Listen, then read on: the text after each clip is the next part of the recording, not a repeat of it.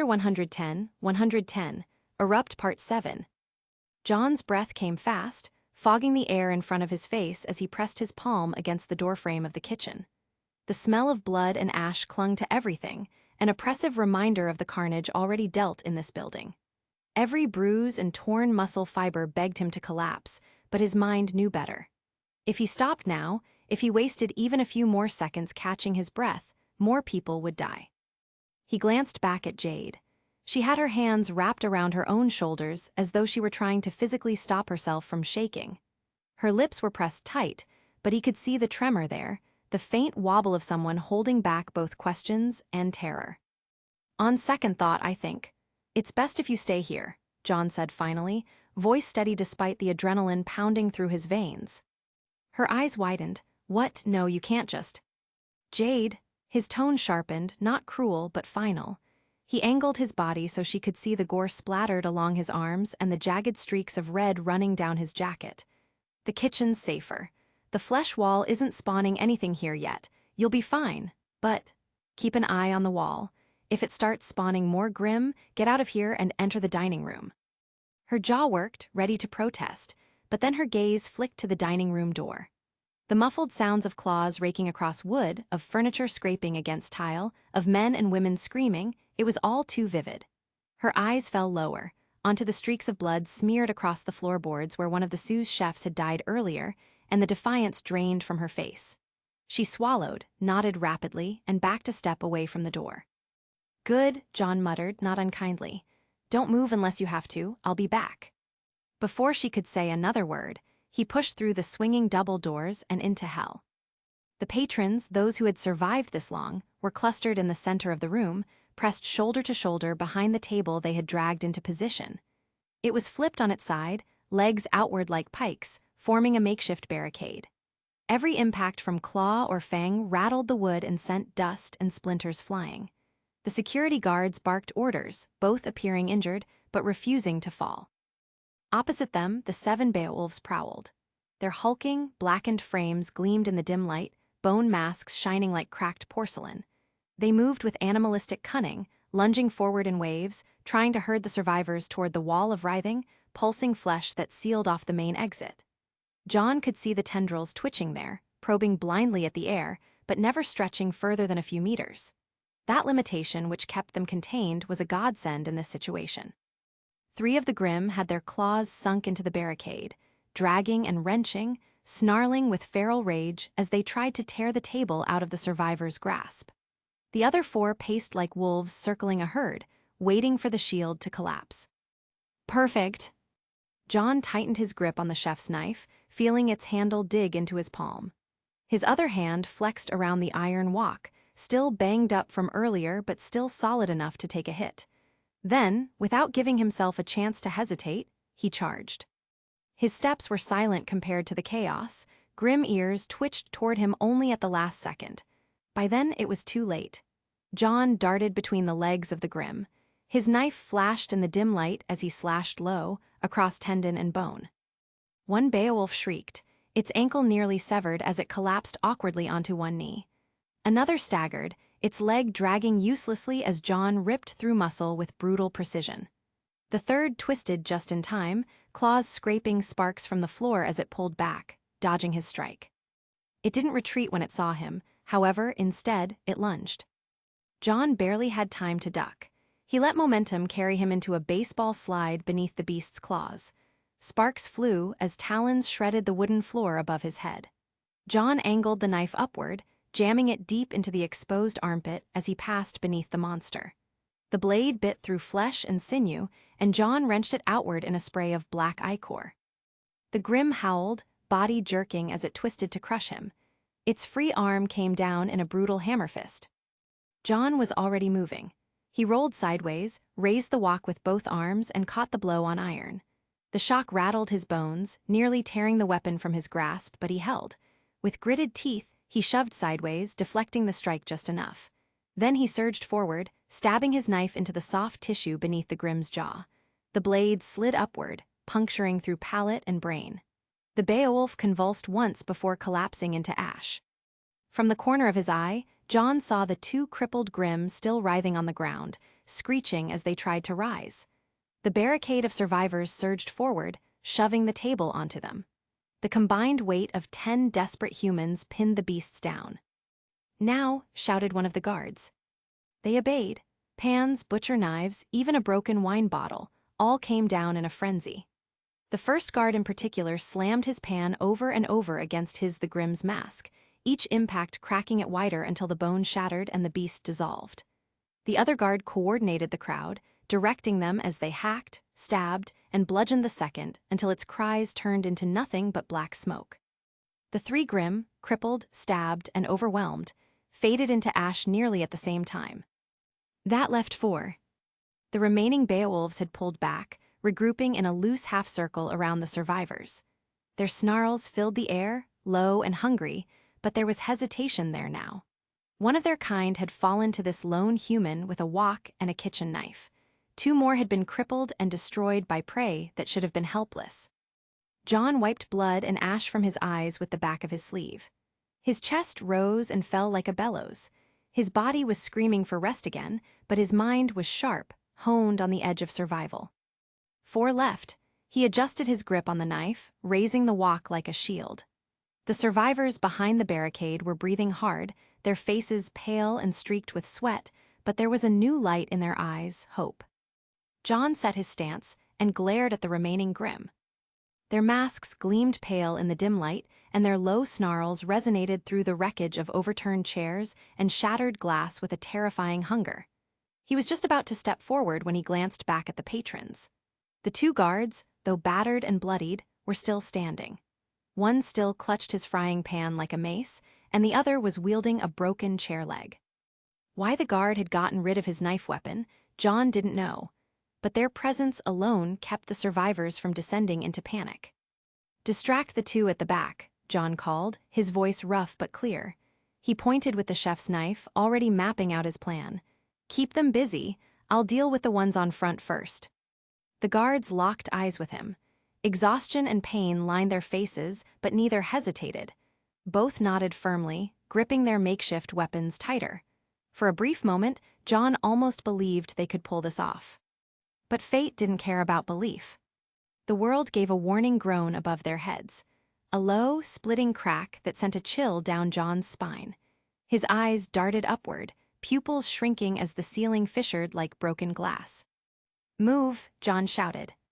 The words had barely left his mouth when the entire ceiling gave way. The collapse was deafening, wood, plaster, and steel beams tearing apart as if the building itself was screaming. Dust exploded across the room. Patrons screamed, diving to the ground. John acted on instinct alone, throwing himself under the flipped table barricade. The survivors around him followed, squeezing together as rubble thundered down around them. But it wasn't just debris that fell. Through the storm of dust and splinters in midair came something far worse, something that could even make the most hardened of men recoil. The amalgamation. John had only caught glimpses of it before, back when it had been in the midst of transforming, and that massive tendril that had speared out from the kitchen doors. The chaos of the kitchen had kept his focus elsewhere. Now, as the beast was about to slam into the dining room floor with earth-shaking force, he saw it in its entirety. It was a monster born from nightmares. It was at least 8 feet tall, and its skin was blacker than soot, slick with pulsing veins of oily red light. Its body was humanoid but grotesque, twisted into a mockery of man. Atop its shoulders sat a caricature of a Beowulf's skull, jagged teeth opening in a flower-like fashion and snapping in rabid fury. From its back writhed a nest of tentacles, some tipped with gleaming bone spurs and other with sharp, tiny mouths. Worse still was its chest.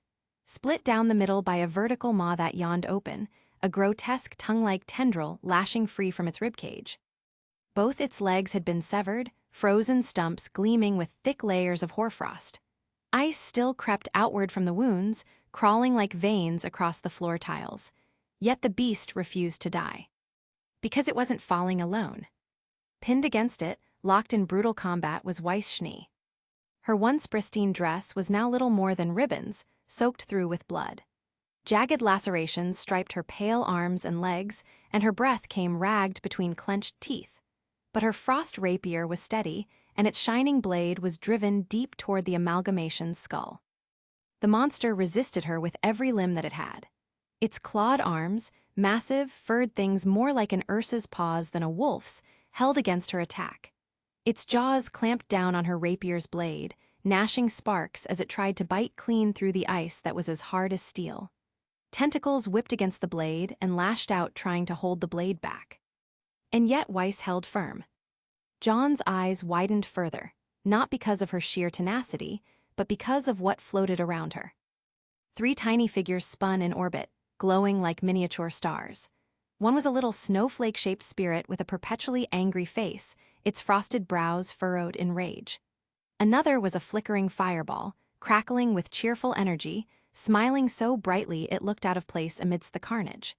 The third was a tiny whirlwind with stubby arms, flexing comically as if to cheer Weiss on. For a moment, John could only gape.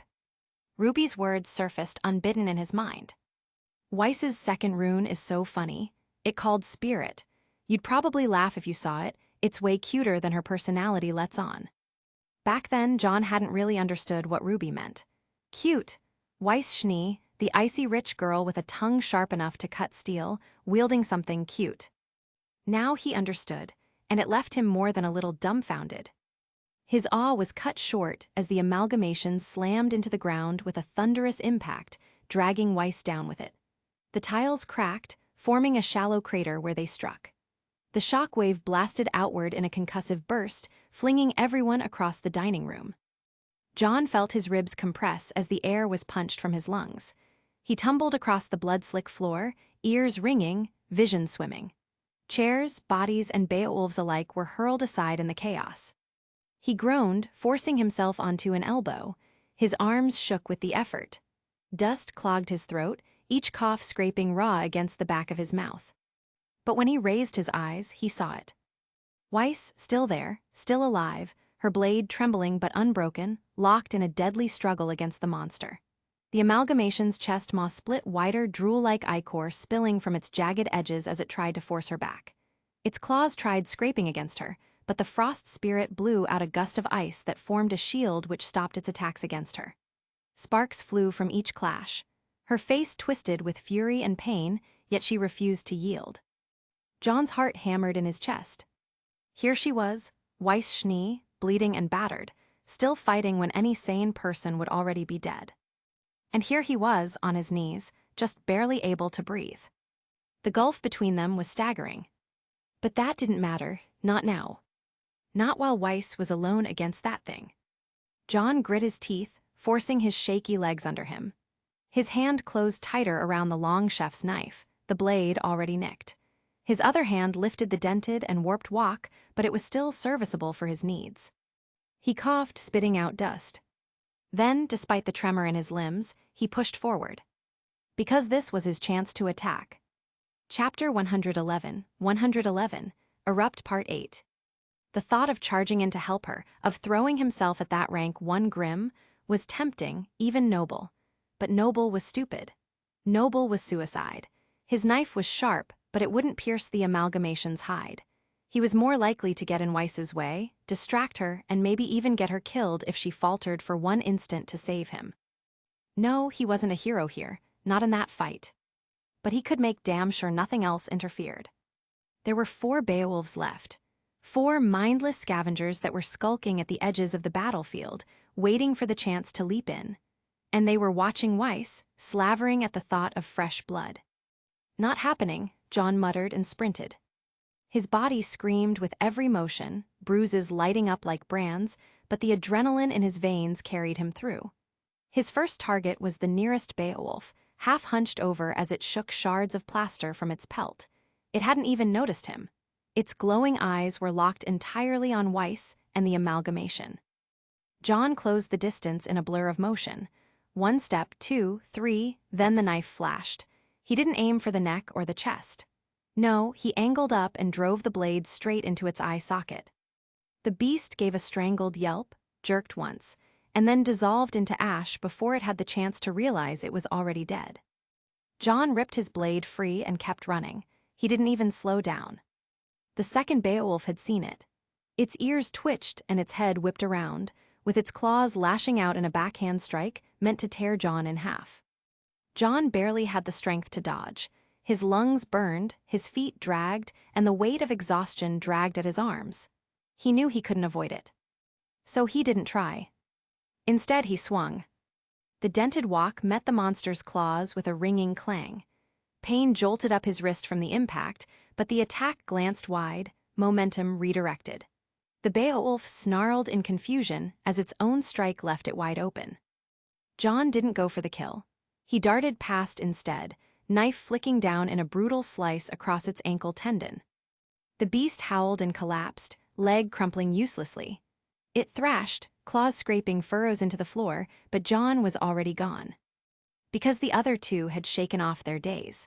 Their muzzles were pointed toward Weiss now, low growls building as they prepared to pounce.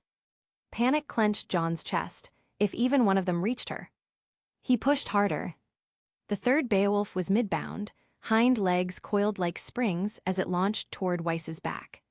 John's arm snapped up and he hurled the wok with every ounce of strength he had left. The heavy iron pans spun end over end, then smashed into the side of the Grimm's skull with a hollow clang. The beast crumpled mid-leap, its trajectory ruined, and crashed to the floor in a snarling heap. John didn't stop to see if it recovered. Because the fourth was already airborne. Time seemed to slow. He saw its claws stretched wide, saliva trailing from its jaws, glowing eyes fixed on Weiss's exposed flank. He saw Weiss herself, too busy stabbing into the amalgamation's chest tendril to even glance back.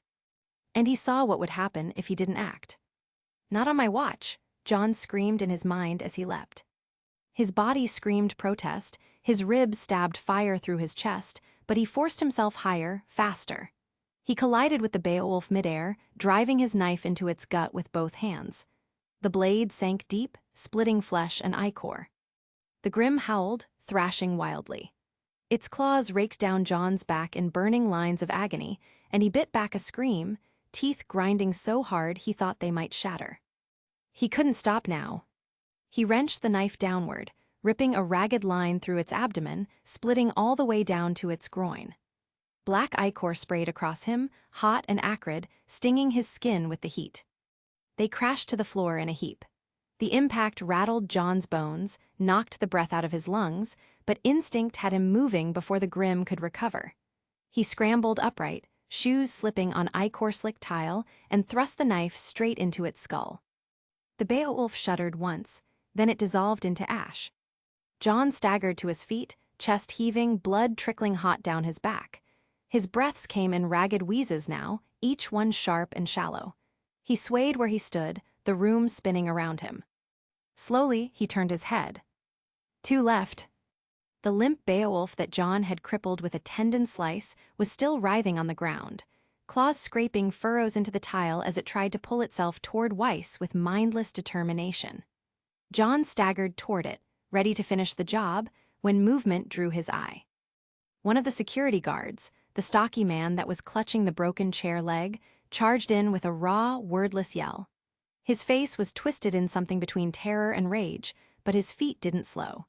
He brought the jagged wood down like a baseball bat, cracking it against the Beowulf's skull with a sickening thunk. The creature reeled, head snapping to the side with a snarl. Before it could retaliate, the second guard joined in, the taller one who still carried his pan. He didn't hesitate. With both hands gripping the handle, he slammed the iron flat across the back of the Grim's head. Clang! The beast yelped and twisted, caught between them. It tried to rake claws across the tall guard's chest, but the shorter man's chair leg came down again, smashing into its muzzle, teeth scattering across the floor. Together, the two men became a storm of desperation, swinging again and again, one high, one low. The Beowulf thrashed, its movements weakening, and then, with one final blow that snapped the chair leg in half, the Grim collapsed, with the pan finishing it, one last strike driving deep into its skull until the creature dissolved into smoke and nothingness. John blinked, stunned. They had done it. Neither awakened nor properly trained, just two terrified men too stubborn to lay down and die. That left one. The Beowulf he'd clipped with the thrown wok was staggering upright, shaking its head as though dazed. Its glowing red eyes cut through the haze of dust and ichor, narrowing as it looked between John and the two guards. For a brief, terrifying moment, John wondered if the beast might lunge at them instead, at the men who were catching their breath, their arms trembling from exertion. But no. Of course not. The Grim locked onto him.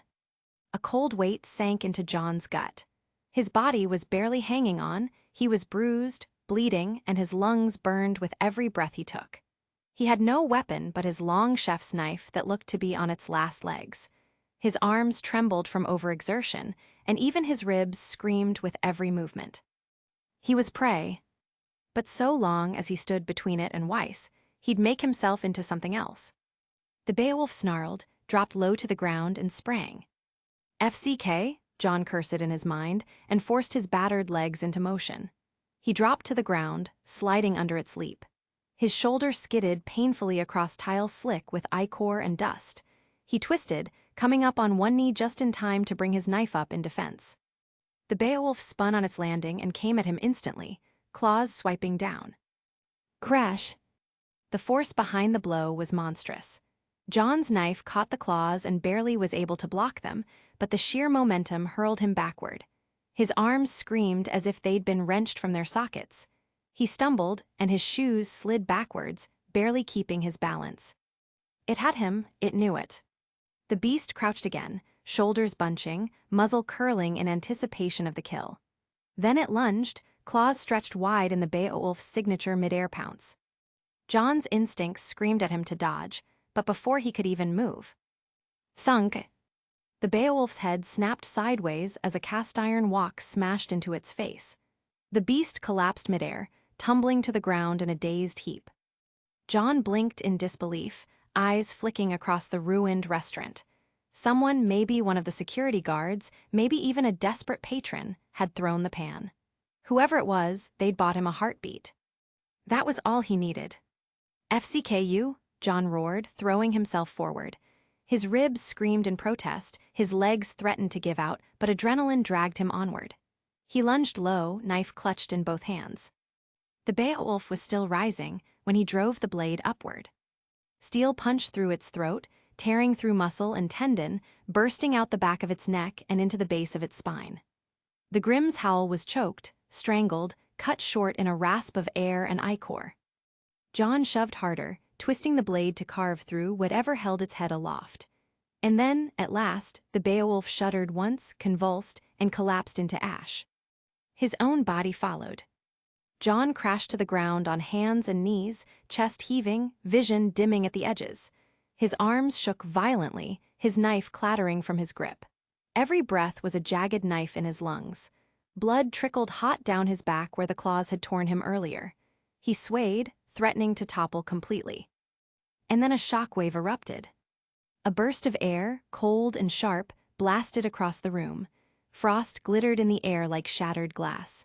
John cried out as the gust hit him, knocking him backwards onto his heels. He would have collapsed outright if not for the arms that caught him. The two security guards were there, one gripping his arm, the other bracing his back, holding him upright even as they themselves shook with exhaustion. Together they stared forward. Towards Weiss. Their expressions were caught somewhere between awe and horror. Eyes wide, mouths parted, breath coming quick. John followed their gaze. The amalgamation had risen again. It no longer had any resemblance to a wolf or a man. Its legs were gone, severed completely, leaving jagged stumps that were frozen over in crystalline layers of ice. Its arms had twisted into grotesque blocks of frozen flesh, gnarled and jagged like sculpted glaciers, which were crumbling into stumps. However, the beast loomed taller now, hunched and supported only by the writhing tendrils that sprouted from its back that had stabbed into the tiles, holding it aloft like a puppet on strings. Weiss stood before it, her ice rapier flashing in her hand. Her face was pale, lips pressed tight, eyes hard with grim determination. She darted forward, feet skidding across the ice-rimed floor, and in one final movement too fast for John's battered eyes to follow, she plunged the blade into the amalgamation's neck. There was a deafening crack, the sound of ice shattering under unimaginable pressure. And then the shockwave came. It blasted outward, tearing chairs and shattered glass across the restaurant. Frost spread in a halo, crawling up the walls, coating the ceiling beams. The air turned brittle and sharp, every breath stinging John's lungs like knives. The amalgamation gave a gurgling roar, its head jerking back, black ichor freezing mid-spray as Weiss twisted the blade deeper. Slowly, agonizingly, the creature began to topple backward. John's heart slammed against his ribs. It was over. But then Weiss staggered. Her grip faltered, her knees buckled, and her free hand clawed at her mouth. She bent over, shoulders shaking, and vomited a stream of blood across the frozen tile. The sight struck John harder than any Grimm's blow. His vision might have been blurred at the edges, and the world swaying in and out of focus. Yet even through the haze, one thing stood out to him with horrifying clarity. The spirits. The tiny manifestations that had circled Weiss, the grinning flame, the furious shard of ice, the flexing little cyclone, had disappeared, snuffed out like candles. Weiss herself was swaying on her feet, pale as frostbitten marble. Her rapier still jutted from the amalgamation's throat, but her arm trembled, unable to drive it any deeper. Her shoulders sagged, her breaths came ragged and uneven, and John realized the truth. Her aura tank was empty. That last strike had been everything she had left. A tremor rippled through the monster's bulk, and John's stomach plunged as he realized what was going to happen in slow motion. The maw yawned open, and from its depths came a wet, hungry roar as the maw clamped forward in one last, desperate strike. John didn't think, he couldn't. Thought was too slow, too fragile. Instinct consumed him, burned through the fog clouding his mind. His body hurled itself forward before reason could drag him back as if something primal seized him. His legs screamed, every nerve shrieked, tendons straining to the breaking point, bones rattling like cracked porcelain. It felt like shards of glass tearing through his calves and thighs, like his own body had become his enemy. But he forced it. He drove it. Time stuttered, then crawled. He heard his own heartbeat in thunderous clarity, each thump a cannon blast in his ears. He felt the grit of tile under his shoes, the spray of blood in the air, the ragged heave of breath tearing through his throat. The world narrowed to Weiss's silhouette ahead of him, small and fragile against the looming horror. Weiss's eyes widened as she turned her head toward him. John reached her. With the last dregs of strength in his battered body, he threw his arms forward, slamming into her body with a desperate push. The impact was clumsy, but it was enough. Weiss toppled backwards, stumbling clear of the strike. The maw's jagged teeth snapped shut with monstrous force. John's arms, outstretched from the shove, were caught in its path. He heard the sound before he even processed it, a wet, tearing snap and slice that echoed through his bones and skull alike. For an instant, he didn't understand what had happened, only staring close up as the amalgamation's maw writhed again, then shuddered. The ice spreading from Weiss's blade had finally claimed the monster, and its black flesh crystallized. The tendrils that were locking it in place before were now crumbling into brittle shards, and just a single second later, the amalgamation dissolved into ash. John's body went weightless as he toppled backwards. He looked down and saw only stumps where his arms had been, severed clean past the elbows and spurting blood like a fountain. Chapter 112, 112, Aftermath Part 1. 2 hours later. The world had quieted. Gone were the screams, the stink of smoke, and the sharp rattle of claws tearing against steel. Even the iron taste of blood in his mouth was replaced with antiseptic air and the low hum of medical machinery. John sat propped up on the edge of a bed in Lucid's medical wing, under beacon. His hospital gown was loose around his shoulders, and his back and chest were wrapped in bandages where talons had raked across him. Both arms were secured in thick white wrappings, the skin underneath freshly scarred and ugly. The Lucid medical staff had saved them. It still amazed him. The amalgamation had bitten through to the bone, mangling and severing both of his arms. Yet here he was, fingers twitching weakly as though almost nothing had happened. His nerves, however, told a different story. They hurt when he moved, and ugly red scars ran like jagged lightning bolts up from his elbows, but his arms were still his. He flexed them, trembling at how sluggish they felt. He hadn't bled out because Weiss, half dead herself, had frozen the wounds before he collapsed. Then the medics had finished the job. The standard healing rune, once activated, flared with runic energy and could knit together flesh that would otherwise be beyond repair. But the healing runes weren't absolute miracle workers. The amalgamation's bite had been too brutal, too much tissue had been mangled. His arms could be reattached and stabilized, but the deep gouges and the trauma embedded in the muscle would take more than one rune healing cycle to erase. It left him with scars, raw, angry grooves that pulsed like living reminders of how close he'd come to dying. The medics told him that with enough healing runes and maybe a day or two of steady application, he'd look relatively normal again. Until then, he'd carry the proof. The scars would remain, however, a reminder of how close he'd come to dying, and most importantly, a reminder of his weakness. John exhaled shakily and leaned back. The ceiling light buzzed faintly overhead. To his right, Weiss Schnee lay on her own bed. Propped on pillows, her face was pale but calm, her silver hair fanned across the sheets. Weiss wasn't asleep. Her eyes were open, fixed on the ceiling with a strange blankness, as though she was somewhere far away. They hadn't spoken since they were wheeled in. And they weren't alone. Rows of other beds lined the medical wing.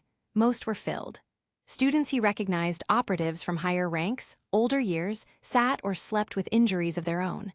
Bandaged ribs, arms in casts, heads wrapped in gauze. The smell of antiseptic was thick, but beneath it lingered something else. Smoke, scorched cloth, the faint tang of blood.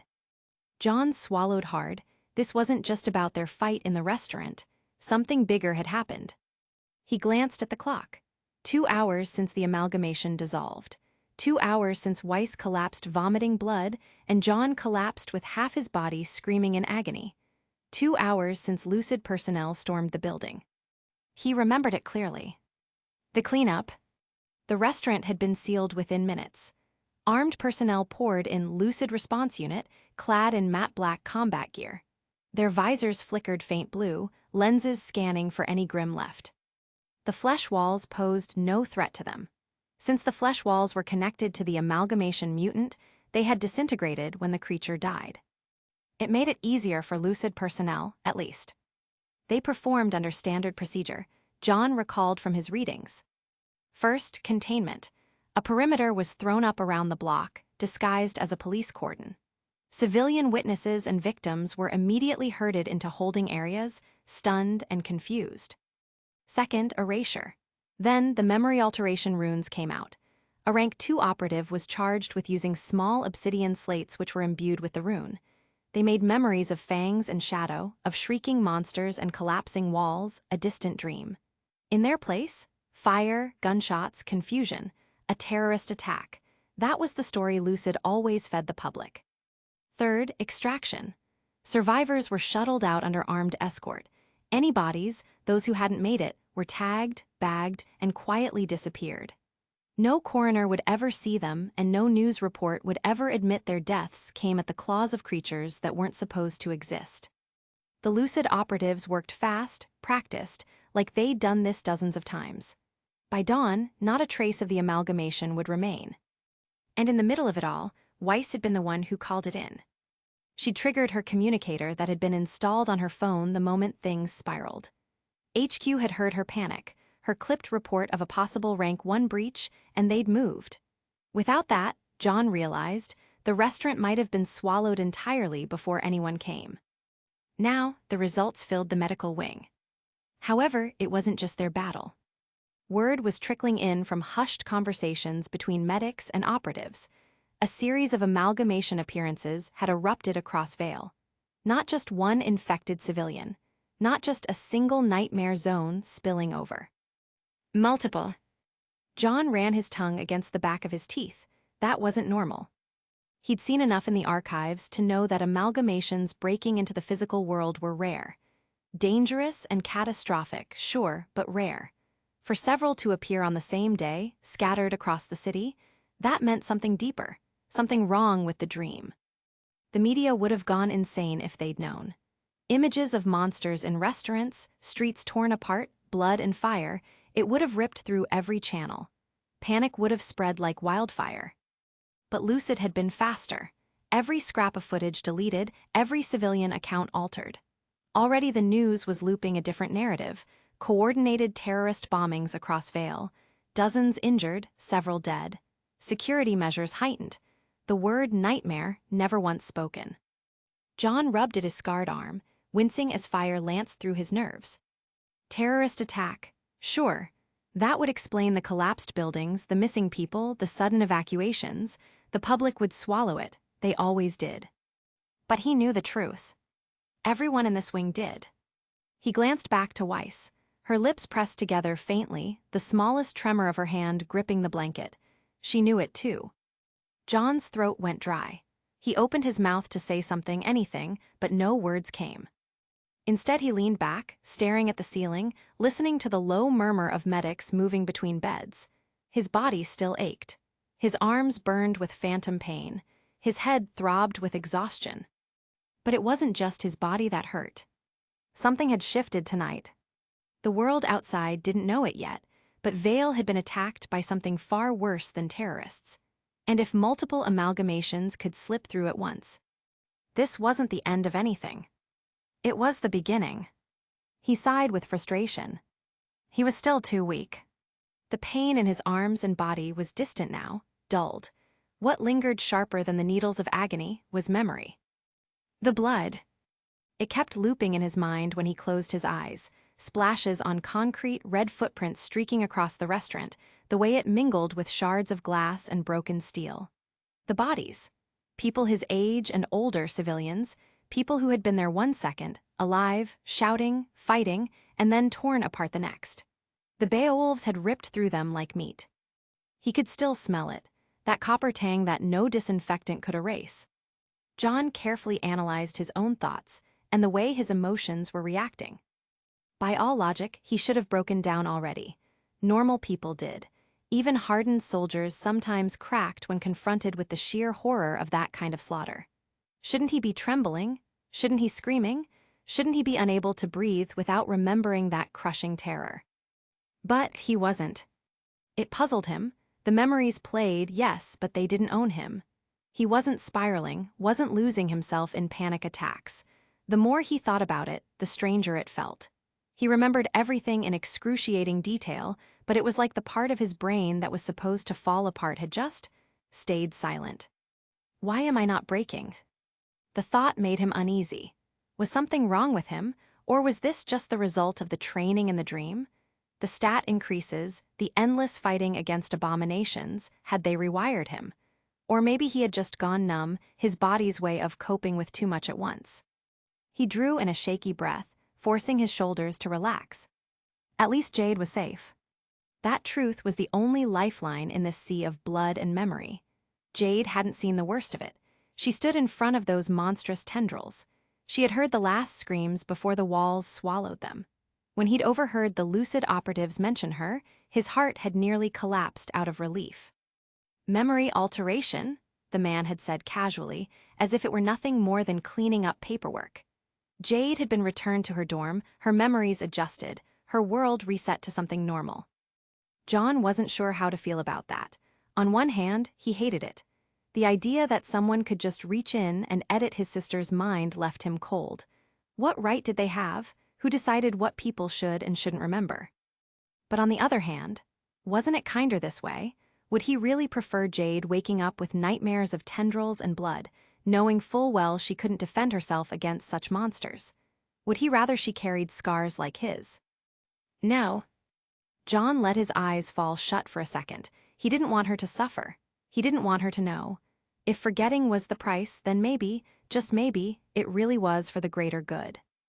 And if he was being brutally honest, he didn't want to be the one to explain it. He didn't want to sit his sister down and tell her that the world was far darker than she ever imagined, that he was caught in it, and that she was helpless against it. He wanted her safe, in her bubble, with her books and her classes. That thought brought him back to himself. He hadn't passed out. Through all of this, through torn flesh and broken skin, through watching people die in front of him, he hadn't lost consciousness. Most people would have welcomed it, let oblivion claim them for a while, if only to escape the reality. But John had stayed awake. Why? Maybe it was the adrenaline still buzzing faintly in his blood. Maybe it was the pain refusing to let go. Or maybe it was stubbornness, that same stubbornness that had kept him fighting when everything screamed at him to run. Training in the dream had changed him, but even before that he'd had something in him that refused to just lay down. Either way, he was still here, still awake, still alive. He shifted, grimacing as the scars in his arm tugged. He looked towards his right, where Weiss was still staring despondently. She was propped up against her own bed, her posture too rigid or perhaps too relaxed, her eyes unfocused. She wasn't moving much, wasn't even blinking as often as she should. Her gaze was fixed somewhere that wasn't here, wasn't now. John frowned. He recognized that look even if he couldn't name it properly. Detached, hollow, shock bleeding into silence. For a moment he debated. Should he say something? Should he just let her be? He wrestled with himself, then finally pushed up off his bed, legs weak beneath him. Hobbling more than walking, he made his way across the short distance. His bare feet were soundless on the polished floor. When he reached her bed, he hesitated again.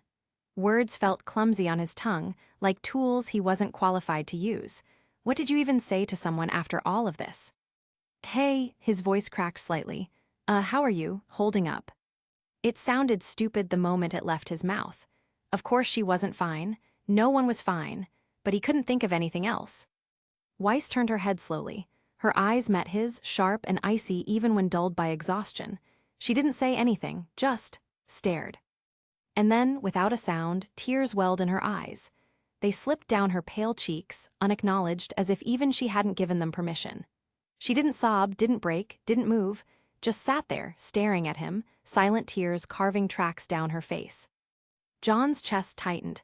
He wanted to say something, do something, reach out, anything, but no words came. No gesture felt right. He exhaled long and heavy. Right. Reaching up, he pulled at the curtain hanging from the rail that circled her bed. The thin fabric hissed as it slid closed, shutting her away from the rest of the world, granting her the privacy she hadn't asked for but clearly needed. Then, without another word, he turned and hobbled back to his own bed. He lowered himself down with a wince, lying back, staring up at the ceiling again. Sometimes the best thing you could do was leave someone to their grief. And John understood that all too well. Chapter 113, Aftermath, Part 2. John. At the far side of the room, entering the infirmary, two familiar heads of red and brown drew his eyes. He turned his head at the sound of Pyrrha's voice. Relief and warmth bloomed faintly in his chest despite everything. Pyrrha always carried an air of calm, even when her expression was tight with concern. Beside her stood Mocha, hands in her jacket pockets, eyes scanning the infirmary to see all the people inside. Hey, John said, his voice coming out hoarser than he intended. He pushed himself up a little against the pillows, forcing a grin that probably looked as shaky as he felt. Didn't expect visitors until later. Pyrrha's smile was gentle but strained. We heard you and Weiss were here, so we wanted to check on you. Mocha's eyes flicked down to his arms. Wow, you look like hell, like a 4-month-old dog toy. Yeah, John raised his arms slowly, showing them. The bandages were thick around his forearms, he flexed his fingers stiffly, the movements were slow but possible. You're a lot closer than you think. Guess I won't be arm wrestling anyone for a while. Mocha's lips twitched like she wanted to smirk, but the expression didn't quite land. Pyrrha stepped closer to the bed, her eyes studying the damage. Does it hurt? A little, John admitted. But it's bearable. The healing rune that the medics gave me did its job, could have been a lot worse. He left unsaid just how much worse. They exchanged a look, one of those silent communications between friends who had fought together. Then Mocha leaned her hip against the edge of his bed. What happened out there? John exhaled, closing his eyes briefly before opening them again. An amalgamation. It came out of nowhere from a waiter at Glacier's crest, spawning tendrils and grim alike. It was a slaughter. Weiss and I were the only operatives there. She managed to kill it, but... He lifted his arms slightly, letting the bandages speak for him. It managed to take a bite out of me before it was brought down. Mocha's jaw tightened, and Pyrrha's hand curled into a fist at her side. That explains the reports, Mocha muttered. We were caught up in one too, not the same one, obviously different part of Vale. We were lucky though, or maybe just blessed with timing. She jerked her chin toward Pyrrha. It was quite scary. Pyrrha glanced at her, then back at John. Ours was an amalgamation near the new shopping district in downtown Vale. It was almost overwhelming, but we had help. Someone else arrived, a rank 2. She took control of the situation almost immediately when we called it in. John frowned, a rank 2. Pyrrha nodded. Her name is Winter, and apparently she is Weiss's sister. She dispatched the amalgamation before there were any casualties. Except for a dog, Mocha added dryly. Ugly thing almost got swallowed whole, ran off yelping after, probably traumatized but hey, alive. John blinked, his mind rewinding to the restaurant. He remembered the glimpse of Weiss's sister, tall, poised, and beautiful, abruptly leaving. At the time, he had wondered why she had left Weiss to eat alone, but now he understood. It slotted neatly into place. John's gaze drifted, almost unwillingly, toward the bed beside his. The curtain was half-drawn, not enough to hide her completely. Her face was turned toward the ceiling, expression unreadable. "Where's Weiss?" Pyrrha asked softly, following his gaze. "Right there," John pointed to the side without much thought. "She's recuperating."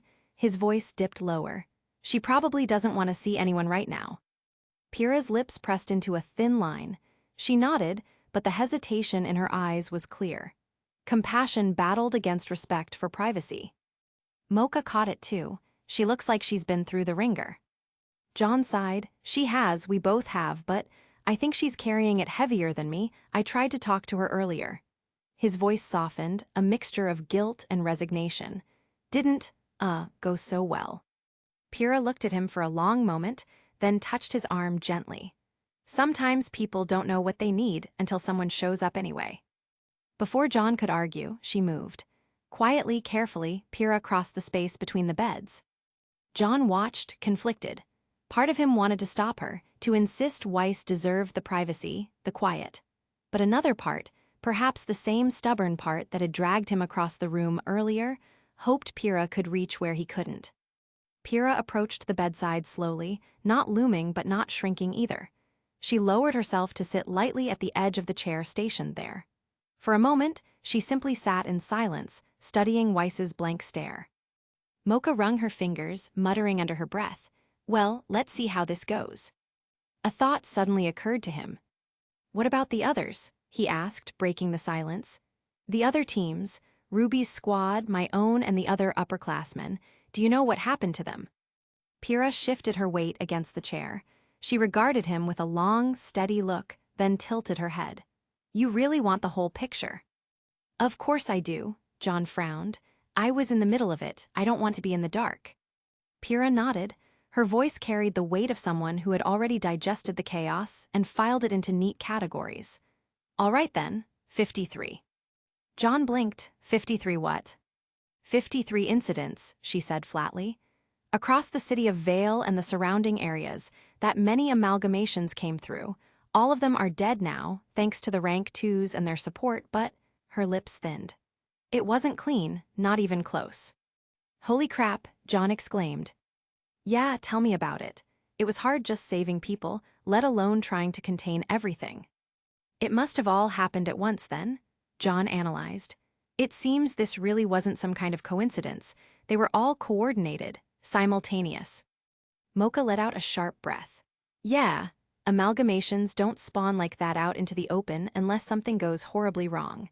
You think, there's something happening behind the scenes in the dream that we don't know about." John nodded. It was the only explanation. "John, you told me a while back about your experiences in Ansel during the first week of your awakening. About that masked man." From what I remember, he let slip that there was an organization behind him, different from Lucid. While I'm not 100% certain, my money is on them causing this stir. Somehow, probably. The words sat heavy in the air, like smoke that refused to clear. Pyrrha folded her arms against her chest. In any case, the amalgamations themselves got put down before they could really spread. But the grim they spawned, that was the problem. Some slipped into the streets and into the suburbs. Beowulfs, creeps, and a few other stragglers. People saw them, not just a few, a lot of civilians across multiple blocks. There were car crashes, fires, and stampedes. It was chaos. John felt a knot form in his gut. But they were all killed, right? Indeed, Pyrrha confirmed, though her tone was hardly reassuring. But civilians don't just forget what they saw, which means the cleanup teams had to move in. Memory runes and mass sweeps from door to door had to be done, if needed. She gestured vaguely toward the ceiling, as though indicating a city much larger than all of them. That's what most of the rank ones who aren't injured are doing now, and even the unawakened staff. They are making sure every last person who caught a glimpse gets tagged. Then the rank 2s go in afterward, overwrite the memory, and weave a new narrative. Something the public will swallow, something harmless. John grimaced, and if they miss someone. Pyrrha's eyes met his, and she gave him a look that seemed almost amused. Then we've got a leak, John, a fisherman's net with a hole, and you know what happens if one person slips through? They talk and the story spreads. Conspiracy forums catch wind. A shaky phone video goes viral, then Lucid can't contain it anymore. And if that happens, well, there's going to be problems. Big ones. The bluntness of her words sent a shiver crawling down John's spine. John exhaled softly, folding his hands in front of him despite the pain. And my team, where were they during all of this? Doing exactly that work, Pyrrha continued.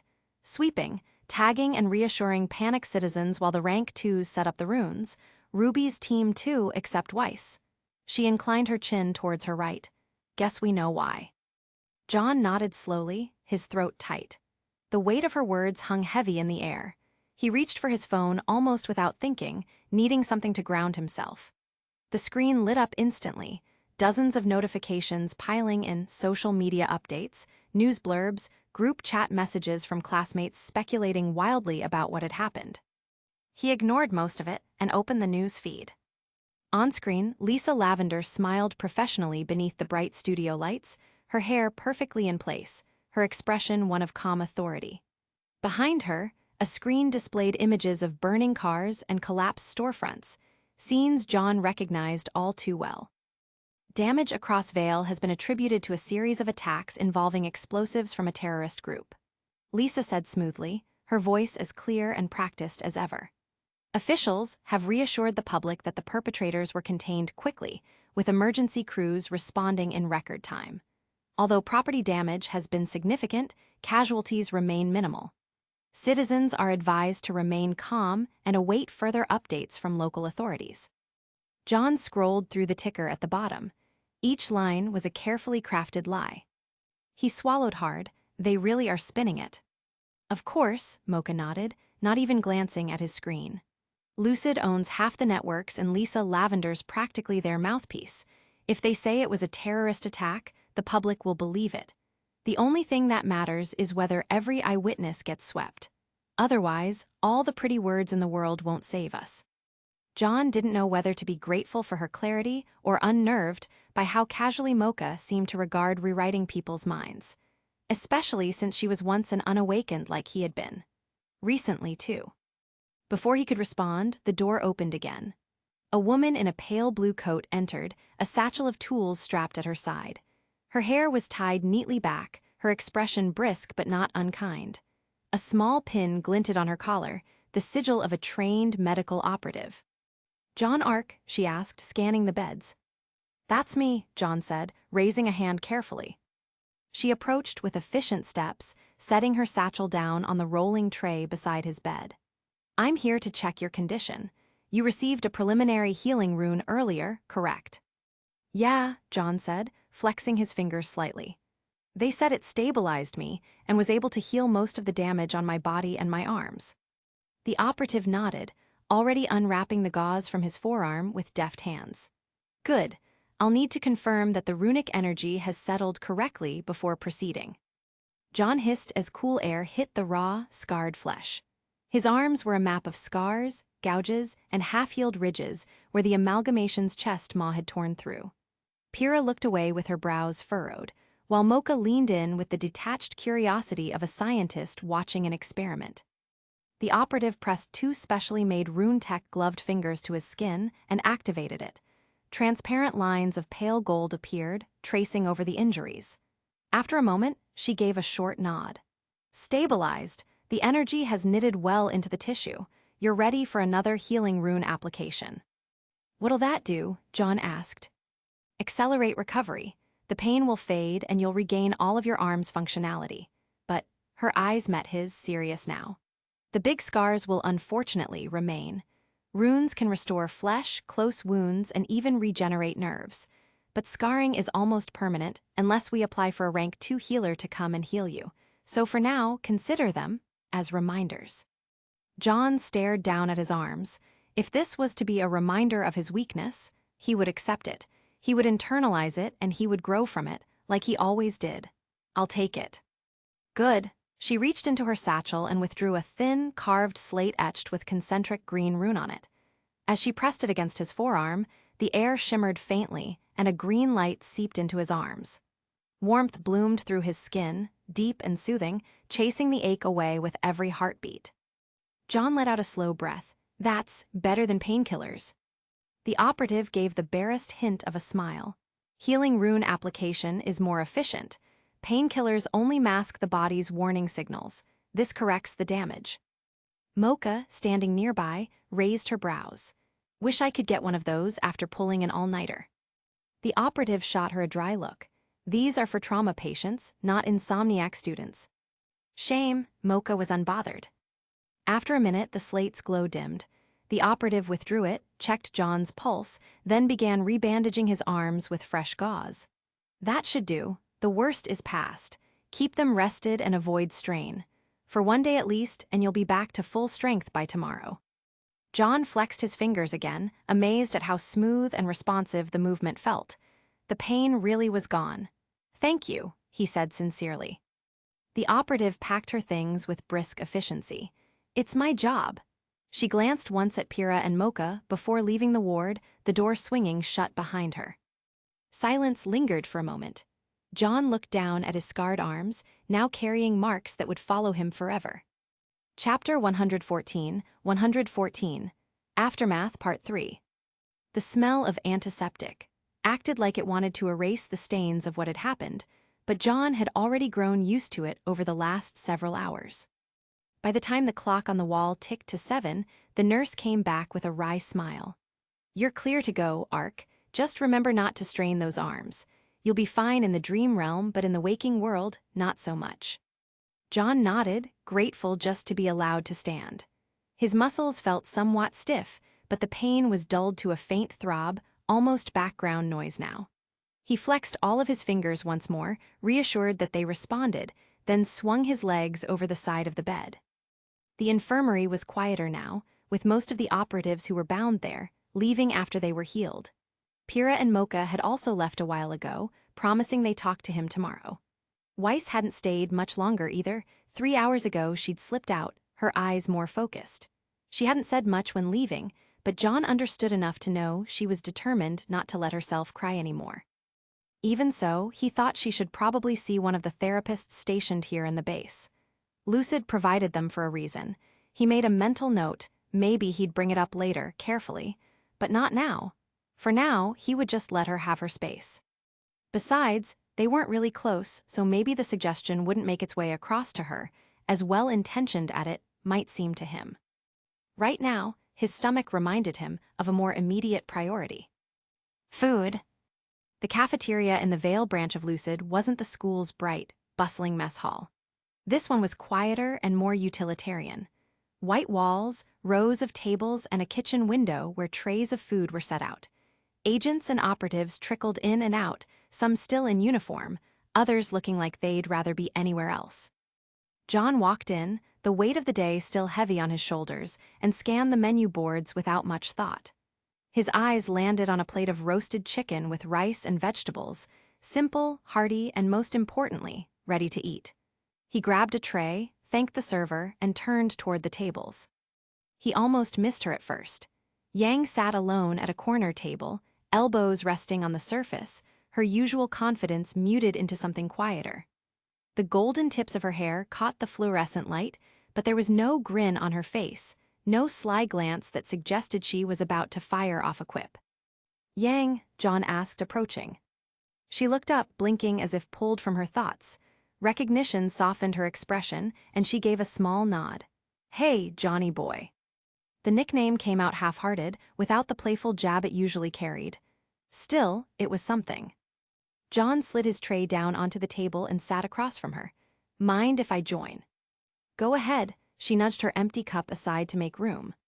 For a moment, they ate in silence. John shoveled down a few bites of chicken, his body too hungry to care about conversation. Yang just toyed with her drink, spinning it slowly between her fingers.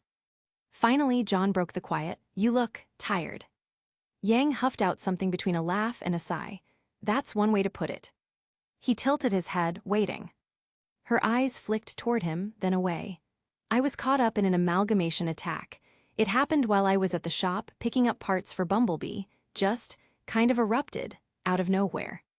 John's fork froze halfway to his mouth. Yang leaned back in her chair, arms folding loosely across her chest. For once, there was no bravado in her posture. The people there didn't have a chance. Some of them ran and some didn't. Couldn't. I thought I could. She cut herself off, jaw tightening. I couldn't get them all out in time. The words landed heavy. John set his fork down, appetite suddenly dulled. I'm sorry. Yang gave a small shrug, but her eyes stayed fixed on some invisible point past him. Counselor Vex showed up before it could spiral too far. Rank 2. You know how it goes, calm, efficient, like they've done it 100 times.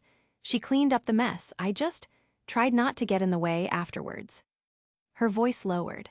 Still, I saw quite a few people die, right in front of me, and the thing is, I was barely even hurt, just bruises due to the nature of my rune. Felt like I was standing in the eye of a storm, watching everyone else get ripped apart. She stopped, exhaled, and rubbed a hand over her face. I took a long shower after, thought maybe I could wash the image out of my head. Didn't really work. John leaned forward, resting his forearms carefully on the table. He didn't know what words would help, if any, but he knew exactly what she meant. I get it, he said quietly. I saw it too, at the restaurant which I went to with my sister, Glacier Crest. The amalgamation, it didn't care who was in the way, just speared its tendrils through people and spawned grim from those flesh walls. I keep replaying it in my head, how fast it happened, how helpless I felt. Even after it was dead, I couldn't shake the smell of it, the blood. He stopped, the memory crawling too close to the surface. Yang's gaze met his then, sharp and raw, and for a moment neither of them spoke. Finally, she gave a humorless chuckle. Guess that's one thing we've got in common now, front row seats to hell. Yeah, John's voice was a whisper, not something I'd recommend. They sat in silence again, an understanding. Two people carrying the same weight, not needing to dress it up with jokes or false reassurances. Eventually, Yang tapped the edge of her empty cup with a finger. You ever wonder if this is just what it's gonna be like, forever? One eruption after another, us trying to hold the line and people still dying anyway. John hesitated. He wanted to say no. He wanted to tell her it would get better, that they'd figure it out, that Lucid had a plan. But the words felt hollow in his throat. He'd seen too much in just the last 24 hours to believe them himself. I don't know, he admitted. But if it is, then I guess all we can do is try to be there when it counts, even if we can't save everyone. Yang studied him for a long moment, then let out another breath. You're not wrong. Doesn't make it easier, though. No, I guess it really doesn't. John picked up his fork again, forcing himself to eat. He needed the strength, scars or no scars. Yang leaned back in her chair, finally letting her arms drop to her sides, the edge of exhaustion softening her features. The cafeteria had thinned out by the time John pushed his tray aside.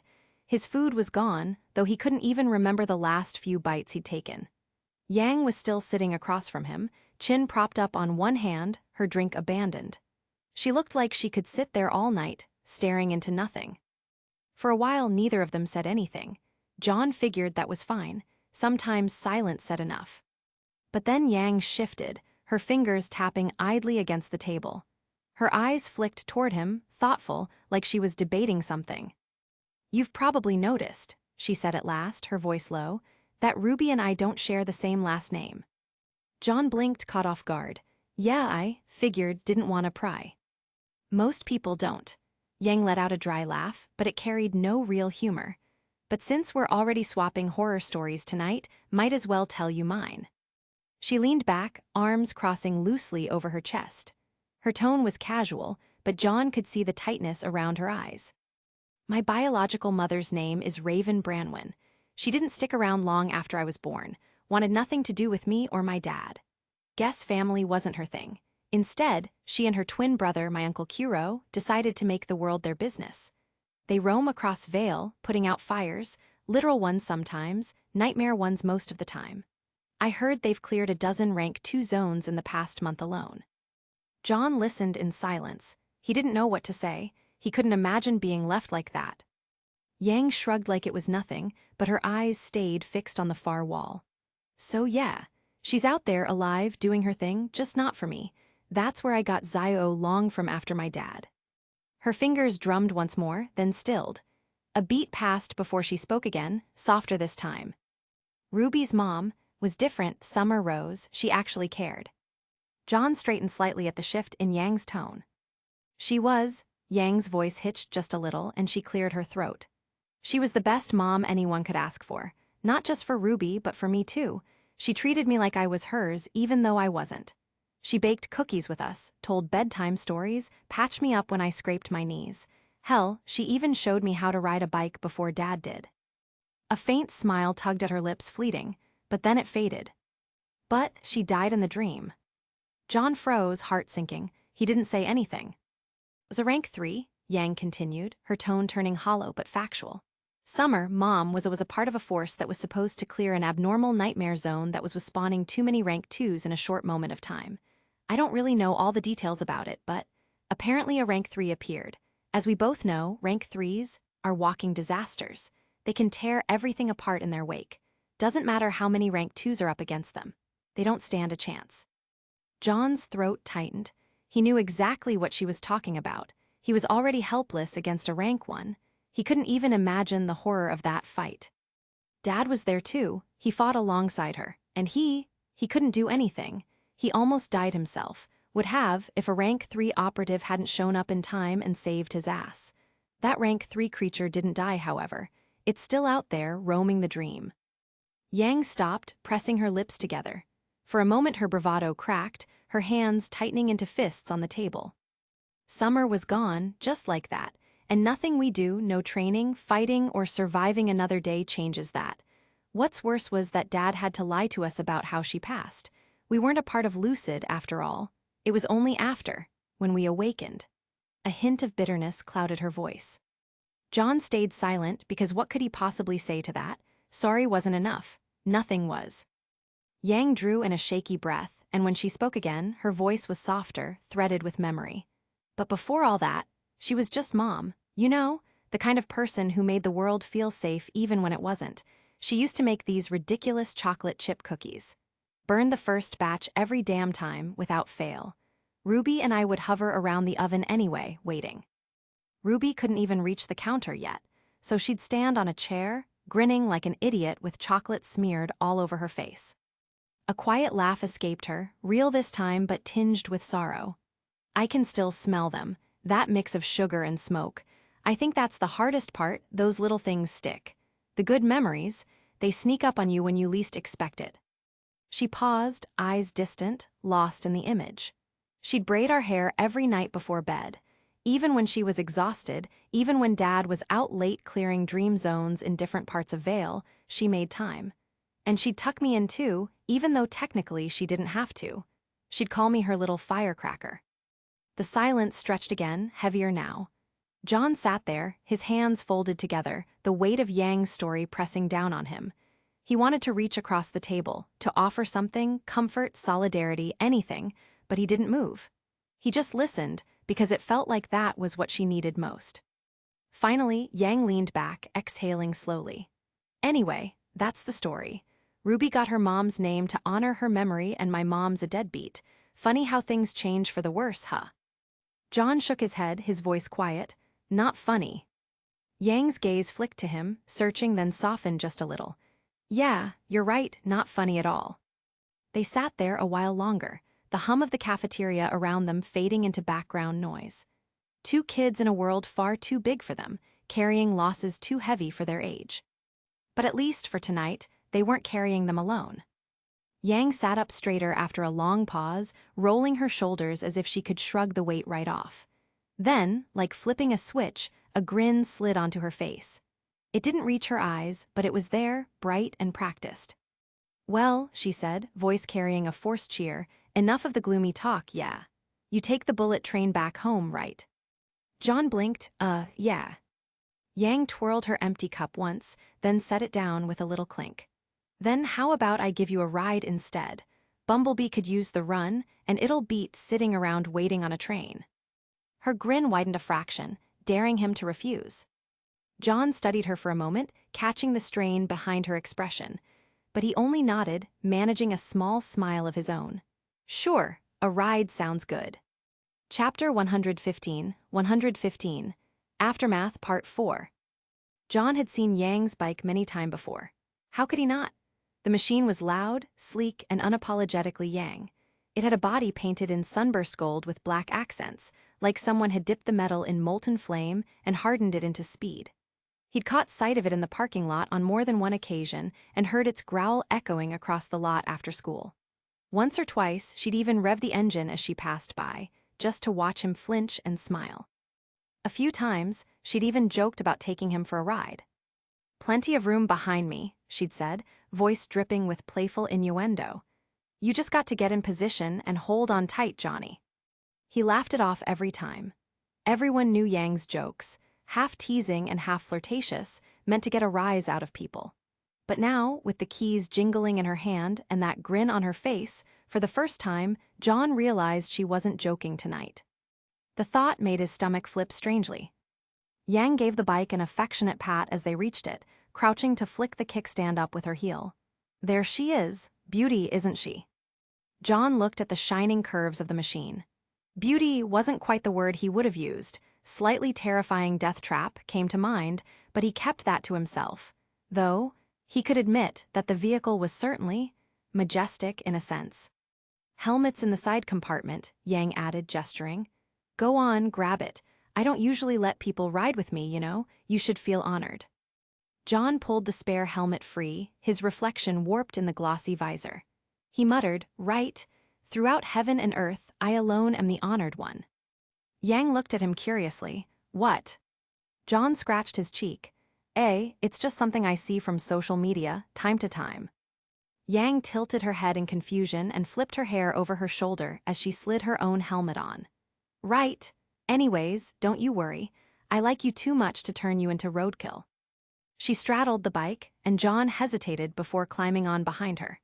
The seat was narrow, and due to his tall stature, his knees bent awkwardly.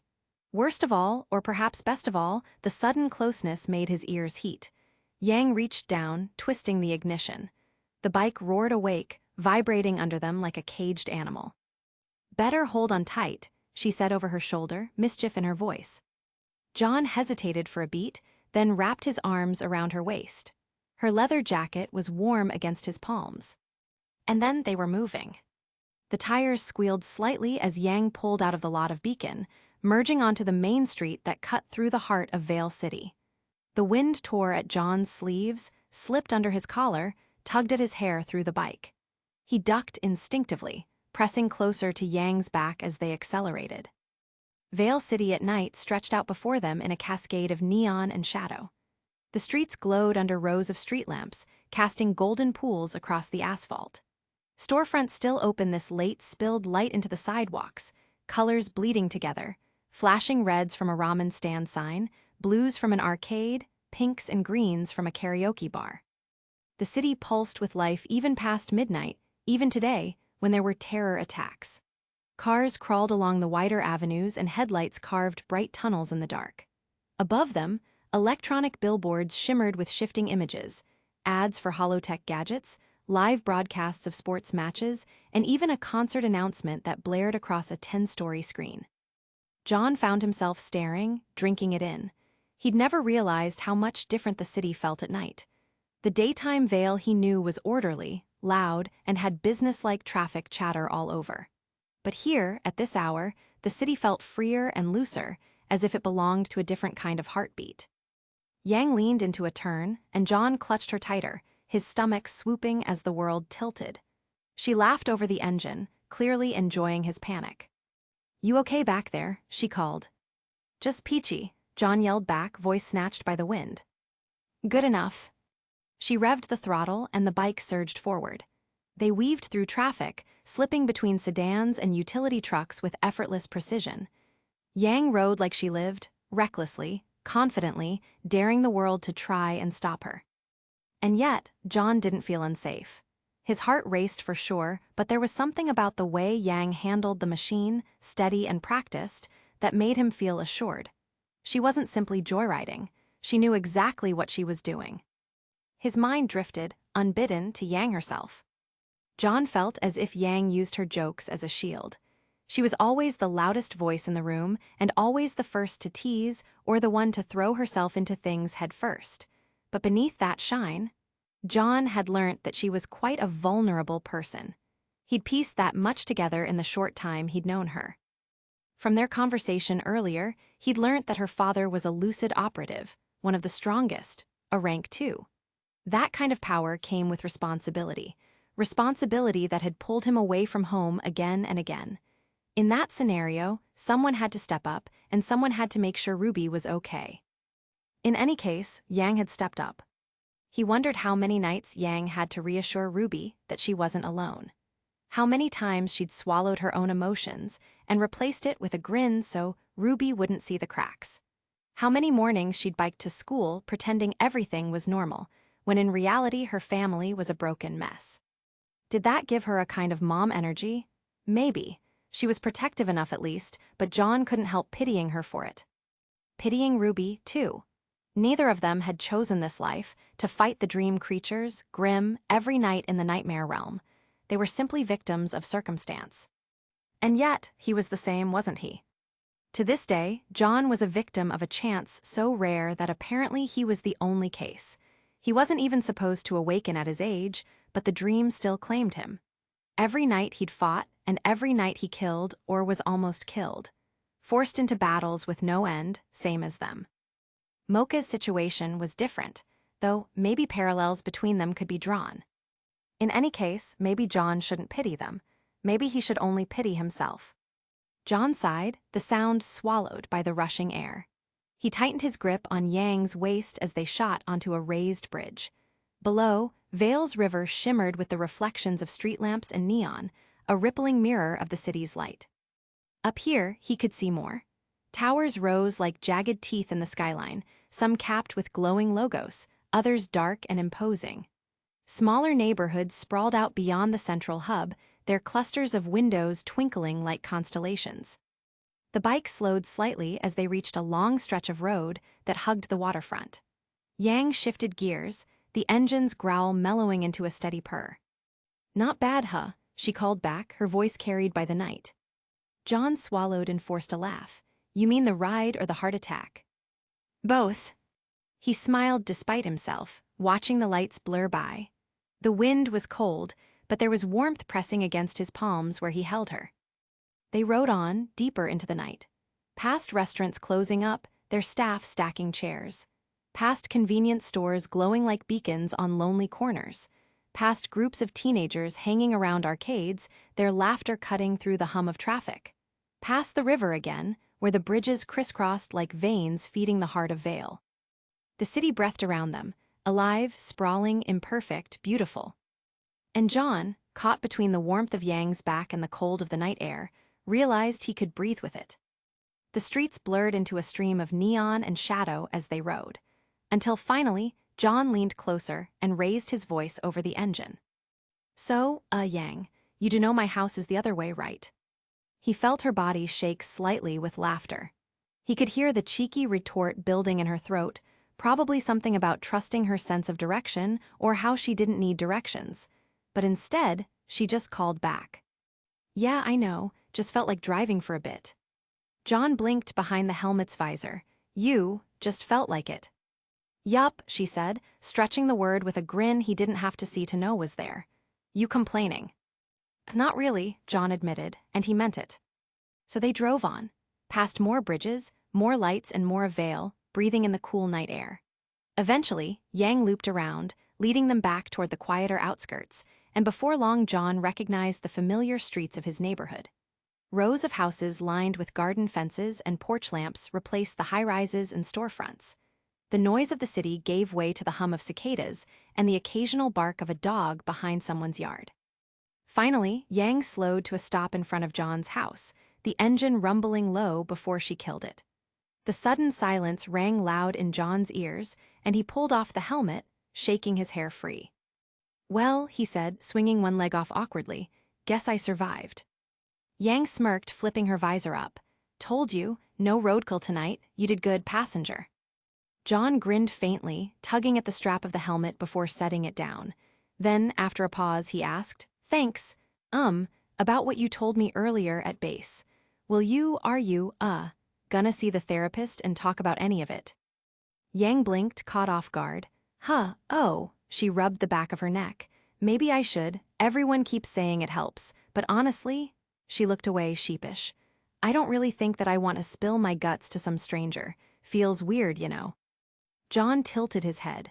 I guess that makes sense, but are you sure you want to keep everything bottled up like that?" Yang shrugged, a little defensive but not angry. "Not exactly. I'd rather talk to people I actually trust, you know? People who get me." Her eyes flicked to his, and she gave a quick half-smile before glancing away again, slightly embarrassed. "Like you're a good listener, John." He smiled softly. "Guess I learned a little from my sister. She's the type who makes people talk even when they don't want to. Damned psychology majors, I tell ya." Jade, right? "Yeah." His smile faltered a bit. "Haven't checked in on her after what happened today. I should probably do that tomorrow. Although, from what I heard, she's completely fine. Still not sure how to react to her memories being wiped, though. I don't know." Yang nodded, pulling her helmet off fully and letting her golden hair spill free. She stretched her arms over her head, then gave him a wave. "Yeah, I can imagine. Family's important to me, too. You should check in on her tomorrow." She stepped back onto her bike, already strapping her helmet again. "Anyways, I'm off. I saw this cool hill about 10 minutes away from the back your house. Looks like a super good spot to take pictures. I'm gonna check it out right now. Might make a good lookout."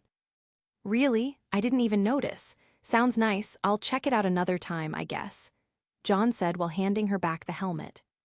"Yup, later, Johnny." She took it and flashed him one last grin before revving the engine.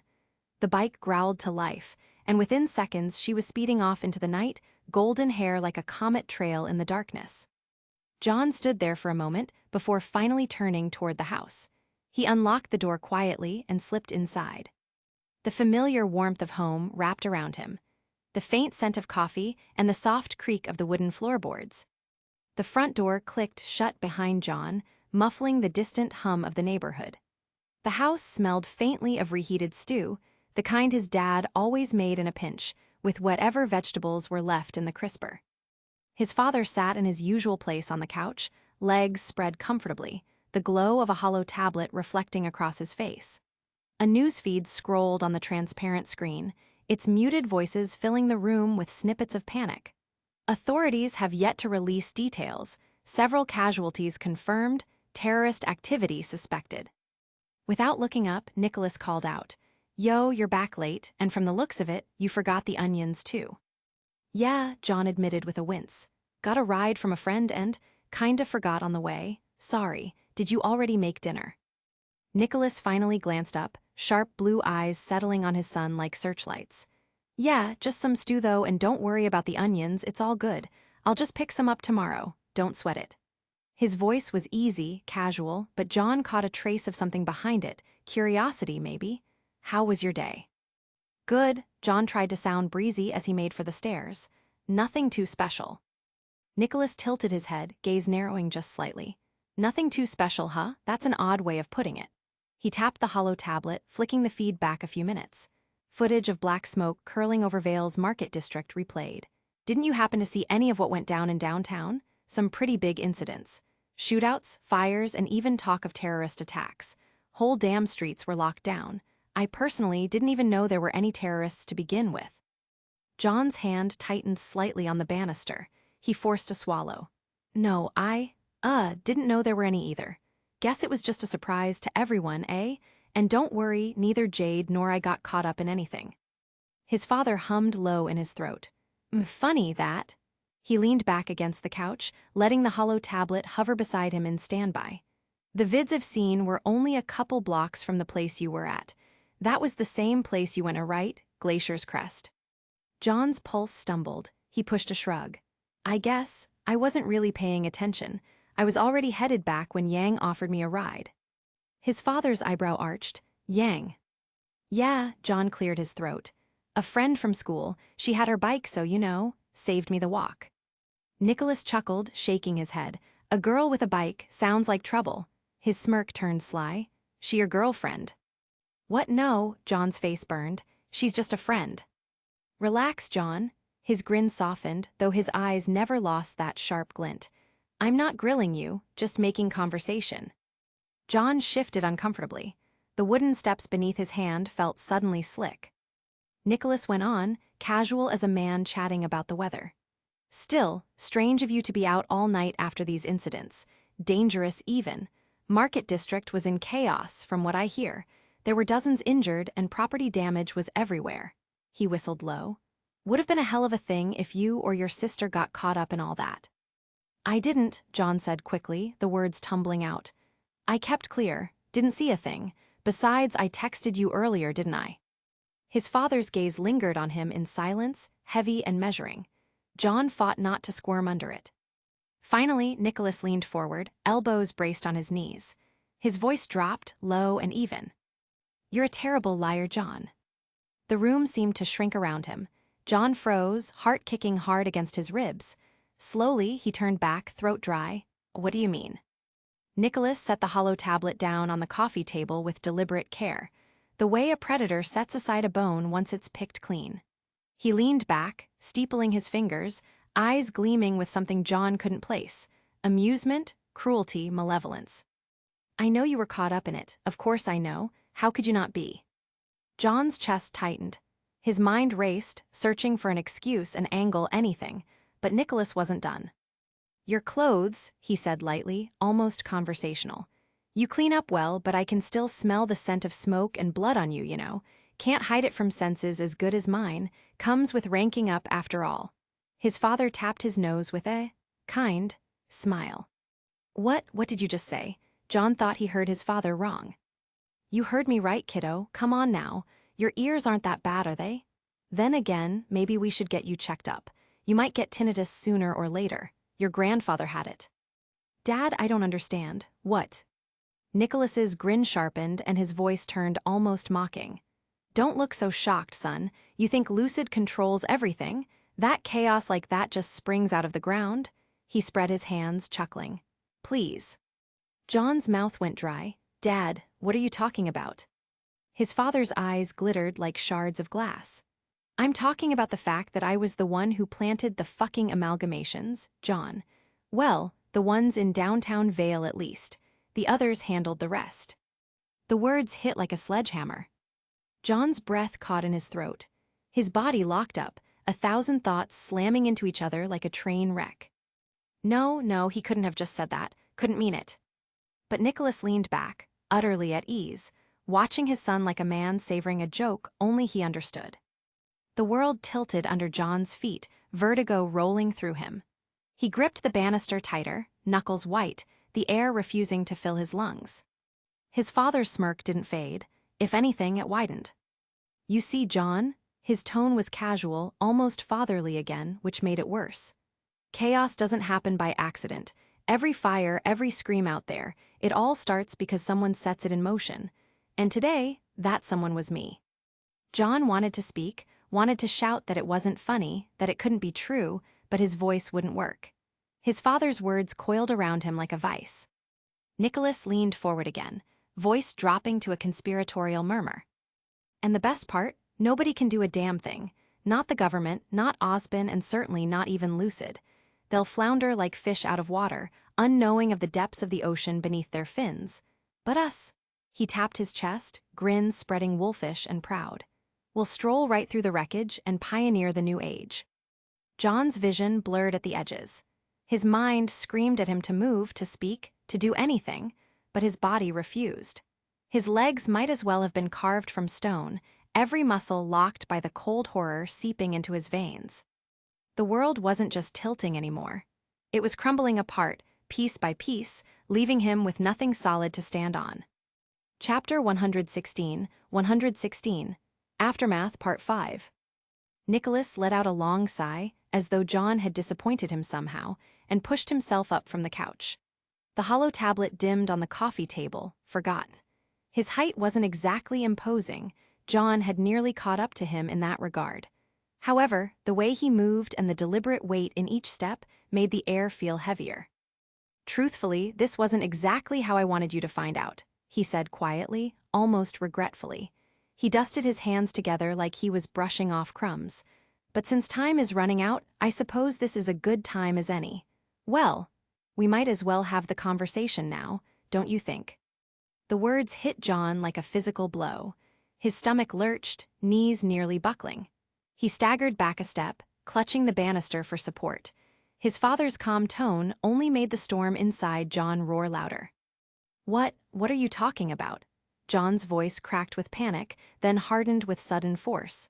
"What do you mean you planted the amalgamations? Dad, what the hell are you saying?" Nicholas tilted his head, studying him. His expression wasn't cruel or apologetic. It was confused, almost disappointed. "You really don't know, do you? You never realized." "No, what?"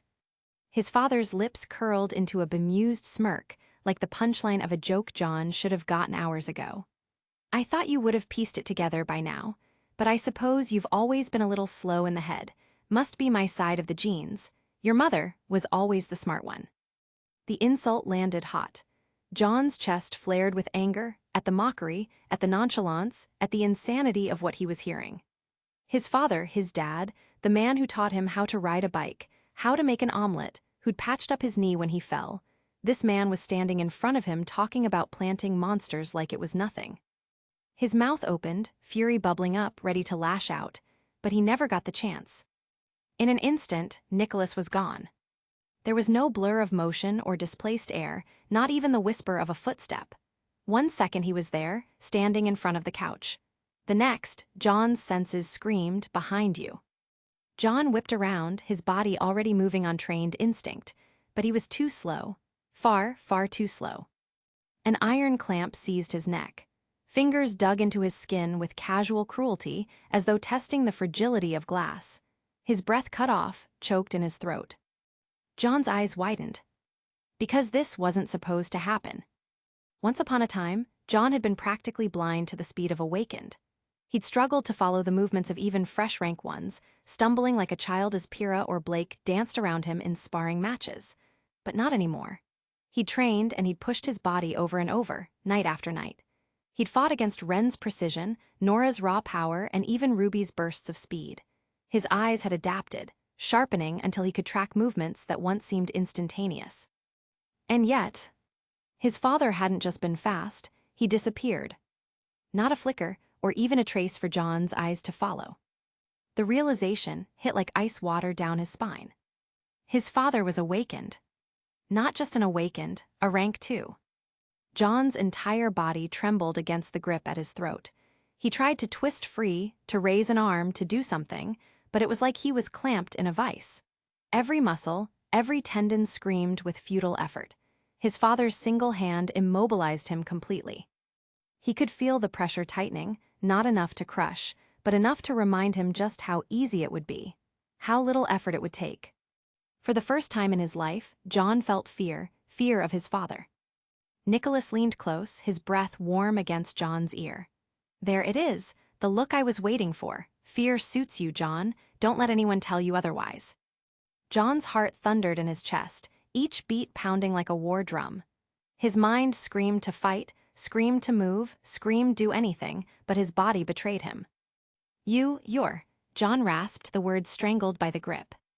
Nicholas chuckled. "Awakened? Yes, rank 2, correct again." His hand squeezed slightly, just enough to make John's vision pulse red at the edges. But more than that, much more. John's pulse hammered in his ears. Images of the amalgamations downtown flickered in his head. People screaming, streets collapsing, smoke and fire swallowing Vale. And his father's voice, "I was the one who planted them." "No," John whispered, eyes burning. His lungs fought for air. You can't." "Oh, but I can." Nicholas's grin widened, cruel and tinged with a hint of mania, his voice swelling with the weight of revelation. "You've been clinging to a child's dream, John believing in the idea of heroes and saviors who stand eternal against the monsters of the abyss. But those are all lies. The truth is that you know nothing. Nothing about the dream realm and nothing about the nature of the endless war between Lucid and the Grim.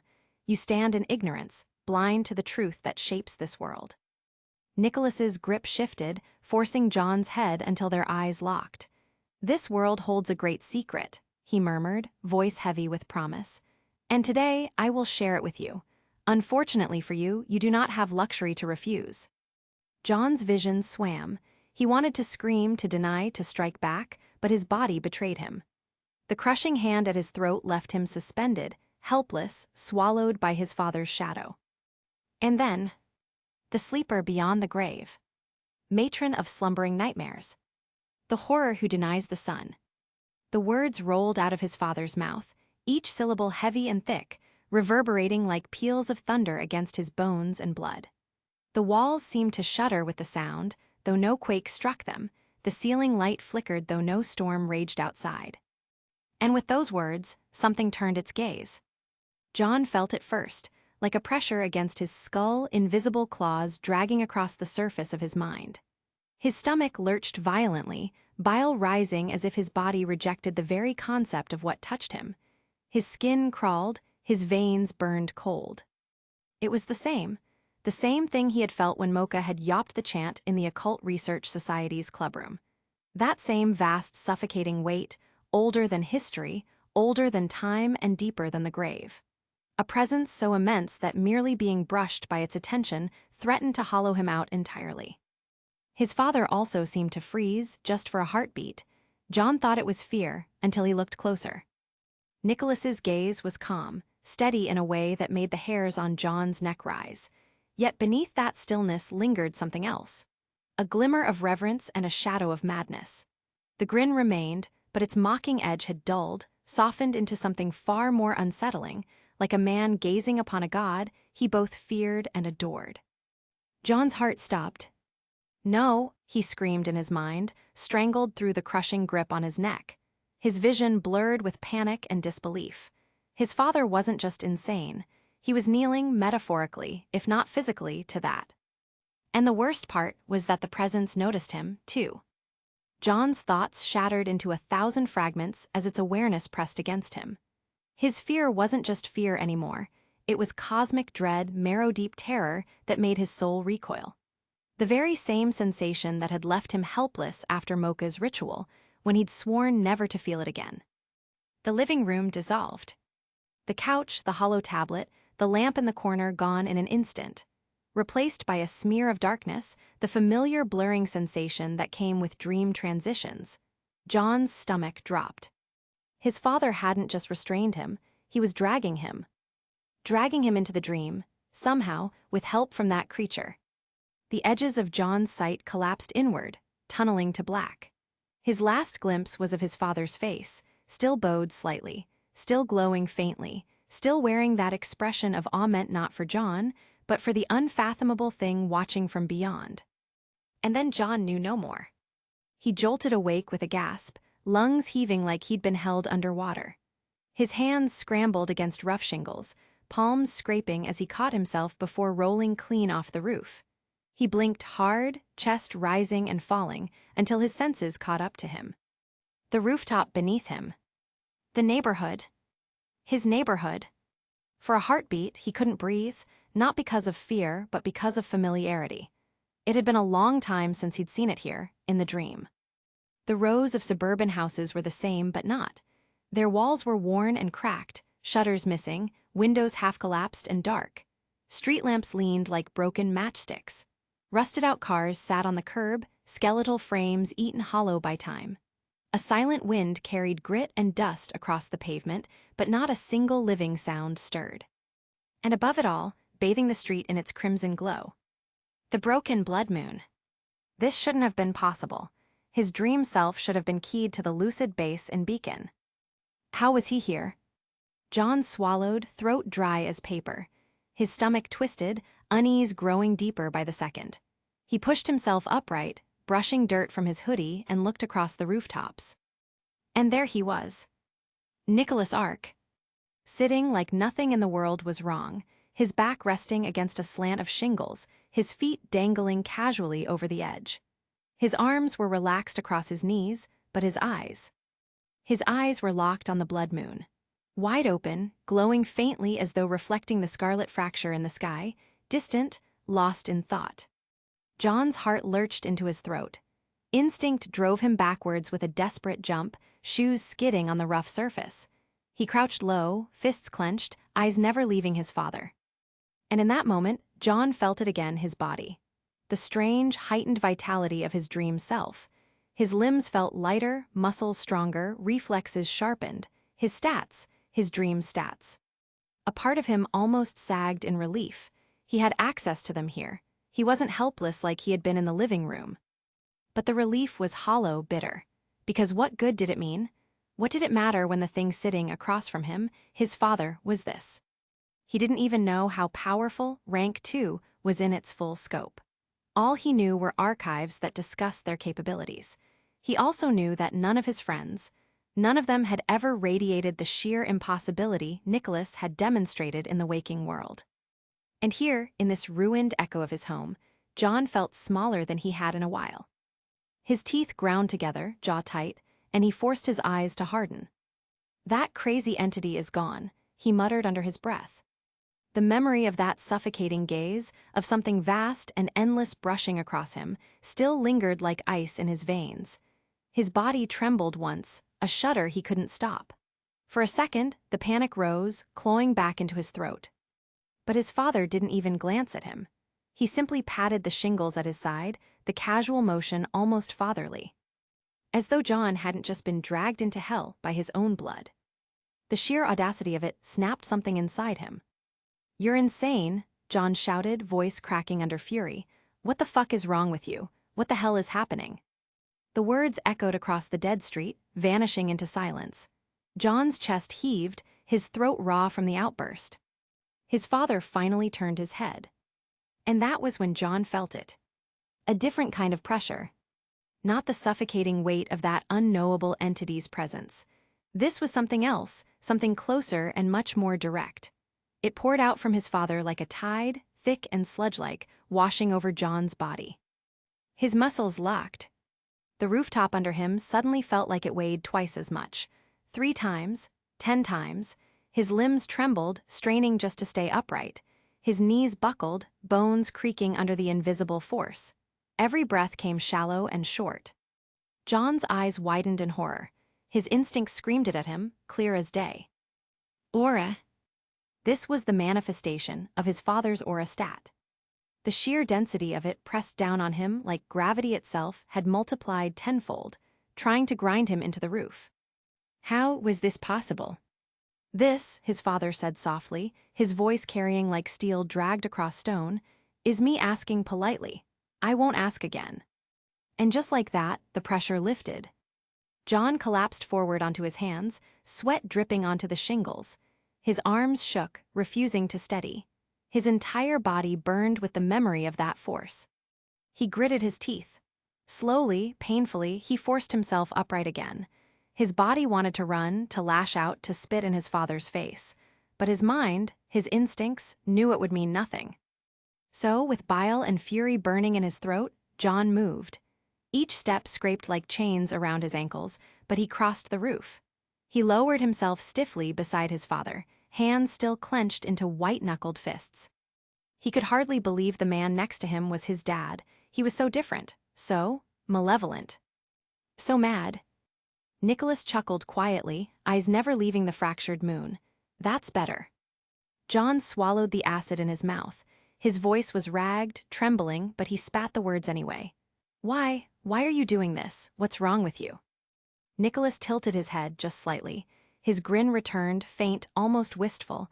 "You must have so many questions, and you will get your answers." He finally glanced at John, and the faint light in his eyes flickered like coals. "But first, you need to understand. We can't start from the middle, John. You'd drown. No, to make sense of this, we must begin at the beginning." John bit the inside of his cheek, glaring hard enough to burn holes. His heart pounded with fear, with anger, with raw, gnawing confusion.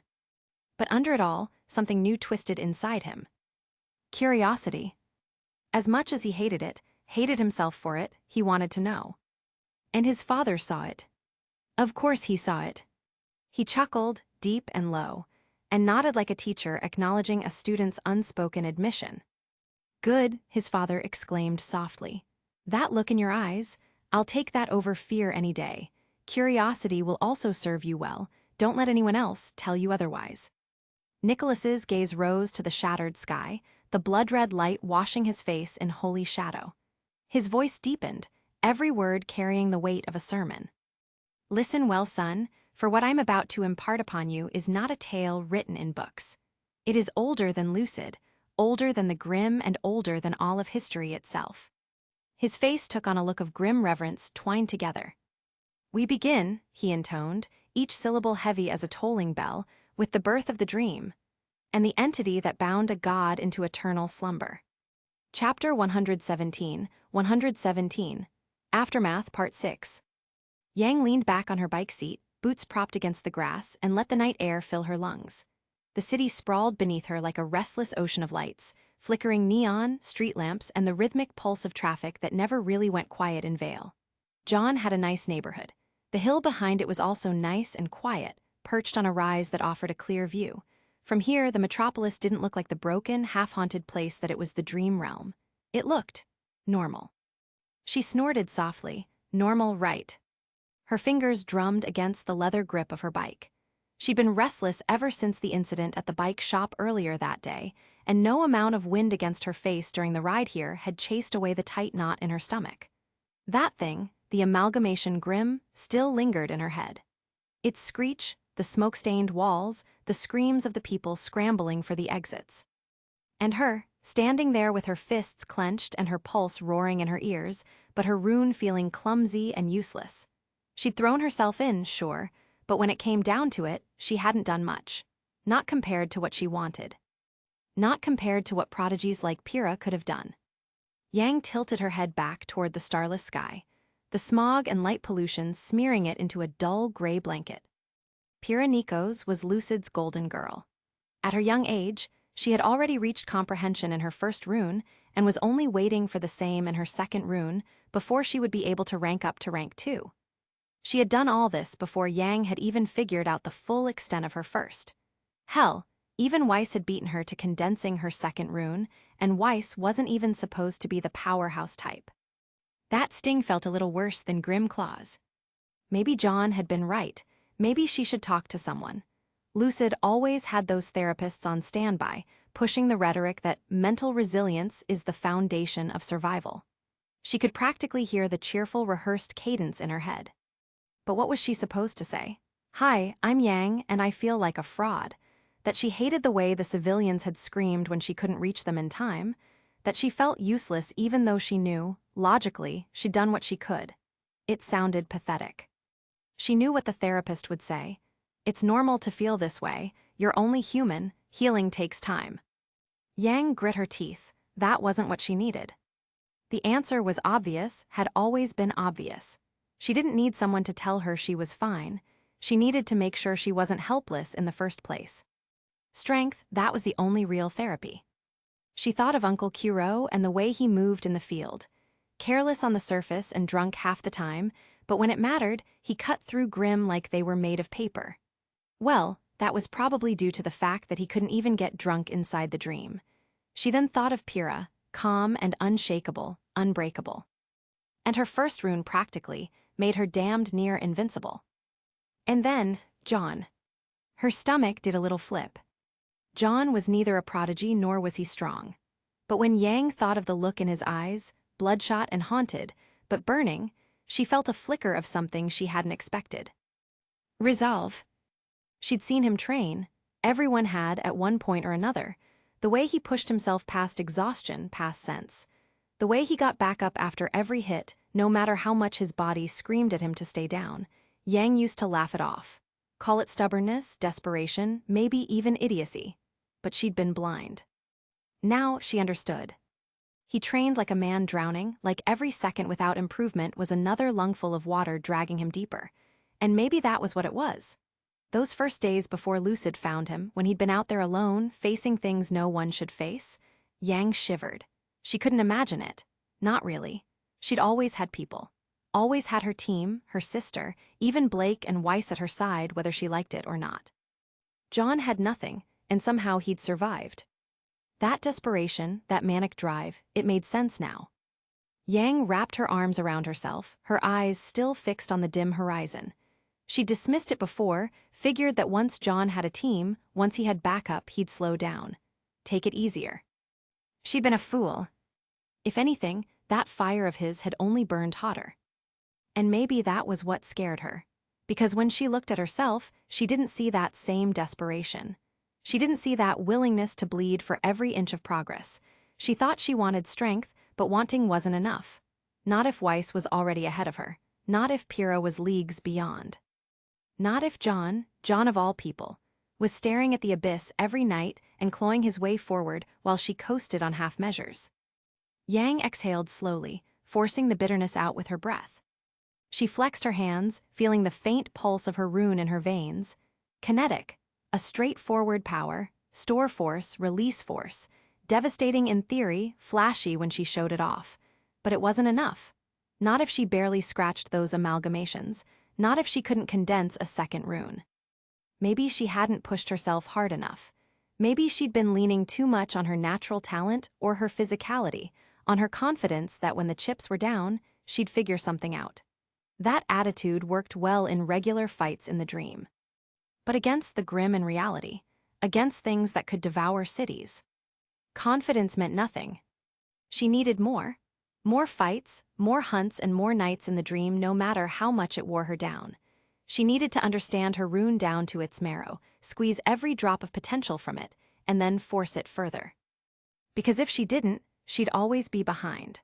Always watching as Pyrrha pulled civilians to safety, Weiss summoned firestorms, and even John of all people rise with bloody hands and unbroken will. And Yang Xiao long wasn't built to be behind. She sighed again, the sound rougher this time. Above her, the sky gave no answers. The stars were there, she knew, but buried under layers of pollution and artificial light, their shine smothered. Kind of like her, she thought. The potential was there, hidden under layers of excuses, comfort, laziness. She could almost laugh at herself, comparing her soul to a smog-choked sky. RWBY would tease her for it. But the thought stuck. She tapped her foot against the ground, restless energy building again. Maybe John was right. Maybe desperation was the key. Maybe she needed to burn with it too, until there was no room left for doubt or hesitation. Her gaze drifted back toward the city, toward the faint cluster of houses where she knew John lived. Her lips pressed into a thin line. Strength, that was the answer, always had been. And if she had to burn herself down to ash to get it, then so be it. Yang sighed, then swung a leg over her bike and thumbed the ignition. The engine purred to life with a low growl that vibrated in her chest, familiar and grounding. She eased the bike around and started coasting down the hill toward the streets below. The wind tugged at her hair, the cool night air washing some of the tightness out of her thoughts. She should have felt better. Riding always did that for her. But when she turned onto John Street, her hand tightened on the brake without really thinking. The bike slowed, then rolled to a stop right in front of his house. Her brows furrowed. The hell was she doing? She sat there a moment, visor catching the faint reflection of the porch light, just staring at the little suburban home. It looked normal, ordinary, a house like any other on the block, but her chest prickled, her gut tightening the longer she lingered. Something was off. Her instincts were screaming this at her. Dream stats were complicated. Even after Lucid had drilled her on the theory, Yang thought half of it sounded like mystical hand-waving. Still, she couldn't deny what the numbers meant. She might only keep 10% of her dream self stats in the real world, but even that made her a different breed entirely compared to normal people. Stronger, faster, and most importantly, sharper. Every sense was tuned higher. Instinct honed to a knife's edge. And right now, that instinct whispered danger, not in any obvious way. No creeping grim, no looming shadow. Just wrongness. Yang cut the engine and swung her leg down. The sudden silence of the street pressed in, the faint buzz of Vale's distant nightlife muffled by rows of houses and hedges. She stood next to the bike, staring at John's porch. The light above the door was on. The living room light too, glowing faintly behind the curtains. She swallowed. Earlier, when she dropped him off, nothing had felt strange. She remembered the way John had waved. Everything had seemed normal then. So why now? Her boots crunched softly against the pavement as she stepped off the curb. She tried to make sense of the feeling gnawing at her chest. It wasn't fear, exactly. Not danger, like when a grim was lurking nearby in the shadow of a decaying building. It was more like a premonition, a prickle of unease with no shape, no teeth. Just dread without a name. Yang stepped onto the porch and scanned her surroundings. The only weird thing was that the welcome mat was crooked and had a bit of dirt smeared on one corner. Nothing unusual. Nothing to match the crawling tension under her skin. She crouched slightly, leaning closer to the door, straining her ears. Silence. That wasn't right. Even with the muted insulation of the house, she should have been able to pick something up. A shuffle of feet, or even the rhythm of breathing from inside. Something, anything. But there was nothing, just the faint, steady hum of the porch light bulb. Her frown deepened. Did John and his dad step out? She wondered, but why leave the lights on? Her gaze flicked toward the curb and her stomach tightened further. A car sat parked in front of the house. She'd noticed it earlier when she first dropped him off. If they'd gone anywhere, why not take the car? Her instincts refused to let it go. Yang straightened, hesitating in front of the door. Her hand hovered, then curled into a fist. She knocked, sharp and deliberate. Knock, knock, knock. The sound echoed against the wood, swallowed by the silence inside. She waited. Nothing. Her jaw tightened. She lifted her hand and tried again, louder this time. Knock, knock, knock. Still nothing. A muscle twitched in her cheek. That strange feeling in her chest, the one that had been biting at her since she stopped, was beginning to fade. Like mist in sunlight, the wrongness bled away with each second. And that made her even more uneasy.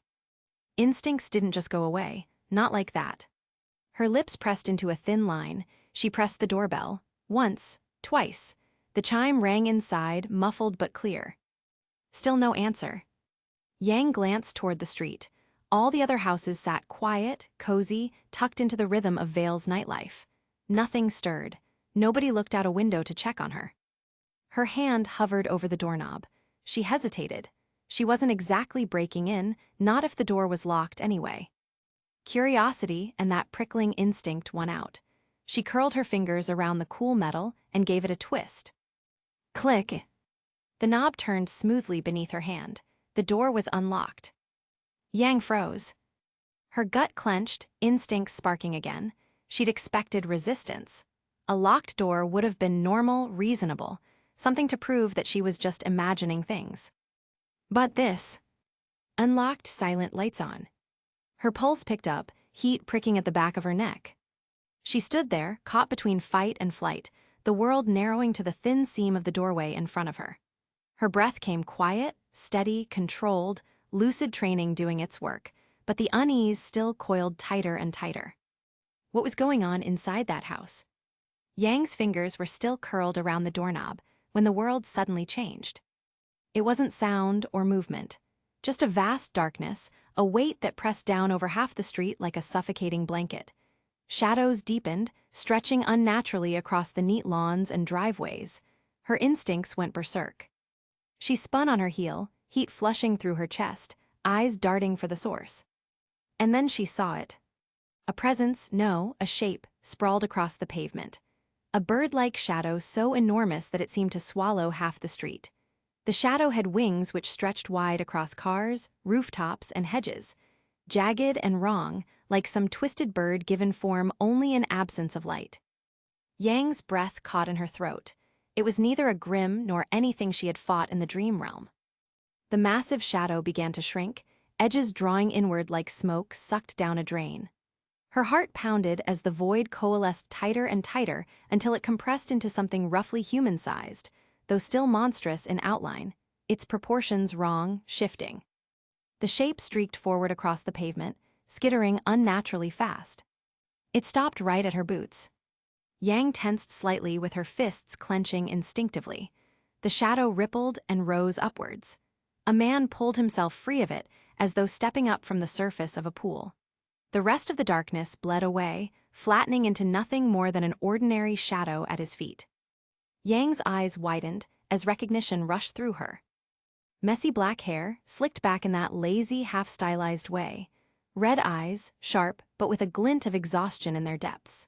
A few days' worth of stubble clung to his jaw, somehow making him look more roguish than ragged.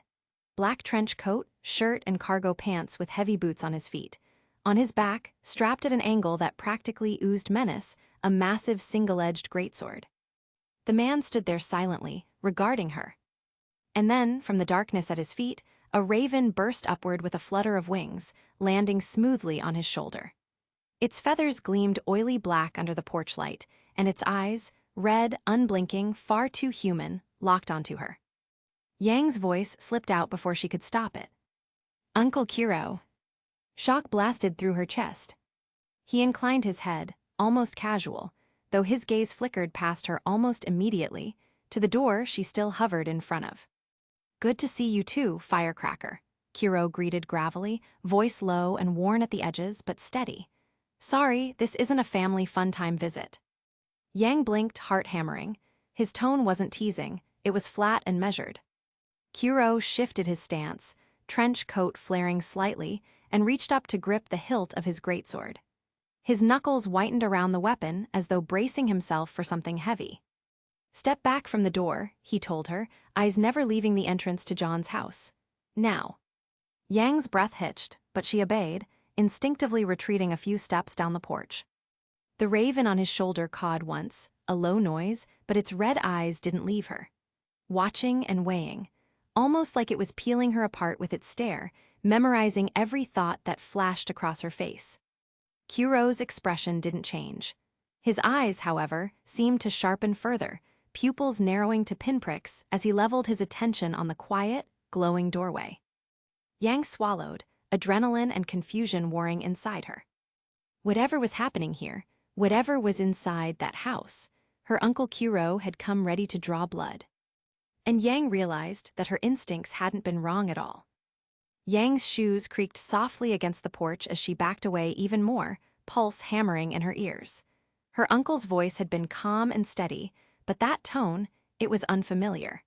Apparently one that he only used when the air smelled of blood and steel, when the wrong move could end with someone dead. Kiro's hand was still clenched around his greatsword. He didn't draw it, but he placed his other palm flat against the door and pushed it open with a slow, deliberate motion. The hinges gave a muted groan, the sound swallowed by the heavy silence that clung to the house. Yang hesitated. Her every instinct screamed that something was wrong here, that stepping into the threshold would be like diving into a storm without knowing if she could swim back out. But her Uncle Kiro hadn't told her to leave. That mattered. If things were truly dire, if she was in the way, he'd have ordered her gone. The fact that he hadn't meant that the situation probably wasn't too serious. So she followed. The air inside was warm compared to the cool night outside. A faint smell drifted toward her nose, something savory, something that might have been stew, though she wasn't sure. The scent seemed off, too normal and homey for the oppressive weight that still pressed against her chest. She took a slow step onto the floor. Inside was a couch, a low coffee table, and a couple of magazines stacked neatly in the corner. Just a house, a normal house. Her first time in John's home, and it looked exactly like what she'd expected. Neat, modest, lived in. But then, her eyes caught movement. Kiro stepped farther inside, shoulders squared, his gaze fixed downward. He crouched, trench coat whispering against the floor as he bent low. And it was only when he moved out of her line of sight that Yang saw him. A body. Her breath hitched, her throat seizing as her pulse roared in her ears. For a single, ice-cold second, her instincts overrode all reason. That wasn't a stranger on the ground. That was John. He lay flat on his back, his blonde hair messy and sticking in odd angles, his limbs slack, his chest still. The living room light washed over him, pale and lifeless. Yang's stomach dropped. She nearly stumbled forward, every part of her screaming to rush to him, to shake him awake, to cry out for help. Her lips parted. But then Kiro's head tilted up, crimson eyes pinning her with quiet command. "Don't." The single word froze her mid-step. Kuro pressed 2 fingers against John's neck, then leaned down with his ear close to John's mouth. Yang strained to hear but caught nothing. Her heart thundered. Kuro's shoulders relaxed by the barest fraction, and when he looked up at her again, his voice was quieter, though steady. "Don't panic, Firecracker, he's not dead." Yang blinked, words catching in her throat. Not dead, but he wasn't moving, he wasn't breathing. "He's in the dream realm," Kuro explained, as though that made everything obvious. "Whole body checks out." Yang exhaled, hard relief punching through her chest. Her knees wobbled, and she had to catch herself on the arm of the couch, sucking in air. Her eyes stayed on John's slack face, but her thoughts spun. The dream realm, sure, but why was he lying here on the floor of his living room? Every awakened she knew usually used a safe space where they went under. Beds, specialized pods, etc. that kept the body supported. Nobody just dropped in the middle of their living room like this, and where was John's dad? Something was wrong. Kuro seemed to read her thoughts without her saying a word. His eyes slid shut, his brow furrowing faintly as if he was trying to sense something invisible. For a moment, the room was silent except for the faint hum of the ceiling light. Then he spoke, not to her but to the air. "Seems we were a little too late." His voice was low, almost bitter. "That thing is gone." Yang stiffened, her heart lurched. That thing. The raven on his shoulder cawed, the sound sharp and too deliberate. Not like a bird, but like a voice trying to cut through. Kuro tilted his head slightly, listening, then gave a curt nod as though an answer had been given. Yang's pulse spiked. She couldn't stay quiet anymore. Her words came out sharper than she intended. "Gone? What do you mean gone? Are you talking about John?" Kuro opened his eyes and regarded her silently for a moment. She hated that look, the tired one, the one that made her feel like a child demanding answers she wasn't ready for. Finally he sighed. "No, the kid's fine, probably." "Probably," she snapped. Kuro raised a brow. "Don't get bent out of shape. He looks tougher than he looks." That sentence didn't sound right. He scratched his head slightly as he shifted, rising smoothly to his feet. His hand left the hilt of his sword, no longer clutching it. "Anyway, you don't really have clearance for the rest of this conversation." Yang blinked. "Clearance? Are you serious right now?" Her voice cracked with frustration. She gestured at the boy lying limp on the carpet, her words tumbling out in a rush. "That's my friend. You're telling me that something happened here, something bad enough to drag you in, but I don't get to know." The raven caught again, sharper this time. Its red eyes stayed locked on Yang, unblinking, dissecting. Kuro didn't flinch. He just gave a small shrug, his expression maddeningly unreadable. Sometimes ignorance is bliss, for you and for him. Yang clenched her fists, heat rushing to her face. She hated that tone. That condescending, world-weary tone that said she was just another rookie, a kid standing in a storm too big to understand. Her mouth opened to argue again, but before she could, movement snapped her head down. "John." His chest expanded suddenly, sucking in a sharp, ragged breath.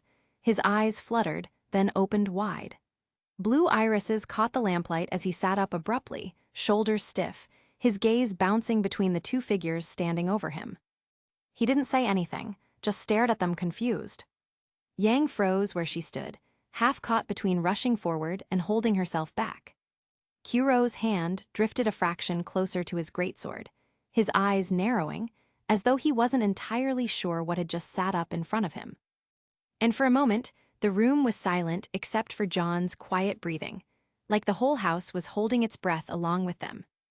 John blinked slowly, like his eyes weren't quite in sync with the rest of him.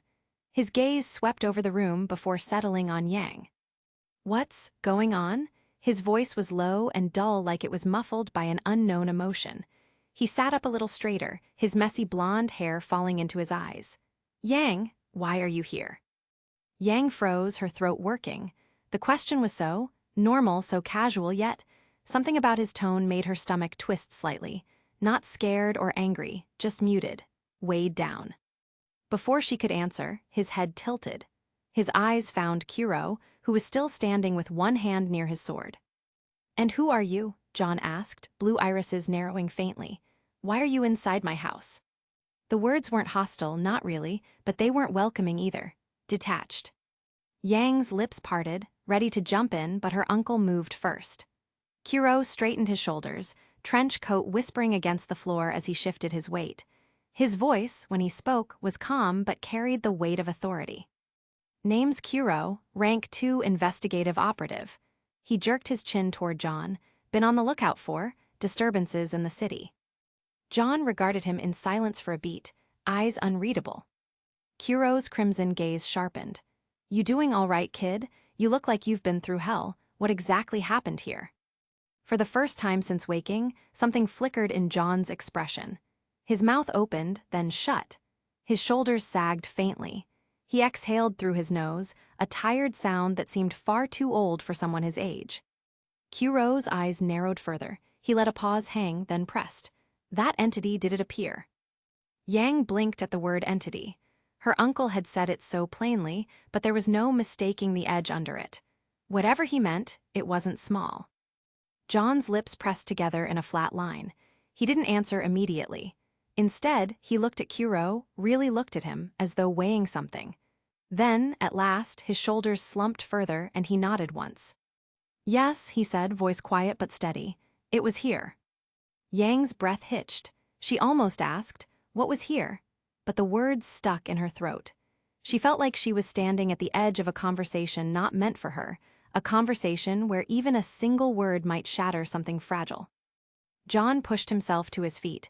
The movement was slow, deliberate, his hand briefly brushing the edge of the coffee table for balance. He stood there for a moment, staring off, not at them, not at anything tangible, just into the middle distance. Yang frowned. He wasn't dazed. His focus was too sharp, like he was watching something the rest of them couldn't see. Kuro grimaced. It was a fleeting thing, but Yang caught it. The faint downturn of his lips, the stiffening of his shoulders. He knew what that kind of look meant. Oi kid, Kuro said, voice quieter now, more careful. Do you have any other family members in the house? The question landed like a stone in the room. Yang blinked, confused for a beat. Of course he did, his dad was. But then she noticed something in John's gaze. Hollowness, an expression of resignation. She had seen it before, once or twice.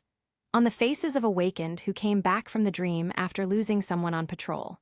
That numb, almost empty look that wasn't truly empty at all, it was too heavy, like someone had carved out a part of the person and filled the gap with lead. Her stomach knotted. John didn't look at either of them when he answered. His eyes stayed on that distant nothingness, his tone flat, even almost mechanical. Not anymore. The words hit like a hammer. Yang's breath caught in her chest. Her throat worked, but nothing came out. She had expected him to say yes, maybe to call upstairs for his father. The last answer she'd expected was that. Her mind spun. Did he mean? Kuro's jaw tightened.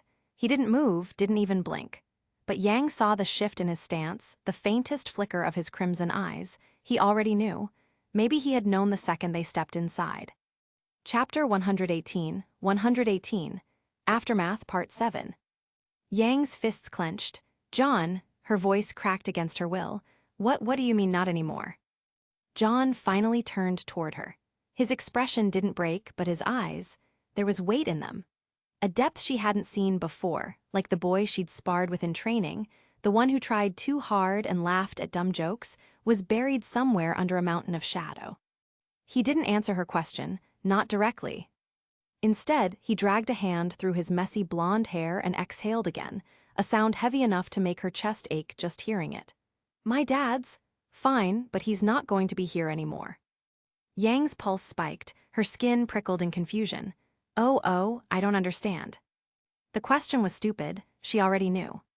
John's jaw tightened, his voice wasn't steady, but it cut like glass. My dad is, well, he left the house to me. Silence pressed down on the room like a weight. Kuro muttered something under his breath, too low for Yang to catch. His raven cawed softly, wings ruffling, and his crimson eyes flicked toward the boy again. Yang, though, couldn't stop staring. Couldn't stop thinking about the way John had said it, flat, final, like there was no room for hope. She opened her mouth, desperate to say something, anything that might reach him. John, But Kuro cut her off with a sharp look, one hand subtly lifting, palm out. It wasn't just a warning. It was a command, not now. Yang's jaw snapped shut. Her heart pounded with frustration and worry. John looked between them, then back at the floor. His hands curled briefly into fists before he shoved them into his pockets. That's it. Kuro finally spoke again, his voice low, careful. Kid, this isn't it. I'm going to need details. Every single one, you understand. John's lips twitched into something that wasn't quite a smile. Yeah, I understand. But the way he said it, the way his voice carried no light, no warmth, made Yang's chest feel colder than the night outside. Yang's fists clenched at her sides, the tension in the air enough to make her jaw ache. Kuro had been quiet for too long, the raven on his shoulder giving a low, rattling caw as though it was clearing its throat. Finally, he turned, his red eyes settling on her with that strange mix of authority and familial weariness. Yang, he said, voice firm, it's time for you to head home. She blinked, stunned. What? No way. You just show up out of the blue and tell me to leave? Forget it. John's not okay. Look at him. She jabbed a finger toward the blonde boy, who hadn't moved much since admitting, in that muted voice, that his family wasn't here anymore. John, for his part, just stood quietly, shoulders slack, expression unreadable. If her instincts hadn't been screaming at her, Yang might have thought he was just tired, but it was worse than that. She could feel it. I'm not asking, Kuro said. His tone didn't rise, didn't get sharper. It stayed calm, even, and it made Yang grit her teeth harder than if he'd yelled. I'm telling you, go home. Like hell I will, Yang snapped back. I don't care if you're some big shot rank too. That's John in there, he's my friend. You expect me to just walk away when he looks like that. The raven shifted its talons against Kuro's coat, letting out another croak, this one sharp, like a blade being drawn. Kuro didn't flinch. He just watched Yang, the tiredness in his eyes deepening. It's good that you care, he said finally. But this isn't up for debate. John needs to come with me to see Osborne. And you, he pointed at her, hand wrapped in the black leather of his trench coat, you need to step back and relax. Yang's breath caught. That tone, low and cutting, had no room for negotiation. It reminded her of her dad when she was younger and had gotten into real trouble. She hated it. She opened her mouth to argue again, but Kuro cut her off with a raised hand. This isn't family fun time, I wish it was, but it isn't. His gaze flicked briefly toward John, then back. For the first time, she saw a flicker of something apologetic in his expression, though his voice stayed flat. I'm sorry, kiddo, but I'm not asking, I'm ordering. The words landed like stones in her gut. Yang's nails bit into her palms. Orders. Right, he wasn't just her uncle. He was rank 2, which meant he was basically untouchable in terms of authority. Higher-ranked operatives outranked everything below them, no matter the personal connection. And if he worked directly under Osborne like he'd just implied, then Kuro was more important than she'd ever realized. John finally moved, breaking the silence.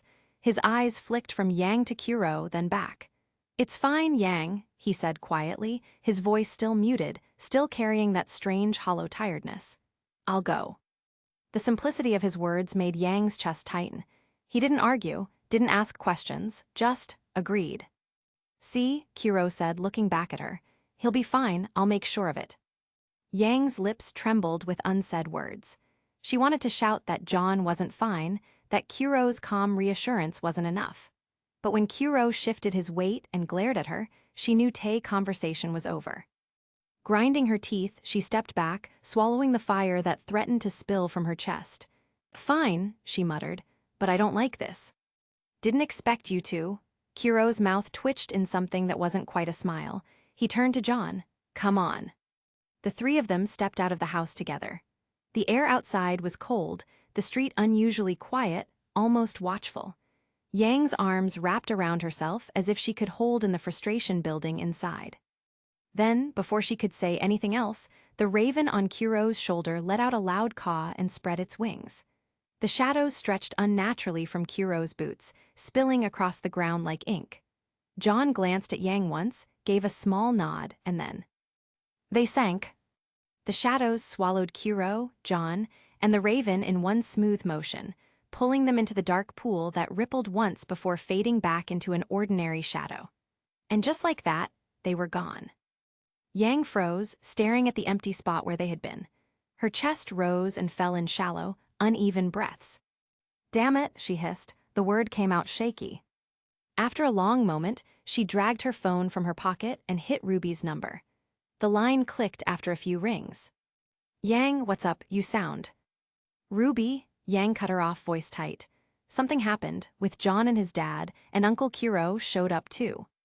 She explained quickly, pacing the sidewalk, words spilling faster the more she talked. Ruby stayed quiet for most of it, save for a few shocked gasps. "He just disappeared," Ruby finally exclaimed, anger seeping through her voice. "Yeah," Yang muttered, "into a damn shadow puddle. Kuro took him, said he needed to see Ozpin." Ruby was quiet again, and Yang could picture her sister chewing on her lip, worried out of her mind. "I'll let the others know," Ruby said finally. "Already on it," Yang replied.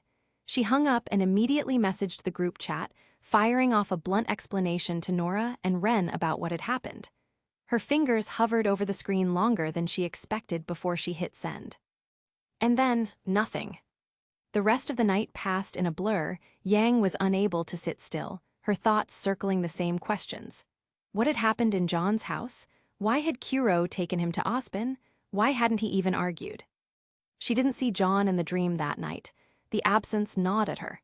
She'd half expected to run into him, maybe even yell at him for scaring her so badly. But he didn't appear, not Saturday night. Not Sunday morning. Not Sunday afternoon. By the time Sunday night rolled around, Yang's frustration had curdled into unease. She hadn't heard from him once.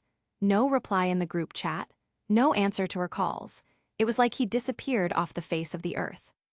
When she finally entered the dream base of Lucid, the heavy metal halls, familiar and strange all at once, she spotted Nora and Ren waiting for her.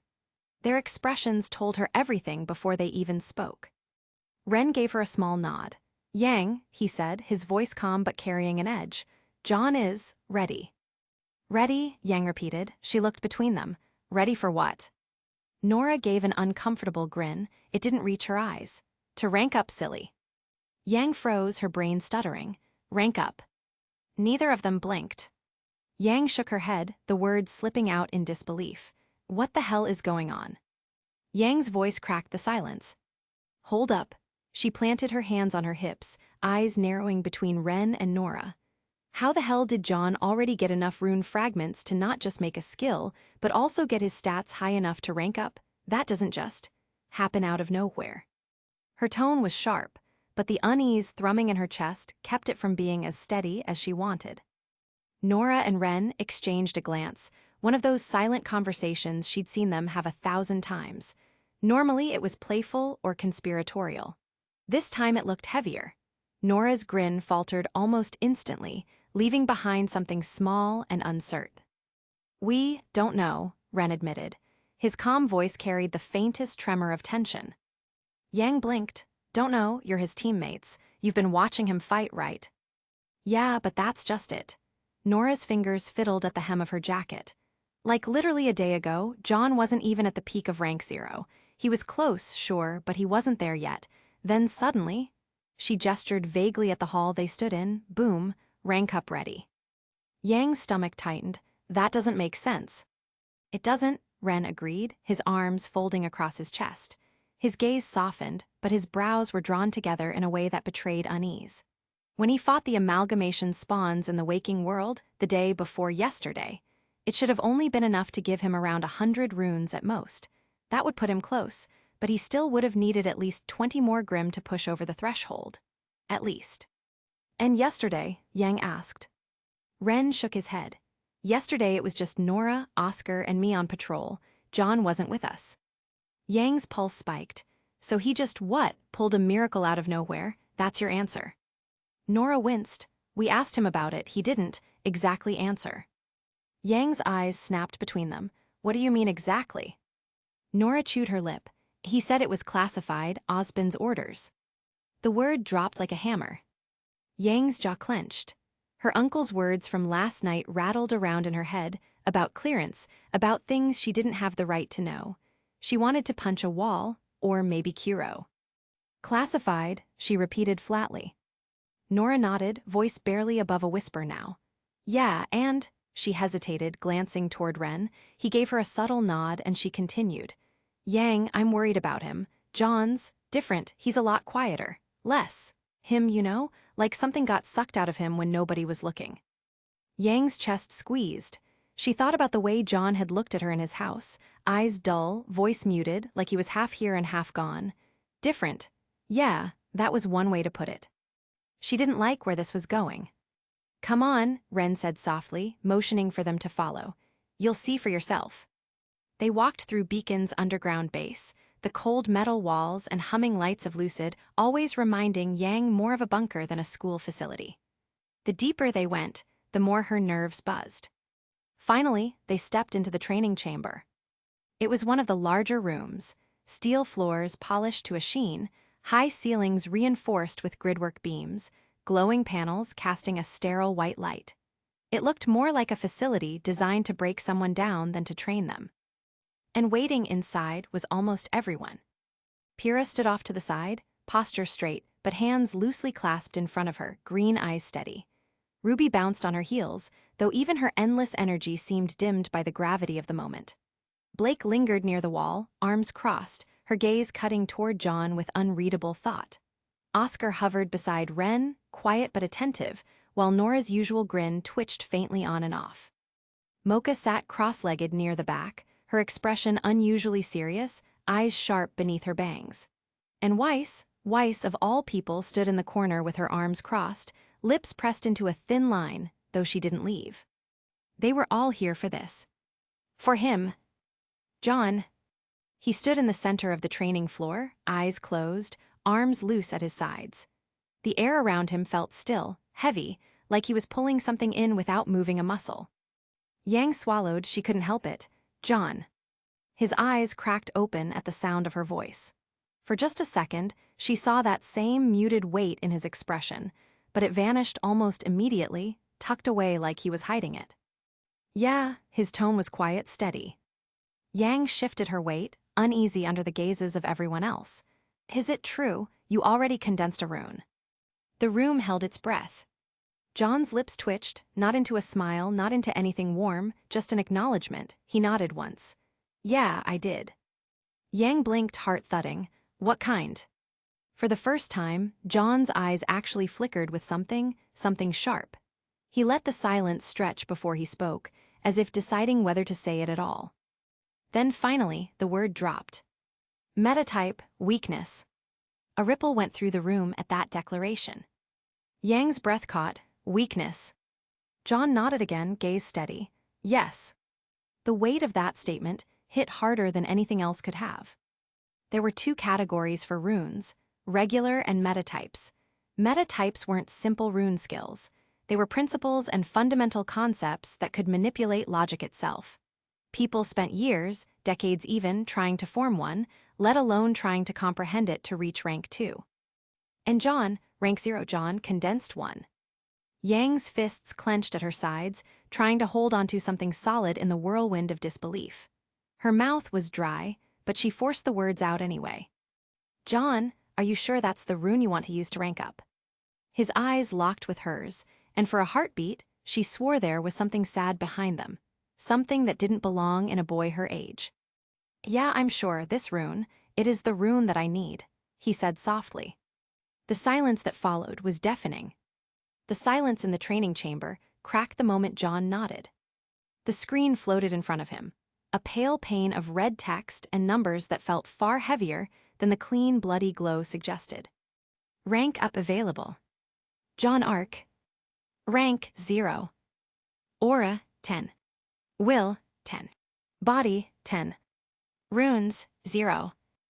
Rune skill, weakness. All 3 stats were now maxed. All 3 waiting at the summit of rank 0, pressing against the barrier like water at the edge of a dam. One push and it would spill over. One step and he would no longer be what he was now. John's hand hovered, but his eyes didn't leave the screen. His chest rose and fell slowly, deliberately, like he was trying to keep something inside from clawing out. This was it, the point of no return. When he ranked up, everything would be reset to 0 again. All the progress he had clawed and scraped for the training, the blood and the aching frustration of days spent failing would be wiped clean. and yet not erased. He'd be stronger still, about 5 times stronger in every way. His body would sing with new potential, his aura vaster and his will sharper. He would be reborn. But what lingered and what would stay, what defined him forever, was his new rune. And his rune was weakness. The word echoed in his skull, softer than a whisper and heavier than stone. Weakness, what else would I have chosen? What else could I ever have claimed as mine? He remembered every time it had haunted him. Standing in the shadow of the dream as monsters bore down on him and his feeling of helplessness. He remembered how it felt to freeze when it mattered most, to fail to have the strength act and to choke under pressure. To know that if someone had needed him desperately in that moment, he would have let them down. Weakness wasn't just a choice. It was the weight he had been carrying since he started this second life. But weakness, he thought now, wasn't just a curse. Weakness is the shadow cast by strength. Weakness is the crack where light slips in. Weakness is what gnaws at the heart and teaches it to hunger. It is the reminder that you can fall, and in falling, you learn what it means to rise.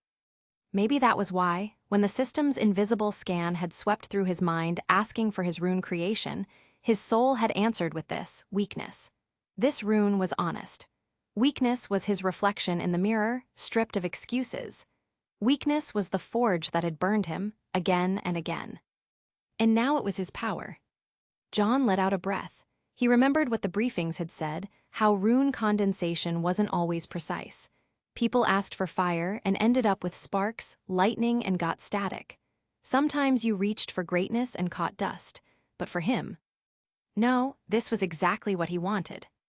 A meta-type rune. Even the word carried weight. Meta, not an element, a weapon, or a straightforward power. Instead, it was an idea. Concepts sharper than steel, broader than flame, more absolute than thunder. If he could grasp it, if he could master it, weakness could become a weapon unlike any other. He could tear the concept of strength out of enemies and unravel foundations. Shatter the unshatterable. But the warning clung to him too. Meta-runes weren't simple. Comprehension was everything. If he couldn't understand the principle, if he couldn't grow with it, if he couldn't carve its truth into his bones, then he'd fail. He wouldn't just stagnate. He'd collapse. And the time limit. John's throat tightened at the memory. His father, standing across from him in the dream, atop their house in Vale. The black sky ahead and red broken moon, cold and merciless. The words branded into him like iron. 2 years, reach rank 2, then we'll fight, and if you fail, you know what comes next. The threat wasn't vague. It was a blade pressed to his throat. The promise of annihilation, not just of him, but of everything that mattered. His family. John clenched his fists, then forced them to open. The path was set, and all that was left was to walk it. He stared at the system window one last time. The numbers burned in his vision. He reached forward and prompted the command. Initiate rank up. Confirm. The words dissolved. His eyes closed as the world itself shifted. His body lifted, weightless, rising into the air. The sensation was both freeing and terrifying, as though the invisible shackles of the waking world were loosening their grip for just a moment. And he felt it, that strange, suppressive presence, the invisible law pressing him down, smothering the translation of his dream self into the waking world. It was there. He could sense it somehow, wrapping around him like chains forged of nothing. But there was slack now, space in the links, a gap where resistance could bleed through. 10% of his stats would cross the threshold into reality. Enough to matter and maybe even enough to change everything. Behind him, the rune flared, weakness.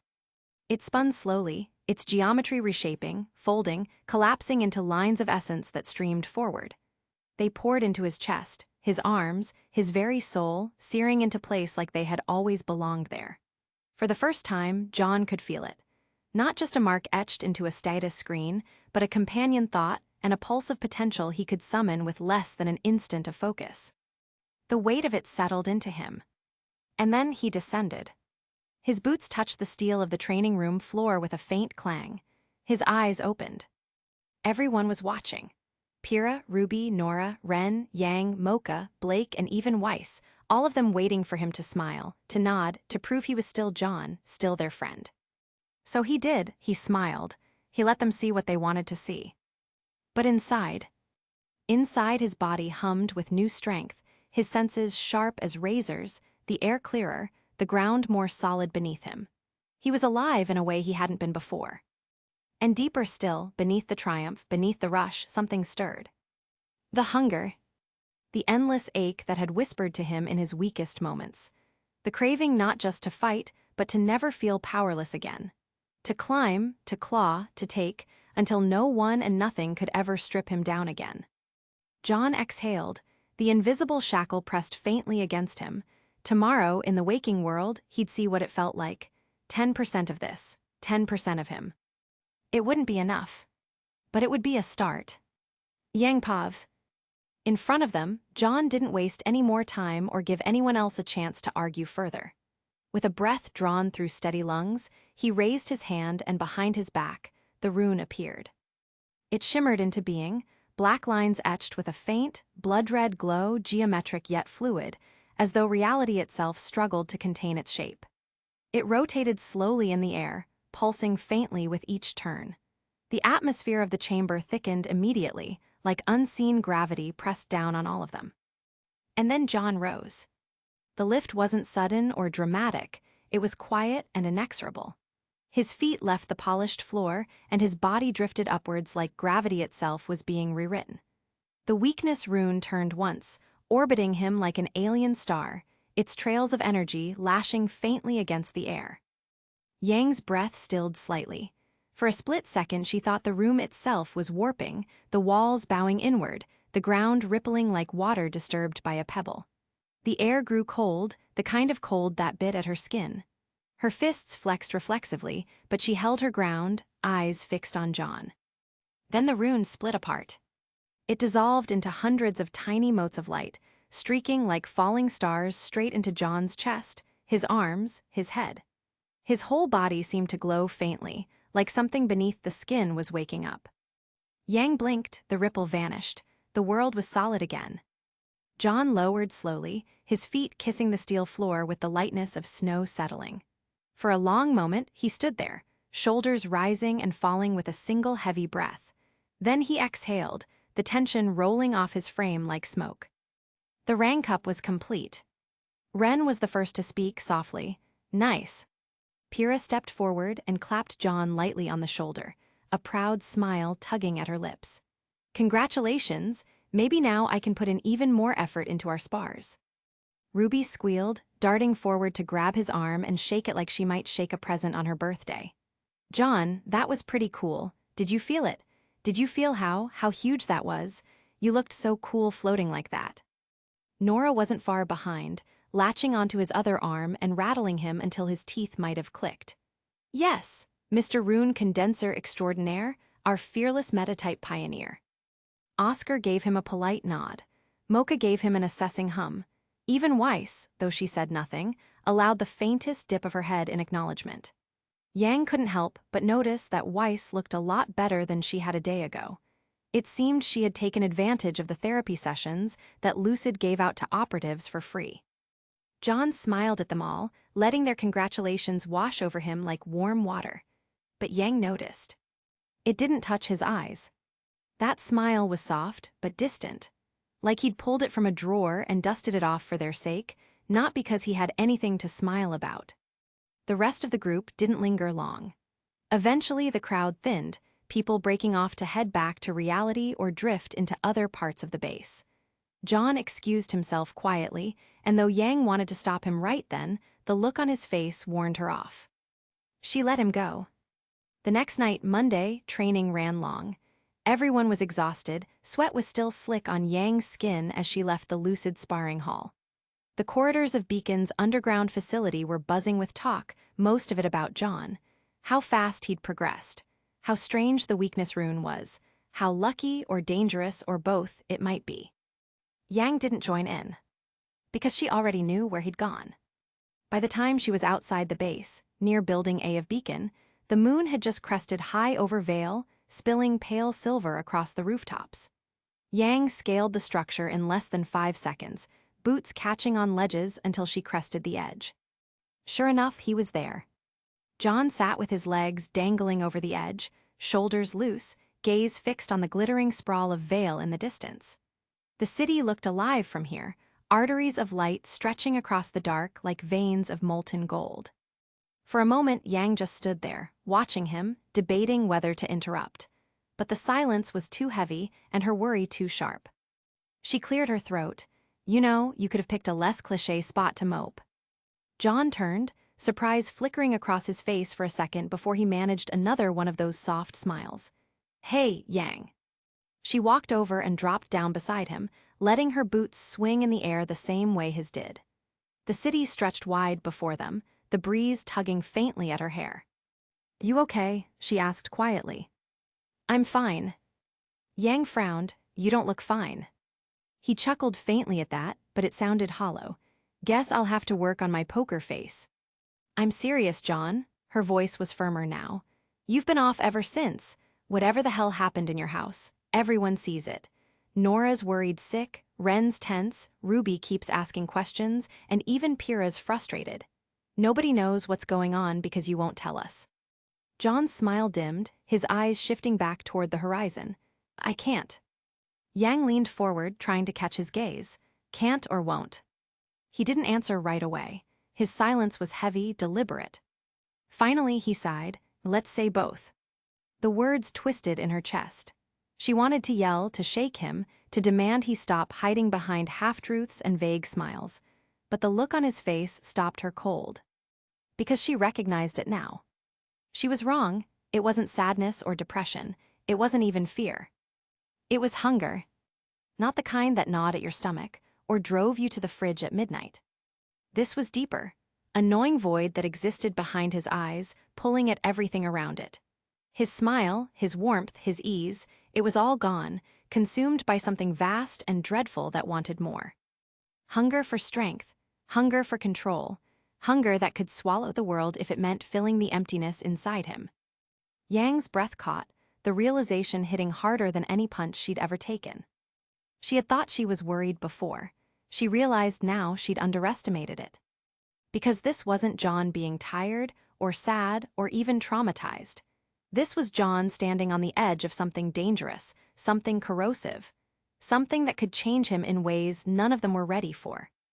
Don't worry, Yang, John said softly, almost kindly, as if trying to soothe her. His eyes still gleamed with that hollow hunger. I'm going to be just fine. The words rang false, echoing into the night like a promise he had no intention of keeping. Yang clenched her fists on her knees, staring at him. For once, she didn't know what to say.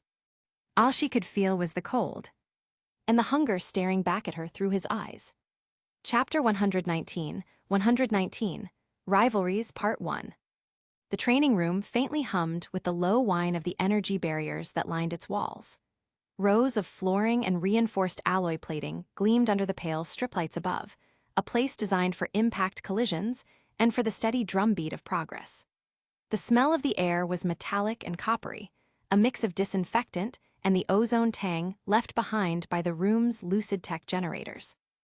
John flexed his grip on the hilt of his training blade. The sword was a composite replica, blunt enough not to cut yet weighted well enough to mimic sharp steel. His bodysuit was a sleek, black weave lace. It moved like a second skin, snug enough to be flexible yet durable due to the special fibers embedded within. Across from him, Oscar stood poised, dual short swords gleaming in his hands and clad in his own bodysuit. Oscar's stance was steady and calm, but there was an invisible electricity in the air around him, an energy of anticipation that hung sharp and tense. John watched carefully, eyes narrowing. He was wary of the boy's rune. Vorse. Yang had been impressed with what she'd seen Oscar do with it, calling it a flash step. A basic application of enhancement-type runes, she'd said, but devastating if mastered. And John was about to see why. Oscar moved. One moment he was standing still, with weight coiled on the balls of his feet, and the next he blurred, a ripple through the air as if space itself recoiled from his acceleration. The Force rune layered an invisible energy over his muscles and boots, which turned a simple push forward into an explosive burst. John had only a fraction of a second to register the arc of Oscar's leg cutting through the air, aimed straight at his head. John bent backward, spine bowing almost unnaturally with the new flexibility his body allowed. The kick scythed overhead, missing him by a hair's breadth. Air rushed past his nose, sharp enough to sting. Oscar sailed by, but he wasn't done. Midair, the younger boy twisted, thrusting one foot down. His rune flared again. John saw the faint shimmer of displaced energy as Oscar layered force into an opposing push beneath him. It was like he'd kicked off an invisible platform. His momentum inverted instantly, carrying him downward in a brutal slash. Both blades cut down in a crisscross arc. The alloy edges screamed against John's training sword as he deflected them, sparks of pale light flickering from the impact. The power behind Oscar's strike was impressive, more than his stats should have allowed due to the application of his rune, but John was still able to turn it aside, rolling his wrist and hopping back to widen the gap. Oscar landed in a crouch, didn't waste a second. The glow of his rune burned faint around his boots. Again, force coiled, layered in the opposite direction, and in another instant he blurred forward, straight into John's guard. John met him this time, sword braced in both hands. The impact rattled through his arms. He felt his stance shift, boots squealing faintly against the alloy floor as Oscar forced his blade offline. The opening was there, and Oscar pressed into it without hesitation, slashing high toward John's face. In Oscar's perception, the world slowed. That strange sensation of overclocked movement that came with channeling force flooded his veins. Every beat of his heart echoed loud. Every breath stretched long. He could taste it, the advantage, the sliver of victory. But then John smiled, just a small curl of his lips, almost lazy. Oscar's gut tightened. Something about that smile felt wrong. No, he's up to something. Oscar tried to adjust, tried to layer force again into his feet mid-dash, to veer past John with another sudden shift. His intent was to flash step to the flank, cut past John, and counter whatever he had planned before it could come. He poured his focus into the rune. And it collapsed. His body stuttered. The energy he'd been feeding into the force rune flickered, guttering out like a flame in the wind. A hollowness struck him, sharp and unnatural, as if an entire chunk of his strength, momentum and power had simply been shaved off in an instant. John's rune, weakness. The sudden drop ripped Oscar's balance apart. His acceleration warped into deceleration midair, leaving him stumbling, limbs tangling as his body lagged behind the intent of his movements. His foot caught, his angle skewed. For the briefest moment he was weightless and helpless, all his momentum betraying him. John flowed past his guard like water. His training blade rose, not in a heavy swing but in a calm interception, perfectly placed in the line of Oscar's misstep. Oscar collided with it. From the outside it looked almost comical, as if he dashed straight into John's sword himself. The blunt alloy pressed into his chest with a dull thunk, and then his body flipped. He hit the ground hard. The impact rolled him across the metal plating, tumbling end over end until friction dragged him to a stop. His swords clattered away from his hands, bouncing noisily against the floor. Breath left his lungs in a rough huff, and for a moment he just lay there, staring at the ceiling, chest heaving. John's footsteps approached, unhurried. He didn't gloat or raise his sword in victory. Instead, he simply crouched beside Oscar, resting the practice blade across his lap. His expression was calm, though his eyes were sharp. "You're getting a lot faster," John said. His voice wasn't mocking, if anything, it was approving. "That layering you're doing with force, it's clever, dangerous too. I'd hate to be on the receiving end of it once you reach comprehension." Oscar grimaced, sucking in air, but not good enough. "Not yet." John tilted his head, studying him. "But you'll get there. The trick is, you're not used to someone cutting your momentum off. You rely too much on force carrying you through. Weakness doesn't drain all of it, just enough to mess with your rhythm. That's all I needed." Oscar groaned, rolling to his side. His chest still ached faintly from where the dull blade had struck. He reached for one of his short swords, pulling it back with a weary grunt. John stood, offering him a hand.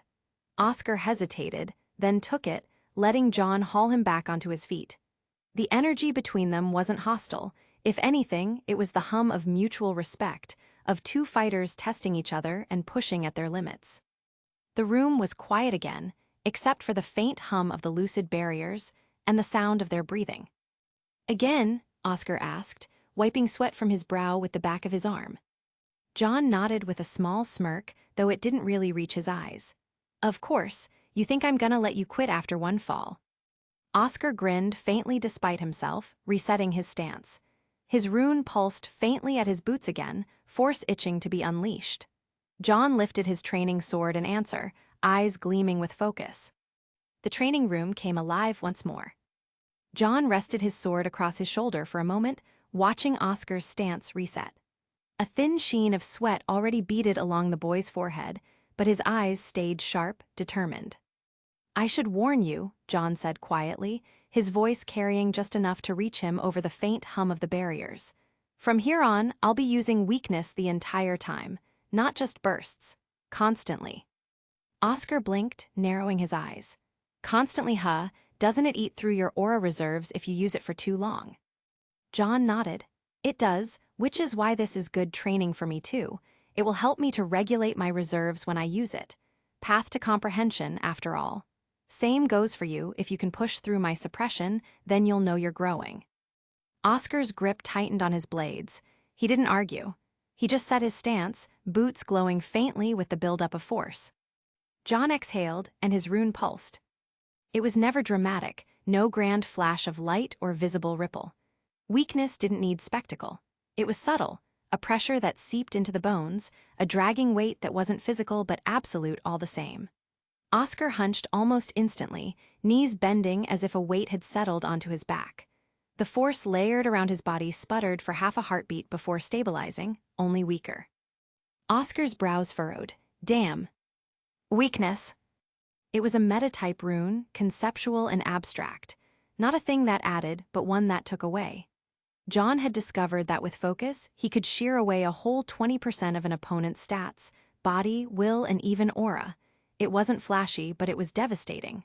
Aura resisted the effects, yes, but even that had its limits. Against Pyrrha, with her aura stat already maxed, he could only shave off about 10%. Aura naturally countered the intrusion of meta-phenomena, blunting the edge of supernatural anomalies that acted upon the body. But if someone's aura wasn't high enough to shield them, if it wasn't strong enough to counteract against John's will stat. He remembered Mocha in the dream. She was now a rank who had her aura stat at 10. And yet, when he'd let weakness loose on her for testing purposes, she had practically collapsed under it.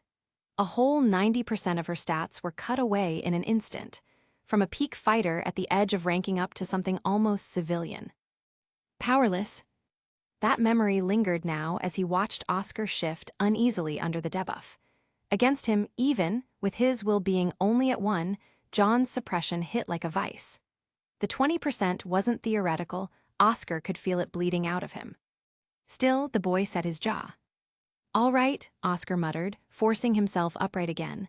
"Let's see if I can fight with this." He launched forward with a flash step, already igniting under his boots.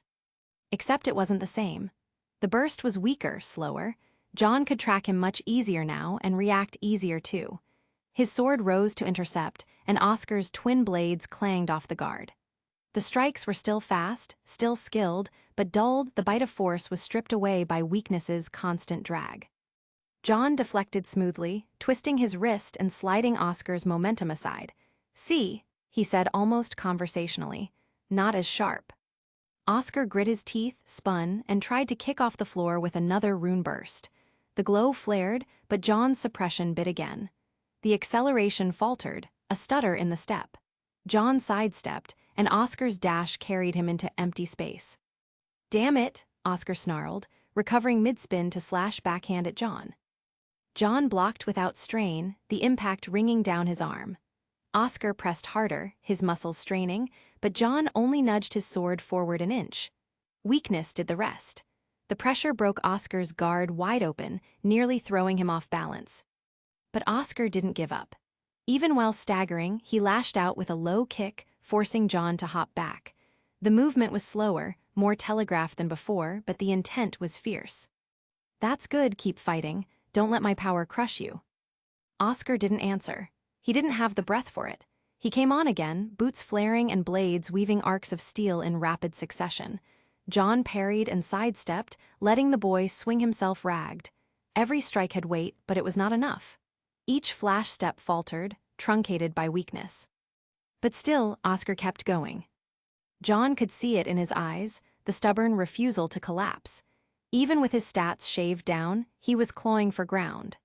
Every strike was an attempt to adapt and to learn to fight against John's suppression, to fight through the fog weakness imposed.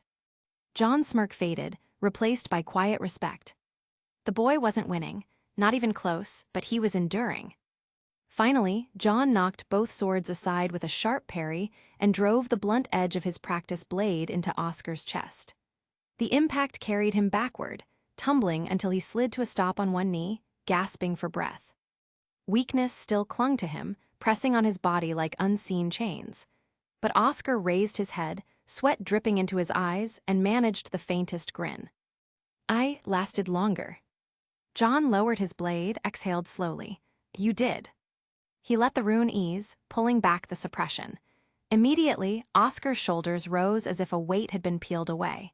His breathing steadied, strength returning to his limbs. That, John said, is what it feels like to fight me for real.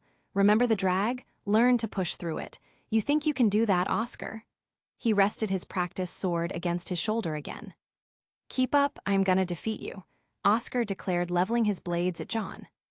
Heh, we'll see about that, because next time, I won't be holding back at all. Oscar's grin widened, despite the ache in his chest. Good, wouldn't want it any other way. The hum of the training room continued around them, steady and cold. But between the two, there was heat, the quiet bond forged in testing limits, in pushing against walls not yet broken. Chapter 120, Rivalries Part 2. Weiss walked in silence, her boots clicking against polished alloy. For the first time since she was a kid, she didn't feel sharp or composed anymore. She felt tired, mentally, not physically. A few days had passed since the amalgamation incident, since the environment in Vale had tilted sideways, and since the air had been filled with screams and tearing flesh that shouldn't have belonged to the waking world. She hadn't slept properly since. Whenever her eyes shut, the shadow of that day lingered. The tide of tendrils spilling into the air, the overwhelming panic of the chefs, the patrons, and the sounds of too many people screaming all at once. Ruby walked beside her, Yang a few steps behind with Blake trailing quietly near the wall. Their squad looked normal enough to an outside eye, 4 girls moving in step toward training, but Weiss felt the imbalance inside them. Ruby's shoulders were a little stiff, her eyes appeared a little too sharp for a girl her age, as though weighed by something heavy. Yang's grin didn't reach her eyes, yet her body hummed with a restless energy. Blake was the most difficult to read, silent, her gaze half hidden by a mask, but Weiss knew the signs of fatigue in her gait. She had heard that Blake had also experienced an incident of her own. However, Blake wasn't forthcoming with the information, and Weiss herself didn't really feel like asking about it. Weiss exhaled through her nose, eyes narrowing faintly at the floor tiles as they walked. The amalgamation incidents weren't natural. It couldn't have been. No phenomenon like that simply erupted without reason. She had seen amalgamations before, but only in nightmare zones within the dream. They did bleed into the waking world, but this. Dozens of amalgamations at once, all concentrated in Vale. It wasn't possible. And yet it had happened. Her thoughts circled back to what she had overheard in the infirmary. She hadn't meant to, her head had been pounding too much to speak, but she'd lain still while her ears caught fragments of conversation from the next bed over. Mocha, Pyrrha, John, they hadn't said much, but enough seeped through to set Weiss's mind alight. They themselves speculated that the incident wasn't random. It wasn't chance. Someone or something had engineered it. Weiss's teeth pressed together. Subterfuge. That was the only word that fit. But why? Why tear Vale apart? And how had they managed it without lucid intelligence catching wind? Hey, Ruby's voice tugged her back. You okay? Weiss blinked, realizing she had been frowning at nothing. I'm fine, she said too quickly. Ruby's eyes narrowed with that irritatingly perceptive concern she sometimes had, but she didn't press. Weiss was grateful for it. Still, the words of the therapist she'd spoken with yesterday echoed in her head. The man had been odd. Unsettling, even. Where she'd expected sympathy, expected to be told it wasn't her fault, that no one could be blamed for freezing when the world split apart, he had gone the other direction. He hadn't raised his voice, hadn't shamed her, but his words were scalpel sharp. If it happened once, he had said, it can happen again and again. Weiss remembered sitting stiffly in that chair, arms crossed, glaring at him as though he'd grown a second head. But he hadn't relented. You can call it impossible all you want, but the truth is simpler. It already happened. Which means the conditions that weren't achievable before, now are. It can be done again. And if it can be done again, then you must decide what you will be when it does. His eyes had been uncomfortably direct. At Lucid, we will not treat you the same way a regular therapist treats a civilian. You are far from civilian, whether you like it or not. You are an awakened, which means that people like you are the first in line to fight monsters from nightmares, and because of that, we will not coddle you. Weiss had been stunned at the man's words. Weren't psychologists supposed to empathize and assuage a person's psyche? The man continued. You might have been weak then, that's forgivable. But what isn't forgivable is if you choose to remain weak. If you treat Lucid like a job and a simple role, something you clock in and out of. You don't survive that way. If you want to keep breathing, you must stop thinking of it as duty alone. It must become your life, everything you are. Otherwise, when the next incident comes, you'll crumble again. Weiss had bristled, snapped something about professionalism and effort, but his words stuck. They still dug into her like glass shards lodged under skin. She wasn't half-hearted. She couldn't be. She was Weiss Schnee, heir to the SBC, and a warrior that was forged by expectation. And yet, she couldn't shake the truth of what he'd said. She had been weak. She had faltered. Was it really enough to simply do her best? No. It wasn't.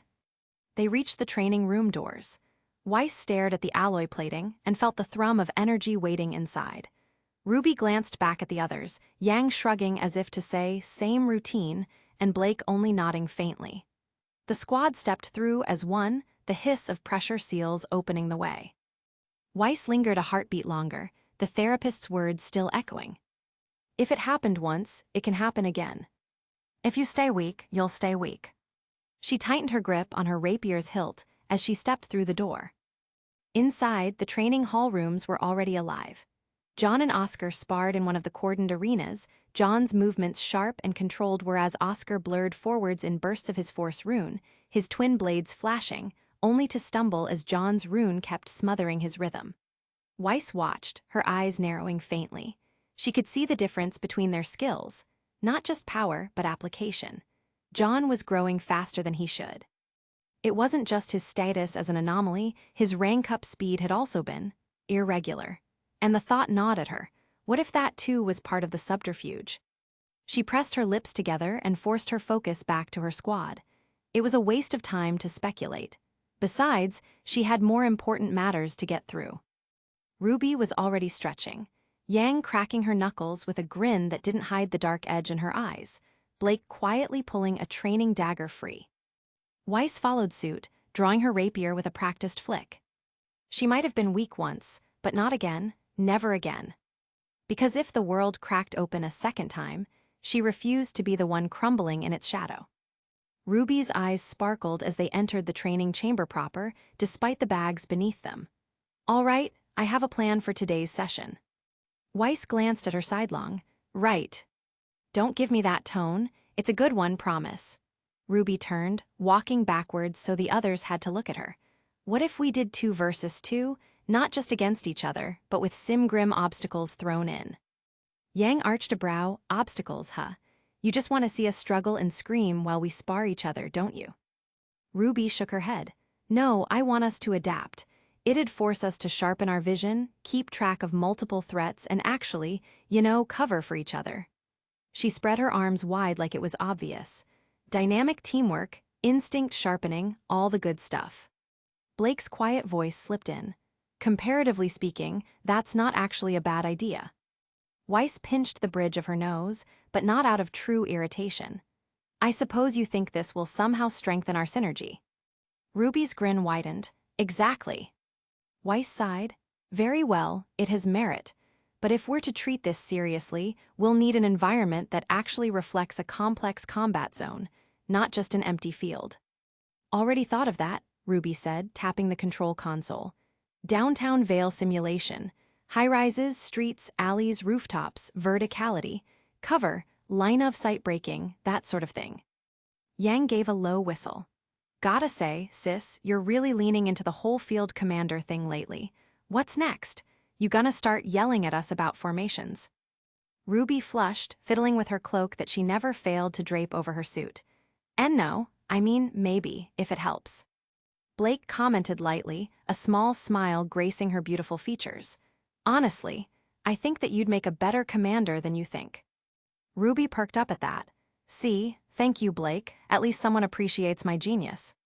Weiss muttered genius might be a stretch, but she didn't argue further. Yang clapped her hands. All right then, who's pairing with who? Ruby hesitated. Well, I thought maybe, me and Weiss against you and Blake. Yang tilted her head in curiosity, but it was Blake that asked the question instead. Why split us like that? Normally, you want to balance strength and control evenly between sides. Ruby scratched her cheek. I know, but Weiss and I have good combos. With her ability to create platforms and the like, plus my speed, excel bursts, all that, we've practiced it, and you and Yang. Yang threw an arm around Blake's shoulders, grinning. Are a power duo, is what she's trying to say. Blake gave her a side-eye. I was going to say we fight well together because you're reckless and I have to cover you. Ouch, Yang clutched her chest in mock pain, right in the body stat. Ruby laughed. See?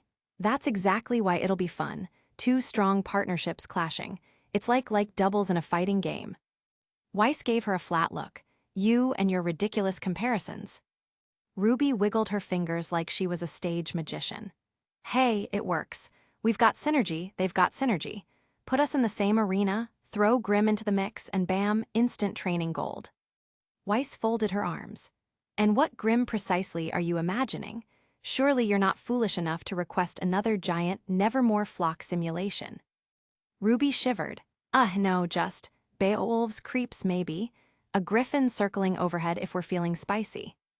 Yang's eyes gleamed. Now that's my kind of spar. Nothing like having to dodge a talon strike while punching your sister. Ruby's face reflected annoyance. Yang, to which her sister only shrugged in response. Weiss let out a sigh. All right, let's get this over with. Blake cut in smoothly, steering the conversation back. Hold on, I just want to make sure. The Grimm will be kept at a level that doesn't interfere too much, right? They should be obstacles, not the main fight. Ruby nodded. Exactly, think of them like moving hazards. We still focus on each other, but they keep us on our toes. Weiss tapped her rapier hilt thoughtfully. It will test reaction time, positioning, and resource distribution. Yes, it does make sense. She tilted her head toward Ruby. Very well, you have my agreement. Ruby pumped her fist in triumph. Yes. Yang leaned against the wall, arms crossed.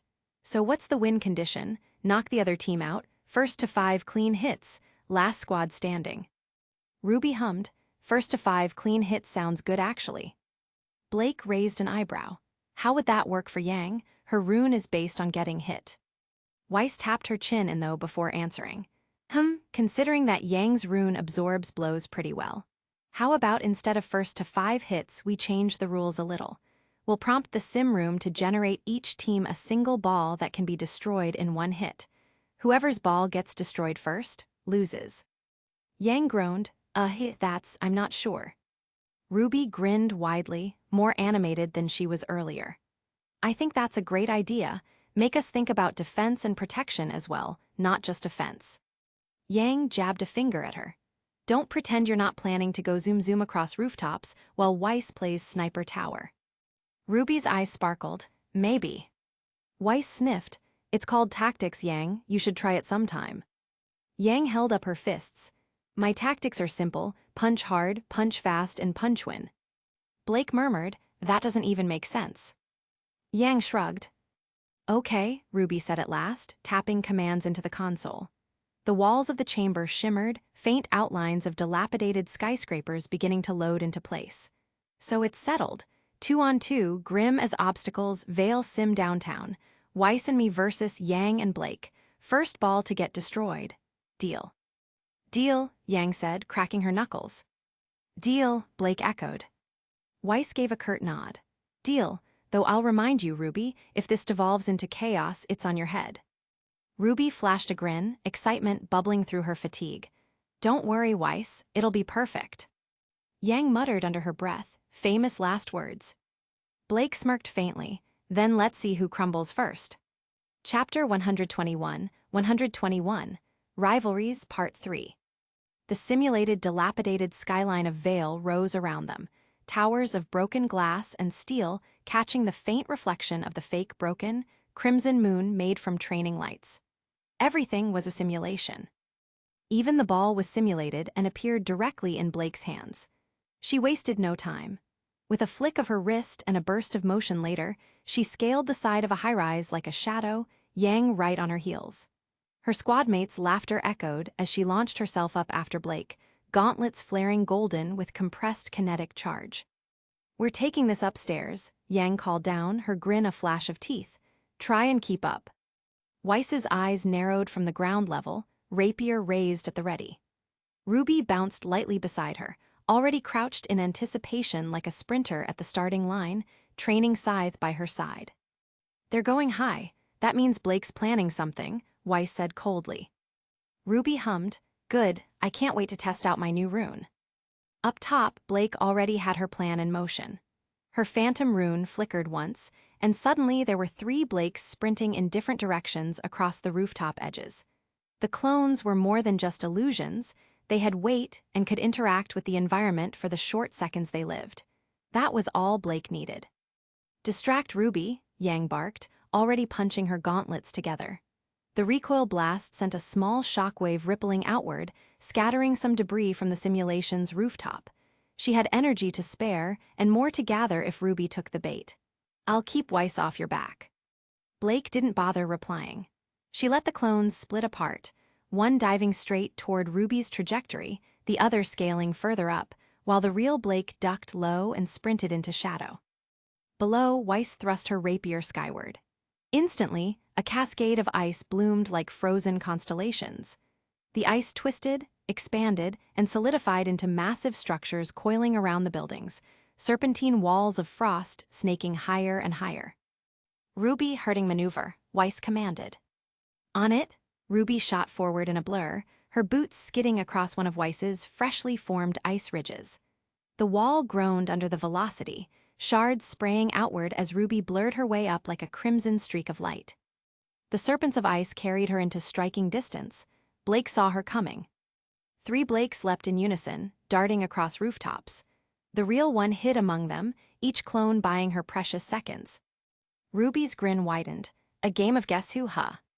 She blurred sideways, angling toward the nearest clone. Her rifle snapped into her hands from her back, magazine clicking. A shot rang out, not at Blake's chest, but down at the rooftop itself. The simulated concrete exploded into a shower of fragments, dissipating into motes of light. From below RWBY, Yang shot upward with a roar, fist cocked back and her other arm slamming against her rune frame. The kinetic discharge howled like a thunderclap, sending a shockwave surging through the ice wall RWBY had been riding. RWBY twisted, boots catching briefly on one of Blake's clones' face before it dissolved into shadow. She flipped over Yang's fist, landing upside down in midair, gun braced against her shoulder. Her finger squeezed. Bang! The bullet, accelerated far beyond its non-lethal setting by her rune, zipped not toward Yang's chest, but toward her footing, the exact ledge Yang was vaulting from. The building's edge shattered. Yang's boot slipped. Her eyes widened in surprise as her forward momentum pitched awkwardly. Seriously, Yang cursed, flailing before gravity claimed her. RWBY, that's cheating. Not my fault you're heavy, RWBY shouted back with a laugh. Yang plummeted. She slammed her gauntlets together, firing a desperate kinetic burst to soften her descent. The shockwave cracked the simulated ground as she landed with a grunt, knees bending deep. She grimaced, shaking off the stumble. Ow, okay, that's it. No more nice Yang. From the shadows below, a blade of ice erupted. Weiss stepped out of the serpent wall as if the city itself was giving her an entrance.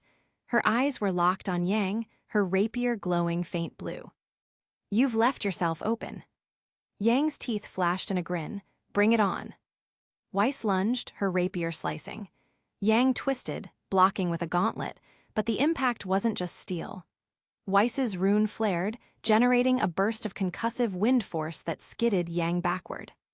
Meanwhile, above them, RWBY finally caught Blake's trail. Or thought she did. Another clone darted across a rooftop edge. RWBY fired again, clipping it, and it dissipated into smoke. The real Blake was already crouched behind a cooling unit, clutching the ball tight against her chest. Her heart pounded, her breathing steady, ears tuned to the rhythm of RWBY's slides.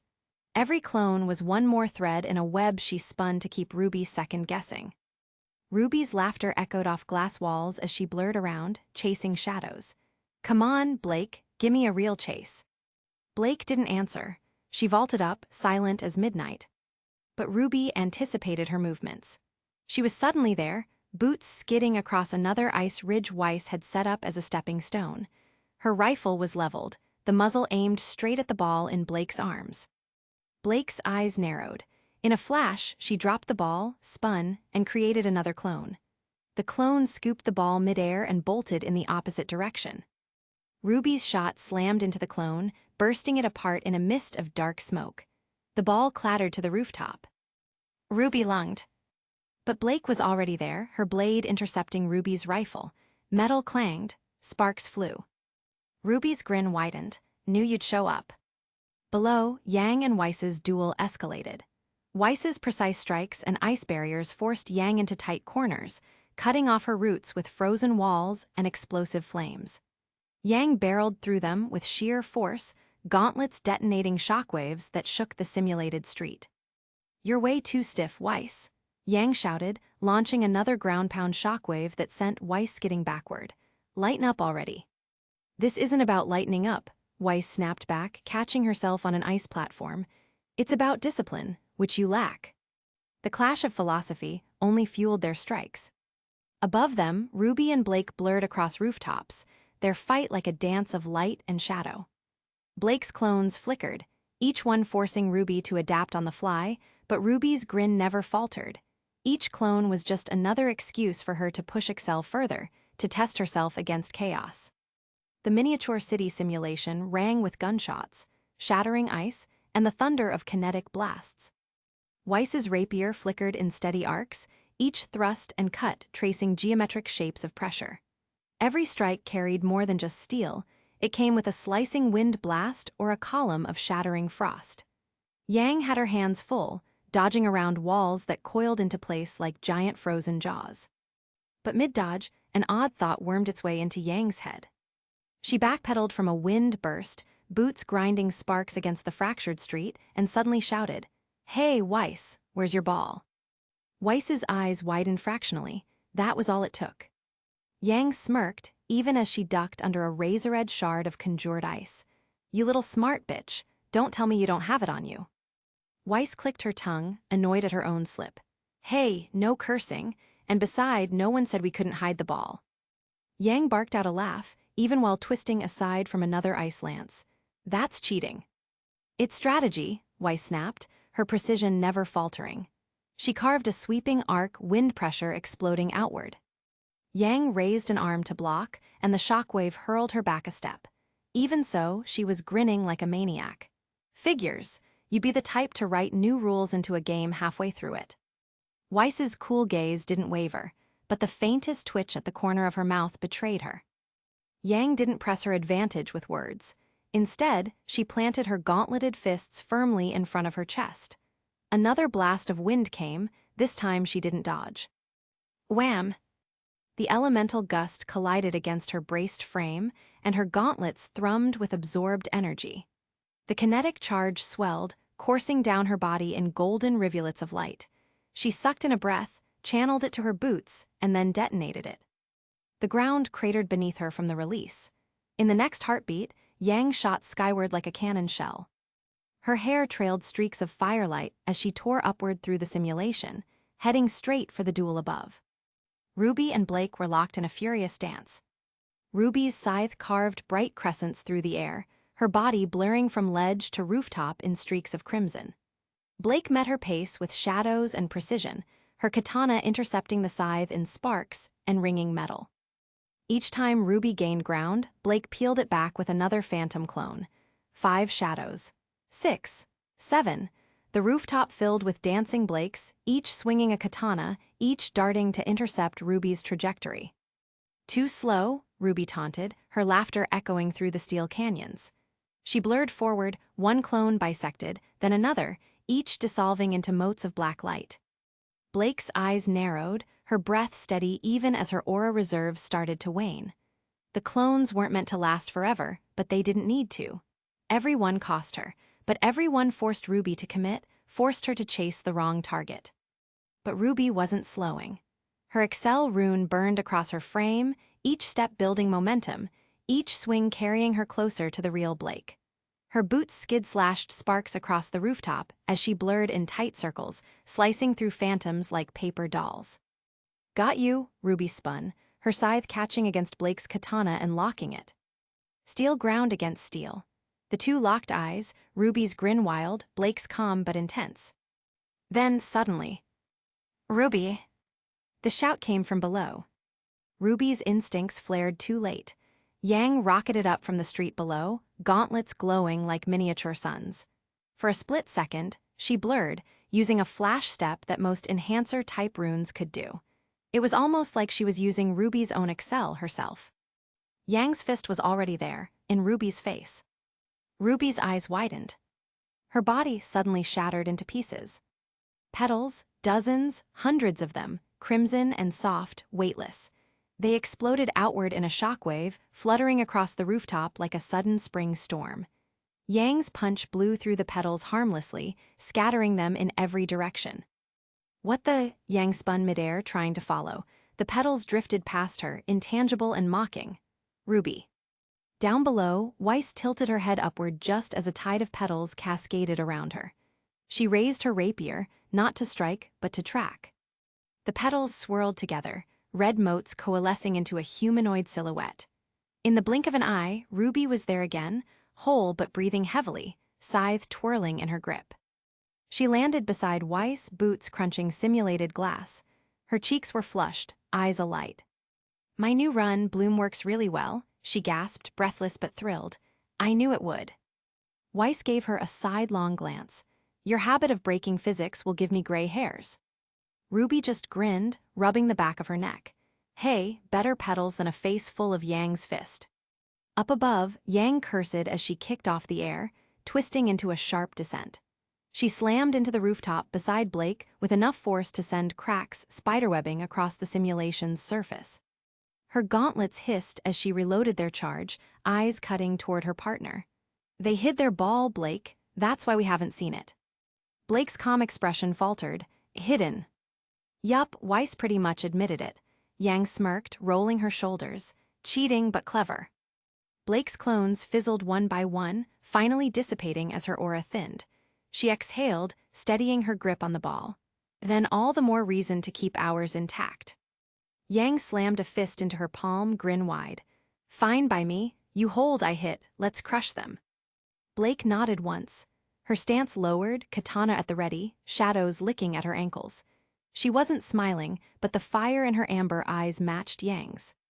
On the street below, Weiss raised a shimmering barrier of ice in front of RWBY, serpentine coils knitting tighter around the block.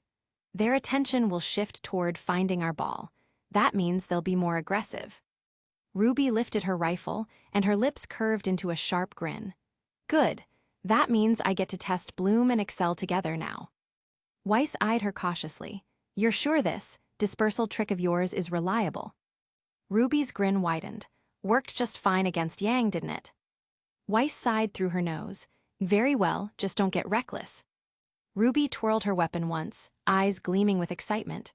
"Reckless is kinda my thing." The fake city trembled underfoot, neon signs flickering in the simulation's skyline. Overhead, Yang and Blake's silhouettes loomed at the edge of the rooftop, poised for a fresh strike. The next round was about to begin. Yang cracked her knuckles, still brimming with leftover charge from Weiss's blasts. "So, what now? We hunt the ball, split up, smash through Weiss and RWBY." Blake's amber eyes slid toward her, calm but calculating. No, I have a better plan. Yang tilted her head, intrigued. Oh, do tell, partner. Blake's grip on her katana tightened. If Weiss hid the ball, it's most likely in the ice, either buried inside one of her walls or hidden in the buildings. We don't have time to chase her around looking for it. She straightened, gaze unwavering. So we don't look, we destroy it, all of it, the walls, the streets, the buildings. If Weiss buried the ball in the simulation's terrain, then wiping out the terrain will wipe out the ball too. For a moment, Yang just stared, then her grin spread slow and wicked across her face. You want me to nuke the whole damn block? Yes, Blake said simply, with one blast. Yang's eyes gleamed, firelight practically sparking in her irises. I like it. Question is, how are we gonna crank me up high enough to make that happen? Blake's tone was deadpan, but her lip twitched like she knew Yang would hate the answer. I hit you, over and over, until you're burning with enough charge to level everything.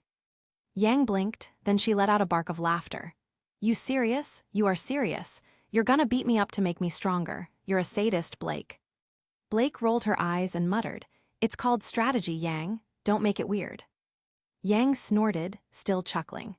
Fine, fine, go ahead. Just don't get carried away. I'd hate to find out my partner's been waiting for a socially acceptable excuse to rough me up. Blake gave her a flat look, raising her blade in preparation. Ready. Born ready, Yang grinned, planting her feet wide. But before Blake could move, the simulation's skyline shuddered. The neon lights above flickered, and from the shadows at the far end of the ruined street, a few massive things crawled out. 8 jagged legs scraped against glass and steel, the air filling with the screech of tearing metal. Chitin gleamed under the city's false moonlight. A serrated stinger rose high. A Deathstalker, and not just one. 3 of them. The street cracked as they scuttled forward in unison. The simulation's fail-safes deciding it was time to crank the difficulty. Yang's grin sharpened, adrenaline surging. Right, completely forgot that grim obstacles were added too, to be honest. Blake exhaled slowly, katana angling low as shadows flickered at her heels. Same, guess we'll have to worry about them now too. Chapter 122, 122 Rivalries, Part 4. Yang just rolled her shoulders, gauntlets clanking as they primed. Come on, Blake, you said you needed to build me up, right? Guess we just got a few punching bags delivered. The first Deathstalker screeched, a horrible metallic shriek that scraped through the air. Its tail curled, glowing red with rune energy. Move, Blake shouted. A projectile blast screamed through the space they'd been standing in a heartbeat earlier, shattering half the rooftop behind them into dust. The shockwave blew Blake's hair across her face. Yang whistled. Simulation my ass, that would have stung. Below, RWBY and Weiss had already noticed the chaos. Weiss was shouting something, her voice muffled under the roar of collapsing structures. RWBY, did you seriously configure rank 1 Deathstalkers here? RWBY winced mid-leap as she blurred along an ice bridge Weiss had conjured earlier. A funny story. Weiss's eyes widened, tone sharpening. RWBY. Okay, RWBY said quickly, landing beside her. I thought ranks were a little too weak to serve as obstacles, so I might have made them rank 1. Weiss's sighed in frustration. Seriously. RWBY winced, shrinking slightly. It sounded fun at the time. A thunderous crack split the air. Across the street, Blake barely dodged another Deathstalker's strike, except this one wasn't a tail shot. Its claw extended, a shimmering red energy projection snapping forward like a whip and slicing straight through a simulated building. The upper half of the structure sheared off cleanly, crashing into the next block. Blake landed hard on a ledge, eyes wide. That's not a tail rune. Yang blinked. Wait, did that thing just? Use projection claws, Blake finished grimly, katana raised. That's a very rare rune skill that Deathstalkers are supposed to have. RWBY, hearing that from down below, gave an awkward little laugh. Ahaha, random rune sets are good for training variety. Right. Weiss didn't even look at her. If we win this, you are never setting parameters again. One of the Deathstalkers turned its glowing eyes toward them, tail rearing back. Weiss barely had time to conjure an ice wall before 3 red energy stingers slammed into it, shattering it like glass. RWBY. RWBY blurred forward, rifle out. She flipped midair, pulling the trigger. Bullets ripped across the field and punching against the Deathstalker's armor. It didn't slow. RWBY landed, reloaded, and said, "Okay, that's new armor coating. Weiss." "Working on it?" Weiss snapped, thrusting her rapier into the ground. A circle of ice flared beneath her boots, runic aura interlocking, and from the street erupted a massive spear of ice. It punched through the Deathstalker's front legs, pinning it. Yang landed next to them in a thunderous impact, shaking the asphalt. "You guys getting all the fun down here." Weiss pointed her rapier at the nearest Deathstalker. "Be my guest." Yang cracked her knuckles. "Gladly." She surged forward, the street fracturing with every step. A volley of tail shots screamed toward her, but she met them head-on, gauntlets glowing gold. Each blast that hit her only made the glow brighter, each impact feeding into the kinetic charge that pulsed through her. "Come on, one more?" she taunted, leaping up just as another blast fired. She caught it with her palm midair, twisted, and threw the stored energy back like a fastball. The countershot slammed into the Deathstalker's head, blowing half its faceplate apart in a burst of sparks and blue simulation fragments. "Yang," RWBY shouted, twirling her scythe. "Left." Yang turned just in time to see the second Deathstalker leap off a nearby rooftop, its claws raised high, both glowing. "Shit, when did that one climb the building?" Blake appeared in front of her, slashing upward in a blur. A shadow of herself followed the movement, her phantom clone intercepting the first claw strike. The shadow shattered instantly, but it bought Blake enough time to roll under the second and slice at the creature's leg. It howled and stumbled, its leg flickering into polygons where the hit registered. "Nice one," Yang said, already slamming an uppercut into its jaw. "Focus," Blake barked, darting aside. "Don't get overconfident." Yang grinned. "I'm not overconfident, I'm just warming up." A new sound sliced through the chaos, something sharper and higher pitched. Weiss turned, eyes narrowing. The third one. It was leaping from skyscraper to skyscraper like an enormous spider, its claws embedding into glass and steel. Its tail glowed, and this time, instead of firing stinger energy bolts, it fired stinger energy blades. Thin, spinning crimson discs of compressed energy, arcing like shuriken. When did that even become an option for Deathstalkers? "It shouldn't," Weiss ducked as one sliced past her cheek, close enough to leave a burn. "RWBY, change the parameters." RWBY yelped, dodging another spinning blade. "I can't. If we do, the simulation will reset, remember." "Then fix it." RWBY groaned, spinning her scythe around to deflect an incoming blade. "I can't fix it while it's trying to murder us." "Excuses," Weiss shouted, launching a flurry of ice shards. Yang and Blake had regrouped. Blake's breathing was shallow, creating so many phantoms had taxed her aura. Yang looked back at her and said, "Hey, I'm still not fully charged. Wanna hit me a few times while we're at it?" Blake shot her a flat look even while slashing another claw off a Deathstalker. "You're ridiculous." Yang winked, "Ridiculously effective." "Fine," Blake muttered, "hold still." Yang planted her boots. Blake drew in a breath, clones gathering around her, and struck once, twice, 3 times in rapid succession. The blows echoed like thunder, slamming kinetic energy into Yang's gauntlets and armor. By the time Blake stopped, Yang's body was glowing faintly gold-white, like molten metal under her skin. Yang grinned wide. "Now that's what I'm talking about."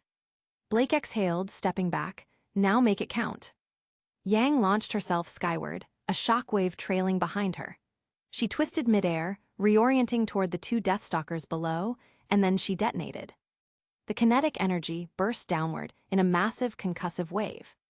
The street below exploded outward. Buildings collapsed in perfect simulation physics, ice walls shattering into mist, holographic debris scattering everywhere. The Deathstalkers screamed, bodies flickering from damage overload before shattering into polygonal dust. RWBY and Weiss barely had time to duck behind a half-fallen construct. When the noise finally faded, half of the simulated buildings were just gone. Only smoke, rubble, and the faint hum of energy remained. RWBY peeked out from behind the cover, wide-eyed. "Wow." Weiss slowly turned to her, voice dangerously calm. "See, this was your fault." RWBY raised her hand sheepishly. "In my defense, I have no defense." Yang landed a moment later, cracking her neck with a satisfying pop. Ball's gone too, she said, surveying the ruined field that looked more like a crater than a cityscape. Pretty sure that counts as a win for us. Blake dropped down beside her, boots clicking softly against fractured concrete that flickered with simulation static. Actually, she murmured, brushing a strand of black hair from her cheek, I dropped the ball as well, and I think it was crushed when your explosion hit. So technically, she lifted a brow, it's a tie. Yang stared at her. Aw, seriously. Blake gave a half smile, shrugging one shoulder. Unless you want to count mutual destruction as victory conditions. Yang threw her arms up dramatically. Aw, come on, that was a perfect finisher. Big explosion, epic landing, ice serpents turning into shrapnel. RWBY hopped down from the fractured remnants of a simulated skyscraper, scythe folded neatly over her shoulder. And total property damage exceeding 3 million lien, she teased. Yeah, 10 out of 10, Yang, textbook awakened prowess. Yang turned to RWBY, hands on hips. Hey, I call it dramatic impact. Dramatic impact, Weiss repeated, arching an eyebrow. You turned half the arena into a wasteland. I thought this was training, not a demolition derby. RWBY grinned sheepishly. Heh, technically both. Weiss shot her a flat look. You and your technically. She crossed her arms and exhaled through her nose, the picture of long-suffering elegance. Honestly, I still don't understand why the simulation allowed that much explosive feedback. Yang chuckled, because I'm awesome. Weiss glared. Because someone, she jabbed a finger in RWBY's direction, set the grim modifiers to randomized skills. That's why that Deathstalker decided to slice through a building instead of firing stinger projectiles. RWBY rubbed the back of her neck, laughing nervously. Oh, right, about that. You what? Weiss snapped. I thought it'd be fun, RWBY said quickly, her words tumbling over each other. You know, a little spice, shake things up, make it more unpredictable. Yang whistled low. Unpredictable's one word for it. Nearly getting bisected by a scorpion that fires energy claws is another. Blake smirked faintly. Admit it, you enjoyed it. Yang shrugged. Okay, yeah, that part was pretty awesome. Weiss groaned and pressed a hand to her temple. I swear, every training session turns into a circus act with you three. RWBY stuck out her tongue. Hey, it's not our fault you built an entire ice fortress just to hide a dodgeball. Yang blinked and turned toward Weiss. Wait, hold up. Where did you even hide your ball, Ice Queen? Weiss sniffed, brushing invisible dust off her sleeve. If you must know, it was encased within the lower ice serpents, perfectly safe and undetectable. Yang's eyes widened. In the ice, like underground. Weiss nodded primly. Yes, concealed beneath multiple layers of elemental shielding. A simple, elegant solution. Blake tilted her head, lips curving into a knowing smile. Told you, she murmured to Yang. Yang nodded. You're quite the counter-strategist, ain't ya, Blake? Blake folded her arms. I figured Weiss would hide it somewhere pristine and symmetrical. She couldn't resist. RWBY giggled. Yeah, that sounds like Weiss. Weiss looked between them, scandalized. Excuse me, my strategic placement was not predictable. Yang laughed, clapping her hands together. Oh, it totally was. You're like the queen of predictable perfection. If there's a way to make something complicated and stylish, you'll find it. Weiss huffed, style is not a crime. RWBY leaned closer to Weiss with a mischievous grin. Neither is overkill, apparently. Yang slung an arm over Blake's shoulders. Guess that means we're all even, huh? Half the city gone, both balls vaporized, and Weiss's pride a little cracked. Excuse me, Weiss sputtered. RWBY giggled. She means metaphorically, probably. The simulation began to flicker around them. The massive frozen walls shimmered like glass before dissolving into motes of light. Crumbled buildings unraveled into geometric fragments, the illusion fading until the four girls stood once again on the clean white tiles of the beacon training chamber. Yang stretched with a satisfied groan, rolling her shoulders. Well, that was fun. Weiss crossed her arm with a sigh. Whatever. RWBY turned to her with an impish grin. Come on, Weiss, you have to admit, it was kinda cool when Yang punched through that whole ice wall like boom, and the Deathstalkers were like pew-pew, and... It was chaos, Weiss interrupted sharply. Uncontrolled, inefficient chaos. Blake smiled softly. You're not denying it was fun, though. Weiss faltered, eyes flicking aside. Fun is subjective. Yang laughed. Translation, she liked it. RWBY pumped a fist. Team training success. Weiss groaned. Please don't make that our new motto. Yang struck a heroic pose. Team causes controlled mayhem all the way. RWBY giggled uncontrollably. Controlled mayhem, I like it. Blake muttered under her breath. Not so controlled. RWBY twirled her scythe back into compact form and leaned on it like a staff. So, what do we call the score? Tie. Yang gave her a lopsided grin. Guess so. Still gonna say my explosion was the real MVP, though. Blake smirked. You mean my dodges and hits that built up your charge were the real MVP? Weiss raised a hand dryly. Technically, without my ice there would have been nothing to explode. RWBY gasped theatrically. So everyone's the MVP. Yang groaned. That's not how MVP works, Rubes. RWBY shrugged, eyes twinkling.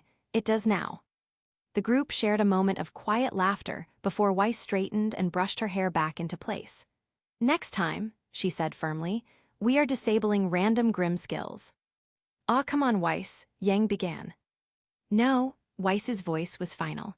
No more randomized projectile claws or whatever those sword projectiles were. RWBY pouted, but it keeps things interesting. Yang grinned, leaning in, and that's what makes it fun. Blake sighed, shaking her head. Remind me again why we're in the same squad. Because I'm awesome, Yang replied instantly. Blake smirked faintly. Right. Chapter 123, Rivalries, Part 5. The doors to the sim room hissed open with a mechanical sigh, spilling out a wash of cool air. John stretched his arms overhead, bones cracking in protest, and let out a long exhale. His training frame clung tightly to his body, damp with sweat from the last 2 hours. Beside him, Oscar wiped his face with a towel and took a long pull from his water bottle. That was a good session, John muttered, rolling his shoulder. If I had to block any more of those chain combinations, I think my arms would have fallen off. Oscar shrugged. Right, you're acting as if you totally didn't mop the floor with me. Besides, you're the one who said you wanted more real-time coordination drills. Yes, but not get speed blitzed for 30 straight minutes during those drills. Oscar snorted and smiled. Details. The corridor outside the simulation chambers was busy with Lucid personnel walking to and fro, performing their ever-shifting myriad of duties. The lights cast long reflections across the floors as they walked together toward the vending unit by the hall's end. John leaned against the cool metal surface of the vending machine, his gaze caught on the glass panels across the hall. One of the larger simulation rooms was still active, its interior glowing faintly blue from the runic energy-imbued tiles. He slowed. Inside, 4 figures darted through a projection of a dilapidated version of downtown Vale, high-rise rooftops, neon lights, and scattered digital debris. Ice walls snaked through the air like crystalline dragons, dissolving and reforming with Weiss's precise movements. RWBY was a blur of motion, her Excel rune flaring with every step, while Blake's shadow clones flitted between beams of light. Yang, true to form, barreled through a building's side like an incoming comet. Oscar followed John's gaze and gave a low whistle. RWBY's team. John nodded. Yeah, they're extremely strong. They both stood there for a while, watching in silence. Inside, RWBY shot forward, vanishing into a crimson blur, while Weiss traced elemental attacks with graceful precision. The training chambers system responded immediately, spawning a wave of simulated grim Deathstalkers that came crawling out from the shadows. Oscar murmured, "Wow." John folded his arms. Their synergy is vastly better than ours, he admitted. Better, Oscar said, incredulous.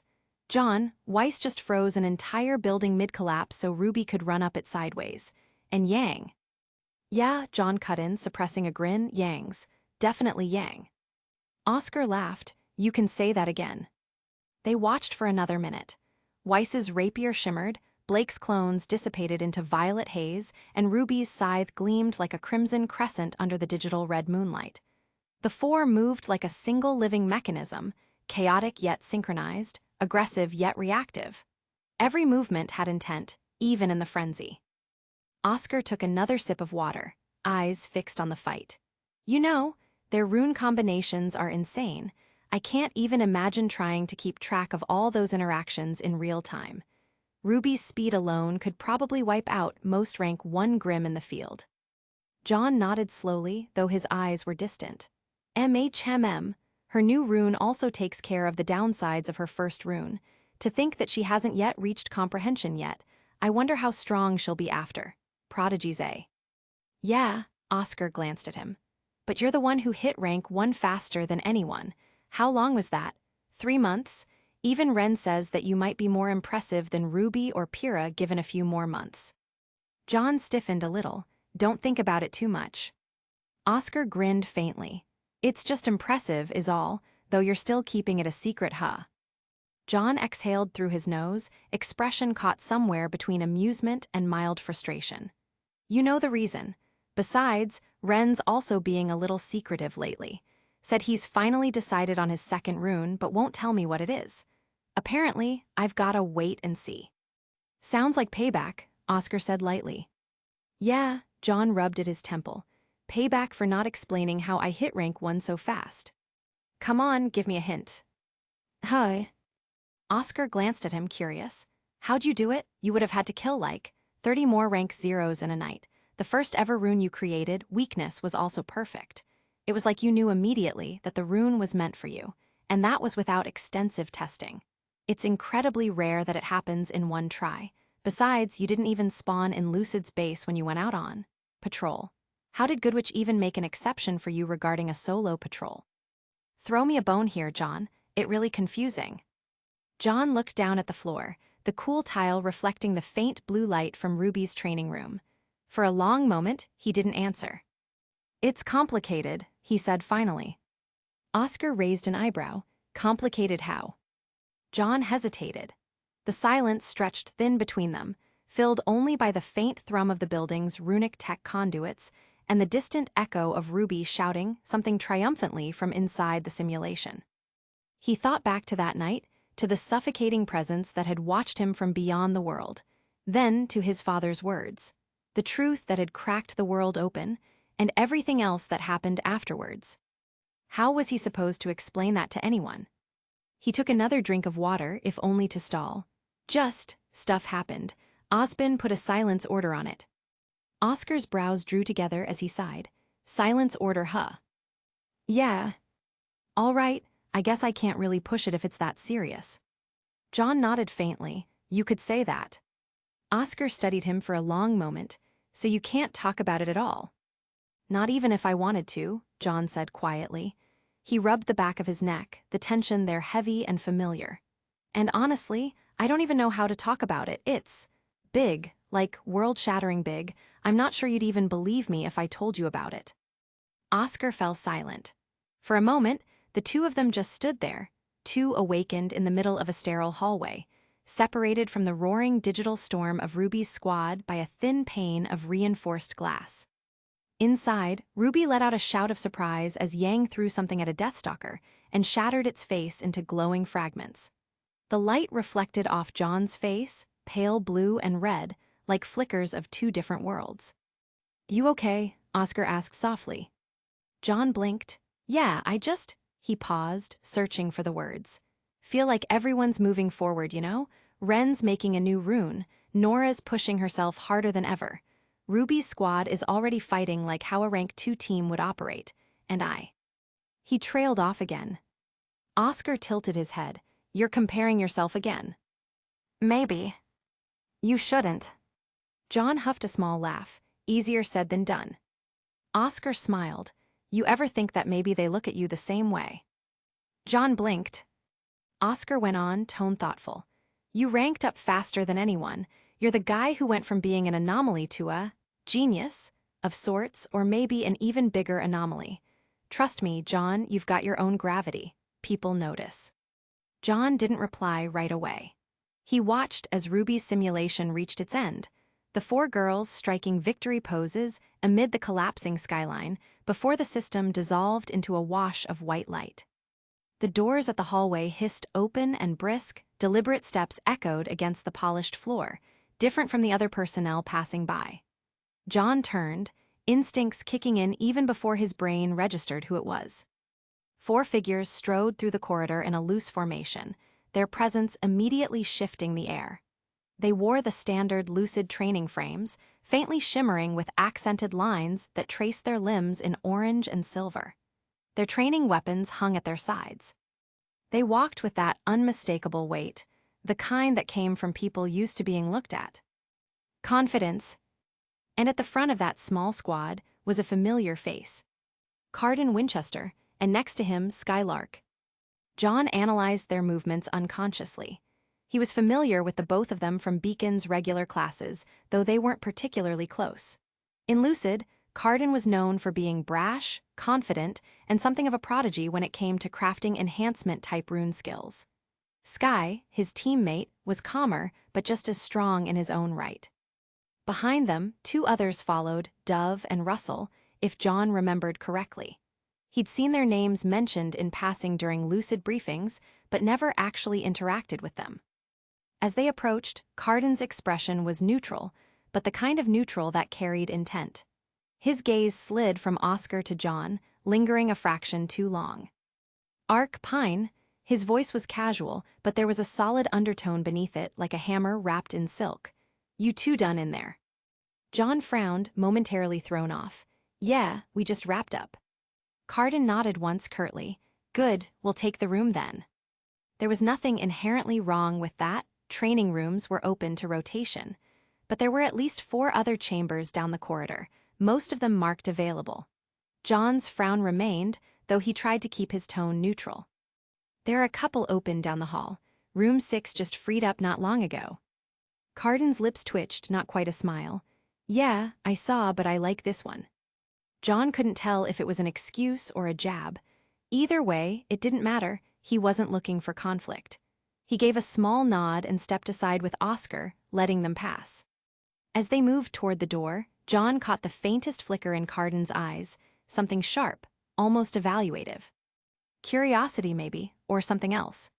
Sky gave John a polite nod as they passed, while Dove and Russell were busy adjusting their weapon calibrations, the faint sound of mechanisms locking into place echoing down the corridor. They were halfway to the door when Carden stopped. He turned slightly, head tilting over his shoulder. Hey, Ark. John paused. Yeah. Carden's voice carried easily across the short distance, steady and even. Heard you hit rank 1 already. John felt Oscar shift beside him. He blinked once, keeping his expression neutral. Something like that. Carden's brows rose. Fastest one to do it this year, apparently. People are saying it's one of the quickest recorded in Lucid history. Oscar scratched the back of his neck awkwardly. It's true, kind of crazy actually. Carden didn't look at Oscar. His attention stayed locked on John. John gave a small shrug. Guess I got lucky in my patrols. Carden's eyes narrowed just slightly, not with suspicion, but with something that felt uncomfortably close to appraisal. Like he was trying to measure John without actually saying so. Lucky, huh? John nodded. That's all there is to it. For a moment, the 2 of them just looked at each other. Carden's stance loose but deliberate, and John's posture casual but alert. The silence stretched. Even the faint hum of the simulation systems felt like it was waiting. Then Carden smiled, small, sharp. We should spar sometime. John's frown was almost imperceptible, but it was there. Spar. Yeah, Carden said, tone light but his gaze unwavering. You know, compare notes. It's been a while since I've had a good match against someone outside my team, and they say you've got some unconventional methods. Oscar shot John a quick glance. You sure you wanna? Yeah, Carden cut in, though his eyes never left John. I'm sure. What do you say, Ark? John hesitated. He could sense it now, that subtle tension underneath Carden's words. It wasn't open hostility, not exactly, but there was something there, something brittle beneath the civility. Maybe it was competitiveness. Maybe it was pride. Maybe it was the simple fact that Carden wasn't used to someone else drawing more attention than he did. John crossed his arms loosely. I'll think about it. Carden smiled faintly, the kind of smile that didn't quite reach the eyes. You do that. He turned then, the rest of his team following him toward the simulation room. Sky tapped at the console, activating their environment settings, while Dove and Russell exchanged quick, quiet remarks. Before the door slid shut behind them, Carden cast one last look over his shoulder. John met it without flinching. Then the doors hissed closed, cutting off the faint blue light inside. For a long moment, neither John nor Oscar said anything. Finally, Oscar let out a low whistle. "Okay, that wasn't just me, right? He's totally sizing you up." John exhaled slowly through his nose. "Yeah, I caught that." Oscar leaned against the vending unit. "You think he's pissed that your ranking speed was faster than his?" "Maybe, but if that was the case, why not go for RWBY, or better yet, Pyrrha? She's the real prodigy. I personally think that he's more so just curious about what I did to get here, and probably the nature of my anomalous awakening." Oscar grinned. "Well, if it were me, I'd be both." John gave him a sideways look. "Hey," Oscar said defensively, hands raised, "I'm just saying. Most people take at least a year just to hit rank 1. That's including the rune testing, training, and drills that they'd have to complete. You, however, went from newbie to rank 0 to rank 1 before even half a year. That's gonna make waves no matter how quiet you are about it." John sighed. "That's exactly the problem. I am trying to stay quiet." "Well," Oscar said with a half smirk, "you might have to get used to the attention. People like Carden probably won't just let that kind of thing go." John didn't answer. His mind had already wandered, gears turning behind a calm facade. That look Carden had given him, it wasn't pure rivalry. There was an edge of something heavier, testing. Like Carden was gauging whether John was competition or a threat. He wasn't sure which possibility he preferred. Oscar nudged his shoulder lightly. "You okay?" "Yeah," John murmured, eyes flicking toward the still-closed door of the training chamber. The faint hum of energy behind it was barely audible. "Just thinking. About the spar. About what he's really after." Oscar tilted his head, considering that. "You think it's something else?" "Not sure," John said quietly. "I'm more curious if others around Lucid are going to start asking me for spars as well." The vending machine beeped softly, signaling the end of its cycle. Oscar grabbed his drink, but John stayed still, watching the glowing line of light along the floor that marked the training room's power flow. He could almost feel Carden's team moving inside, readying their runes, preparing for their own session. Oscar cracked open his drink and took a long sip. "You've got that look again." John blinked. "What look?" "The one that says you're about to overthink yourself into a headache." A small, weary smile ghosted across John's lips. "Maybe I already did." Oscar chuckled. "Well, whatever happens, try not to break the training floor next time, yeah? Those tiles are expensive." John rolled his eyes. "You and I both know it's practically impossible for a rank 1 to break those tiles." Chapter 124, Rivalries, Part 6. The locker room was quiet this usual time of day. Most of the trainees were still in the simulation blocks or the gym annexes, which left the long, large steel rows of lockers echoing faintly with the hum of the ventilation system. John pushed through the double doors, exhaling softly as the sound sealed behind him.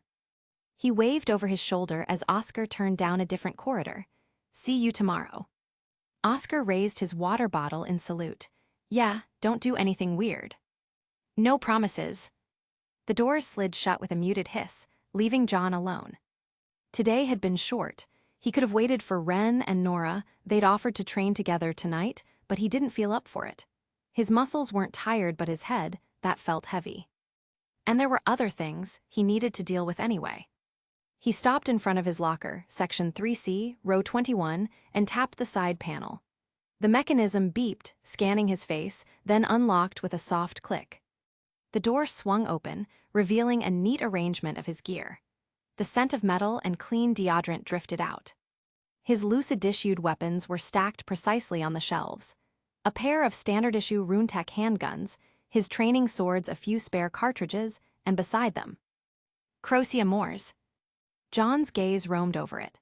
The sword rested in its worn leather sheath, the edges faintly scuffed, the grip dark from handling. It looked almost humble next to the sleek lines of his Lucid-issued blade, the one he had come to call Lux Eterna, a longsword forged from special alloy using rune technology. That one looked like something out of the future. Crocia Moors looked like something ancient. He reached out, fingers brushing the hilt, and for a brief moment the world felt smaller. Simpler.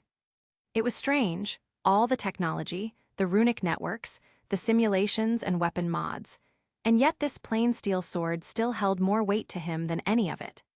He unlatched the sheath and lifted Crocia Moors free. The blade caught the overhead light, reflecting a soft gleam along its edge. There were neither nicks nor scratches from old battles. All damage his sword had accumulated in the past, within the dream, had never returned with him to reality. But still, John could feel the memories within the blade. Of his battles, of his early days in the dream. Of his father. John exhaled slowly, then began unfastening the locks on his training armor. The segmented plates retracted, hissing faintly as the conduits disconnected. He stowed the rune frame's suit back into the locker and pulled on his regular clothes, black pants, and beacon-issued jacket that he had bought a while back.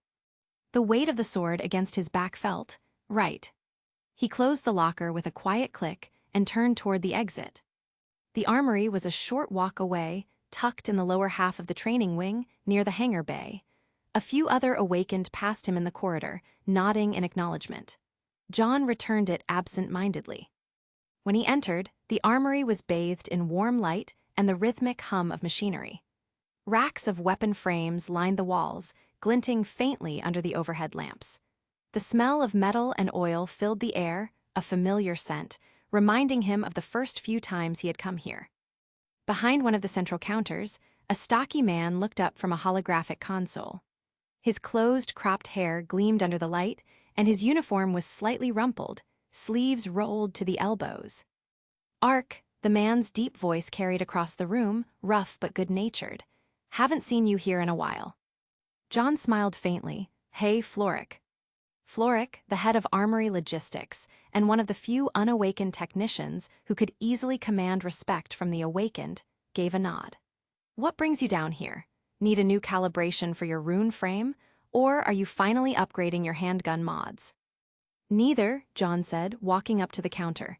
"Actually, I wanted to ask about something else." Floric raised an eyebrow. "Oh." John unslung Crocia Moors and set it gently on the counter. "This." Floric blinked. "That's not regulation." John chuckled. "No, it's personal." The older man leaned forward, curiosity piqued. He reached out, taking the sword with surprising care. "Mind if I?" "Go ahead." Floric turned it over in his hands, inspecting the blade, running a thumb along the fuller. The scanner embedded in his workstation beeped as he placed it beneath an overhead lens. Light swept across the sword in thin, rotating bands, data scrolling up on a small display beside them. "Huh," Floric muttered, eyes narrowing as he read. "Good balance, excellent tempering, carbon steel, traditional quenching. Whoever made this knew what they were doing." "My dad," John said quietly. Floric gave a low whistle. "Well, credit to him. This thing's solid work. Outdated, sure, but solid." He tapped a few readings on the holo display. "Still, you know it's not exactly built for Grimtier resistance after rank 0, right? Normal steel doesn't hold enough power to cut through their hides." John nodded. "I know it's not practical anymore, but..." Floric looked up. "Sentimental value." "Yeah," John said, smiling faintly. "It saved my life more than once in my first week of ever using it. I don't want to just leave it collecting dust."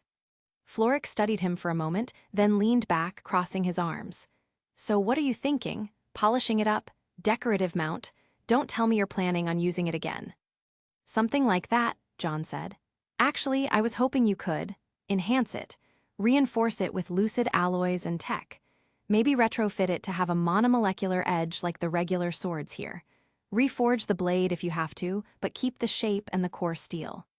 Floric blinked, as if making sure he'd heard right. "You want a hybrid? A traditional blade refitted with rune tech-grade components?" "Yeah." Floric whistled again, shaking his head. "You realize that's not cheap, right? And not easy. Most smiths just scrap and rebuild."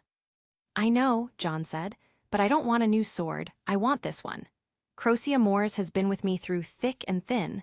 I'd rather give it new life than replace it." The older man chuckled. "You kids, always the sentimental ones." He set the sword back down gently. "All right, Humor me, why now? You've got Lucid Steel now. What was the name you started to call it?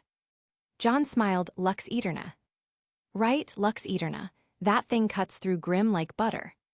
John's eyes flicked toward the sword, then back to Crocia Moore's.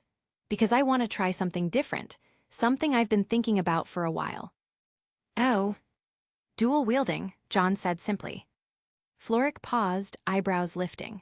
Dual wielding, huh? Not a common choice. You know that most awakened stick with a single weapon, right? Efficiency, John said. Skill, control, and power. Yeah, I know. Floric grunted. You'll burn twice as much energy-splitting focus. Are you Sue? I've tested it time and time again, John interrupted. In the dream, before Lucid even found me, I fought using 2 weapons back then, improvising, mostly, and it saved me more times than I can count. I've seen what it can do when done right. The older man studied him for a long moment. And you think you can pull that off in real combat? I know I can, John said quietly. Even during that amalgamation incident in Vale, where the restaurant breach was, when everything went to hell, I didn't have any of my stats. But when I grabbed a second weapon, it clicked. It just worked. Floric exhaled, rubbing his jaw. You're serious about this? Yeah. All right. The man finally nodded, expression shifting from skeptical to intrigued. I'll see what I can do. I can run a compatibility test, see if the core steel can handle some reinforcement without warping. If it passes, I can start working on an alloy infusion using a tech matrix. I'm not sure if it will be as indestructible as Lucid composites, but it should be pretty damn close. John's face brightened. Really? Don't thank me yet, Floric said, holding up a finger. I'm not even sure if the blade will break in the process. That's fine, John said immediately. Whatever it takes. Floric nodded, picking up Crocia Moore's again. All right then, I'll start the scans tonight. You'll get a report by tomorrow morning on whether it's viable. If it is, we'll move forward with the reforming process. Thanks, Floric, really. The man grunted, waving him off. Don't thank me yet, kid. You might end up hating the end result. John laughed. I'll take my chances. Floric grinned. You awakened types always do. As John turned to leave, the sound of metal clinking followed him, the rhythmic hum of machinery, the faint flicker of forge light dancing across the walls. He glanced back once more, watching as Floric set Crocia Moore's on the reinforced workbench beneath the scanner.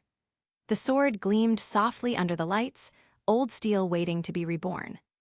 And as John stepped out of the armory and into the quiet hallway, he felt something settle in his chest.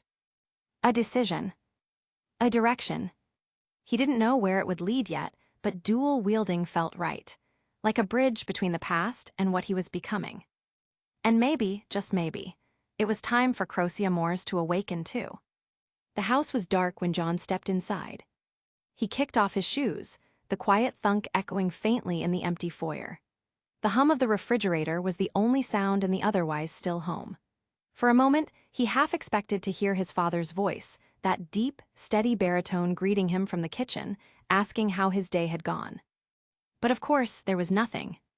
His father had left. John stood there for a long while, letting that silence breathe. Then he sighed, tossed his bag on the couch, and locked the door behind him. 7 stops. That's how long it took to get home from Beacon, using the train. 7 stops and a world apart from the life he used to know. The last few days had been strange. Not busy in the physical sense, Lucid had lightened his missions after the restaurant breach. But mentally, it felt like he was carrying a mountain on his shoulders. He pulled his phone from his pocket and scrolled through his messages. The last text in the ARC family group chat was from a few days ago. That was before the conversation. Before the ultimatum. John's thumb hovered over Jade's name. He could still remember the way her voice had cracked with sisterly worry when she had seen him armless. A panicked sisterly worry. She didn't remember the amalgamation or the monsters in the restaurant. She didn't remember the grim that tore through the veil in the world or the way John had nearly died. Lucid had made sure of that. And his father, when he called upon that entity to drag them into the dream, Nicholas had said words that still burned in John's chest. You'll see them again when you're ready to defeat me. John clenched his jaw, locking his phone and setting it on the table. He'd replayed that moment so many times, it almost didn't feel real anymore. That night was something he didn't like remembering. His father hadn't even needed to use any runes to dominate him. Against his father, a peak rank 2, it was akin to a baby trying to punch through solid stone. His father had smiled, cruelly and knowingly. "Everything I've done, John," Nicholas had said, standing over him in the light of the broken blood moon. Amidst the disintegrating corpses of rank 1 Grim. "Every lie, every secret. It was to prepare you for what's coming. The world doesn't have the luxury of ignorance anymore. If you want to change it, you'll have to surpass me and make that future never come to pass." John still remembered the calm in his father's eyes as he said it, and the resignation behind it. He hated that he understood the reasoning. He hated that, deep down, he could almost agree with it. But that didn't make the ache in his chest any lighter. He looked around the living room. It was clean, still arranged the way his father liked, minimalist, quiet, ordered. The faint smell of food still lingered in the air. The scent of the last meal his father had cooked for him. John rubbed a hand over his face. 2 years, he murmured, that's the deadline. 2 years to reach rank 2. 2 years to catch up to the man who had built his entire life around preparation. 2 years to fight his own father. And if Nicholas reached mastery in his 3rd rune skill before then? John exhaled through his teeth. Then I'm screwed. He couldn't let that happen, he wouldn't. His mind shifted gears from the frustration, the grief, to something steadier. Focused. Training. He stood, walking toward the corner of the living room where he had just recently installed a rack of weapons. He grabbed the 2 of the heavy wooden longswords and tested their weight in his hands. Not perfect, but they'd do. He remembered the first time he'd tried dual wielding back in Ansel, during that insane week when he'd first discovered the dream. He'd been terrified then, swinging a sword in one hand and a bent metal bat in the other against a hulking Ursa. Somehow, by sheer instinct and panic, he'd survived. He'd never forgotten how it felt, the flow between offense and defense, the way both hands worked in harmony instead of dominance. That memory, clumsy as it was, had stuck with him ever since. He set the swords at his sides, took a breath and began. Left hand leads, right follows. He slashed through the air, 1, 2, 3, then pivoted, crossing both blades into a high guard. The rhythm slowly started to click, each motion flowing a little smoother than the last. He closed his eyes and tried to picture the movements from the restaurant when he wielded the long chef's knife and the meat cleaver. There had been no hesitation then. No thought, just motion. He wanted that again. Minute after minute, swing after swing occurred in blaring speed, until his shoulders burned and his heartbeat pounded in his ears. He stopped finally, breathing hard. His hair stuck to his forehead and his shirt clung to his back. He stared down at the wooden swords. They looked plain, almost pathetic compared to Lux Eterna or Crocea Mors. But this wasn't about the weapon. It was about the motion, the feel of balance between both hands. He sank down onto the couch again, one sword resting across his knees. "Dual wielding, huh?" he muttered softly. "You'd probably call it stupid, Dad." He smiled faintly at the thought, a humorless sort of smile. "But it doesn't matter, I will surpass you, and I'll break that hallowed future." He looked up at the ceiling again, white, still, impassive, and let out a slow breath. Every night lately had been filled with more questions than answers. His father's words about the truth of the world still echoed in his head, about the beginning of the dream. If even half of what his father had said was true, then all understanding of the dream was simply just scratching the surface. Even if I have to die trying. Vampire strengths, blood magic, strong regeneration. Vampire weakness, holy sunlight. Werewolf strengths, transform at will, 2x as strong in the presence of a full moon, weak regeneration. Werewolf weakness, silver. Chapter 125, 125, Rivalries Part 7. Monitors lined the curved walls, each flashing with mission grids, while projectors floated hazard markers above the central platform. The air itself seemed to vibrate with energy, the combined pressure of dozens of awakened operatives gathering in one place. John stood near the back of the main hall, leaning against a pillar as RWBY chattered beside him.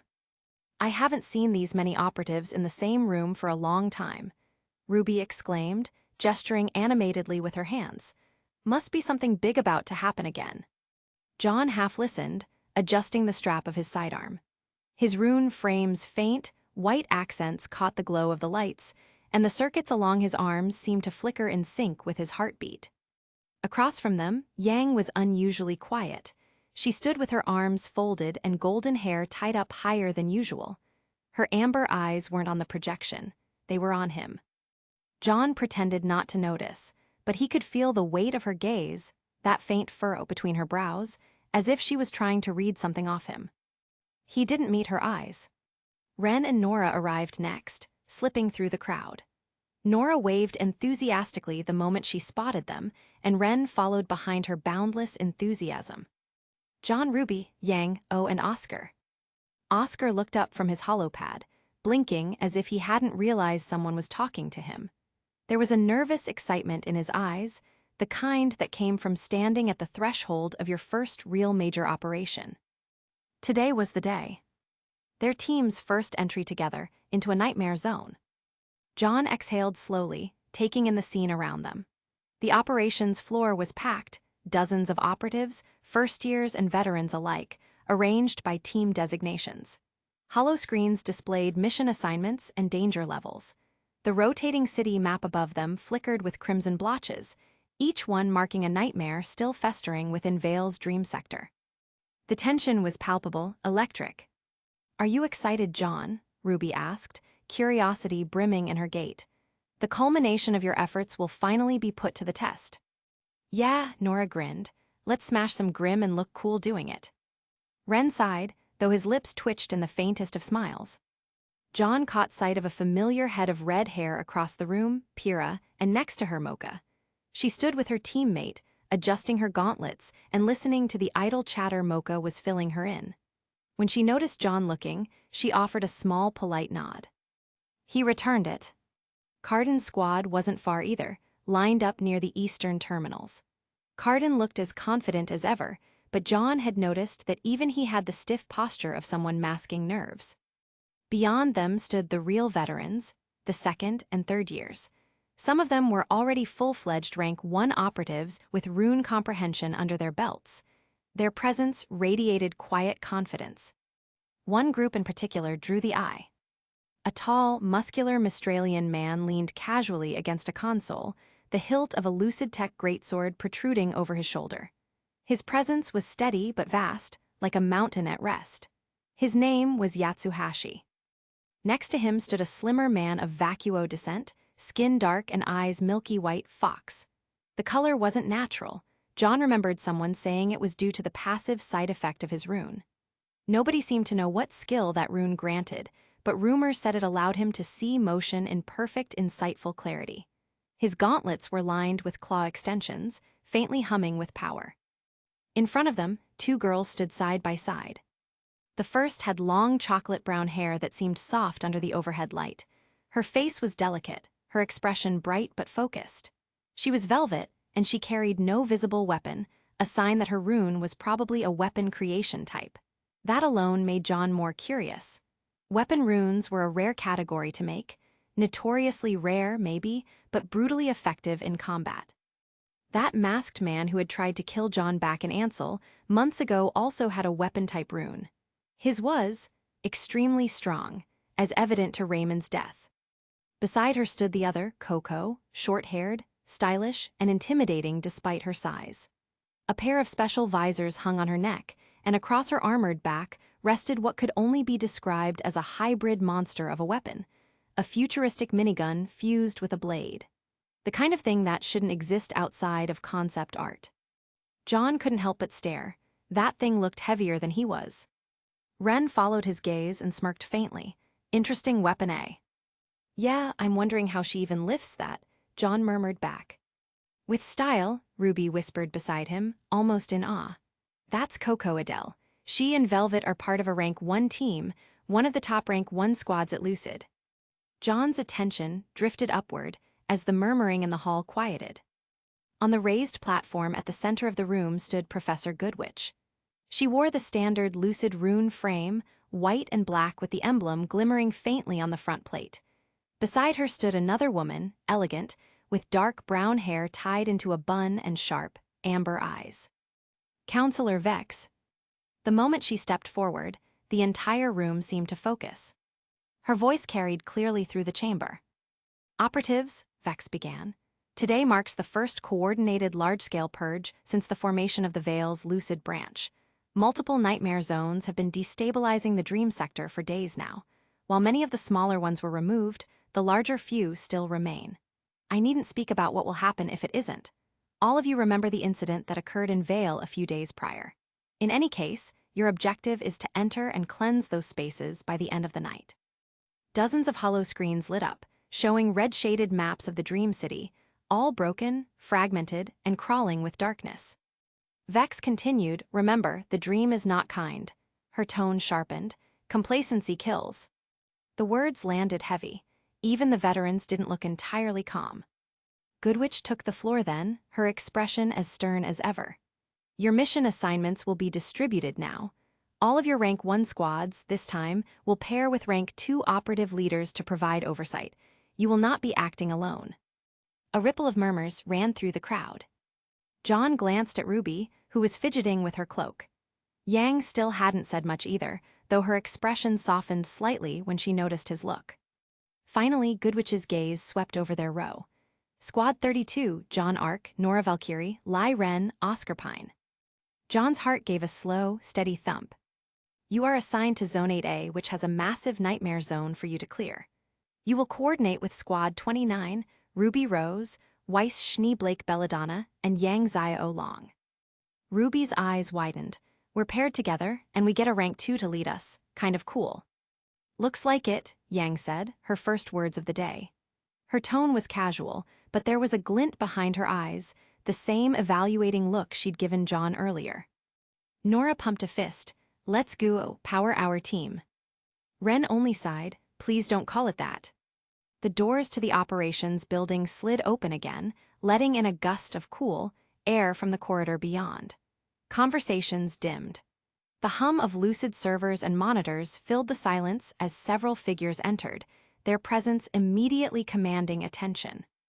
Even before John recognized faces, he could tell by the faint presence they were exuding, the distinctive glow of power that was standard for higher ranks. It was the kind of strength that could anchor an entire team within the chaos of the dream realm. He spotted familiar ones first, Professor Oobleck. His black frame was painted with an emerald accent. His broad shoulders appeared even more broader in a rune frame. Finally, his eyes drifted to the tall woman with snow-white hair tied back into a neat braid. She moved with practiced precision, eyes scanning the crowd with a commander's efficiency before settling on Weiss. John had seen her once before the incident had occurred in the restaurant at Vale. "Winter?" Weiss asked, slightly shocked, the name leaving her like a breath she hadn't realized she'd been holding. Her sister's stern features softened, barely. "Weiss, keep your squad sharp today." A faint smile, gone almost as quickly as it appeared. "Don't let emotions cloud your performance."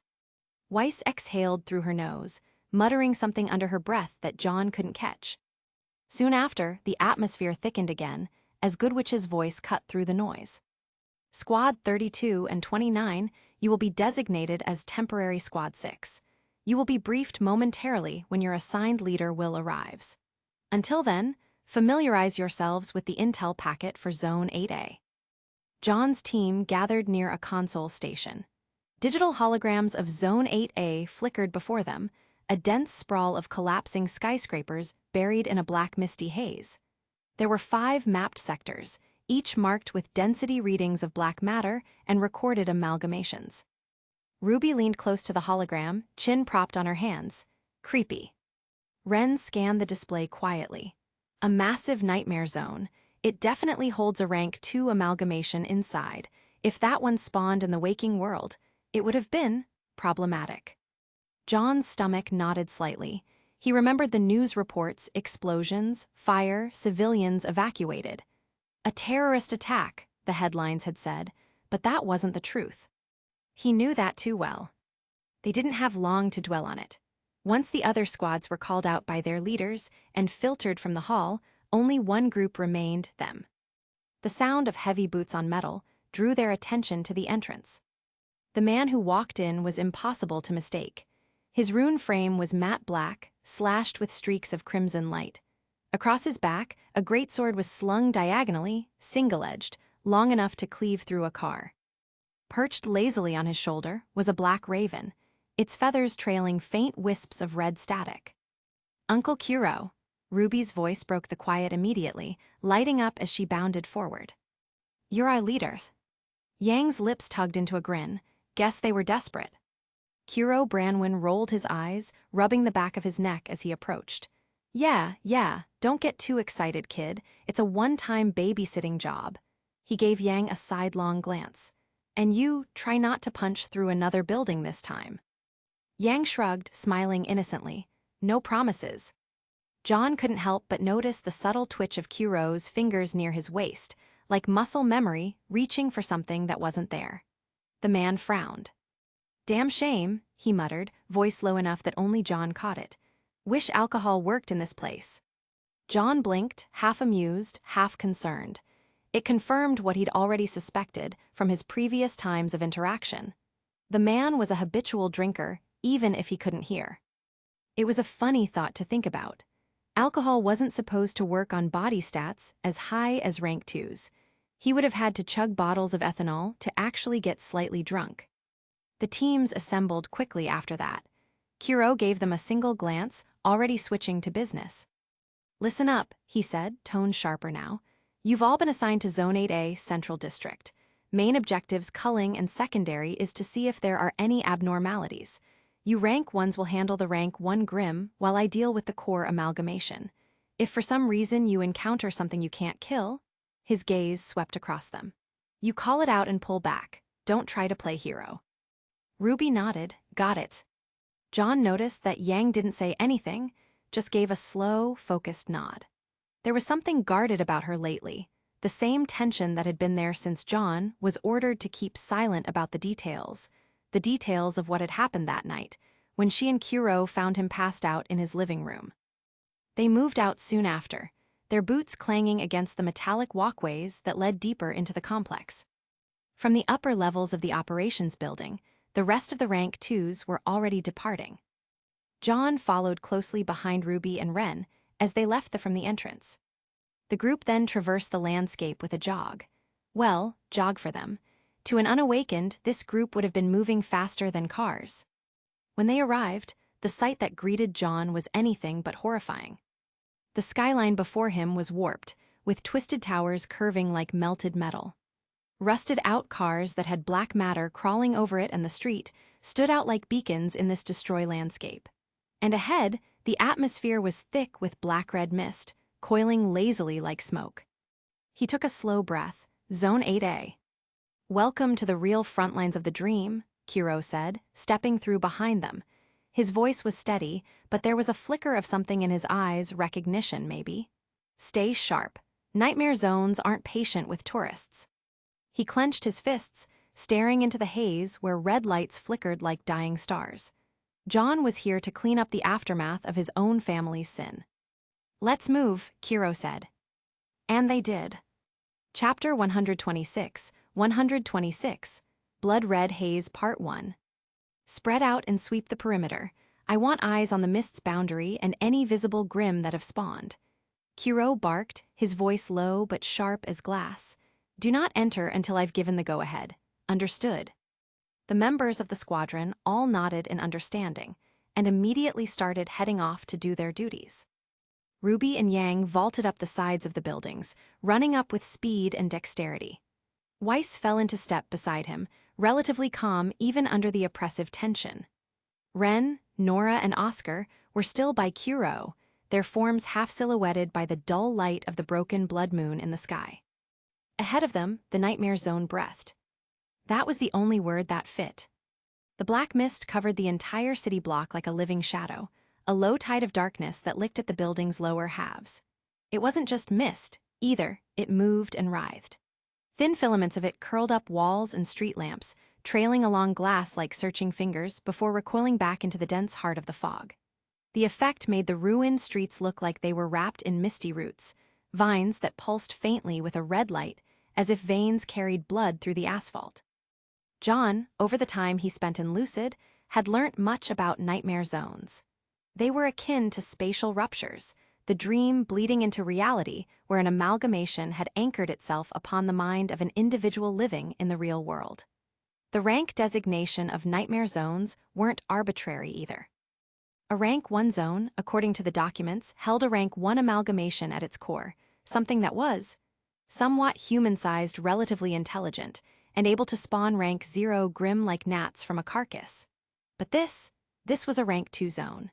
The mist was denser, darker, and even the air shimmered faintly around its edges, warping the red light from the moon like heat rising off tarmac.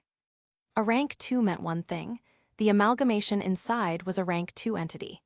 And that meant that it could create Rank 1 grim en masse. John exhaled slowly, the breath fogging in front of him despite the lack of cold. It wasn't nerves, at least that's what he told himself. Weiss caught his glance. "Are you doing all right?" she asked, her voice soft but edged with concern.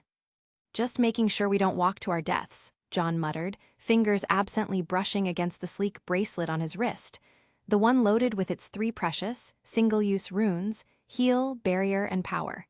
A thin lifeline against the unknown. "How about you? I didn't really get to check in after the hospital." Weiss hesitated, her eyes tracing the black mist curling at the edge of their vision. Then, a quiet sigh. "I'm fine now, but the other day, my mental state wasn't." "You, want to talk about it?" he asked, awkward but earnest. Her head tilted toward him, an arched brow saying, "Really?" as they secured the perimeter. Still, something in his face, that stubborn sincerity, made her relent. "There isn't much to say," she murmured. "Those people in the restaurant, their deaths were my fault." John's lips parted, ready to protest, but Weiss raised a hand to silence him. I know what you're going to say, but the truth isn't as kind as you want it to be." Her voice was steady, but faintly trembling beneath the control. "When that waiter started to change, I hesitated. I could have stopped it before the amalgamation was even born, but I didn't. And now every one of those deaths," she exhaled shakily, "they're on me, simply because I wavered in the moment that was the most important." John had no words. How could he? He knew too well the weight of guilt, and worse, he knew the truth she didn't. That the thing responsible for that nightmare was his own father's doing, his own blood. John had the blood of a murderer flowing within him, the blood of a zealot, or perhaps a cultist flowing within him. Yes, his father was many things. He might have had his own reasons. And as noble as they were, John disagreed with them. Weiss's voice pulled him back. "I talked to the Lucid therapist about it." Her laugh was brittle, a sound too fragile for the silence between them. "You know what that bastard said? He called me weak in both mind and body." "What?" John turned to her, disbelief sharpening his tone. "How could he?" But then, Weiss interrupted, a ghost of a smile softening her expression. "He said something that almost made up for it. He told me that Lucid doesn't exist to coddle the weak. Lucid was an organization of warriors, the first and last line against monsters from this higher dimension, a bastion amidst a nightmare." She paused and stared ahead, as if recalling the man's words. "That therapist told me if something like this could happen once, it could happen again and again, and that I had a choice. Stay weak or learn, grow, become stronger." John said nothing. The mist ahead of them seemed to pulse like a living thing, each swirl reflecting the ache in their hearts. "So yes," Weiss said quietly. "I'll be fine, John. I have to be. I can't afford to hesitate again. That man was an ass, but he wasn't wrong." A silence settled, not awkward, but heavy, shared. Then Weiss straightened, her chin tilting slightly upward. "But enough about me. You're the one who lost his arms." John chuckled softly. "Hey, I was trying to protect you." Weiss flushed, looking away. "All right, I suppose I never thanked you for that, but still I had it handled." "Did you, though?" She shot him a glare, then flicked her hand dismissively and turned to the side. "HMPH. Hattie." Weiss hesitated, then exhaled a soft sigh. A sigh that was accompanied with a hint of humor inside, like a laugh half-formed. It was the first real one he'd heard from her in days. "Thanks anyway." He turned to her, smiled faintly and nodded. Under the light of the blood-red moon, framed by ruin and shadow, she smiled back, small and hesitant but real. For a fleeting moment, the apocalyptic world around them fell away. Her silver eyes caught the crimson light, gleaming like glass kissed by fire. Her hair, pale as snowfall, danced in the faint wind. And John thought, with a kind of quiet awe, that if there was any beauty left in this dying world, it lived in moments like this. In her. The mist's boundary was sharp, one step from ordinary cracked pavement to something else entirely, the line where the world seemed to bend, sound dropping to a muffled hum. John crouched and examined the edge where the black grim matter had crept outward. Up close, it looked like tar mixed with obsidian shards. It wasn't alive, but it wasn't inert either. The substance twitched occasionally, retracting into the darkness as if shy of their presence. Looks like it's still spreading. That's over 50 meters of expansion in just 12 hours. Weiss frowned. Kuro loved to hear that, John muttered. Weiss's eyes darted to the horizon, where the rest of the team moved. Ruby and Yang were just visible, tiny glints of red and gold over the tops of the building rooftops, while Blake and her clones prowled near an alley intersection, twin silhouettes moving with grace. Oscar stood at her side, his posture uneasy but determined. Ren and Nora lingered by Kuro, watching the mist. Tell me, Weiss said after a moment, what's the most you've seen of one of these, before this, before Lucid? John thought back. Closest was in the train station near my place. I was, using it to farm runes before I knew anything about the dream. I didn't know it at the time, but it was a rank 1 zone. Thinking back on it, I would have died if I had entered.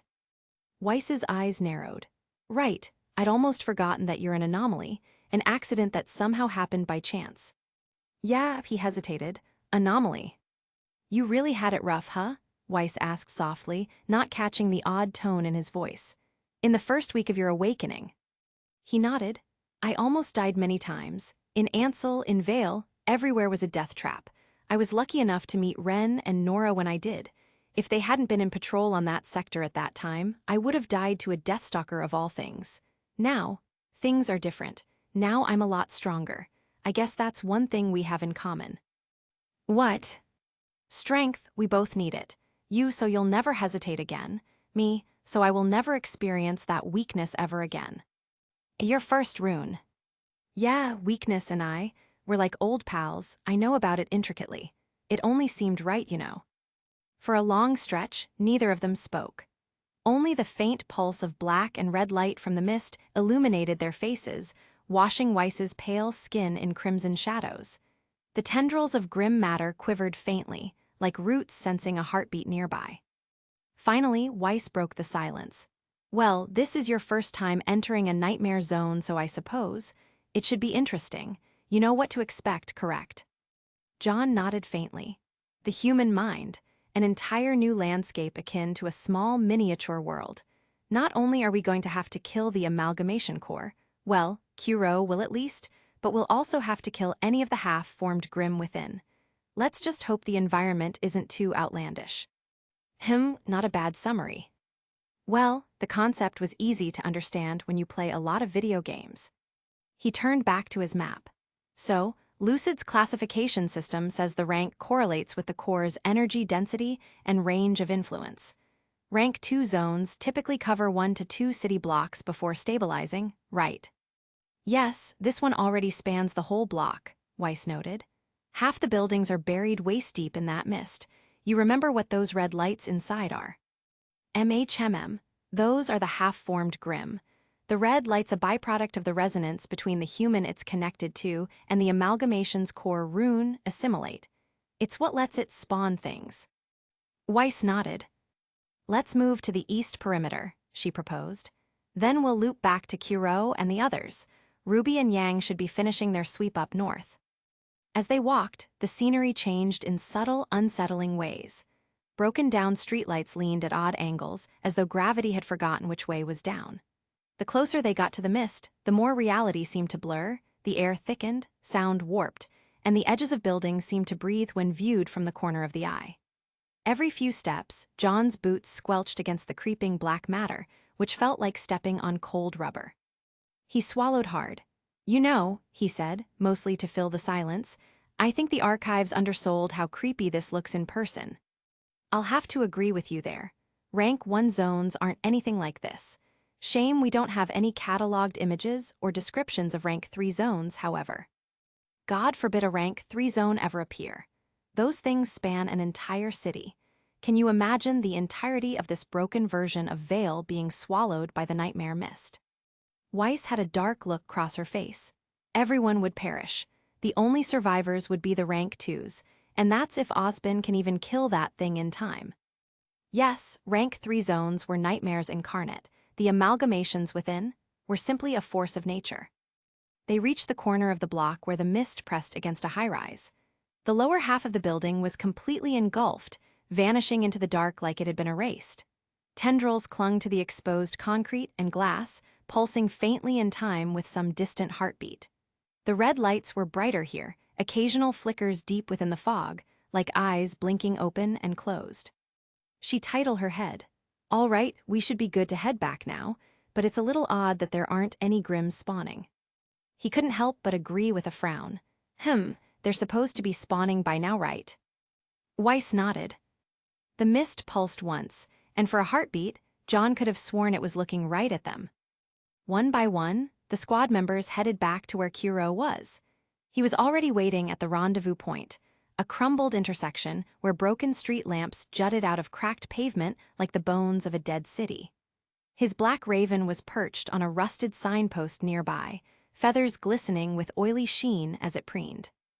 All right, everyone's here, Kuro said, scanning the gathered operatives. It's time we head in. Ren stepped forward first, his voice even but with a hint of apprehension. Sir, shouldn't we report first? Kuro scratched his head. Right, yeah, well, truthfully, you didn't really need to secure the perimeter. I am a peak rank 2, and there isn't really anything here that can escape my senses. He shrugged amidst the glares of the squad. But we didn't find any Grim spawns, Ruby explained, flipping her retractable visor. Her silver eyes reflected faintly against the red mist.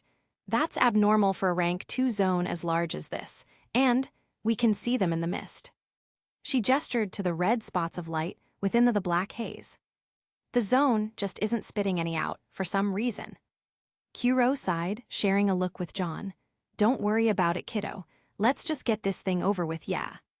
The squad acquiesced and followed him as he led the way inside. Chapter 127, Blood Red Haze, Part 2. Kuro led the team forwards. The moment John's hand brushed against the black mist, he understood why veterans described it as drowning in a dream. The texture wasn't like air, fog, or mist. It yielded under his palm, cold and viscous, clinging to his fingers like oil. When he took another step forward, the world seemed to resist him, like it was begging him to pull back. Every movement forwards into the mist felt like walking through a pool of chilled liquid shadow. Then he fell. Or maybe rose. The sensation twisted direction halfway through, a disorienting lurch that made his vision spiral and stretch. He reached out instinctively, trying to find someone, Ruby, Yang, or even Ren. Anyone really, but his hand met only empty blackness. For a brief, haunting instant, there was nothing, just a chilling sensation and body seemed to pass through into something. Then the light snapped back in. The air was sterile. That was his first thought. Clean, dry, and filtered, but weird.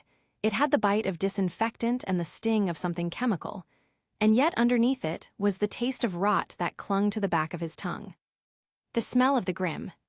He blinked several times, his vision swimming. They were standing on a tiled floor. Except the tiles were the size of a small football field. Wah, Nora started, her voice small and distant, echoing weirdly in the space. John turned, staring upward and froze.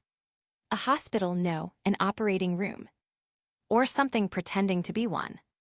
It had everything, white walls, fluorescent lights, and even stainless steel tables. However, there was one major difference. Everything was massive. The ceiling stretched away far into the distance, the walls seemed to curve unnaturally, and the fluorescent bulbs buzzed with a low, wet sound, almost like breathing. John and Co. were tiny. No miniature. John looked down at his hands, then at the others. Their proportions were normal, but the world around them loomed as though they'd been shrunken down to the size of ants. He could feel the tremor in the air when something moved nearby, like thunder from a giant's heartbeat. Kuro's voice was the first to break the silence, tight and controlled. Well, kids, this unfortunately isn't environmental distortion. This is scale manipulation.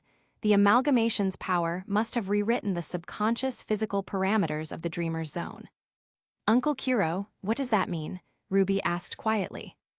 Meaning, Weiss said grimly, we're ants in a giant's dream. A dull, wet squelch echoed from ahead. They turned toward it. At the far end of the tiled floor stood an enormous operating room. Monitors, each as large as buildings, blinked with red EKG lines that pulsed like arteries. On the table lay a gigantic restrained man. His chest rose and fell rapidly, eyes wide open. His mouth was gagged with bandages soaked in dark black fluid. He was awake. John's breath caught. The man's body was trembling under the touch of several giant surgeons. Their faces, if one could call them that, were smooth, featureless masks of flesh. The upper halves of their bodies were encased in blood-smeared surgical aprons. Except their arms weren't clean. They had claw-like hands dripping with black fluid, staining the floor. The arms weren't just attached to the surgeons. They grew from the walls, the ceiling, and even the very table itself. Some were flesh, others strands of pulsing black grim matter shaped into tendons and sinew. Each of those arms were restraining the man while the surgeons were cutting into his flesh. Gods, Oscar whispered, voice trembling, are those? That is probably the core amalgamation, Kuro growled. He stood at the front, sword already drawn, eyes tracking the surgeon's movements. This place is a composite zone. The host's fear was surgery, maybe paralysis. Amalgamation latched onto that. That person on the table might be all of what's left of the dreamer. The air vibrated again, a low hum that made John's vision blur. Kuro's gaze hardened, everyone up high now. He pointed toward a towering IV stand that rose beside the surgical table like a gleaming metal skyscraper. Without hesitation, they sprinted across the smooth tile, boots clanging faintly. Each step echoed unnaturally long, as though the sound had to travel through syrup. The stand's metal surface was cold to the touch. They bounded up quickly, their body stat all but allowing them to easily scale the massive IV stand. Ruby reached the top first, then Weiss, Ren, and Nora. John pulled himself up last just as Kuro joined them, landing silently. His raven flew up a moment later and landed on his shoulder. From this vantage point, they could see everything. The surgeons were methodically cutting the man open, slowly and deliberately. The glint of their scalpels reflected red from the blood pooling out of the man. The man's eyes rolled wildly in panic, his throat straining against the gag as he screamed a muffled sound. Then one of the surgeons paused, its head turned toward them. No eyes. No mouth. Just a blank oval of flesh. Until it split in half. A seam formed down the center, ripping open from scalp to chin. Inside was not a mouth, but a vertical maw of writhing black flesh, teeth forming and dissolving like static noise. The sound it made wasn't a roar. It was a gurgle, a choked wet noise that vibrated in their bones. Kuro swore under his breath. Damn, nightmare fuel right there. The surgeons responded instantly. From the open maws spilled black liquid, thick, tar-like streams that floated in the air before congealing into form. Insectoid silhouettes took shape, twitching, malformed, only half complete. Their wings buzzed wetly, not with air, but with the tearing sound of flesh splitting. Some had too many legs, some had none. Bone protrusions jutted from their abdomens like broken stingers, dripping ooze. Those are rank 1 Grim, Weiss analyzed. There, malformed, the amalgamation's probably going to try feeding them into the host. Indeed, some of the black insects dove not toward the squad, but toward the man's open wound, vanishing into the red cavity, burrowing into his chest and eating away at his flesh. His muffled scream shook the air. Move, Kuro barked. Form up, defensive circle, Ren, Blake, cover the rear, take care of the chaff while I kill the core. John readied his weapon. The blade shimmered with a glint of sharpness. The first insect dove for him, its body twisting midair, wings scattering flecks of oily shadow. He swung upward, trying to cleave through it. Instead, it tanked his hit and barreled into him, knocking him off the IV stand. John grabbed a hold of it in mid-air and tried stabbing it from the back as they were falling back onto the floor. Then 5 more came after him. The air filled with shrieks and the wet buzz of malformed wings.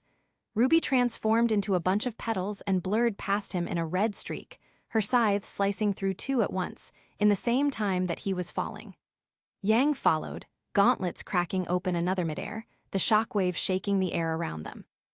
Nora, still atop the IV stand, gave a battle cry, half exhilarated, half manic, as her hammer flattened another insect into a smear of writhing sludge. But there were too many.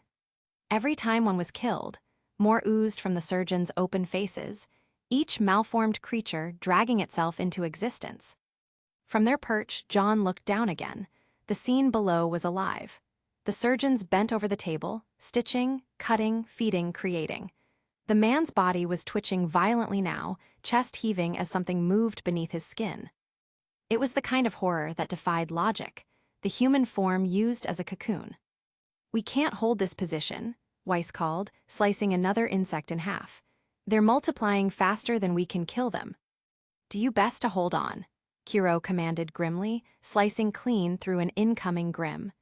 "The surgeons might be amalgamation's true form, but if we kill them, they'll just reform. That's because the actual core is hidden. See those veins along the ceiling." Ren followed his gaze. Above them, black tendrils pulsed faintly, stretching out from the surgeons' bodies into the ceiling beyond. They glowed red every few seconds, the pulse syncing with the beat of the heart monitor's rhythmic tone. The rhythm of a dying dreamer. Ren frowned, his grip tightening around his gun hilts, even as he shot against the swarm. "We cut the arteries." Kiro nodded once. "Exactly. But those surgeons aren't going to just stand still while you cut them down. If you find the core in there, let me know. You don't have the strength to cut it." The raven on his shoulder cawed once, its cry echoing unnaturally in the vast surgical hall. Ren's voice cut through the chaos. "Nora, boost." Nora didn't even hesitate. She pivoted on her heel, her hammer already humming with charge. "You got it." She slammed her warhammer into the steel, the head locking into the metal. Ren sprinted forward and stepped onto the hammer's head just as it began to glow with an electric pink light. For an instant, their eyes met, an old rhythm between them, polished through countless drills and fights in both dream and waking life. "Go, Ren," she yelled, and the hammer detonated upwards. Ren shot upward like a missile, spinning through the air as the ground vanished beneath him. The sheer force of the launch warped the metal below Nora's boots, a shockwave rippling out and scattering the black fluid that oozed from grim wounds along the floor. He hurtled toward the ceiling, toward the massive veins pulsing with a deep, arterial glow. From this distance, they looked like the roots of a colossal tree made of muscle and tar, branching endlessly across the ceiling's vast curvature. Each pulse sent a tremor through the air, the rhythm matching the thumping heartbeat of the half-living operating room. Below him, the rest of the squad fought in midair. John's sword flashed as he wrestled against the winged grim akin to the size of a horse. The creature buzzed and shrieked, its body a chimeric fusion of bone and insectoid carapace. He could feel its muscles twitching under his grip as it tried to shake him off, the beating of its malformed wings creating a sonic hum that made his teeth ache. "Not happening," he growled, pressing his palm against the grim's back. His rune flared to life, weakness. The light sank into the creature's chitin. It screeched midair, its wings spasming, flight pattern collapsing into chaos. John twisted around, bringing his sword up for a clean decapitation. His instincts screamed. He abandoned the strike and kicked off the grim's back just as a beam of red light tore through the space he'd occupied. The insect was disintegrated instantly, shredded by the searing blast. John flipped through the air, his boots hitting nothing but void before catching his balance by stabbing into the side of the IV stand. His eyes darted upward. A cluster of wasp-like grim hovered high above the surgery floor, their bodies twitching unnaturally. Each had a bloated abdomen ending in jagged stingers that glowed with a molten red core. One by one, they angled their stingers downward, locking onto John's falling form. Damn, they killed their own comrade. A half-second later, they fired again. Bolts of red light streaked through the air like artillery fire. Shit, John cursed, jumping from his perch and deflected one beam with his sword. The impact jolted his arm. The second came straight for his chest until RWBY blurred into view. A streak of scarlet petals exploded across his vision as she intercepted the shot. Her scythe's blade spinning in a tight circle that deflected the beam sideways, scattering molten sparks. "Don't just hang there," she shouted. Yang was beside them a heartbeat later, her gauntlets blazing. Two beams slammed into her forearms, only for the gauntlets to flare and absorb the energy. Her teeth flashed in a grin. "Keep shooting, ugly. I can do this all day." The wasp screamed in chorus and fired again. Yang twisted midair, using the energy she'd absorbed, her rune flaring bright, and slammed her gauntlets together. The resulting shockwave cracked through the swarm, blowing several of the malformed insects out of the air in sizzling bursts. But for everyone that fell, another two crawled free from the surgeon's maws. "Damn it, this isn't working!" John shouted. In midair, he had started using the bodies of the sword as foothold to jump around. He swung his sword through one, cleaving through the wasp's thorax, but the creature didn't even slow down.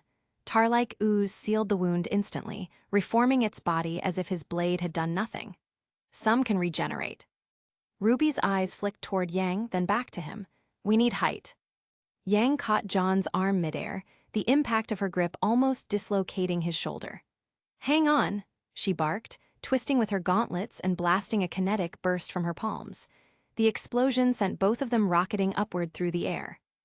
RWBY followed, dissolving into a swirl of crimson petals that zipped through the chaos like a comet trail. They landed hard on the tilted IV stand where they'd been before. The metal bent under their combined weight, groaning ominously. Weiss, Blake, and Oscar were still on the platform, locked in melee with a new opponent, a malformed praying mantis-like Grimm. It moved like lightning. Each strike came faster than human eyes could track, its scythe arms leaving phosphorescent trails as they clashed against Weiss's summoned shields. The ice walls shattered instantly, crystalline shards scattering like snow. Oscar dove forward with his twin daggers, slashing at the creature's abdomen. It parried with one arm and countered immediately with a slashing swipe that nearly took his head off. Blake's clones flickered around it, striking from different angles, but the mantis twisted, its blades cutting through them with ease. "This thing's a peak rank 1, Weiss shouted. "Use your other rune," Blake hissed. The surgeons continued their ritual, the gigantic patient's chest convulsing as something moved inside his ribs. The sound of tearing flesh echoed faintly, a heartbeat of horror beneath the chaos of battle. And then, the raven on Kiro's shoulder began to glow. A ripple of shadow bled outward from its feathers, spreading like ink in water. The raven cawed once, a deep, bone-vibrating sound that reverberated through the air. Kiro's hand dropped to his side, his weapon vanishing as black smoke began to coil around his arms. John looked up and froze. Kiro was changing. His body hunched, bones cracking, his outline blurring like melted ink. Feathers erupted from his back, splitting through his rune frame in a violent bloom. His limbs elongated, distorting into shapes that were only mostly avian. The transformation wasn't smooth, it was a violent, tearing thing, like his body was being rewritten from the inside out. The shadow that had once been his raven also expanded behind him, growing into a titanic silhouette. Kiro became monstrous crow, wings broad enough to blot out the flickering lights of the surgical hall, rose with a guttural cry. Except this wasn't just a bird. Its beak split into a jagged, toothed maw. Its eyes burned red with malice, its feathers trailing wisps of darkness that hissed and smoked against the sterile tiles. Its wings beat once, sending a gale that knocked over instruments the size of trucks. The sheer pressure of its presence weighed down on John's aura, his metaphysical defense struggling to fight against the power. "Holy shit," Yang whispered. Kiro's monstrous form lunged forward. The impact was instantaneous. The entire IV stand buckled under the shockwave as Kiro launched from it, the force sending RWBY, Yang, John, and the others tumbling through the air. The explosion that followed was deafening. Half the swarm of rank 1 Grimm was obliterated in the initial blast. The malformed wasps and flies were shredded into oily mist, their remnants raining down like black rain. The shockwave tore across the operating floor, knocking over instruments and sending cracks spiderwebbing through the colossal tiles. John fell, twisting midair as the ground surged closer. RWBY grabbed his arm, using her Excel rune to shift their momentum into a slow descent. They still hit the floor hard, sliding across the slick surface, their boots leaving streaks of black residue. Above them, the monster crow collided with the surgeons. The sound was apocalyptic, metal shrieking, flesh tearing, bone crunching. The giant doctors roared, their faceless heads splitting wider, vomiting streams of insects and black ooze. But whatever he had become, ripped into them with beak and claw. His maw tore through one surgeon's torso, scattering viscera and grim matter across the floor.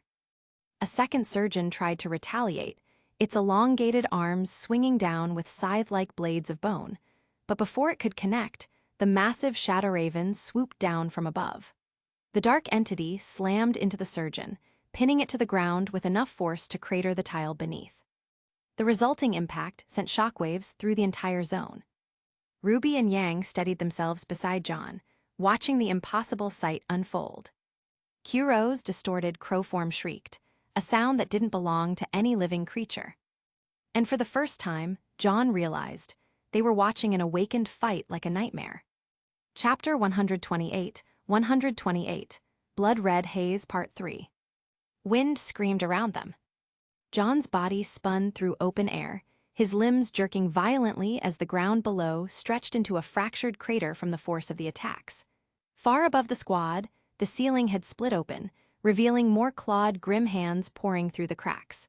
Sparks of rune light from the clashing titans scattered like stars being crushed in slow motion. John was a little worried for Ren.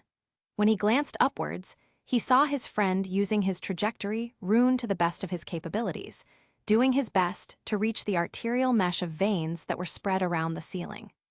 But John couldn't spare any time to think about him. The impact from the titans clashing was seismic, metal, flesh, and bone exploded outward in a geyser of black ichor. The surgeon-like creatures shrieked, a chorus of overlapping, wheezing human voices warped into one unholy wail. Kuro didn't stop.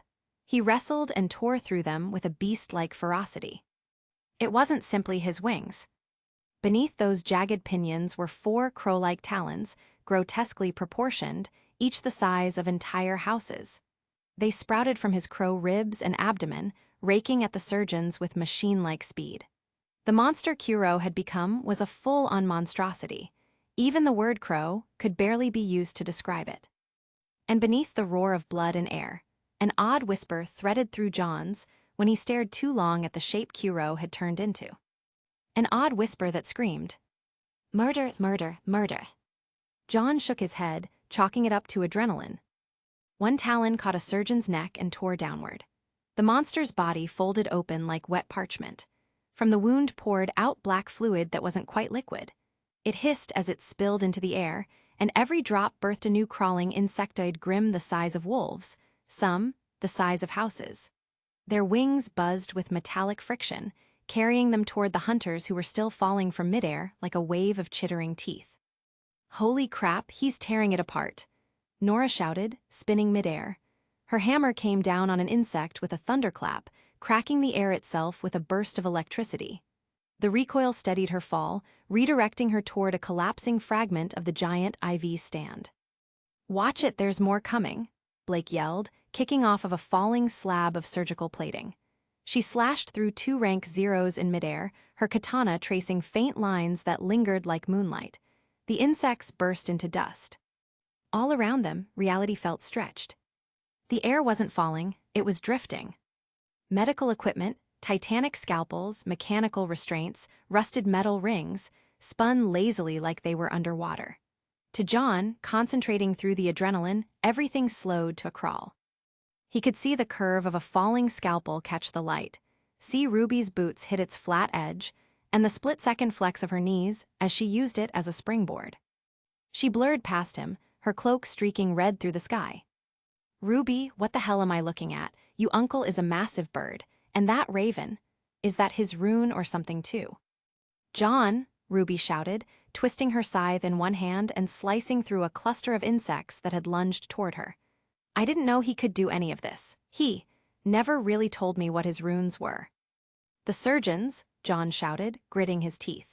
His eyes tracked the shapes while he landed on the back of a malformed rank 0 insect Grimm and forced it to fly him with sheer strength. The thing bucked beneath him, wings spasming in panic, but John's strength and balance turned its flailing into momentum. They're still spawning Grimm even when they bleed. As if on cue, another of the surgeons ruptured.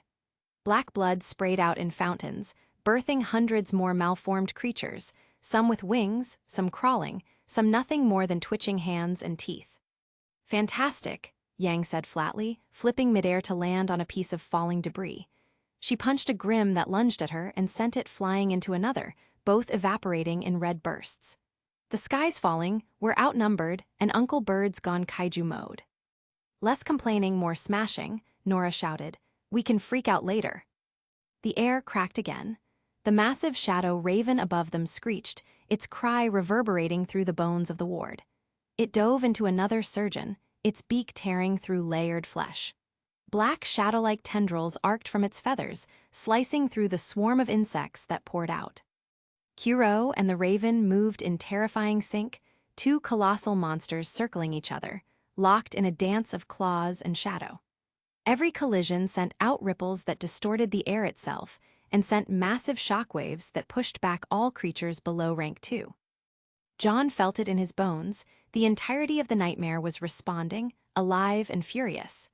The rapidly approaching ground below them, the tiled zone, pulsed like a living heart. Grim matter crawled up the sides of the operating room like veins, reaching skyward in tendrils that weren't quite moving, but weren't still either. The line between life and matter was gone. What the hell is up with this nightmare zone? Ruby asked, staring at the writhing tendrils reaching toward them. Don't ask me, John complained. This is my first time entering, and already I'm getting my ass handed to me. Stop complaining. It doesn't matter, Blake said sharply, slicing a Grimm clean in two. They're still in our way, which mean we just have to kill them all. They fell together, movement born of instinct and trust. Each used the swarm itself as footing, springboarding off wings, carapaces, and dissolving bodies to redirect their descent. Ruby's excel bursts carved streaks of crimson through the air, narrow paths that shimmered before fading. Weiss had already invoked her second rune. 3 elemental spirits, ice, wind, and fire, orbited her like miniature stars, their light glinting against her rapier. With precise gestures, she wove their power into bursts of force that steadied their fall and guided the team's momentum. John swung at another incoming creature midair, splitting it mid-torso and kicking off of it. Its body disintegrated into motes of shadow. John, Ruby's voice cut through the chaos again. She landed next to him, her breathing sharp but steady. You have weakness, right? He blinked. Yeah. Can you use it, on all of them? She asked, pointing down at the sea of flying dream creatures gathering below. If you hit the swarm at once, it might make a hole for us. He looked down. The horde was akin to a small dark ocean, rank 0s swarming over stronger ones in layers of limbs and teeth. His rune wasn't exactly meant for this kind of range, but he was stronger now, maybe strong enough. He nodded once, when we land. Ruby gave him a grin that didn't match the chaos. Good, I'll clear the way. A shockwave rolled through the air as Kuro slammed one surgeon into another. They tumbled like meteors, dragging a wave of black fluid behind them. The ground below them convulsed, the entire block rippling outward in concentric rings of darkness. Brace, Weiss yelled. We're almost. They hit. The shockwave blew outward, sending dust, blood, and grim fragments in every direction. John hit the ground hard enough to feel his bones protest, but his rank 1 physique was strong, cushioning the worst of it. The others landed in a rough circle, weapons drawn, breathing heavy. Ahead of them was chaos. Kuro and the Raven locked in combat with the last surgeon that was standing, their titanic forms illuminated by the light of their clashes. On the ground, the dead surgeons were healing and standing back up again. Around them, the swarm was already descending. Ruby wiped sweat and ichor from her cheek. Okay, swarm's coming, John. He stepped forward, sword in one hand, palm outstretched. Aura surged through him like sunlight-piercing storm clouds. His rune flared to life behind his shoulders, a fractal of broken glass, sharp and luminous. Power flooded out of him, draining his reserves fast. He could feel them. Every grim in the swarm, hundreds, thousands, he could feel their structure, their weak points. John exhaled, then he spoke. Weaken. The world screamed. The black tide faltered as a ripple of invisible light shot through it. Every creature hit froze mid-motion, muscles twitching, bodies trembling under invisible weight. For a heartbeat, the entire swarm's momentum broke. Some plummeted and fell, while others were barely slowed down. Ruby's eyes widened. You did it. Not for long, John shouted. Move. The squad surged forward as one. Ruby vanished in a blur, Yang's gauntlets ignited, Nora's hammer crackled with energy, and Weiss's had fire flaring beneath her feet. Above them, the shadow of the massive raven blotted out the fractured lights of the operating room. Resting with the clawed hands that had emerged from the ground, somehow caught a hold of it. Kiro's monstrous roar split the sky. The battle of gods raged on overhead. Below, the hunters charged into the broken swarm.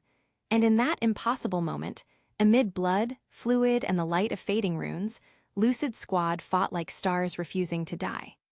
Chapter 129, 129, Blood Red Haze Part 4.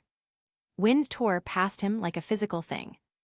Ren's body spun upward through the crimson haze of the nightmare, thrown with the kind of force only Nora could produce. His lungs compressed slightly from the sudden launch, and his stomach flipped as the distant ground dropped away beneath him.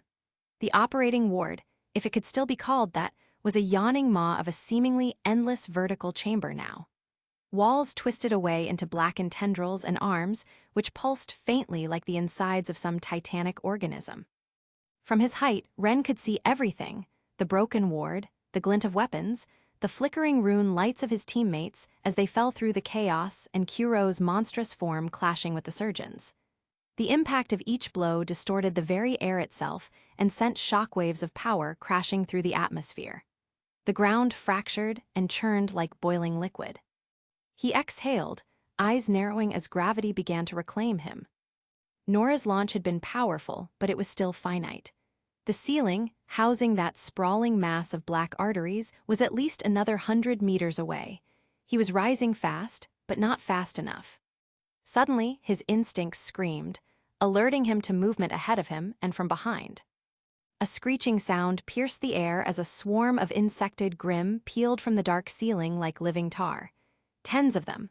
Some were shaped like hornets and others like flying centipedes with mismatched limbs. All of them turned toward him, mandibles gnashing.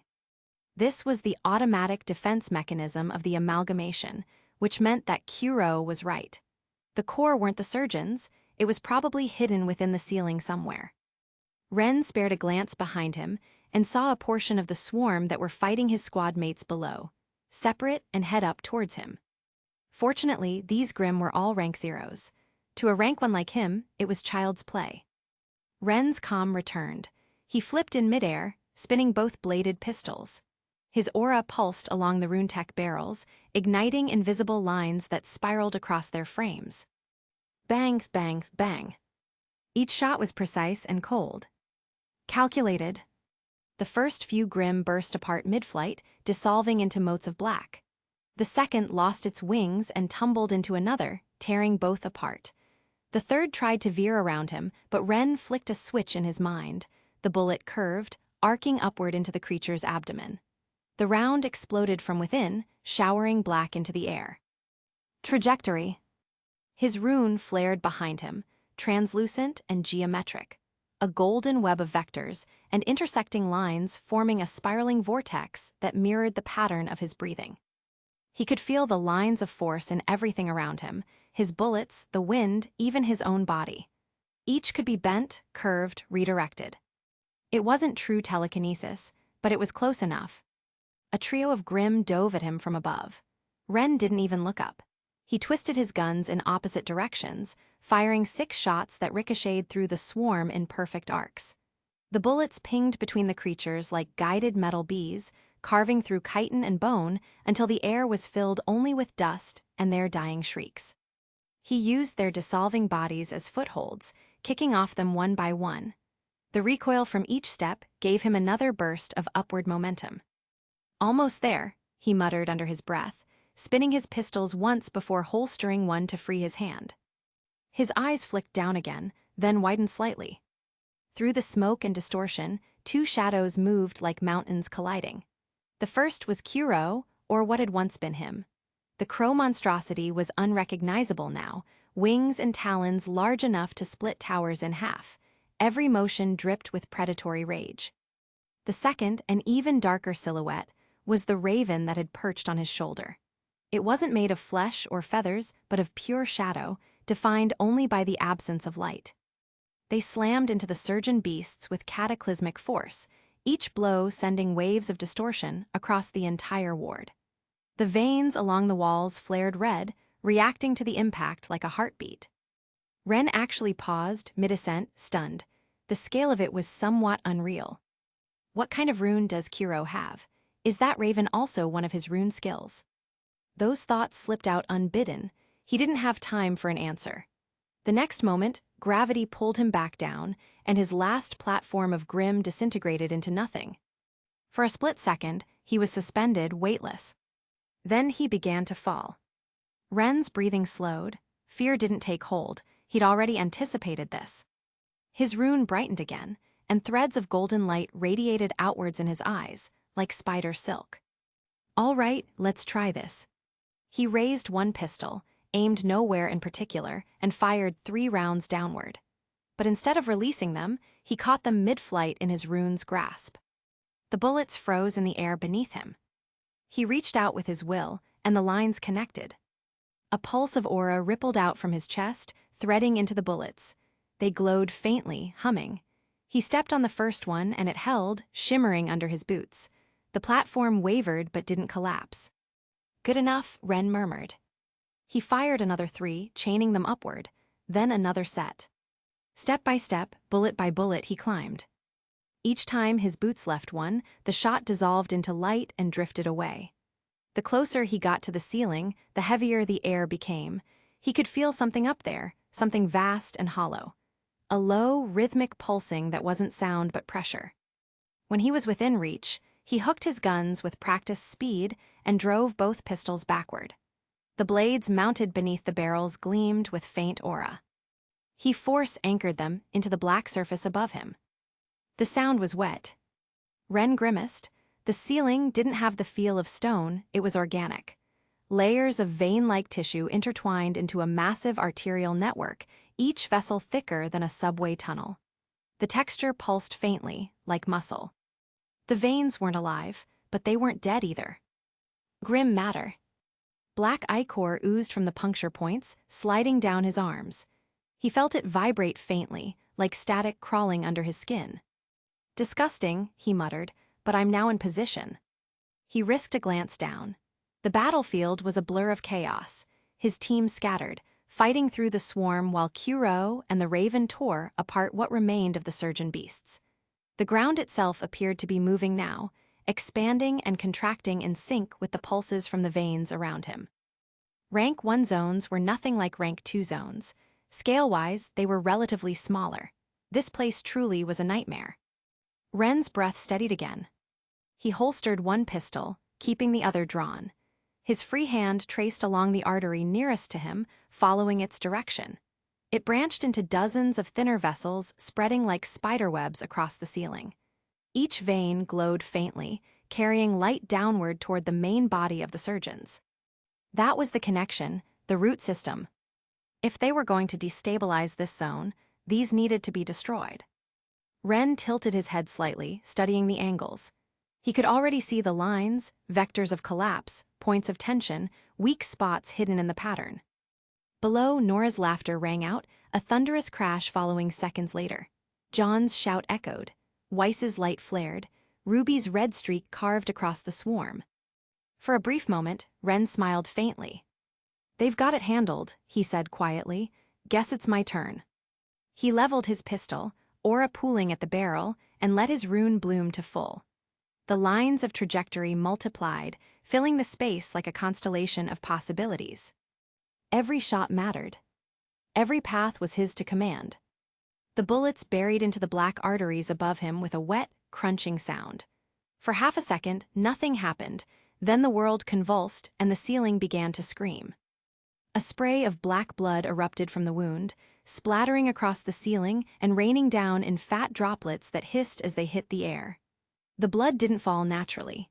It pulsed, like it was trying to crawl back upward.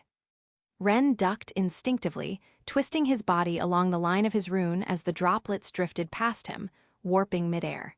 They didn't hit the floor. Instead, they began to swell, their shapes trembling and splitting apart as something inside them began to form. "Oh great," Ren muttered. "Of course." The blood exploded outward with a wet pop, birthing the first creature. It was massive, more than twice his size, even hunched over.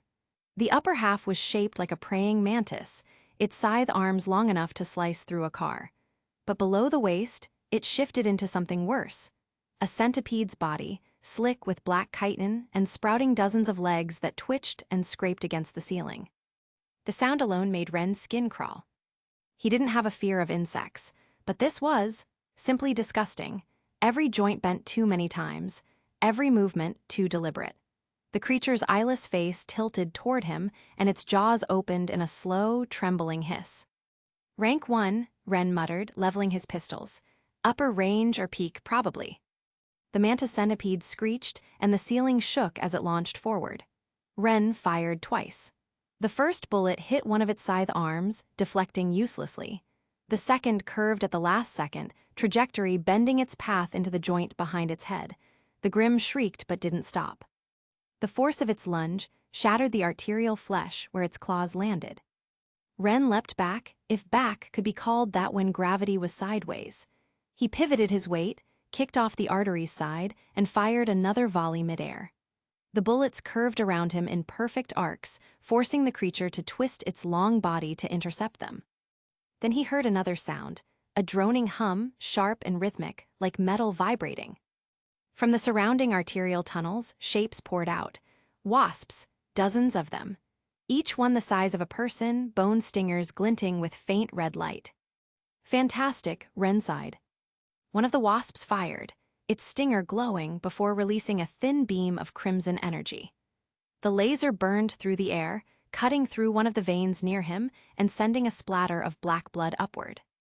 Ren twisted his body sideways, sliding along the curvature of the ceiling like a dancer mid-spin.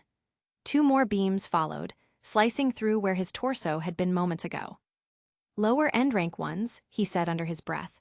"Fast, ranged, low defense, manageable." He aimed down and fired 6 shots in quick succession. Each bullet curved upward at different angles, slamming into a wasp from multiple sides. The creature exploded into shadow and bone fragments. The recoil pushed him higher. He grabbed one of the smaller arteries above him, anchoring himself by jamming one pistol blade into the fleshy surface. The mantis centipede hissed again, rushing towards him effortlessly, all while somehow defying gravity. Its scythes dragged across the black tissue, sparks flying where they scraped. Its bottom half flexed, crawling in a rhythm that made Ren's stomach tighten. It was fast. Ren barely ducked in time as a scythe swung through where his neck had been. The blade left a deep red line of energy in its wake, an arc of condensed energy cutting through the air. He twisted upside down, feet finding purchase on the artery behind him. "Range attacks now," he muttered. "Of course." The mantis's scythes began glowing, the crimson energy condensing into arcs that shimmered like liquid glass. It swung, and red blades shot through the air, slashing everything in their path. Ren fired downward, curving his bullets to meet the arcs. The shots detonated midair, bursting into small concussive flares that disrupted the incoming energy. Still, some slipped through, one cutting a line across his chest and another grazing his shoulder. Fortunately, his rune frame held strong, though deep gouges were left on the armor. Too close. He shifted again, leaping toward one of the wasps. His boots landed square on its back. The creature shrieked and bucked wildly, trying to shake him off. Ren jammed the barrel of his pistol into the base of its wing and fired once. the wings shattered. The Grim plummeted. Ren jumped just before it hit the artery, flipping through the air. Another arc of red energy tore through where he'd been. The thing's adapting, Ren realized grimly. The mantis chimera centipede Grim thing was learning how to track his movement.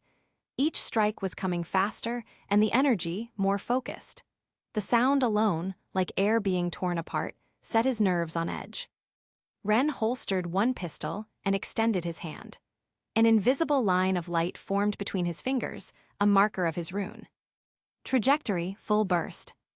The light shot forward, splitting into a dozen invisible threads that traced complex spirals around the ceiling. He fired into the pattern, each bullet catching one of the lines. The shots bounced between them, curving through impossible arcs, ricocheting off the arterial walls, looping back, and striking the wasps one after another. The swarm thinned in seconds, leaving only drifting shadows. But the mantis was still there. It lunged again, body coiling like a spring. Ren met it head-on. He fired 3 times, each bullet redirecting in midair. The first hit its shoulder, the second its chest, and the third, he twisted his wrist, angled it into its underbelly, detonating it. The creature screeched, its lower body thrashing violently. Ren used the momentum of his shots to leap back, flipping through the air. His boots hit another artery, and he reloaded in one seamless motion. Then he saw it, his rune counter flashing faintly at the edge of his vision. Runes 100. Ren's breathing slowed. That number had been crept up all fight, each kill, each moment of heightened focus feeding into it. He could feel it in his chest. The pressure, the subtle electric hum that came when the nightmare itself acknowledged growth. He'd hit the threshold. "Guess I'm due for an upgrade," he murmured. The mantis let out a high-pitched shriek, its sides beginning to glow again. Ren leveled both pistols, his aura crackling faintly across the barrels. The lines of his trajectory rune shimmered brighter, filling the air with faint golden vectors.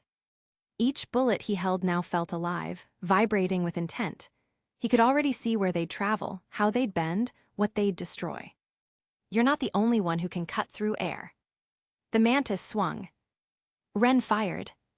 His bullets curved, not just in one direction, but in several, forming intersecting spirals that tore through the air like invisible blades. The arcs met the red energy halfway and sliced through it, the impact producing a shockwave that shattered the artery beneath them. He clung from the ceiling, smoke curling from his pistols. The smoke obscured the creature for a moment before revealing it in all its glory. It was unhurt. "Damn it, it looks like I can't kill it without some serious power." Without a second, though, Ren prompted the nightmare system. It was time to create his second rune. Chapter 130, 130, Blood Red Haze Part 5. Wind howled past him as gravity reclaimed its hold. Ren twisted in midair as he fell through the red haze.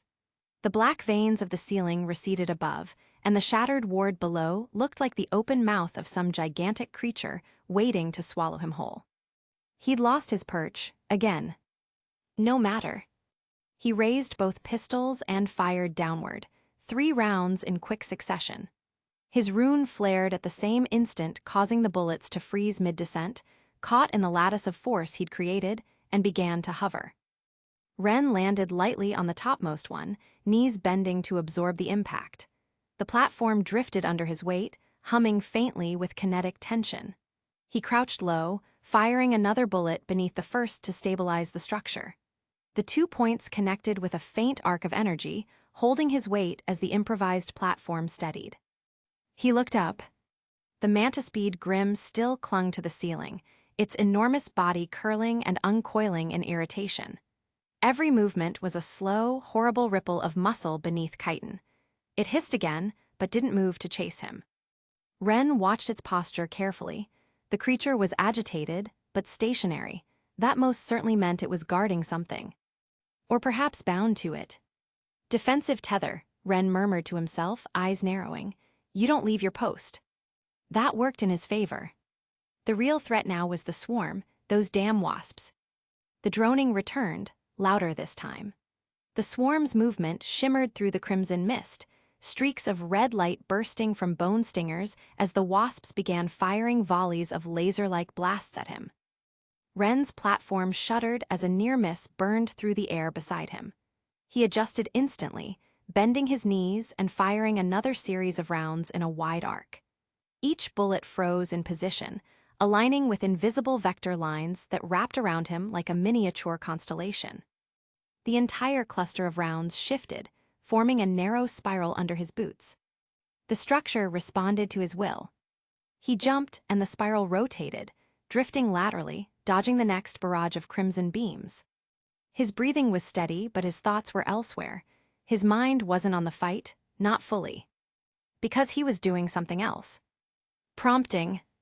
Internally, he reached for that other layer of reality, the place where his consciousness brushed against that otherworldly system, that anomalous interface that both granted and governed their power. Create rune. He didn't say it aloud, because he didn't need to. The words formed silently in his mind, the request carrying intent rather than sound. The system answered. His vision flickered. Request acknowledged. Rune creation sequence initiated. Ren exhaled slowly. His entire body tingled. It felt like static running through his nerves, warm, almost electric, spreading from the base of his skull down to his fingertips. The space around him blurred slightly as his perception stretched outward. His pulse matched the tempo of the system's words.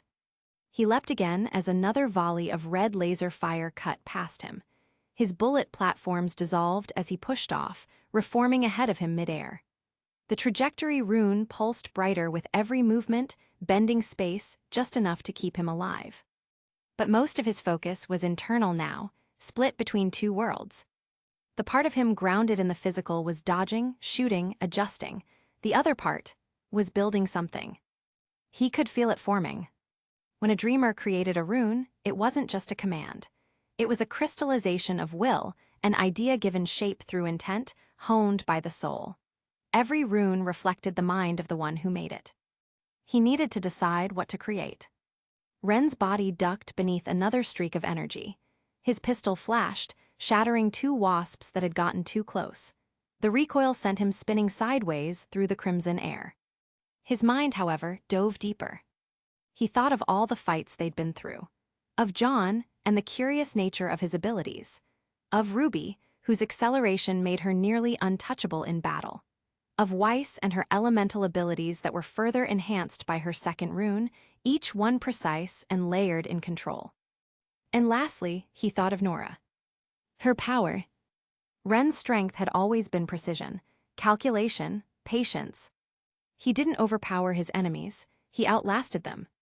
He found the weak points, the inevitable collapse that came when all motion, all force, all intent accumulated into one moment. Accumulate. That word echoed in his mind like a heartbeat. The bullets beneath him trembled slightly, vibrating with residual energy. Every shot he fired was made by high aura, so he couldn't waste too much of it. But what if it didn't have to be wasted? What if every fragment of effort, every ounce of energy spent, could be stored or built up, or even reclaimed in a single instant? He didn't need a rune that made him faster. He didn't need one that made him stronger. He needed one that rewarded control with power. The thought clicked. Something in the back of his consciousness flared, like a match being struck in the dark. The system pulsed, and the world around him seemed to slow. The wasp's movements became streaks of red light. The sound of their droning turned into a low, distant hum. His pulse roared in his ears. Inside his mind, light began to gather, threads of it, drawn from everywhere. From the bullets he'd fired, from the residual kinetic pressure around him, even from the pulsing arteries above. Every ounce of motion and potential seemed to converge into a single luminous point floating in his mental space. He felt it pressing against his mind. Not invading, merging. The process was always painless, but there was still a subtle pressure building behind his eyes. A surge of images flashed, every moment of tension, every fight where he'd had to bide his time, wait for the opening, hold back the strike until it mattered. His entire fighting style, his philosophy, crystallized into that one concept, restraint that explodes into motion. The pressure peaked, then burst. The light collapsed inward, embedding itself behind his eyes. For a moment, everything was silent. Then, rune creation complete. Rune skills, trajectory accumulate. Ren gasped, air rushing back into his lungs like he'd been underwater. The world was in motion, and now he could harvest it. He exhaled, got it. A beam of red energy shot toward him from the side. He twisted his arm, catching the blast on the flat of his pistol. The force reverberated up his arm, but instead of knocking him off balance, the energy stayed. It hummed beneath his skin, a faint, pulsing warmth. Ren smiled faintly. He jumped off his bullet platform, firing downward again. Each shot built another foothold, but this time, as he landed on them, he felt something different. Every step left behind a trace of power, a pulse that returned to him rather than dispersing. The more he moved, the more he collected. He could see the numbers flicker, faintly, in the corner of his vision. The wasps swarmed again. Ren pivoted midair, reloading in one fluid motion. The new rune's hum vibrated through his aura network. He fired. The bullets tore through the air faster than before, sharper, heavier. The recoil sent a thunderclap echoing through the chamber, and each kill added more light to the invisible reservoir around him. He could feel it building, rising through his veins, wrapping around his spine like coiled lightning. The mantis bead shrieked from above, sides glowing red again. Ren smirked faintly, holstering one pistol and adjusting his aim with the other. "All right," he murmured, "let's test this." Ren leapt from his floating bullet platform, timing the motion perfectly. The swarm of wasps, as if guided by instinct, converged in unison, lining themselves up with deadly precision. A thin wall of red light now shimmered beneath him, stingers poised to strike. A small smirk crept across Ren's face. "Perfect." He raised his pistols, aura coiling along the barrels like liquid fire. The threads of his trajectory rune shimmered faintly in response, sensing his intent. Then, almost as if on cue, every single bullet platform beneath his boots and fingers shifted. Lines of golden light bent and curved, spinning together into a singular, cohesive form, a massive projectile, the size of a small truck, made entirely of his controlled bullets. He aimed carefully, the massive construct hovering like a cannonball in the air. Energy pulsed along the barrels of his pistols, gathering and condensing into a column of raw, concentrated power. He released it. The bullets merged seamlessly with the energy, erupting outward in a titanic beam. The monstrous laser hammer of light tore through the air, cutting a perfect swath through the lined-up swarm of wasps. The impact was instantaneous. Black ichor and bones shattered, evaporating into nothingness.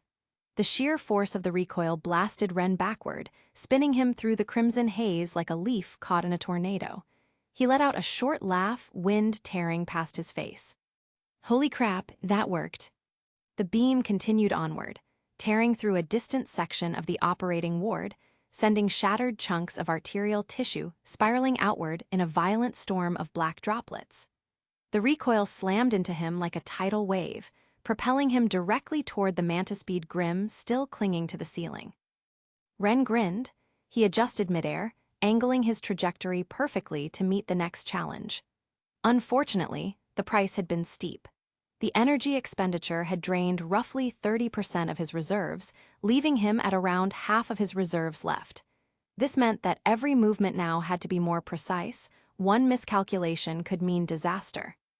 The mantis bead screeched, its twin scythe arms slicing through the air in furious arcs. Crimson trails cut through the haze, aimed straight for him. Ren didn't block, he didn't have to. Something deep within his half-formed rune comprehension whispered to him, guiding his instincts. He extended his hand subtly, nudging the trajectory of the blades mid-flight. To his own surprise, the red energy slices began to bend and curve around him, arcing harmlessly away. They didn't hit, but they didn't stop either. Instead, they swirled like liquid ribbons in the air, following the invisible lines of his will. "Not bad," he muttered under his breath. "I can work with this." He readied his pistols, the barrels humming with restrained energy. Aura flowed into the chambers, coalescing into a single, concentrated mass. A massive shot, his next big laser bullet, formed in the heart of the weapon. Every fraction of energy he could spare was condensed into it, the golden light of his rune wrapping around the projectile like an intricate lattice. He even added the energy blade the mantispeed had cut at him into the shot. The mantispeed hissed, sensing the intent. Its face tilted, and its multiple legs scrabbled against the ceiling as it recoiled. In a sudden burst of speed, it crawled backward across the surface, attempting to evade the attack. Ren smiled faintly, not quite fast enough. With a flick of thought, the massive laser projectile twisted in midair. Its trajectory warped under the influence of his rune, spiraling like a coiled snake. The beam tracked the mantispeed, weaving in impossible arcs around the twisting veins of the ceiling. The impact was cataclysmic. The beam collided with the mantispeed in a crescendo of sound and light. The ceiling itself exploded in black shards and shards of chitin, raining down in a storm of destruction. The creature let out a final, resonating shriek before collapsing into smoldering ruin. Ren hovered in midair, surveying the devastation. Dust, ichor, and fragments of artery hung suspended as if time itself had slowed. Slowly, the nightmare system chimed, a bright, clear note cutting through the haze. Ascended beast, mantipoda slain, runes awarded. The satisfaction of seeing the mantispeed reduced to nothing was enough. His breathing slowed. He had only around 30% or so of his aura left, but the risk had paid off. The ceiling above him now lay in ruin, black arterial veins ripped open, their pulsing weakened. The path forward, though far from safe, was now clear of the immediate threat. Ren scanned the space below. The battlefield remained a maelstrom, but the wasps were gone, and his team continued their relentless assault. Kuro and the Raven raged above, tearing apart the remaining surgeons, while John, RWBY, Weiss, and Nora pushed forward through the wreckage. Ren ascended using the bullet platform method, once again, to reach the massive crater in the ceiling. Chapter 131, 131, Blood Red Haze Part 6. John could feel his aura bleeding away like sand through an hourglass. The world around him was chaos. A red haze of motion and shrieking grim, the smell of scorched ichor was thick in the air. His mind strained as he kept the rune of weakness active, its glowing lattice threaded through every bug-like grim in the area. It was working, but God, it was causing a large mental pressure on his mind. Every grim caught in the rune's power was forced to bend under its invisible weight. The sprawling insectoid horde, beetles, chitinous crawlers, and those centipede-like horrors moved sluggishly now, their strikes dulled and coordination frayed. Their black carapaces dulled, their limbs losing strength. Most of them, the rank zeros, couldn't even fly anymore, only crawl pathetically across the ground. Even the air seemed to vibrate differently now, due to their oppressive presence being forcibly muted. The problem, however, was that John could feel the backlash in equal measure. John wasn't used to using the weakness rune on this scale. In his mind, John had designed the rune to be a focused debuff to be cast on a few enemies at most, but he was pushing it beyond his intended threshold and anchoring it to dozens of grim simultaneously.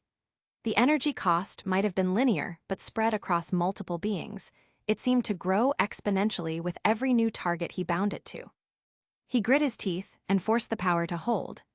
His internal aura reserves was dropping in uneven bursts, 80%, 60, 40. Every passing second cost him more. Still, he kept it up. Because it was working.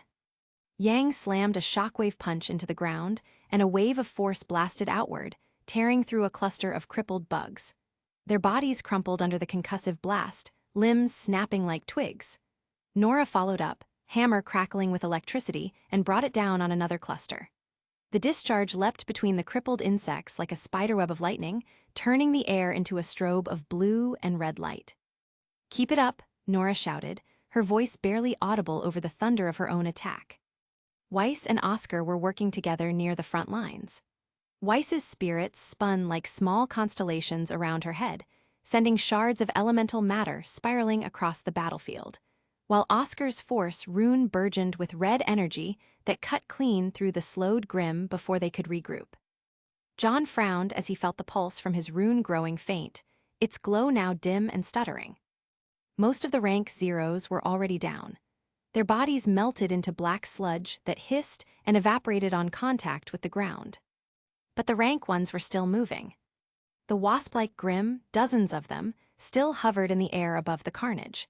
They stayed far enough away to avoid Yang and Nora's reach, firing down lances of red energy from their bone stingers. Each blast sizzled the ground, leaving behind deep grooves that smoked with black heat. John ducked behind ground debris of a half-melted tile as a beam cut straight through where he'd been standing. His reserves had fallen to around 25%. "John, how are your reserves?" Oscar shouted, blocking a beam with a green barrier glyph. "Almost empty, gonna release it now," John barked back, forcing the rune to release. The air immediately grew heavier again. Without the debuff, the remaining rank ones moved with renewed aggression. John forced himself to breathe out. He couldn't afford to get distracted now. A sharp hiss drew his attention upward. One of the wasps had descended, abandoning its ranged bombardment for melee. Its stinger shimmered crimson as it lunged. John brought his sword up to parry. The impact rang like a bell. Sparks flew as metal met bone.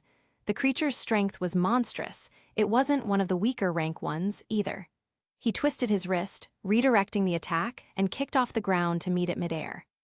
"I hate Bug Grimm," he growled through clenched teeth, slamming his blade upward to catch the second stinger jab. The wasp's movements were sharp, angular, almost mechanical. Each strike came faster than the last. His body could take the hit, but his rune frame was already scratched up from multiple glancing blows. He needed to be careful. Down below, Nora and Yang had joined Weiss and Oscar in taking down the larger mantis-type Grimm that had been stalking through the far side of the ward. It was a peak rank one, a nightmare of serrated limbs and red eyes. The four of them attacked in tandem, Yang's shockwaves pushing the creature off balance, while Weiss pinned it with ice, and Nora's hammer sent crackling bolts of power and electricity straight into its carapace. John stole a glance back, breathing hard. At least that one's handled. That left the swarm. Two wasps were circling higher above him, while the one in front buzzed in agitation, its stinger twitching. A shadow dropped down beside him. Blake, landing in a crouch, twin blades drawn, her black ribbon-like tendrils shimmered faintly with her own rune's light. "Can you use weakness again?" John blinked, incredulous. "Again, I just Blake my aura's at 20%. If I cast it now, I'll be dry." "It doesn't need to last long." Her eyes flicked up toward the swarm. 5 seconds will be enough. Before he could argue further, RWBY landed on his other side in a blur of motion. She looked sheepish, somehow, despite the battle raging around them. Hey John," she said, brushing soot from her cheek. "Weakness is really strong. Please, just one more time." John exhaled through his nose, part frustration, part reluctant pride. "You have a funny way of saying, 'Please empty your reserves.' Using it on multiple enemies also causes a mental strain on my mind." RWBY gave him a hopeful grin. 5 seconds. He groaned. "Fine, but if I get a big headache and pass out, one of you's carrying me." He raised his hand again, the rune already flaring to life on instinct. He aimed it at the wasps. "Weaken." The world lurched. His mind stretched thin. Every ounce of aura poured into the cast. His reserves plummeted, 15%, 10, but the rune took hold. The air trembled as the sigil expanded, locking onto each airborne Grimm in range. The effect was immediate. The wasps faltered midair, their flight paths jerking as their wings lost rhythm. Their beams weakened, scattering in unfocused bursts. The shriek of their flight dulled, as though muffled by the invisible weight pressing down on them. "Go," John shouted. RWBY and Blake didn't need to be told twice. Blake shot forward first, leaving a trail of shadowy afterimages in her wake. Her phantom clones acted as platforms that became her next stepping stone. RWBY, meanwhile, simply ran on air. Her Excel rune flickered to life, every step forming a red shockwave that propelled her upward. The two of them ascended toward the crippled swarm in synchronized motion, one a blur of shadows, the other a streak of crimson light. Above him, RWBY and Blake tore through the slowed wasps, slicing them apart mid-flight in a dance of speed and precision. Black ichor rained down like ash. John didn't simply idly stare. He joined in, jumping and stabbing through one wasp, whose wings RWBY had cut through and kicked off of it to slice off the head of one. which was targeting one of Blake's phantom from behind. Ascended Beast, Vespula slain. 10 runes granted. Ascended Beast, Vespula slain. 10 runes granted. John turned just in time to see the Mantis Grimm's final death throes. Against Nora, Weiss, Oscar, and Yang, the battle was a frenzy of motion and light. Its long, serrated forelimbs rose in a desperate arc, forming a crimson crescent of condensed energy that screamed through the air toward Yang. Yang, Weiss shouted. Her rapier stabbed forward, and a solid wall of ice shimmered into being before Yang's gauntlets, layering themselves like the plates of a shield. Yang didn't slow down. She braced her arms behind the barrier, teeth gritted, gauntlets flaring gold as the energy slash hit. The impact detonated in a shockwave that made the air twist and vibrate, sending heat and dust scattering in every direction. Weiss staggered back slightly, boots grinding against cracked tiles, but held firm. Yang snarled, muscles tightening as she redirected the blast into her gauntlets. The glow surged, and even her hair haloed in an orange light. My turn. She blasted forward in a sonic boom, reappearing right before the Mantis Grimm. Her fist drove forward like a cannonball, shockwaves rippling outward. But the mantis suddenly planted its blade-like limbs into the floor, twisting with impossible agility. The creature spun sideways, narrowly evading her punch as the ground cratered from the force of her missed strike. It was a grotesque sight, seeing a grim praying mantis performing acrobatics, its segmented body twisting midair before it landed on Yang's left, scythes scraping sparks against concrete. Then, with a shriek that rattled the air, it swung those scythes toward Yang. She was still off balance, caught mid-recovery. Now, Oscar's voice cut through the chaos. Nora rocketed downwards, propelled by a blast of concentrated power from Oscar's Force rune. Lightning began to coil around her, dancing across her rune frame in jagged arcs, as her discharge rune flared to life. The mantis turned just in time to see her descending, like a thunderbolt from heaven. Her hammer came down with a deafening crack that drowned out its scream. The explosion of electricity vaporized the mantis' upper body in an instant, and the remaining half collapsed as its form dissolved into a storm of black motes. Yang winced, shielding her eyes from the flash as she skidded back, hair blown wild from the blast. Damn, Nora, warn a girl next time.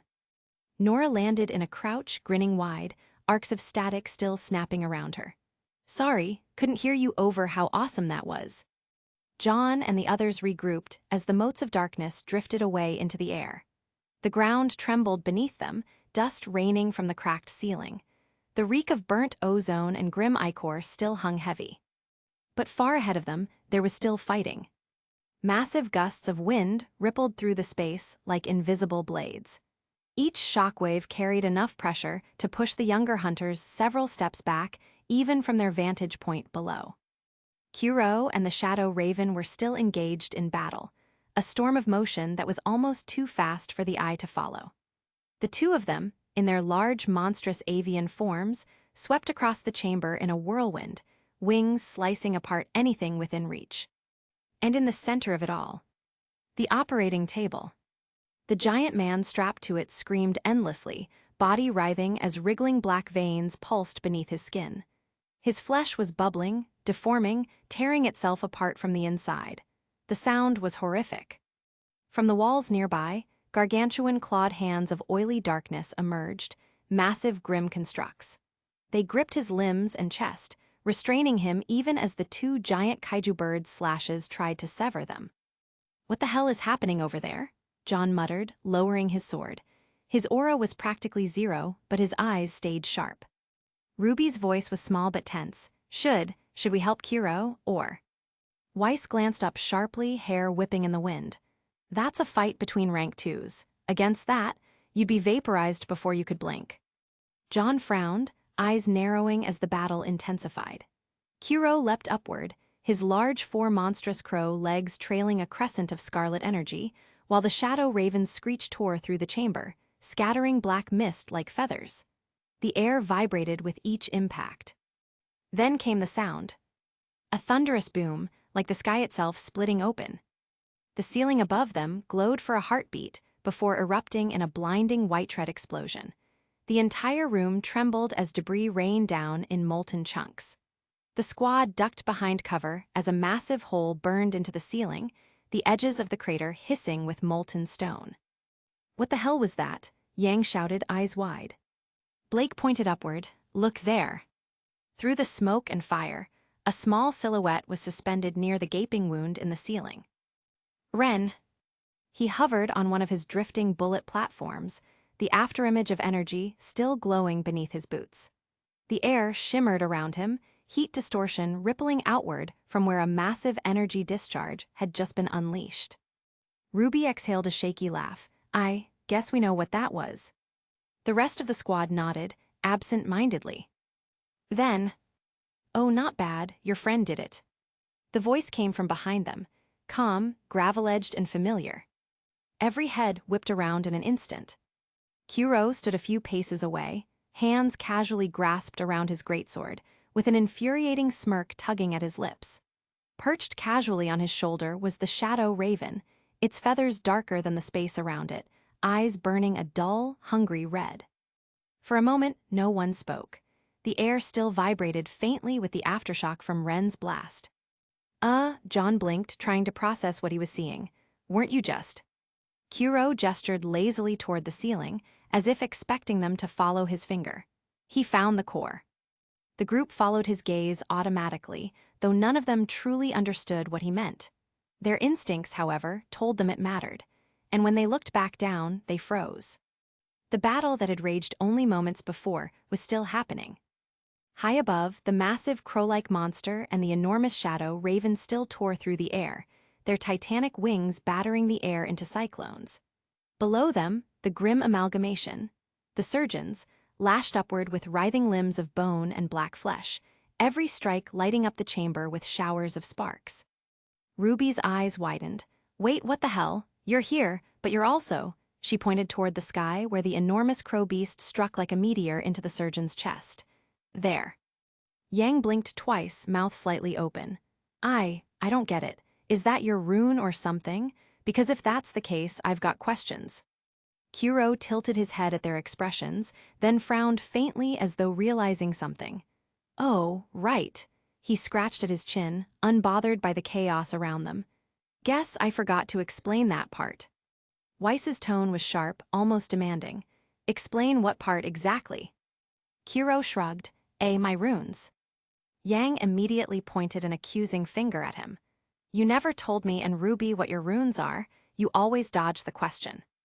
Kuro gave her a lazy smirk. "You never asked in a way that mattered." "We're literally in a death zone," Yang shouted. "I think it matters now." He chuckled at that, a low, rough sound that didn't quite reach his eyes. Then he sighed, looking faintly amused. "Fair enough." He looked over the group, RWBY, Weiss, Blake, Yang, John, Nora, and Oscar, his expression a mixture of mischief and fatigue. The raven on his shoulder tilted its head, echoing his motion perfectly. "My runes," he said finally, "are crow, misfortune, and murder." The silence that followed was almost comical. RWBY blinked. "Wait, like literal crow?" Weiss frowned. "That's absurdly on the nose." "Welcome to my life, princess." Kuro gave her a wink. Then, with a faint grin that showed just a hint of fang, he added, "I'm a peak rank too, by the way, so no worries, I can afford a little theatrics." Yang's eyes widened slightly. "We know, but still." Kuro waved a hand dismissively. "Don't make it sound like much, just means I've been doing this too long." He paused, looking up again. His grin returned, faint but wolfish. "Anyway, you kids wanna see something cool." They stared at him, uncertain, the tension palpable. The air still pulsed with residual energy from the ongoing aerial clash above them, and the heat from Ren's blast hadn't even faded. Still, RWBY, unable to help herself, nodded first. Sure." The others followed, more out of curiosity than agreement. "All right then," Kuro said. He took a single step back. The shadow raven on his shoulder fluttered once, melting into a shadow. Then his entire body shifted. A sound like ripping paper echoed through the chamber as Kuro's body shimmered, his outline bending unnaturally. Feathers of liquid darkness erupted from his back, expanding and reshaping in a torrent of black-red energy. His human form dissolved, skin and rune frame giving way to a massive, monstrous silhouette. Within seconds, the man was gone. In his place stood another kaiju crow. 4 massive, blade-like legs clawed against the ground. Its feathers were jagged shards of shadow edged in crimson, its wings stretching wide enough to blot out the flickering emergency lights. The monster threw back its head and shrieked, a sound that rolled through the air like a thunderclap. And then its body split. Once, twice, thrice. Again and again.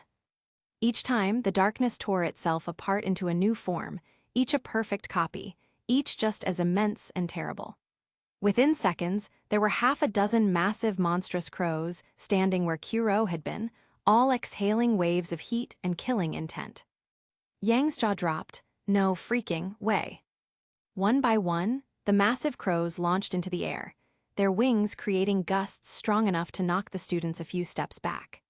The air howled as the flock took flight, a few heading for the surgeons, tearing through the amalgamation's limbs like wet paper, another veering up toward the shattered ceiling where Ren had been moments before.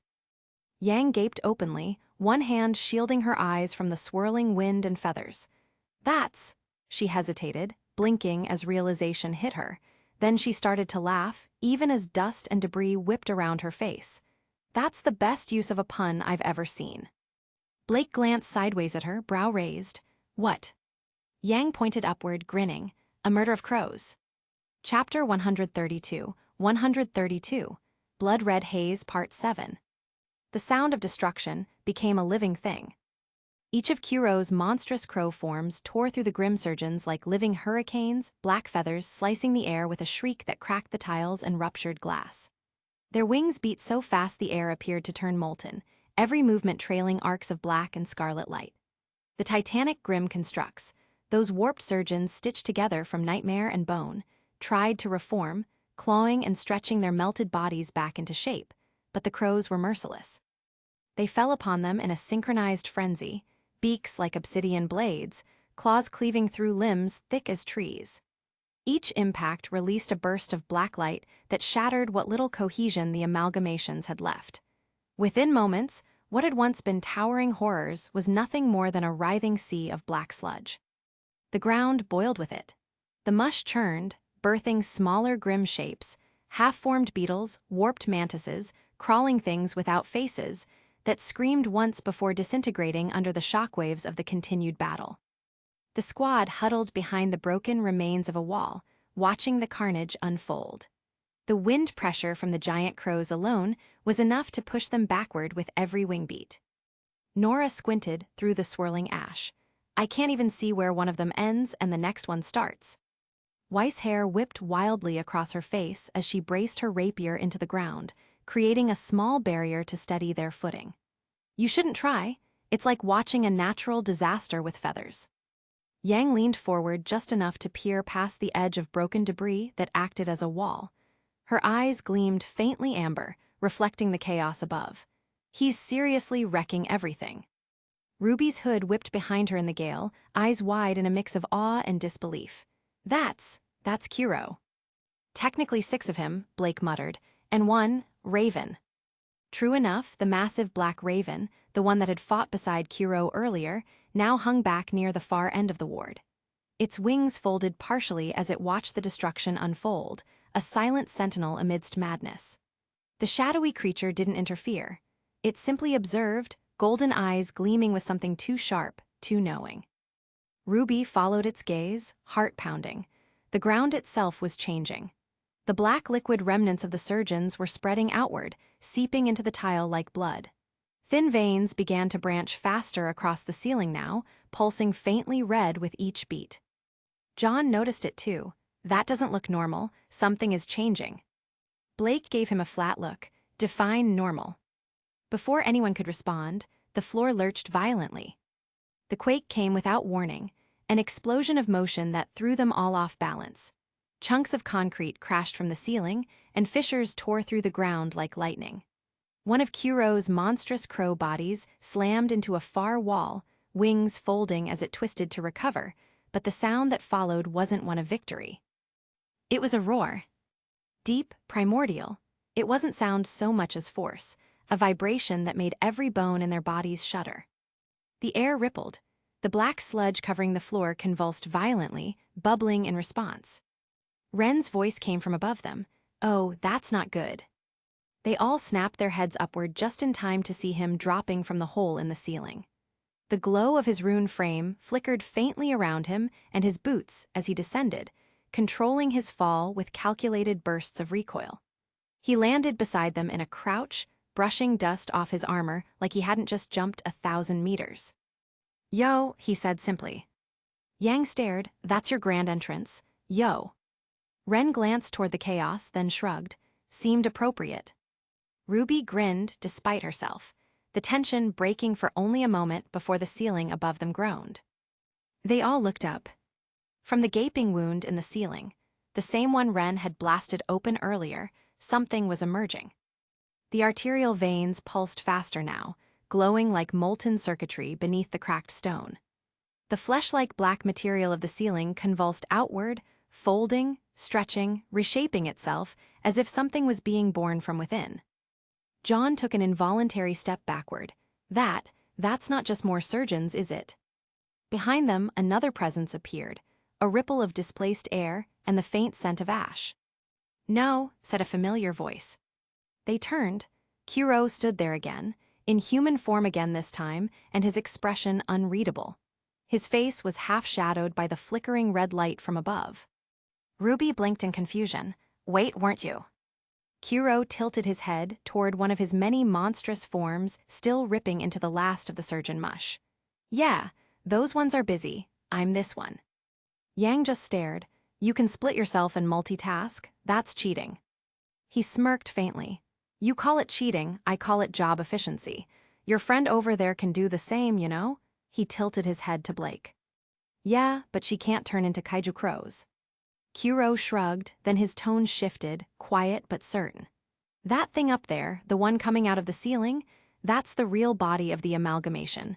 The rest was just something like organs." The team froze. Ruby swallowed. "Then what were those surgeons?" "Shells or puppets," Kuro said. "Meat decoys to buy time for that." They turned their attention back to the ceiling, just as the structure burst open. Stone and rebar gave way to black, living tissue that cracked outward in jagged lines. The veins writhed, tearing apart the last remnants of the ward's roof. Then it emerged. The creature unfolded itself like a nightmare made of symmetry and madness. Its head, long and triangular, was unmistakably that of a mantis, with jagged mandibles dripping with black ichor and eyes that glowed a deep crimson red. Its torso, however, was a warped mimicry of a human's, pale flesh covered in dark plating, stitched together with surgical sutures. 4 elongated arms hung from its shoulders, each ending in a surgeon's scalpel fused with chitin. And below, its body stretched into a centipede-like lower half, dozens of legs clattering against the broken edges of the ceiling as it hauled itself free. It was huge, far larger than even Kuro's crow forms. Its shadow covered the entire ward. Weiss whispered, "Oh my God." Ruby's voice was barely a breath. How big is that thing?" "Too big," John muttered. The creature let out another screech, high, sharp, splitting the air like a blade. The entire ward shook. The residual aura shielding around them flickered from the sheer pressure. Yang cursed under her breath. "Yeah, okay, I vote we don't let that thing touch us." Ruby's hands trembled slightly around her scythe. "Can we even hurt it?" Before anyone could answer, Kuro spoke again, tone calm, almost bored. "Relax." They turned to him, incredulous. "What do you mean relax?" Weiss snapped. "That thing's bigger than a skyscraper." Kuro just adjusted his collar. "Which means it's got a big enough core for me to hit." A grin spread across his face. Sharp, dangerous, too confident. Ruby frowned. "Are you saying?" "I'm saying," Kuro interrupted, "there's nothing to worry about." He looked up at the ceiling, where the massive mantis-centipede hybrid had begun to unfurl its limbs fully, shaking loose rubble like raindrops. "Because," he added, voice dropping to a low rumble that somehow cut through the chaos, "it's already in my territory." Before anyone could question him, the raven on his shoulder cawed, and every light in the ward died. The entire chamber was plunged into darkness. And then, one by one, The red eyes of the monstrous crows in the air above reignited, circling the colossal amalgamation like bloody stars. The battle between titans shook the world. The colossal crows that Kuro had become dove and clashed with the mantis-like amalgamation in a storm of shadow and bloodlight. Each impact was a catastrophe, feathers sharper than blades cutting through the air, shrieks loud enough to make the ward's concrete pillars flex like breathing lungs. The creature, the true body of the amalgamation, reared back, its chitinous claws scraping the ceiling as it tried to brace itself against the onslaught. The entire upper structure of the operating ward had already collapsed into a jagged crater. What remained looked less like a hospital and more like a battlefield suspended inside a giant, hollow skull. One of the titanic crows slammed into the amalgamation's torso, sending a spray of black ichor across the battlefield. The creature screamed, a serrated, metallic sound that shredded the air. Below, the team could do little but watch. Ruby's voice came out in a whisper. How is this even real? Yang crossed her arms tightly against the gale. I don't know, but I'm not arguing with the results. Every few seconds, shockwaves rolled across the floor. Bits of steel and stone were flung like confetti in the wake of the crow's fury. Even standing nearly a kilometer away, the force of their battle vibrated through the soles of their boots. At the far center of the ward, the operating table, once the focal point of this hellish surgery, still stood. Somehow, bent, twisted, but unbroken. The massive patient remained strapped to it, limbs bound by writhing grim tendrils that pulsed faintly red with every beat of the amalgamation's heart. John stared jaw-tight. He's still alive. The others followed his gaze. The patient, a man easily 3 stories tall, barely moved. His chest rose and fell in shallow, rhythmic gasps. His eyes, what little could be seen beneath layers of black film, flickered faintly with consciousness. John turned to Kuro, his voice uncertain. Shouldn't we help him? He's still restrained. Kuro didn't look up. He stood a few meters ahead of them, eyes reflecting the chaos above. His human frame looked impossibly small beneath the fight of monsters, yet the shadows bent faintly toward him, as if he were their source. Don't bother, Kuro said. His tone was casual, almost dismissive. If we kill the amalgamation, he'll be fine. John blinked. He'll be fine. Kuro nodded. Everything in the nightmare'll reset once the core's destroyed. Think of him as just another piece caught in it, like scenery. He'll just wake up thinking this was a bad dream and not even remember any of, just the impressions of it. John hesitated, then nodded slowly, trusting the explanation even if he didn't fully understand it. Now, Kuro said, his gaze lifting again, you might want to move back. How far back? Weiss asked warily. Kuro cracked a faint smile. Let's say, about kilometer or 2, give or take. They stared at him, then looked back toward the fight, where 2 of his crow avatars had just collided with the amalgamation's midsection, producing an explosion of sound and shockwaves that made Weiss ice barriers shatter. No further convincing was needed. Yup, back sounds good, Yang said, already moving. The squad retreated, sprinting across the vast tiled floor until the chaos behind them was a relatively distant storm. Even then, the ground still trembled beneath each impact. By the time they reached the far end, the enormous operating room doors that stretched taller than any building they'd ever seen, the air itself shimmered with heat and pressure. It barely even resembled an operating warm anymore of a hospital anymore. The room was too vast, too wrong, and felt like the inside of a small disfigured world that was masquerading as architecture. John found himself staring at the doors, half expecting them to lead to another ward or another floor of the impossible nightmare. Kuro, now walking casually beside them, caught the look on his face. You're wondering if there's more beyond this, he said. John blinked. Yeah, I mean, this place is massive. If it's part of a hospital, it'd go on forever. Kuro shook his head. No, the nightmare doesn't stretch that far. It's a construct, it folds reality around the core. If it gets too big, it collapses. Think of it like a lung, it has limits.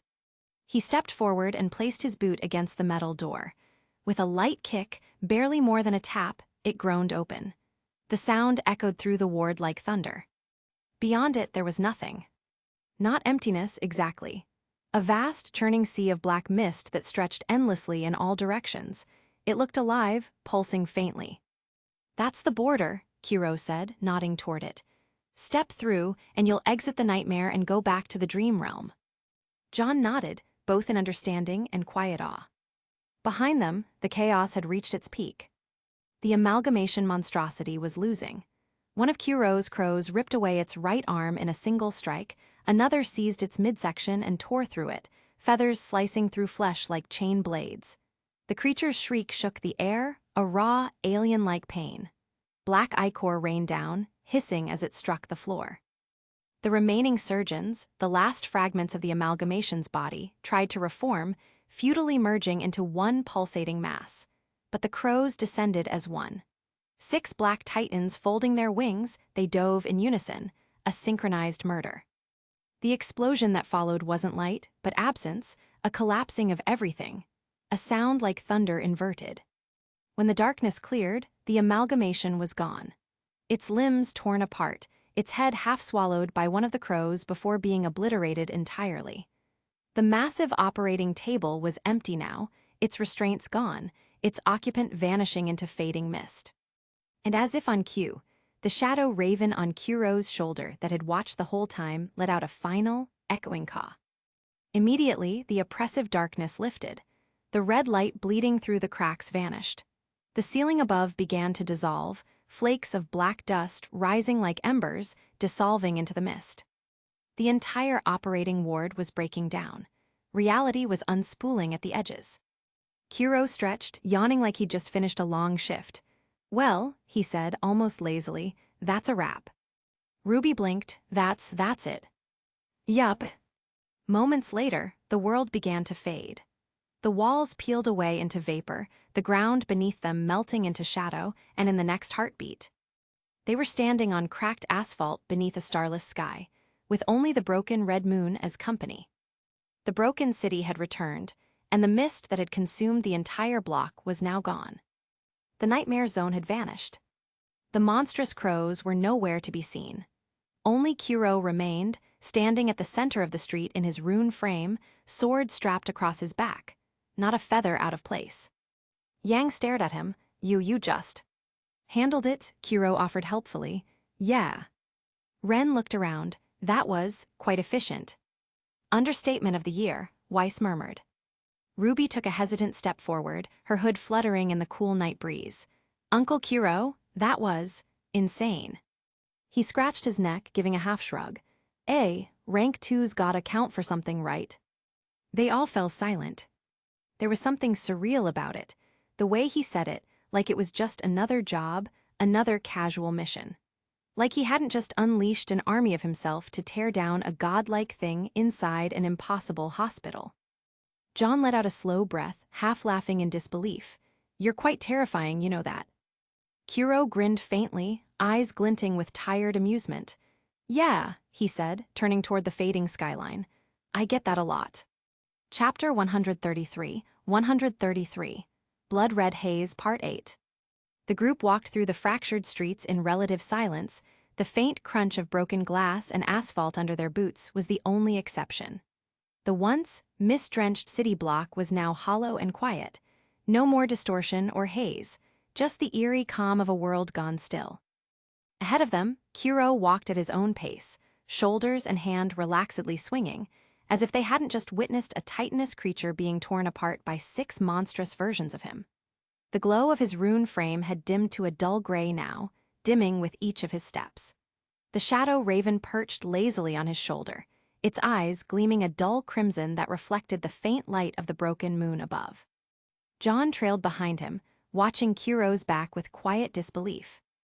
It wasn't just what he'd seen, it was what he now understood. The scale between rank 1 and rank 2 wasn't simply a gap, it was a chasm. Kiro hadn't fought that thing, he had destroyed it. The rest of the squad moved behind them. Yang's hair was tied back, a few strands loose and windswept. John wasn't sure where she had even kept her hair tie. Ruby kept glancing at the raven on Kiro's shoulder. Weiss and Ren were talking softly, mostly about the structural distortions of the operating the ward and what it might have meant for other rank 2 nightmares. John, however, couldn't shake the question burning at the edge of his mind. Finally, he asked, "Hey, Kuro." The older man didn't turn around. "Yeah." John hesitated, rubbing the back of his neck. "Could you have done all of that by yourself? I mean, the whole mission. The amalgamation, the surgeons, everything. You, didn't really need any of us to distract the smaller Grimm or anything, didn't you?" There was a long pause. Then Kuro nodded once, almost absently. "Yeah," he said. "You guys were actually getting in the way a bit there. To be honest, I held back a lot of my power." The words hit harder than expected. None of them said anything for a moment. Weiss stiffened slightly, and even Ruby frowned. Kuro glanced over his shoulder at their expressions and smirked faintly. "Don't look so grim. It's not an insult, it's just how things are. Rank 2s, we're on a different scale." He gestured loosely with his hand, as if trying to find the words. "Rank 1s are strong. You can take down most Grimm, hold your ground, survive in the more dangerous areas of the dream. But rank 2s, we don't simply fight against nightmares. We erase them. We're akin to tactical cluster bombs in human form. That's the difference." John could tell Kuro wasn't boasting. He spoke like a man describing the weather. A simple, unchangeable truth. Still, hearing it said so plainly made something inside John tight. Kuro sighed, stretching his neck with a faint crack. "You kids did fine, though. You held the perimeter, gave me the time I needed. A lot of rank 1s wouldn't last 5 minutes in a place like that. Besides, this was meant for training you lot anyways." Yang gave a weak laugh, though there was no humor in it. "Yeah, but you still didn't exactly need us, did you?" Kuro gave her a sidelong glance. "Need? No, but backup's always nice. Some nightmares can be unpredictable. Besides," he gave a faint smirk, "gotta give the next generation a chance to see what they're in for, right?" That earned a few chuckles, though none of them fully reached their eyes. John looked down at his hands as they walked, remembering the feel of the shockwaves from the fight, the raw, physical power in every movement of those crows. A single rank 2 could shift the balance of an entire battlefield. He wasn't sure whether to be inspired or terrified. "Uncle Kuro, are all rank 2 zones going to be on that type of level?" Yang couldn't help but call out, her curiosity burning. "Not all rank 2 zones." That one had scale manipulation as part of its kit to make it seem as if things were bigger than they should be. It wasn't that it made us smaller or anything like that. It just made the central dreamer larger so they could be tormented easier. But most zones usually have a central Grimm theme. This one was more bug and surgery-like. It usually revolves around what the dreamer is most afraid of, but sometimes they're vastly different. "I see. You'll understand in time. Most of this, when told about, seems hard to comprehend, but when you truly experience it, you'll gain a greater understanding." The group nodded in resignation. They'd studied the different types of Grimm and how they could change based on rank. The sizes, abilities, and stature of the Grimm weren't things that were new to them. It was still surreal, however, to see creatures walking around on that scale. The group eventually turned down a narrow street where the lights of the Lucid forward base shimmered faintly in the distance. A makeshift outpost nestled between collapsed buildings, its sigil glowing softly in the night. John glanced back at Kuro. "So, are all rank 2s are like that?" Kuro grunted. "Pretty much. Every rank 2's different though, but once you get there, you stop thinking in terms of what you can't do. It's just a matter of how fast you get it done." That didn't exactly make John feel better. He'd known about rank 2s before, had studied their combat data, seen simulations, even watched a few video logs from Lucid's archives.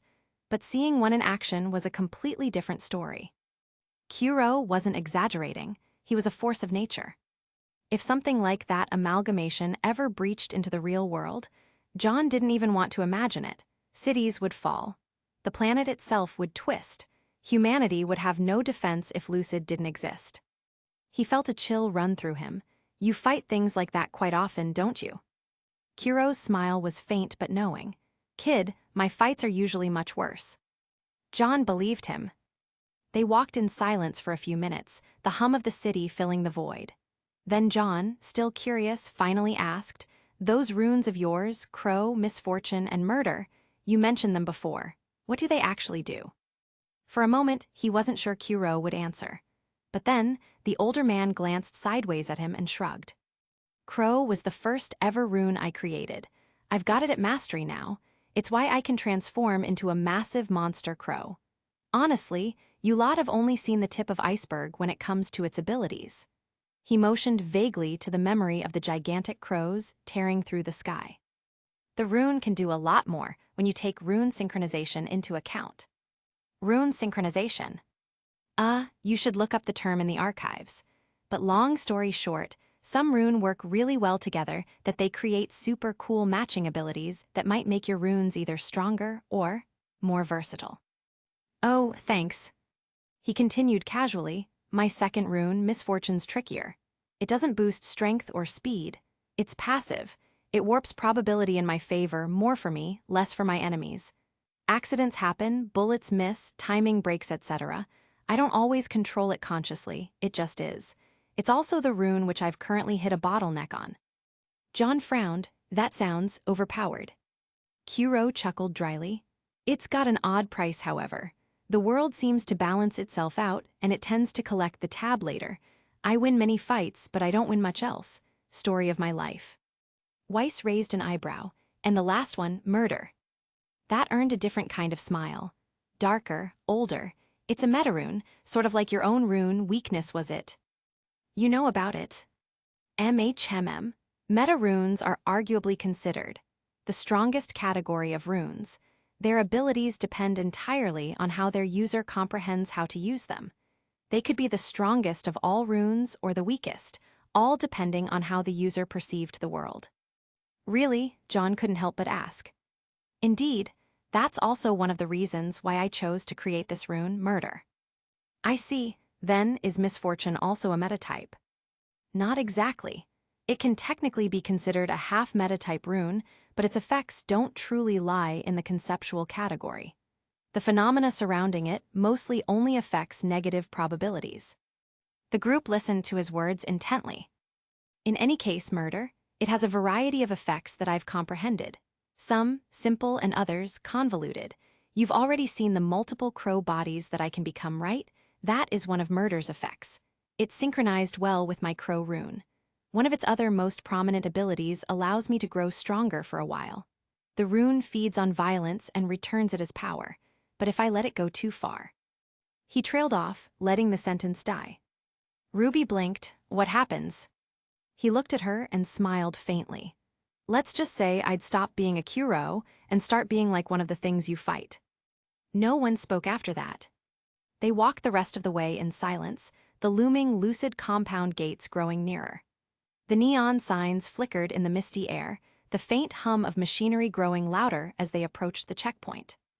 Then, out of nowhere, Yang froze mid-step. Her eyes flicked toward the raven on Kuro's shoulder. It was still perched there, unmoving, but its head was turned directly toward her. It didn't blink or twitch, just stared. Weiss noticed it next, then Ruby. One by one, their eyes followed the creature's gaze until the whole squad was aware of it. Even John felt a ripple of unease crawl up his spine. He cleared his throat carefully. Kuro. Yeah. That, raven, it's not part of your crow rune, is it? For the first time since the fight ended, Kuro stopped walking. The street was quiet again, save for the faint hiss of wind. He looked at them, then at the raven. His expression didn't change much, but there was a faint glint of something like surprise in his eyes. Huh, he said quietly, guess you noticed. Yang's voice came out sharper than intended. So, what is it? Kuro tilted his head, studying the creature on his shoulder. Its feathers rippled faintly, shadows shifting under its wings. Then, for a moment, just a fraction of a second, it smiled. Or maybe it didn't. Maybe the shadows just looked like a smile. Kuro stopped mid-stride, the faint crunch of glass beneath his boots echoing through the quiet street. His eyes slid toward the raven perched on his shoulder. Well, he said dryly, voice carrying that tired drawl, don't you think it's about time you showed yourself in your real form for once? The raven tilted its head, then gave a deep, throaty caw. It leapt from his shoulder, its feathers dissolving midair into black ink that splashed against the cracked pavement. The puddle rippled, spreading outward like living oil before rising and forming into the shape of a woman. The shadows peeled away, revealing someone striking, long black hair, crimson eyes that glowed faintly in the dark, and a curved, blood-red katana resting at her hip. Her coat, feathered and half-melting into darkness, shimmered with faint motion like smoke clinging to her frame. Her gaze moved lazily over the group, landing briefly on John, then Weiss, then Ren. But when it reached Yang, it stopped. The tension in the air shifted from heavy to suffocating. John felt the breath catch in his throat. The resemblance was impossible to miss. Yang's expression hardened instantly. Her fists clenched, knuckles white, fury sparking behind her amber eyes. "Raven," she spat. The woman smiled faintly, her gaze flicking between Yang and Kuro. "Hello, daughter." Chapter 134, 134, Edification, Part 1. The tension was thick enough that even the air between them seemed to hum with the taste of restrained violence. John stood slightly off to the side, near RWBY and Weiss. His pulse was steady, but his stomach felt tight. He could feel it, the invisible, raw and emotional charge crackling between Yang and the woman who had just emerged from Kuro's Raven familiar. The entire group was frozen in place, unsure of what to do. Even Kuro looked a little weary, his usual half-lidded smirk replaced by something harder to read. Yang was the first to speak, her voice low and trembling with rage barely held in check. "Daughter, you are not my mother." Raven's crimson eyes flicked toward her daughter, her expression unreadable for a heartbeat. Then, with the kind of dismissive calm that could only come from someone who'd already decided how little they cared, Raven smiled faintly. "Still angry, I see." Yang's fists tightened, metal joints of her gauntlet-like rune armor creaking in protest. "Don't you dare call me that. You lost that right a long time ago." If her words struck anything in Raven, it didn't show. The older woman tilted her head slightly, the long black strands of her hair shifting with the movement. Her red eyes gleamed with faint amusement, the corner of her lips twitching upward. The look wasn't warm, rather, it was indulgent, patronizing, like a lion humoring a cub that thought itself fierce. Raven took a few slow, deliberate steps forward, shoes echoing lightly against the fractured asphalt. Her movements were fluid and predatory, a gait born from a supreme awakener's prowess. Yang, however, didn't back away, though her stance widened instinctively, her posture tense, ready to strike. RWBY, standing beside John, shifted slightly, her hand brushing the hilt of her weapon. John noticed the faint twitch of her jaw. She was angry too, but she wasn't moving in. Maybe because she knew this wasn't her fight. Maybe because she knew how much this moment mattered to Yang. "Why are you here on this mission?" Yang spat. Her voice cracked slightly, but the venom in it was unmistakable. "Why now? A fucking Raven of all things, I should have known." Raven didn't answer immediately.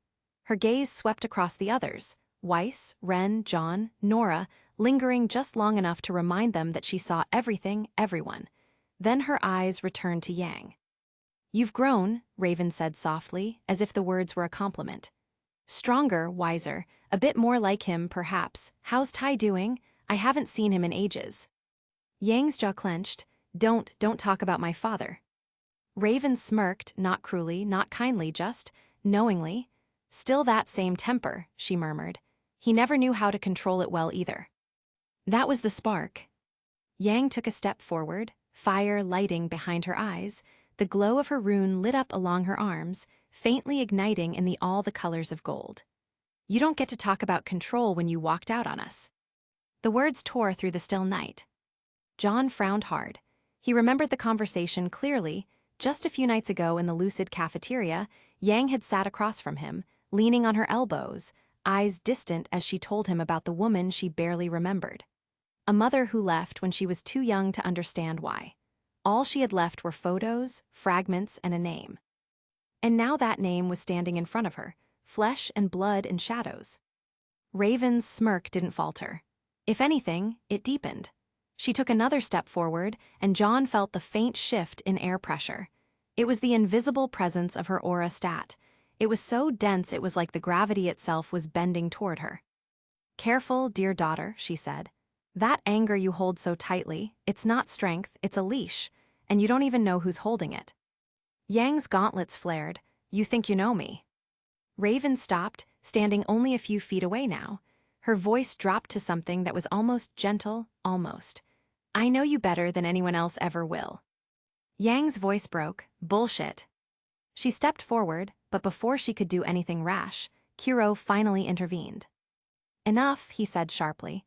Both of you. Raven, shame on you for rage-baiting her. Yang turned on him immediately, betrayal and fury mixing in her eyes. You knew she was here, didn't you? How long were you hiding this from me, Uncle Kuro? Kuro's mouth pressed into a thin line. His voice was calm, but his tone carried a note of a sigh. It wasn't exactly by choice. She wasn't supposed to be here at all. Raven's tone was light. Oh, don't make it sound so dramatic. You know as well as I do that secrets never stay buried forever. Would have been nice if some of them had, Kuro muttered. John looked between the two of them. Kuro's eyes, though hard to read, looked pained. Like there was a weight he'd been carrying for a long time and was finally being forced to drop. Raven, by contrast, looked completely unbothered. If anything, she was enjoying the tension, seemingly feeding off it. Yang took another breath, deep, shaky, but loud enough to echo in the stillness. Why are you here, Raven? Why now? Raven tilted her head again, her black hair rippling like smoke. Why not? My brother's little squad of dreamers has been making quite the noise lately. I wanted to see what kind of warriors Vale was producing these days. Her gaze slid over John briefly, sharp and assessing. Interesting recruits, especially you.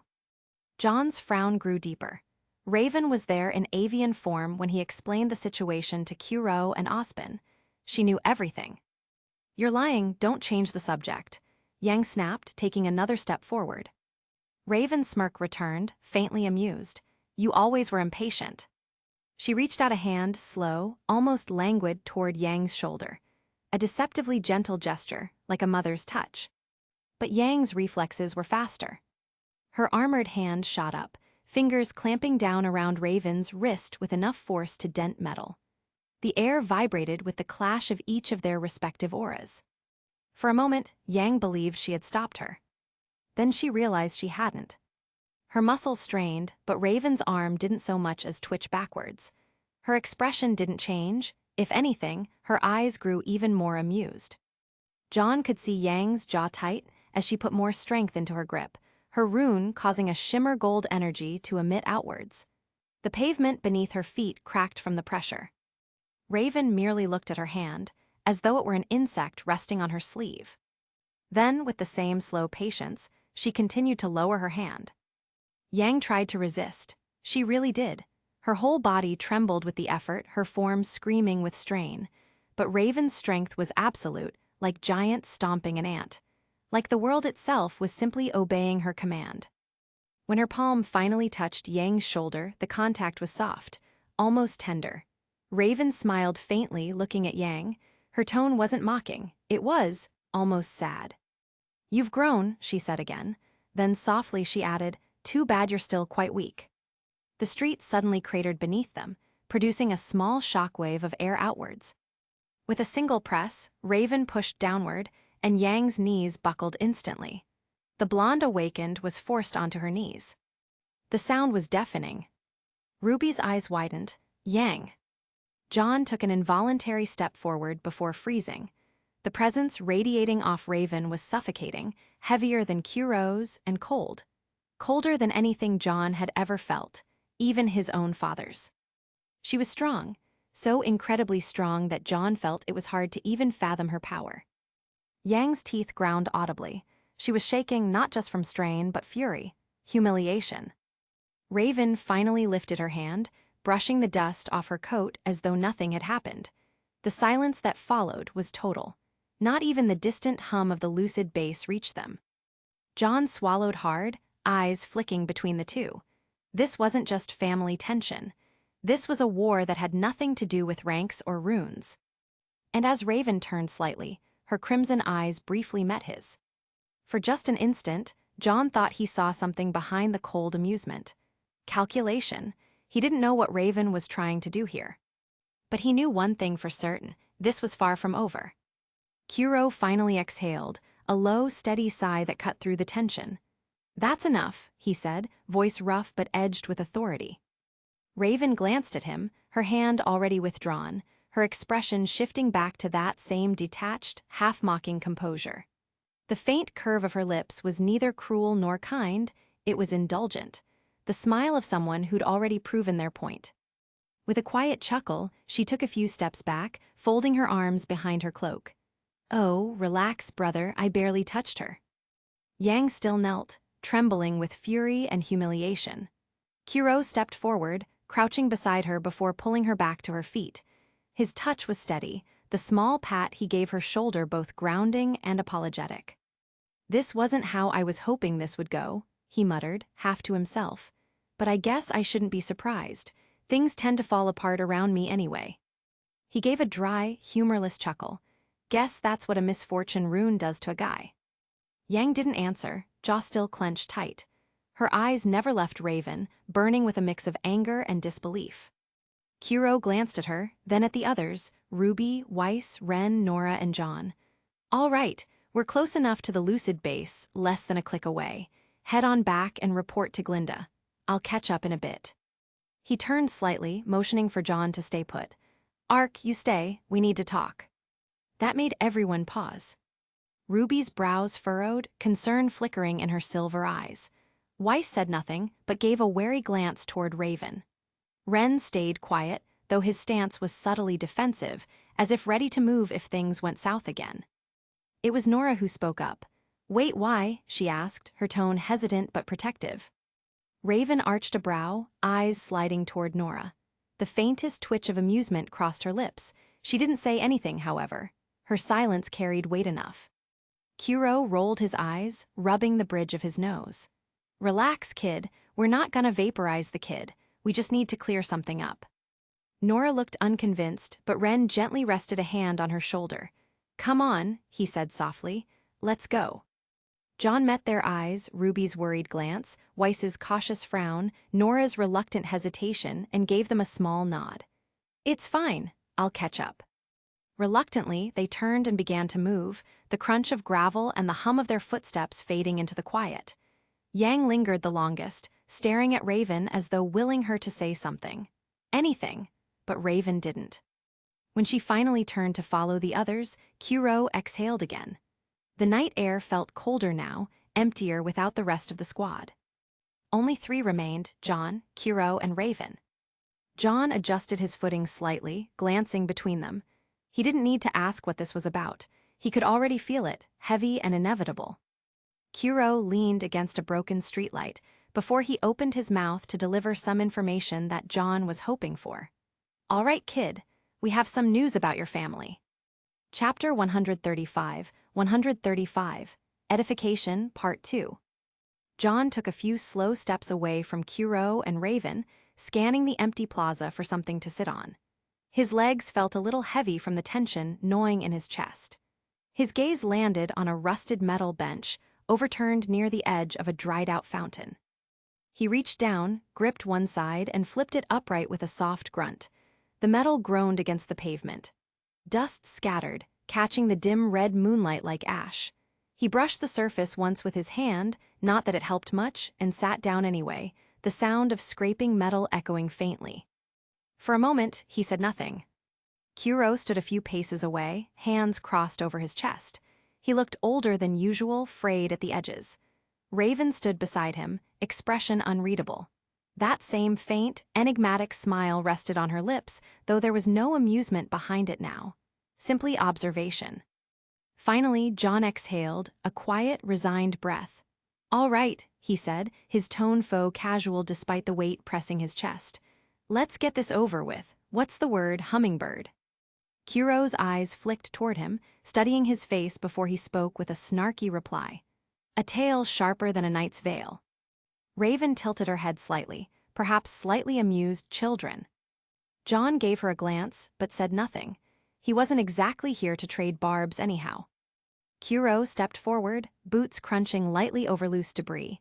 He stopped a few feet away from John, his shadow stretching long across the broken pavement. "We got a ping today," he began. "Came from Vacuo, southern region's city called Mirage." The name lingered in the air like dust. "Mirage," John repeated, frowning. "That's full desert territory, right? Near the southern fault line." Yeah, Kiro said with a nod. Mostly dry basin, small trade hub, lots of black market activity with smugglers and wanderers. Not exactly the kind of place you'd go to retire. John's chest tightened, and Raven reached into her coat pocket and pulled out a folded piece of paper. She unfolded it and held it out. Camera footage from a bar on the west end of Mirage.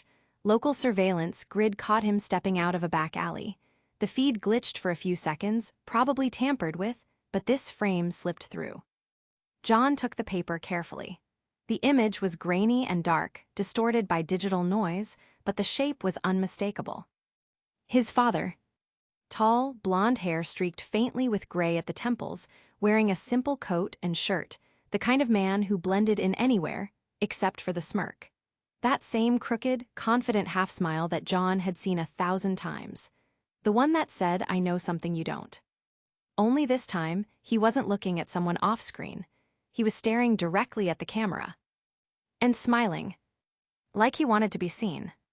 John's eyes lingered on the picture for several seconds before he slowly exhaled. He looked straight at the lens. Yeah, Kiro said quietly. If he hadn't, we probably wouldn't have caught him at all. He wanted us to see him. Deliberately, Raven added. Her tone was soft, but her eyes were sharp.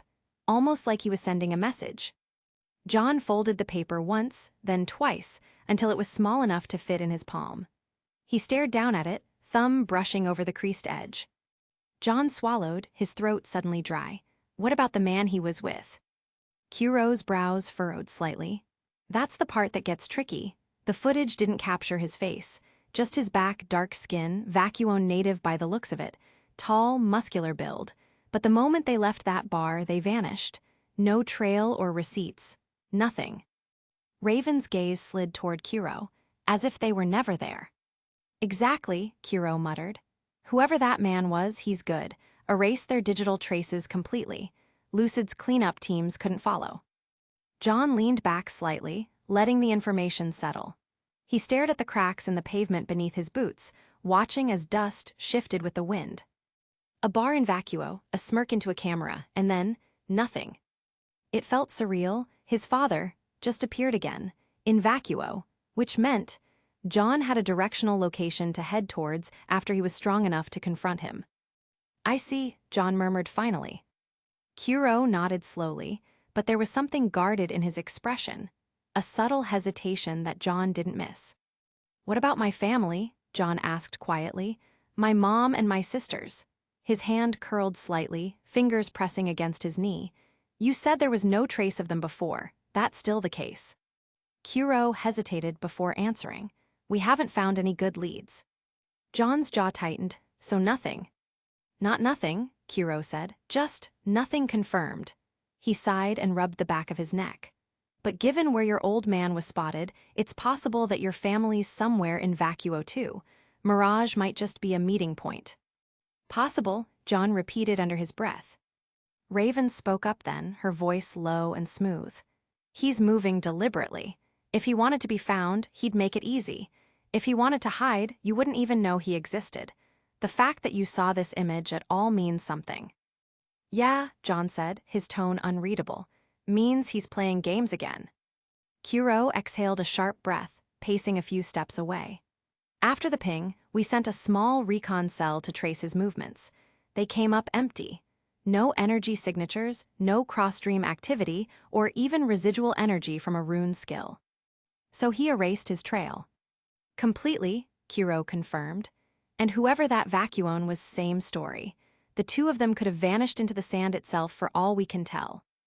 John's grip on the photo tightened until the paper crumpled slightly. That sounds like him. Raven's eyes flicked toward him. You know your father better than we do, kid. What do you think he wants us to see? John didn't answer right away. His mind was already pulling threads together, every word his father ever said, every cryptic lesson that didn't make sense back then, but might now. He lifted his head and met her gaze. I believe he's telling me something. Kiro frowned. Telling you what? John stared down at the photo again, that faint smirk still etched across his father's face. That he's alive, and that he's watching. He paused, his voice dropping a note lower. Whatever he's doing out there, it's not over. It'll never be over. not until I'm strong enough to confront him. The wind picked up again, carrying with it the faint rattle of loose metal. Kuro stood silently, his eyes distant. Raven, meanwhile, tilted her head just slightly, watching John with renewed interest, the kind reserved for someone who might be walking toward the same storm she already saw coming. For a long moment, none of them spoke. Finally, Kuro broke the silence. "We'll keep eyes on Vacuo. If he resurfaces, Lucid'll know. You'll be the first to hear about it." John nodded slowly. "Thanks." There were a few things Nicholas Ark had told John that day. 3, to be exact, and each one was heavy enough to alter the course of his life forever. The first was the truth behind the dream realm, its true history, and the reason it had come to be.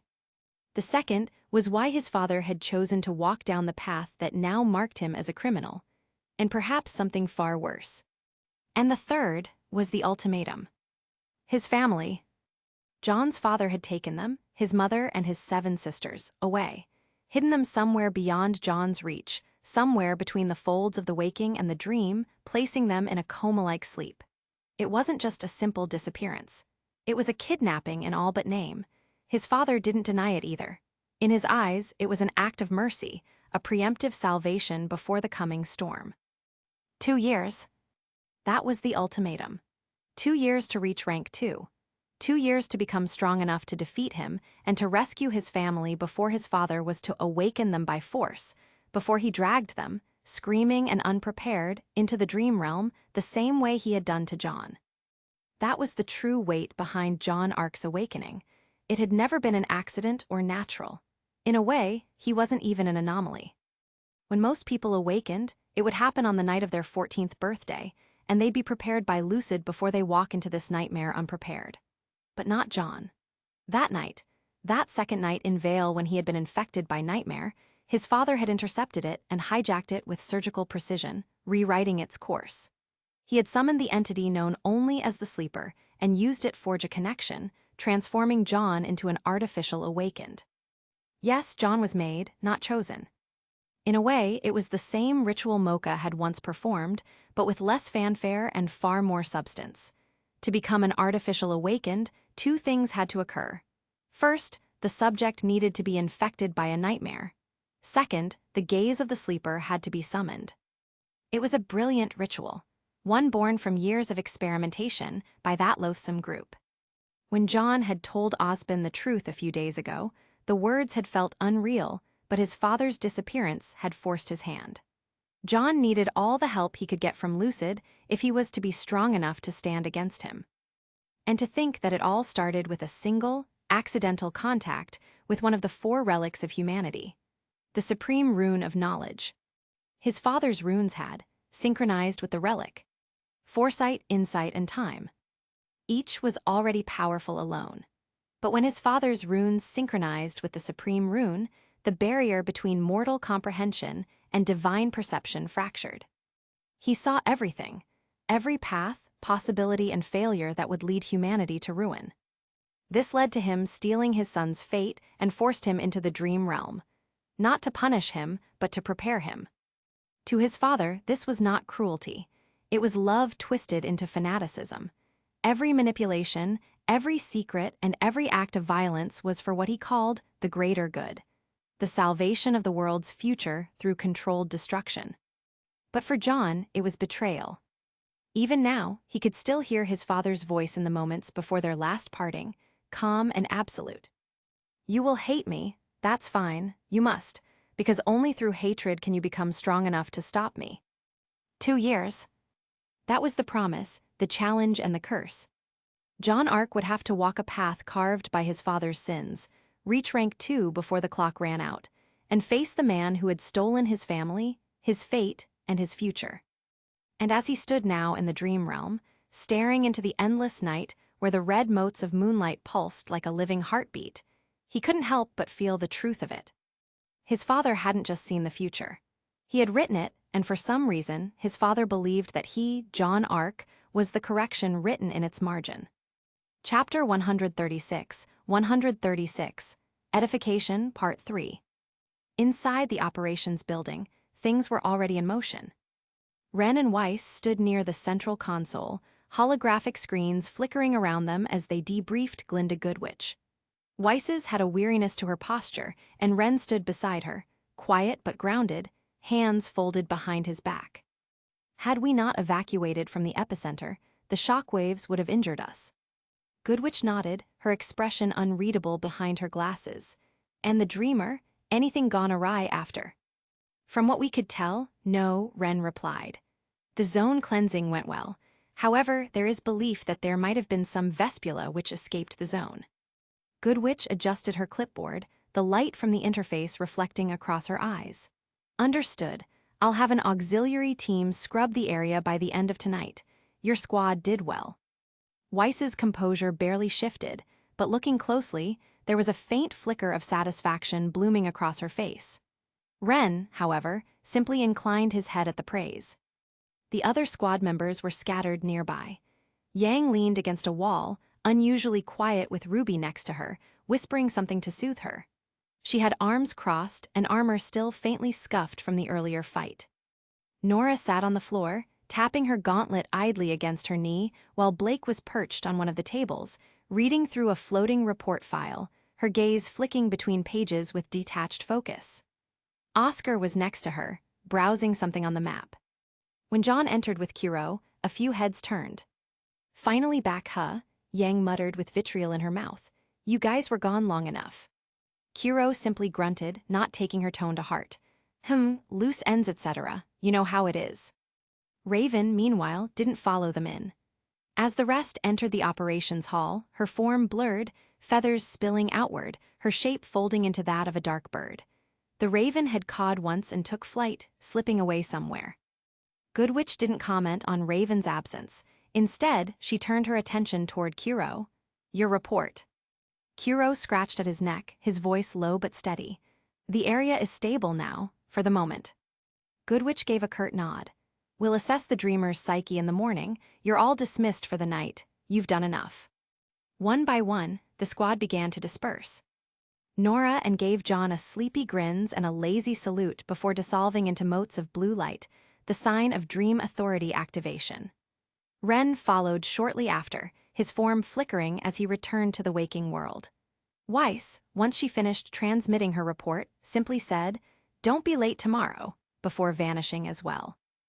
Yangs didn't say anything, and John couldn't blame her. After that interaction with her mother, it was a miracle she'd even stayed to see him and Kiro.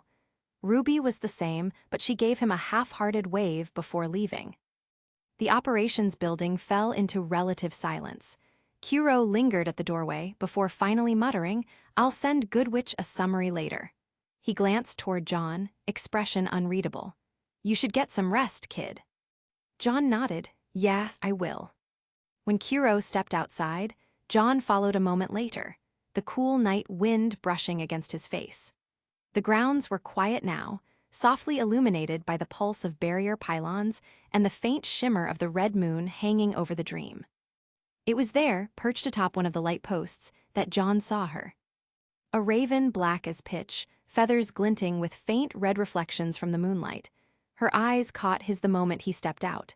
Intelligent, calm, and watching. He hesitated, then walked closer. "You're not coming in?" he asked. The raven tilted its head, feathers ruffling slightly. John stopped a few feet away, folding his arms. "You know, for someone who just got back from a full-scale nightmare zone, you're awfully quiet." No response, just a blink. John sighed. He was hesitant in asking Raven this next question, considering what she had done to Yang earlier. However, John recognized her strength, and he needed all the help he could get. "All right, fine, let me ask something else." He paused, searching for the right words. "I noticed earlier that you have a katana. Are you good with swords?" That made the bird tilt its head again. He half expected her to change back and stand there with that distant, unimpressed look she seemed to always wear. Instead, the raven opened her beak. And Raven's voice came out, perfectly human, smooth and measured, unmistakably hers. "In swordsmanship," she said, "I'm probably one of the best in the world." John blinked. "You're talking as a bird." The raven's feathers puffed slightly. "And you're questioning me instead of listening. Which of us sounds more foolish?" He opened his mouth, then closed it again. "Fair point." She sounded confident, borderline smug. John wasn't sure if she was boasting or just stating fact. Considering she was a rank 2 peak, though, he wasn't about to argue. "Well," he said, rubbing the back of his neck, "guess I was wondering if you could, maybe teach me a few things." "Teach you?" "Yeah, I've been thinking about dual wielding, 2 swords instead of 1. I figured you might know something about it. I also need a lot of experience in fighting against stronger opponents. Because of, well, you know the reason." The raven tilted her head again, the motion sharp and bird-like, but her tone was thoughtful. "I do indeed. However, dual wielding isn't ideal for most fighters. 2 blades demand double the awareness and double the discipline. Few can manage it efficiently. But," she paused, her wings shifting slightly, "there is versatility to be gained from it. Flow, adaptability, and potential unpredictability." John listened quietly. "I use 1 blade because it suits my style," she continued. "A katana that is both light and precise. It's enough. But that doesn't mean 2 can't serve a purpose, if the user's body and rune can maintain the rhythm. I want to learn, if you're willing to show me." There was a brief silence, only broken by the low hum of the barrier field. Then Raven gave a sound that might have been a sigh or a chuckle. "Very well, I'll give you a few pointers. Follow me." John blinked. "Wait, really? Would you prefer I change my mind?" No, I'll take it." He hurried after her as she took flight, gliding toward the training sim zone on the other side of the base. He was halfway across the courtyard when a familiar voice called out behind him. "Well now," Kiro drawled, stepping out of the building. "What's this I'm hearing? The great Raven Branwyn giving sword lessons, as a bird." Raven perched on a lamp, feathers bristling. "Don't test me, Kiro." He grinned, clearly enjoying himself. "I'm just saying, kinda funny, isn't it? A bird teaching swordsmanship to a kid. What's next? She gonna peck you into shape, John?" Raven's glare could have cut steel, even from her avian form. "Keep talking, and I'll turn you into my next sparring dummy." "Love you too, sis." "Ignore him," she said. "Now let's begin." John smiled faintly, drawing his sword from his side. "Right." The training simulation room was vast, a hollow chamber ringed with obsidian walls and faint lines of crimson light pulsing along the floor. The dream version of Beacon's Lucid base had built this arena for one purpose: refinement. The moment John and Raven stepped inside, the world hummed to life. The holographic grid rose from the ground like threads of molten glass, wrapping the space in an ambient glow. A faint shimmer traced their outlines as the system acknowledged their entry. Kuro was already sitting on one of the benches near the wall, one leg crossed over the other. "Don't mind me," Kuro muttered. "Just observing, I won't get in your way." Raven ignored him. Her raven form unraveled into smoke, shadowy black feathers scattering into the air, and in their place, her human figure emerged. The transformation was seamless, one moment avian and the next, a woman with piercing red eyes and hair like dark silk. Her katana hung loosely at her side, still sheathed. "Draw your weapon," she said. John did so, taking his usual stance, feet apart, sword angled low, both hands on the hilt. "Show me," Raven said simply. John exhaled and lunged forward, with sharp but deliberate cuts. His strikes came in controlled arcs, a downward slash, a sidestep feint, and a horizontal cut. To his credit, his fundamentals were solid. But Raven didn't move.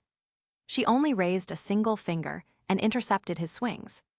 The edge of his sword connected and stopped. Not a mark or even a scratch. Her expression didn't change as she deflected another strike with the same finger, rotating her wrist with casual precision. John's strikes grew faster, heavier, desperate. Yet she didn't budge. Each motion from her was barely perceptible, her finger tracing a calm rhythm that nullified every attack as if she were swatting away dust motes. The difference was monstrous. When John finally stopped, his hands trembled from the vibration of each parried hit. Raven hadn't even drawn her weapon. He sheathed his weapon, the sound of metal sliding into its scabbard sharp in the quiet room. "You weren't even trying." "Of course not," Raven replied. "You wouldn't survive if I did." Kuro gave a low whistle from the sidelines. "Yeah, kid, what she said isn't an exaggeration. You'd have been paced." John shot him a glare before turning back to Raven. "Then what was that? just strength. Raven nodded once. Strength, yes, but more than that, density.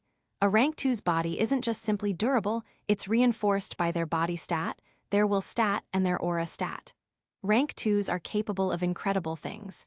To you, my finger feels like invincible metal. But what you're actually feeling is a microlayer of my aura pressure coating it. It disperses your kinetic energy before it reaches me. John frowned, trying to process that. So that's what peak rank 2 means. In part, she said, you'll understand more if you ever get there. For now, she raised a hand, gesturing for him to halt, enough brute force. Let's talk about technique. Raven's expression shifted slightly, the edge of professionalism settling into her tone. Your fundamentals are good, better than most people. But that's all they are, fundamentals, nothing special. That stung a little. What do you mean? She studied him, eyes narrowing slightly. Tell me, John Ark, what do you believe weapon mastery is? He hesitated. It's control, right? Precision, being able to guide the blade exactly how you want. Raven gave a single, slow nod. A fair answer, but incomplete. She began to pace, her boots echoing softly against the metallic floor. Weapon mastery, at least the way most define it, is bound by human limits. There are only so many ways to swing a sword in a three-dimensional plane. Once you've learned those ways, there's nothing left to discover. Beyond that, it's repetition, refinement, and deception. So it just ends, John asked. For ordinary people, yes. He frowned, unconvinced. But I've seen fighters, Pyrrha, for example, do things that looked beyond technique, like she was making new moves on the spot. Raven's lips quirked slightly, not in amusement but approval. That's because you're describing beyond human combat. What she was doing isn't new technique, it's aura and will interaction. When your will and aura stat reach a threshold, you stop being limited by physical possibility. John looked intrigued. How does that work? Raven didn't answer right away. Instead, she turned and without warning stepped upward. Not forward or diagonally, but upward. Her foot pressed against the air as if it were solid ground. She stood there effortlessly, one hand resting on her sword hilt, her coat brushing lightly against nothing. The room's lighting reflected off an invisible platform beneath her.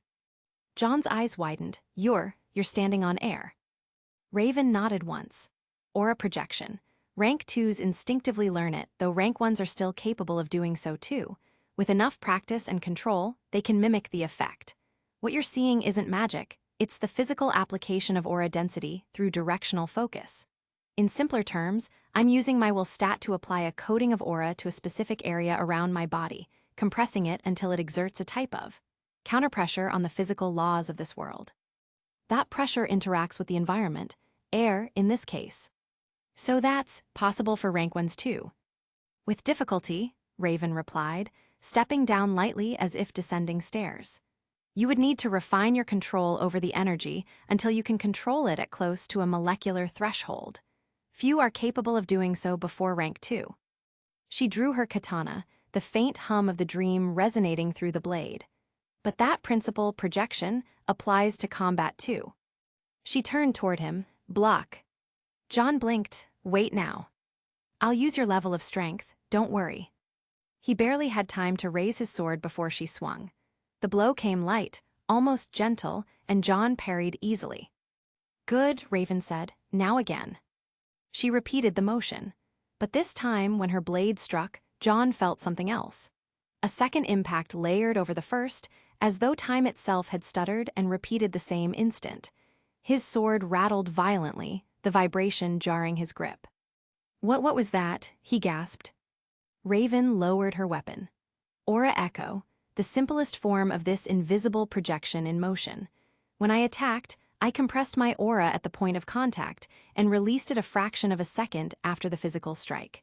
What you felt was the projected echo of my will layered atop the actual hit. So, you hit me twice with one swing. Essentially. Kuro gave a low chuckle from the side. She's showing off again. Raven ignored him. This is what separates the strong from the average, especially at your rank. You think weapon mastery is about the blade, but it's not. It's about synchronization between your body, your aura, and your will. When all three align perfectly, the weapon becomes an extension of your intent. and with enough practice, you can layer not just 1 or 2 echoes, but hundreds in a single instant of an attack. John exhaled slowly, nodding. So, if I want to reach rank 2, I have to learn to project my aura like that. Well, no, Raven shrugged, sheathing her katana with a clean click. To reach rank 2, all you need is to reach comprehension in 2 runes. However, this is a path to strength, the major difference between rank 2s and 1s, beyond the simple stat gulf and rune skill applications. But for now, focus on the fundamentals of control. Without that, projection will destroy you from the inside. I see. Indeed you do. Now let's see if you can learn how to do this. Sit down and meditate. Chapter 137, Edification, Part 4. The dream had spat him out again, exactly on time. 8 hours, always 8 hours. If an operative spent more than that time in the dream, their bodies would start to deteriorate. Their stats would slowly grow weaker, until they were unable to move, let alone kill any Grimm. This was why the priority when entering the dream was to ensure that exit authority was always ready. Curiously enough, if an awakened stayed for less than 8 hours, they would also only awaken after 8 hours. Their soul would be in a type of fugue stasis that would only end once the time was up. This explained the earlier questions which he had. During his time spent in the dream prior to being discovered by Lucid, John had consistently observed that he would awaken precisely after 8 hours, coinciding with the ringing of his alarm. He'd read in the archives about dreamers who didn't heed time and were killed due to that. Ranking up, however, combated this phenomena, with dreamers of higher rank being able to stay for longer and longer times past 8 hours. John now understood why. The will and aura stat. These two in conjunction allowed an awakened to defy the laws of the world. In any case, that wasn't a mistake John planned on making. He was happy to leave on time. He sat up, exhaling sharply. His shirt clung to him with the faint chill of sweat. He flexed his fingers once, testing the return of sensation. The sluggish response was normal. His body always felt slightly muted after exiting the dream. His physical stats had been dragged down to a fraction of what they were, after all. 10% capacity, that was where he was now. He swung his legs off the bed and rubbed his eyes, trying to piece through the fog still hanging over his mind. His last memory of the dream was Raven standing with her arms crossed, expression unreadable as she critiqued his final spar. Even when she pulled her strength down to his level, she still moved like someone several orders of magnitude above him, sharp, disciplined, terrifyingly efficient. Every strike had been simple, almost lazy, yet completely beyond him. He'd fought Grimm, he'd brawled with Ren during sparring sessions, and he'd even tested himself against Pyrrha herself in Lucid's simulation hall. None of them compared to that. Against Raven, he hadn't just been outmatched. He'd been outclassed. She'd toyed with him at first, flicking aside his attacks with a single finger like she was brushing away dust. When he pressed harder, when he'd used every ounce of speed and strength he could muster, she hadn't even blinked. Not once. It was like trying to cut through a mountain with a pocket knife. And yet, the part that lingered most wasn't humiliation. Rather, fascination. He could still see it clearly, that moment when Raven stepped onto thin air, her boots resting on nothing, weight suspended by something unseen. No rune glow or skill activation. Just pure control, as though she'd decided the world would bend and it had obeyed. Projection of aura through will, she'd called it before ending the session. A simple principle that separated the average from the transcendent. Rank 1s could brush the edge of it, rank 2s made it second nature.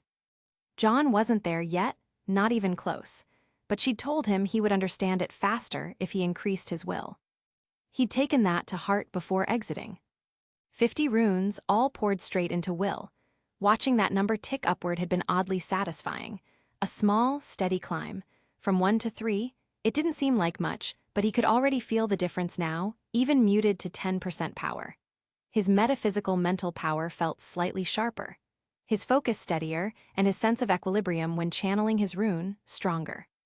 The human body wasn't designed to process that kind of incremental spiritual feedback, but he was adapting. Slowly. His body and aura stats were still at 0, however. He sighed and pushed himself up, the floor cold against his bare feet. Training those back up would take time, more time than he liked. especially aura.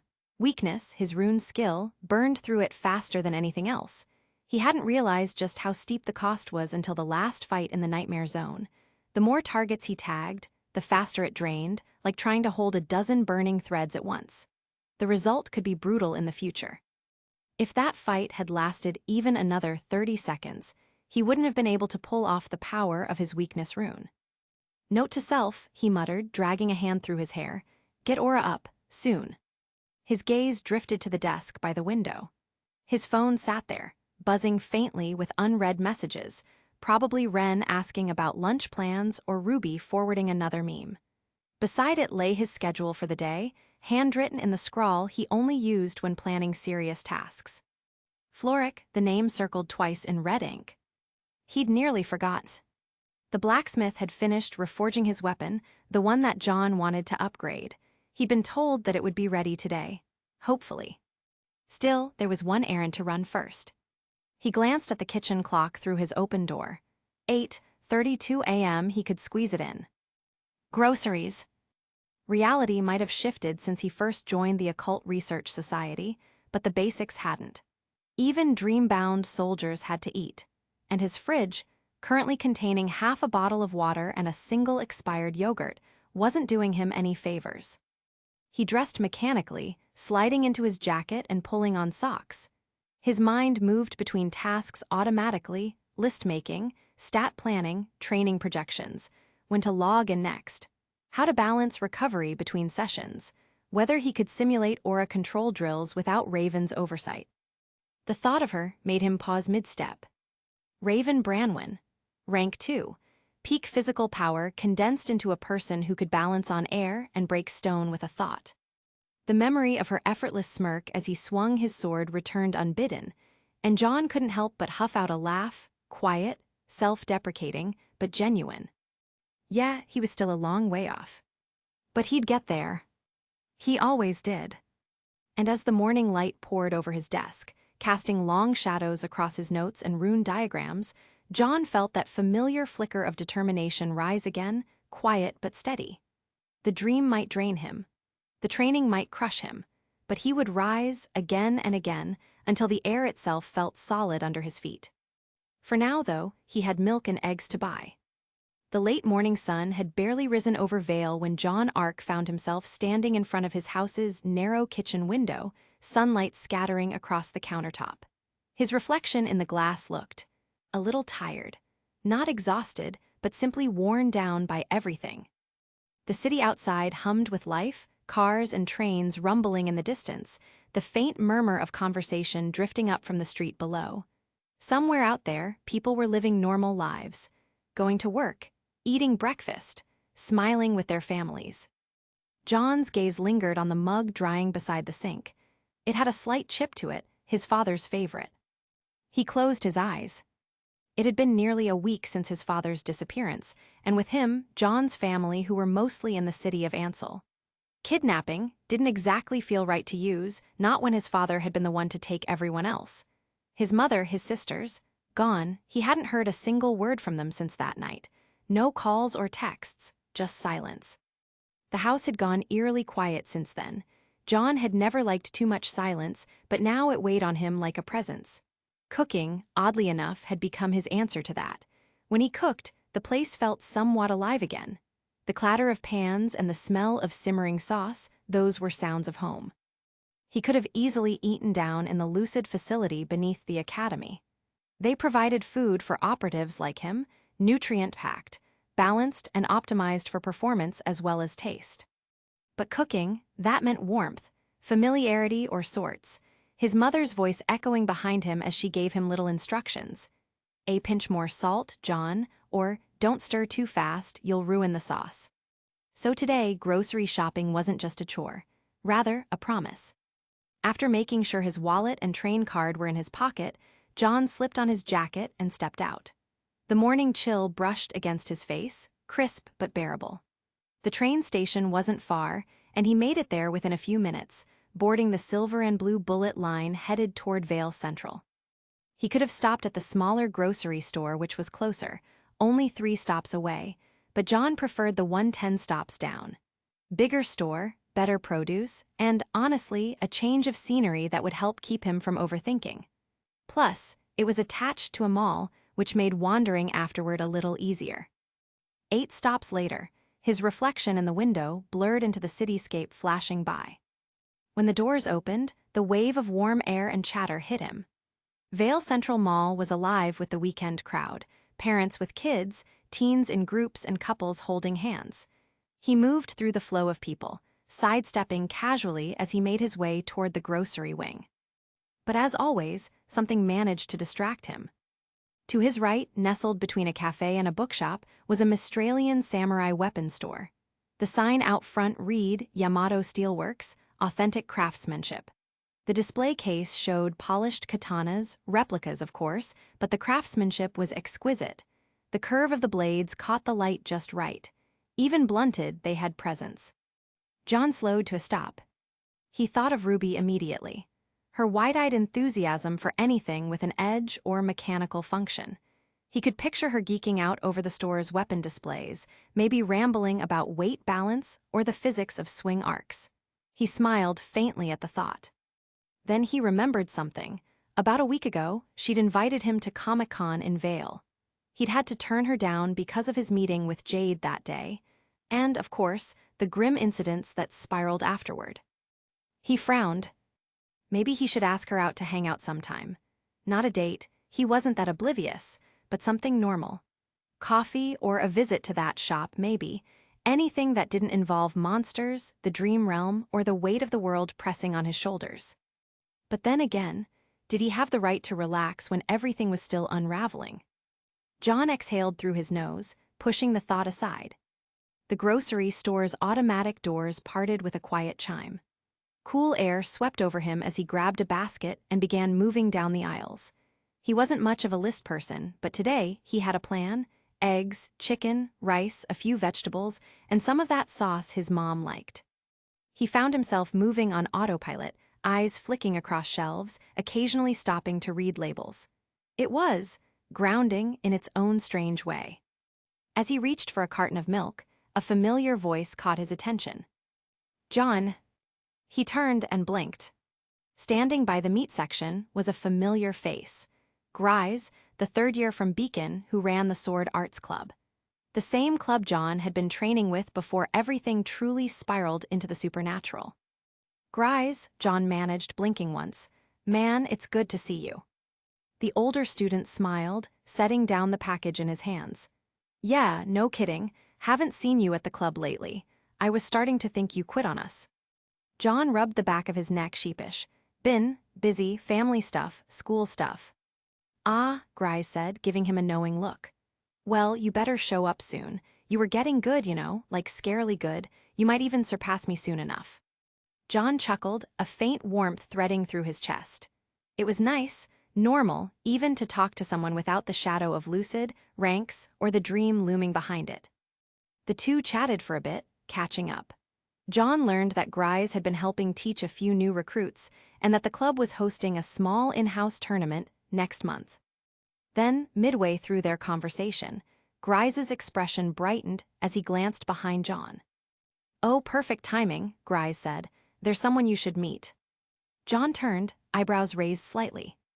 Another young man approached, around the same height as Grise, with dark, blood-red hair that caught the fluorescent light. He had a quiet, steady presence in his stride.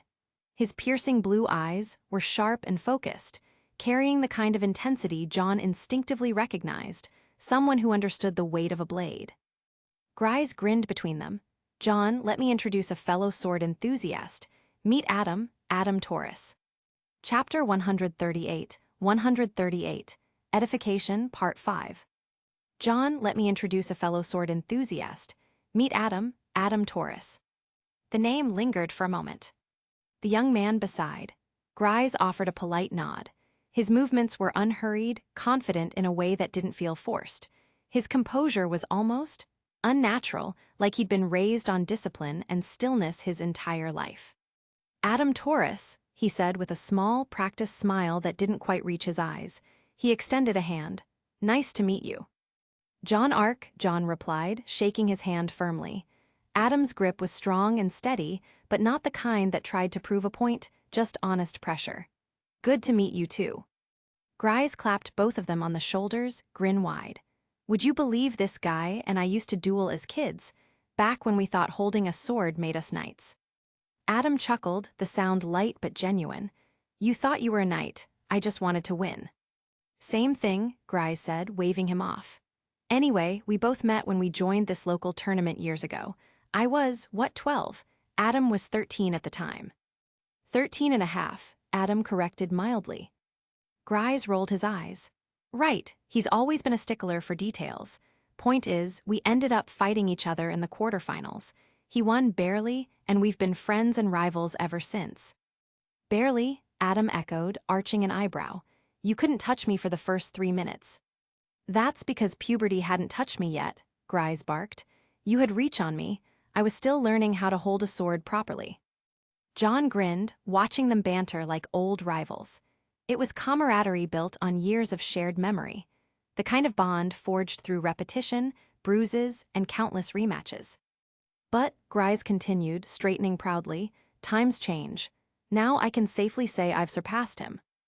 Adam's smile deepened just slightly. Is that so? Interesting choice of words, especially since most of our recent spars ended in draws. Not what I remember. It's true. Coincidence, perhaps. John laughed quietly under his breath. The exchange was warm and familiar, grounding in a way that reminded him what normal friendship sounded like. The sort of thing that had been missing lately amidst all the weight of the dream realm, the missions, and his father's betrayal. You two still spar often? John asked, curiosity slipping into his tone.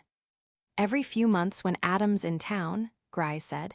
He lives outside of Vale, but he tends to work here when he gets assignments. So whenever he passes through, we meet up at the old gym. Keep the blades sharp, you know. Figuratively, Adam added, half smiling. The katanas we use are blunted, can't afford another hospital bill. That time was indeed special. Grise jabbed a thumb at him. And need I remind you that you were the one who tripped me? I parried, you lost balance. Semantics. Their easy rhythm drew a smirk from John. Sounds like you two go way back. Adam nodded, folding his arms loosely. It's rare to find someone as stubborn as Grise about technique. We clashed a lot when we were younger, but in hindsight, that probably helped us both get better. I'd say so, Grise said with mock smugness. Though I'm the one who ended up teaching sword arts, not you. I prefer to stay off the stage, Adam replied. Too many eyes, too much noise. Classic Adam, Grise muttered fondly. Always brooding, even as a kid. Brooding implies I'm unhappy, Adam countered smoothly. I'm quite content. That earned a chuckle from John, who found himself oddly at ease. There was a strange symmetry in the way the two men spoke, Grise with his easygoing warmth, Adam with quiet precision. Both were clearly skilled. Their posture, their awareness of space, it reminded John of trained operatives, though these two, of course, had no idea of the world beneath their feet. So, Grise said, turning the conversation toward John, what's your weapon of choice these days? Still working on that longsword form? John nodded. Yeah, I've tried switching styles, but the longsword just fits. Balanced, adaptable, not too specialized. Though I think dual wielding might be something I'd love to start training on. Adam tilted his head. Interesting choice. Most people gravitate toward Mistralian designs these days, sleeker, lighter. As for dual wielding, personally I find it unwieldy, but to each their own. Ha, trust me, I know, John said, smiling faintly, but there's something about it that just fits with me, you know. Adam seemed to consider that, his expression softening. Fair. Though personally, I've always found beauty in a single katana's economy of motion. Every cut is deliberate, and there's no waste. Spoken like a Mistralian purist, Grise teased. He used to wax poetic about blade curvature like it was a religious experience. I'm from Menagerie, not Mistral, Adam explained to John, then continued without missing a beat. And it's not poetic, just respectful. Every curve, every inch of steel serves a purpose. It's harmony in design. John nodded thoughtfully. Guess that's why I like swords in general. They're honest, you can't fake skill with one. Grise gave a grin of approval. spoken like a man who's eaten his share of humble pie in training. Yes, Grise, we both know you beat my ass black and blue. No need to rub it in, John pouted. The conversation flowed easily after that, talking about their preferred grips, guard stances, even the best way to polish steel without scratching the finish. For a few minutes, it was just three sword enthusiasts geeking out in the middle of a grocery store, surrounded by the sterile scent of produce and detergent. John found himself relaxing. There was no pressure to hide what he was, no need to watch his words or steer around the edges of lucid business. Just simple talk about craft and technique. At one point, Grise drifted away to grab something from another aisle, leaving John and Adam alone for a short while. "You're a student at Beacon like Grise, right?" Adam asked, tone casual. "Yeah," John replied, "first year." "It's a good school," Adam said.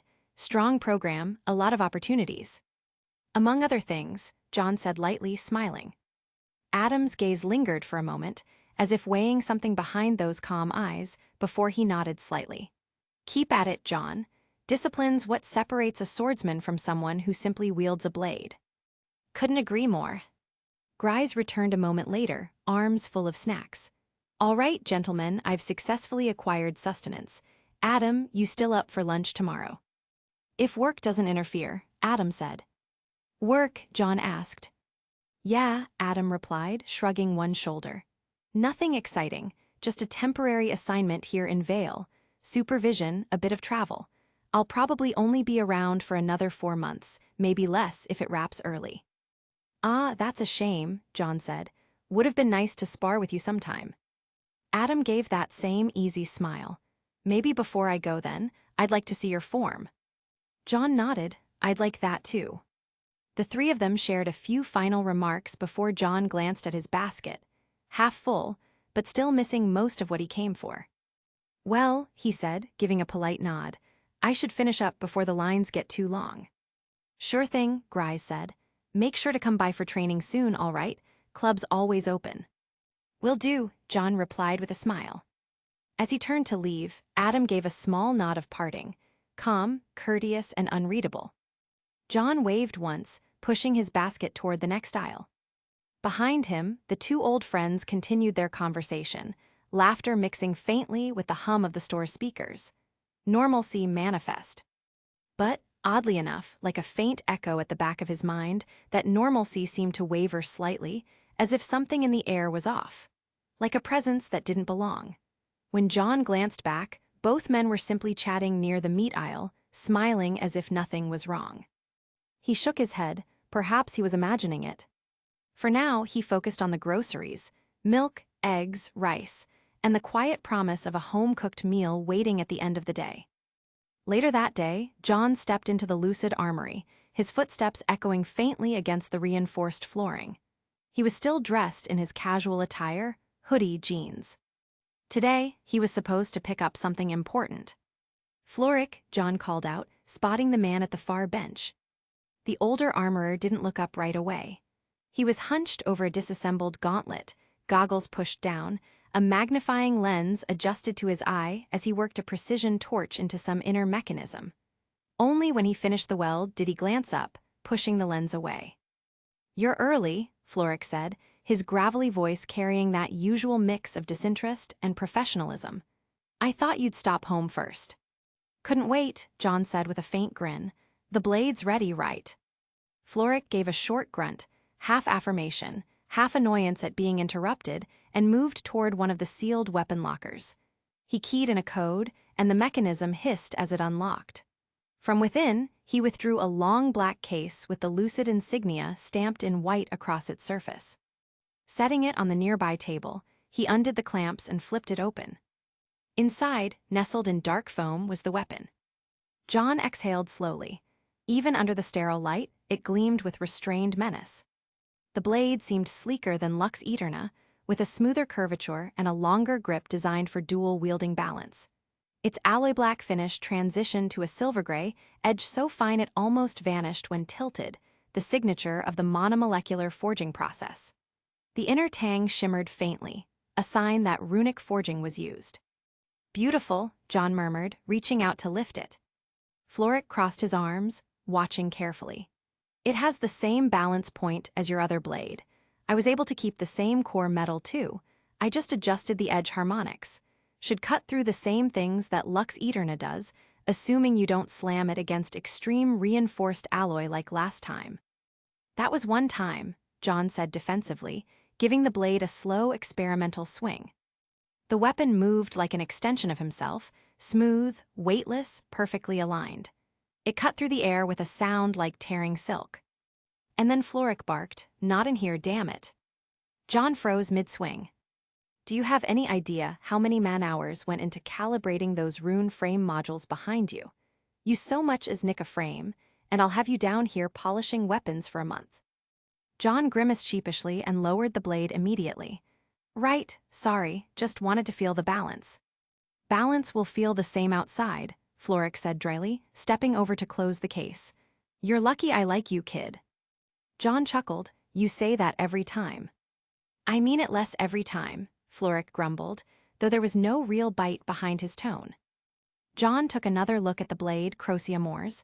"You outdid yourself, seriously." Florrick's expression softened slightly, though he tried not to show it.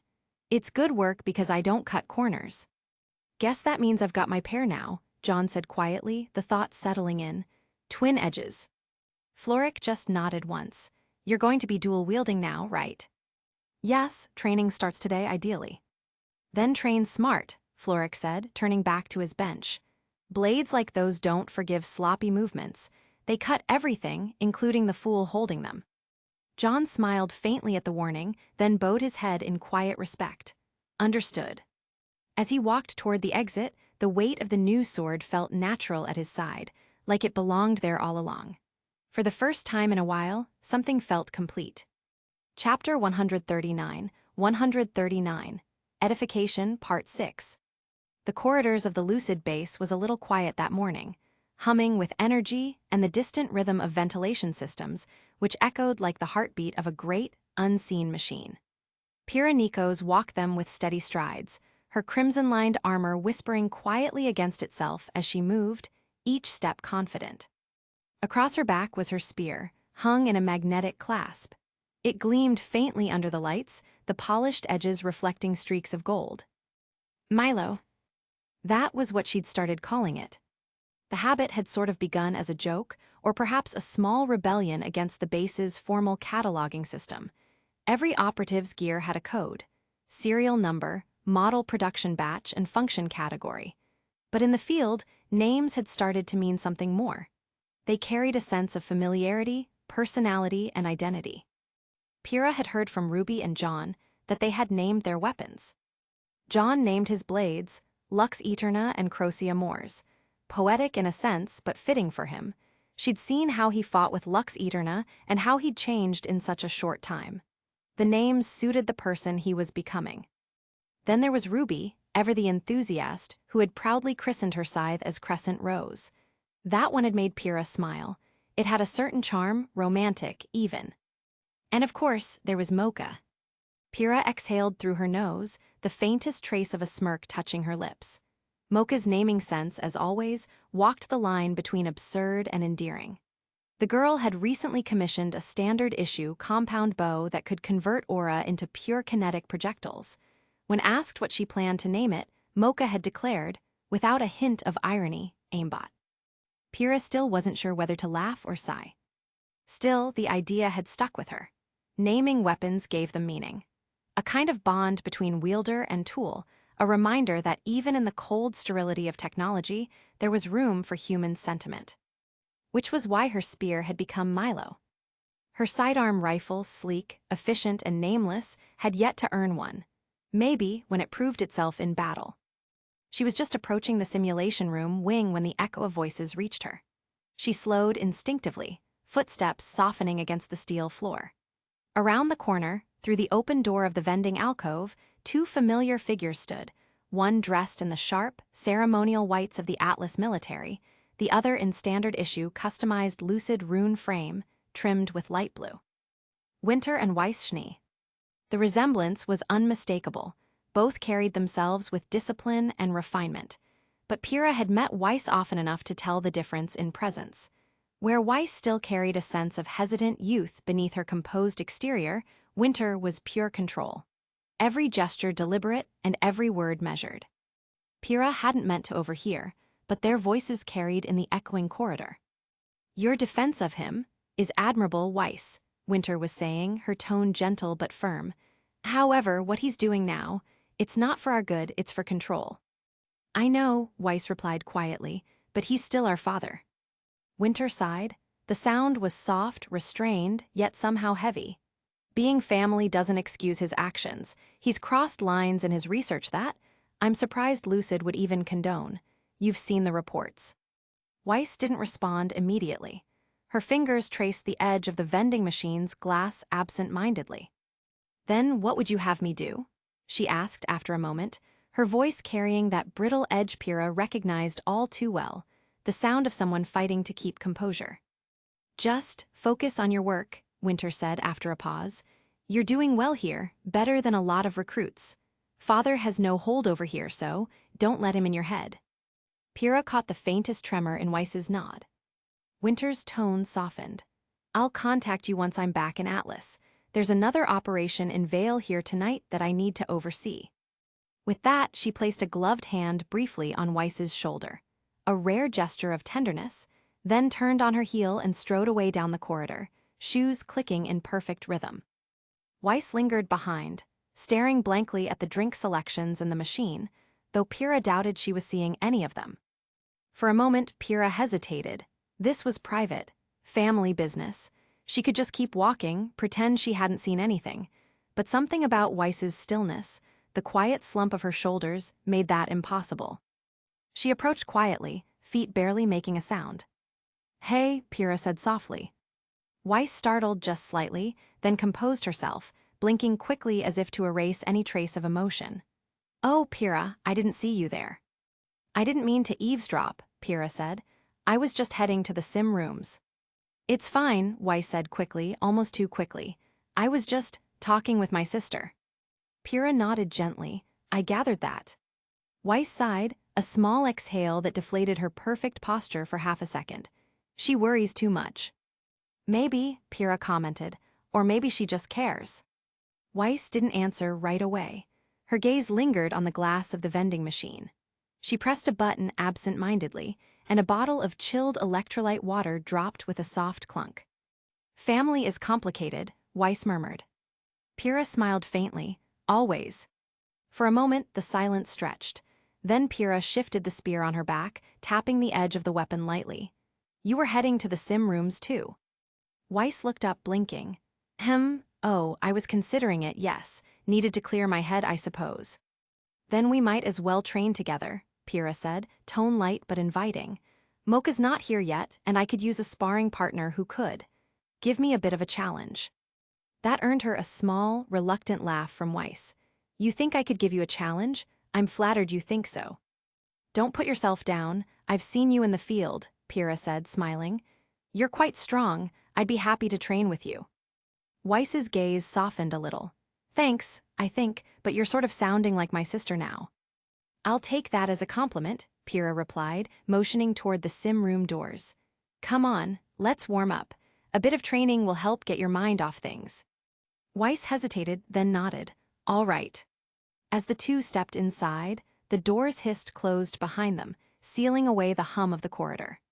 The training chamber lit up, an empty metallic field that shimmered as the simulation grid powered on, ready to conjure any battlefield they desired.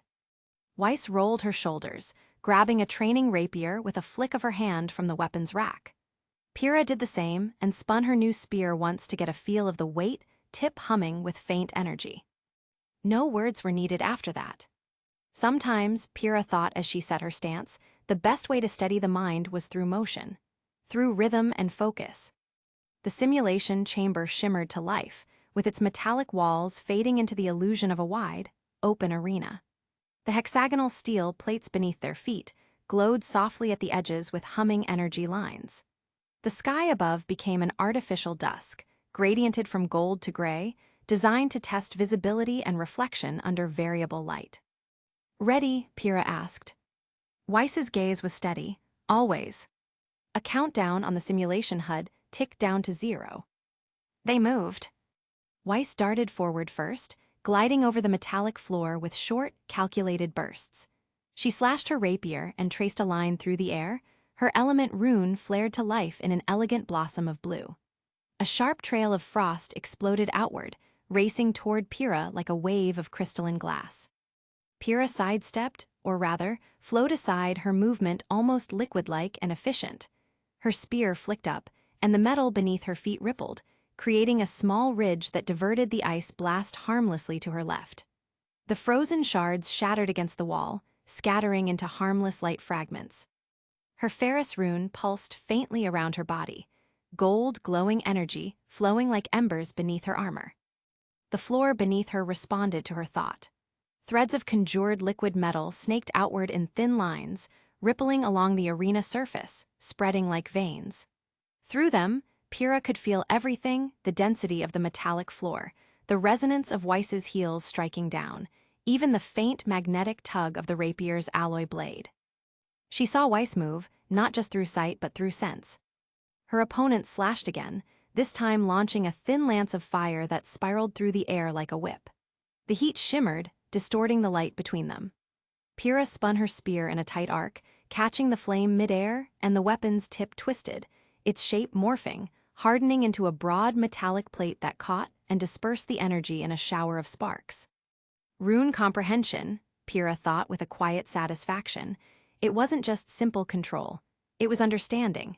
The metal obeyed her not as a tool, but as an extension of herself. Weiss pressed on. A circle of fire appeared under her feet, bright cyan. With a burst of force, she propelled herself upward, using the flames to accelerate her jump. Midair, she flicked her wrist, sending shards of ice raining down like a miniature storm.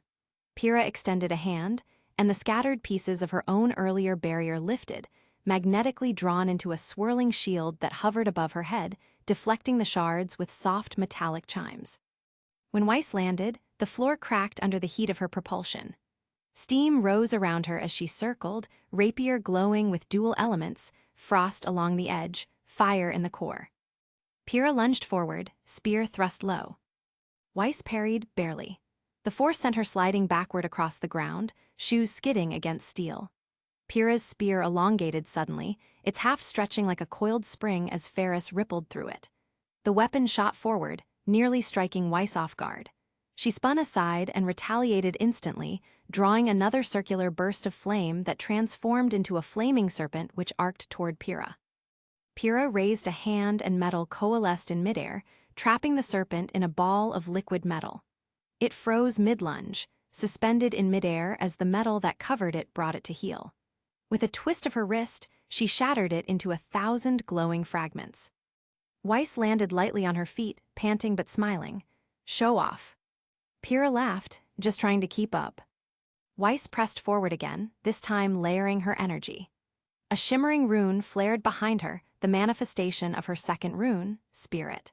4 miniature elementals, each a glowing mote shaped vaguely like a Chibai elemental fairies, blinked into existence, orbiting her with gleeful energy. One swept its tiny arms and sent a slicing gust forward. Another followed with a spiral of flame.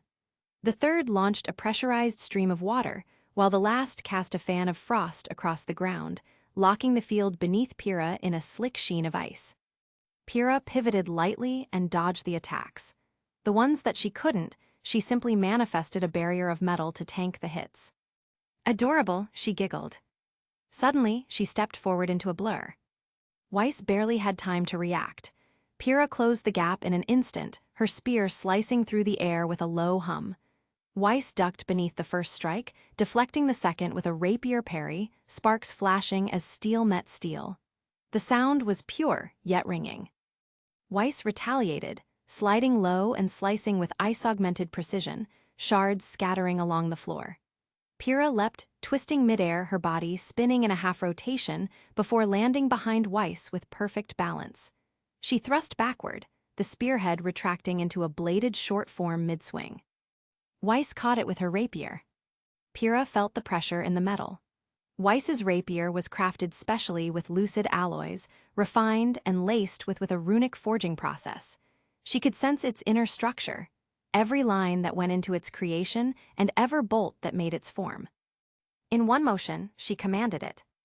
The rapier vibrated in Weiss's hand, tugging violently. Weiss gasped, tightening her grip just as Pyrrha's spear swept upward, disarming her. The rapier clattered to the floor. Weiss's boots ignited in twin bursts of flame as she backflipped away, summoning a platform of ice in midair. The weapon flew back to her hand, reclaimed by her wind spirit rune's pull. Clever, quick recovery. But Weiss was breathing harder now. Pyrrha's stance in conjunction was more relaxed, calm, almost serene. Weiss charged once more, combining thrusts of fire and ice, her rapier alternating elements mid-combo. The spirit elementals darted around her like colorful satellites, peppering Pyrrha with wind blades and water bursts that refracted into steam clouds. Pyrrha deflected, turned, and spun, her movements efficient to the millimeter. Her spear shortened, split into twin half-length blades, each one gleaming with crimson aura. The fight turned close quarters, rhythmic and intimate. Sparks, steam, and flashes of light filled the arena. Weiss pushed forward with a fierce cry, aura flaring. She dashed through her own fog of steam, rapier blazing with flame, and aimed directly for Pyrrha's rune frame, a precise thrust for the chest plate. But Pyrrha only smiled. Weiss froze midair. Literally froze, not by her own element, but by Pyrrha's will. Her limbs locked in place, muscles refusing to respond. Her rapier halted centimeters from Pyrrha's armor, trembling faintly. What? Weiss's breath caught. I can't move. Pyrrha's aura glowed, lines of light rippling through her armor and down the spear. The air hummed with magnetic tension. The iron in your blood, Pyrrha said softly, and in your frame, I'm not hurting you, just holding you still. Weiss's eyes widened as understanding dawned. This was the difference between mastery and comprehension, between control and command. Pyrrha exhaled, releasing her energy. Weiss floated down gently, her feet touching the floor once more. Pyrrha patted her shoulder with a grin. Good fight. Weiss straightened, brushing off her shoulder, cheeks faintly flushed. You win. Of course, Pyrrha said lightly, but you're getting really good. Those elementals were so cute too. Weiss pouted before rolling her eyes. You sound like RWBY. Pyrrha chuckled. I'll take that as a compliment. The simulation faded, and the arena dissolved back into cold metal walls and humming lights. Chapter 140, Edification, Part 7. The sky above Dream Vale was like canvas of blood and glass. The fractured moon hung low, and its sickly crimson light filtered through the clouds like festering wound. Below, as usual, the land was dead and still. Barren hills rolled like the backs of buried beasts, dotted with crumbling warehouses, half-collapsed rail lines, and the silent bones of an industrial age long forgotten. High above it all, a transparent sphere glided silently through the air. Its surface shimmered like thin glass, refracting the dim light around it as it cut through the dream realm's eerie winds. Inside, 3 figures rode the drifting silence. Xuanhuan, with his dark trench coat breezing in the wind, peered down at the terrain below. You know, he muttered, voice muffled through the hum of the barrier. For a world that's supposed to be all subconscious nightmares and psychological horror, this part of Vale is just plain boring. Winter Schnee didn't look at him. Her hands were raised slightly, palms glowing with faint silver blue of runic light, maintaining the construct that held them aloft. The glass-like sphere wasn't a shield. It was what Winter liked to call a sealing dome, an extension of her meta-rune seal. Her lips pressed into a line. We're not sightseeing, Kiro. This is an important reconnaissance mission. Kiro snorted. Right, because we just had to fly halfway across Vale to stare at abandoned hills and broken sheds. Real thrilling stuff. Perched on his shoulder, a raven of black feathers shimmering faintly with shadows. It tilted its head toward him. Its eyes glowed faintly crimson, and its presence seemed to anchor a quiet weight within the sphere.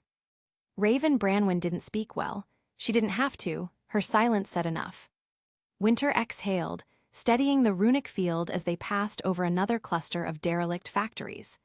If you're so bored, perhaps try being useful for once and scan, instead of complain. Oh, I'm scanning all right, Kiro replied. I see rust, dust, and more disgust, real valuable intel. Maybe the Grimm just packed up and moved to vacuo. Winter gave him a glare sharp enough to cut steel. Raven's wings ruffled slightly, feathers stirring like smoke. She spoke finally, her voice resonating in the air. Enough, both of you, focus. Kuro raised an eyebrow. You can go out into shadow form and search around too, you know, would make this go a lot faster. The Raven's head turned slightly toward him. You're too loud. He grinned, that's my charm. Winter muttered something that sounded suspiciously more like a liability, but didn't look away from her duty. Invisible information seemed to flicker before her eyes, layers of luminous data projected by her rune combination.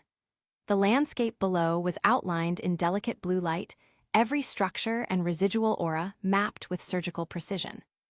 For several moments, silence filled the sphere. Only the whisper of the wind outside accompanied the hush. Then Kuro spoke again, voice quieter this time.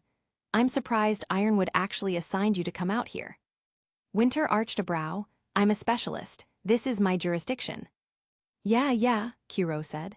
Still feels weird seeing Atlas Brass out here in Vale's backyard. Guess desperate times and all that. Winter didn't rise to the bait. General Ironwood understands the gravity of the situation. The amalgamation zones are spreading faster than predicted, and if that young Ark kid story is to be believed.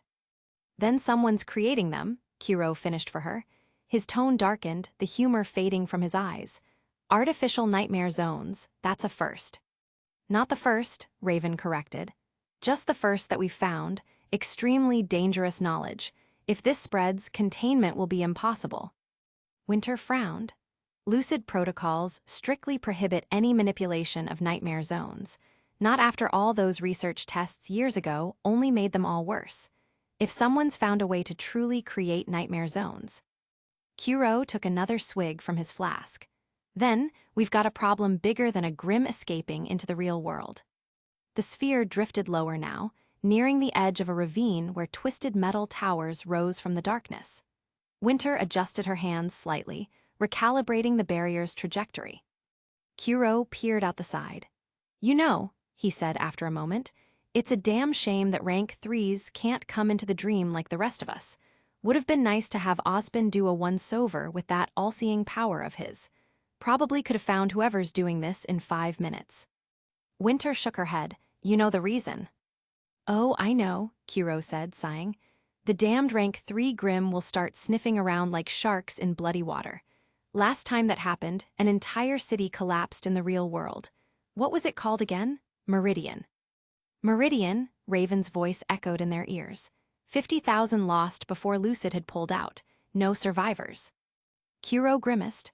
Right, so yeah, keep the rank 3s upstairs and hope we can handle the mess down here. Great plan. Winter's expression softened slightly, but only just. It's not ideal, but you know as well as I do that even a rank 2's full power exertion risks bringing down stronger Grimm on us. That's why we need to scout first. Make sure things don't become a problem. Scout, Kuro echoed, looking down again. Funny word for fly around until something tries to kill us. Raven's eyes narrowed. Stay alert, the shadows here are off. Both of them stiffened slightly. Winter's barrier pulsed, shimmering as she reoriented it. What do you sense? Raven didn't answer immediately. Her feathers shimmered, edges blurring into black smoke as her attention stretched outward. The air feels strained, like living static across dead skin. Kuro unslung his greatsword hybrid, gleaming dark red in the dim light. Static's never good. Winter frowned. There's interference in her senses.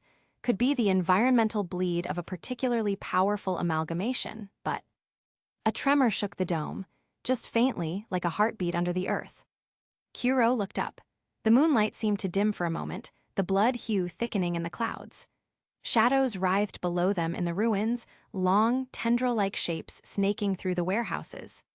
Well, Kuro said dryly, guess we found something. Winter's hands tensed. The seal sphere expanded slightly, energy flashing around them. Multiple movements, 4, number 5. Grimm. Not quite. Raven lifted her head, feathers bristling. They're human.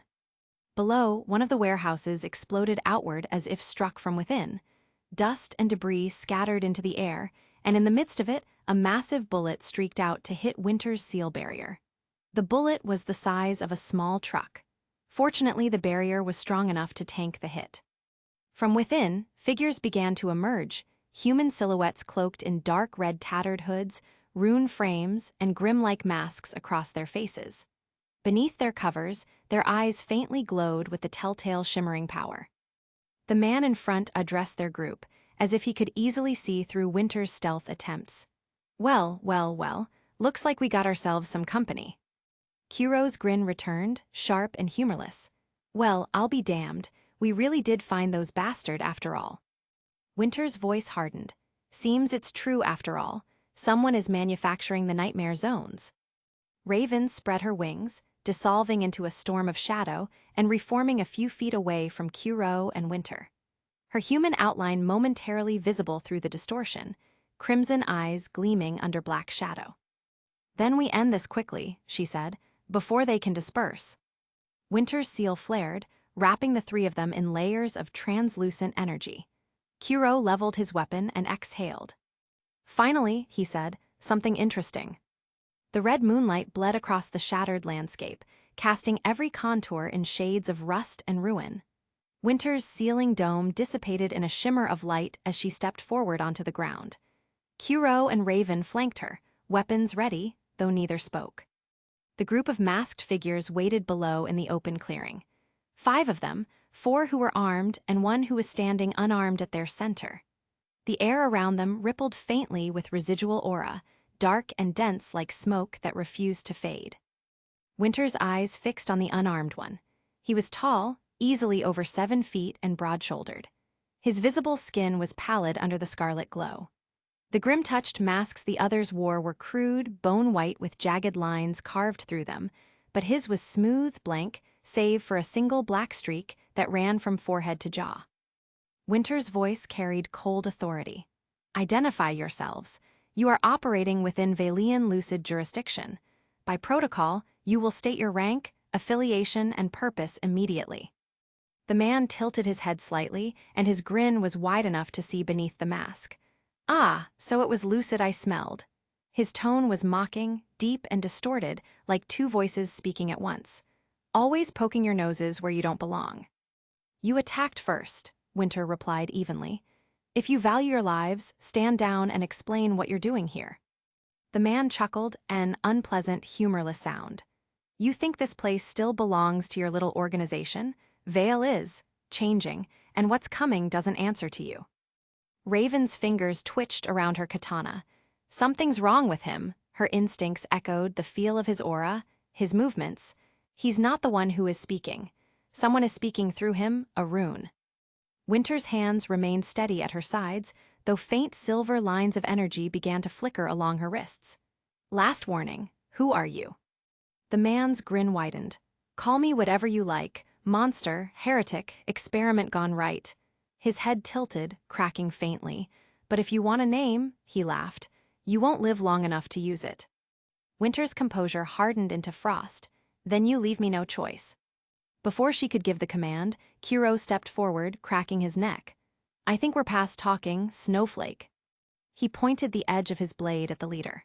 You and your merry little band there have 2 options, come quietly or deal with us the hard way. The man spread his arms mockingly. And what exactly are you going to do, boy? A whisper of movement cut through the air. A tendril of solid shadow erupted from the man's own silhouette, darting like a spear toward his throat. The impact rang out like shattering glass. The tendril fractured into 1,000 ribbons of smoke and dissipated before it could pierce skin. The man didn't flinch, he only laughed. Raven emerged beside Kiro, her katana drawn, the edge glimmering with runic red light. Enough of this farce, she said, voice flat and cold. If they won't come quietly. Her stance shifted, deliberate, predatory. Then we shall end it here. The moment she said it, the air itself ignited with power. Kiro vanished in a blur of crimson and black. His first strike hit like a thunderclap, blade meeting flesh that rang like forged iron. Sparks flew as the man slid backward several feet, his legs carving deep ruts into the cracked stone. Not bad, the man rumbled, still smiling, but not good enough. Behind him, the others moved, 4 silhouettes rushing outward, each glowing with the distinctive hue of different runes. One bore twin cleavers that pulsed with molten light.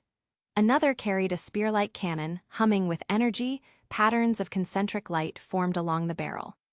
Winter raised her hand and snapped her fingers. Seal, binding formation. The air crystallized. From empty space, chains of silver-white energy erupted in all directions, coiling around the advancing figures. The first 2 were caught mid-step, shackled by glowing energy that burned against their armor. One roared and shattered the bindings through sheer force, but the delay was enough. Raven struck. She appeared between them like a shadow taking shape, her blade slashing once, then twice, each motion surgical. The first attacker blocked the hit without consternation, but the second staggered back, clutching his hurt arm. Meanwhile, Xuanhuan and the giant exchanged blows that shattered the ground. His weapon boomed out with slashes, chops, and hook sweeps, but every strike was met with bone-jarring resistance of the man's unarmed fists. The man's body was strong, not simply durable beyond the norm of what a peak rank 2 body should be capable of. Each impact seemed to absorb energy rather than deflect it, like his flesh was both metal and living tissue. "Xuanhuan, disengage," she ordered, "his body." Her warning came too late. The man's grin split wider as his aura flared a deep, bruised red.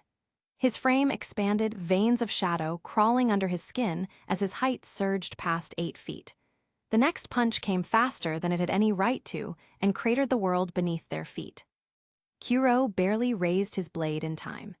The impact sent him flying back into the warehouse wall, the structure folding inward with a deafening crash. Winter extended her palm, her seal rune flaring. Barrier, absolute.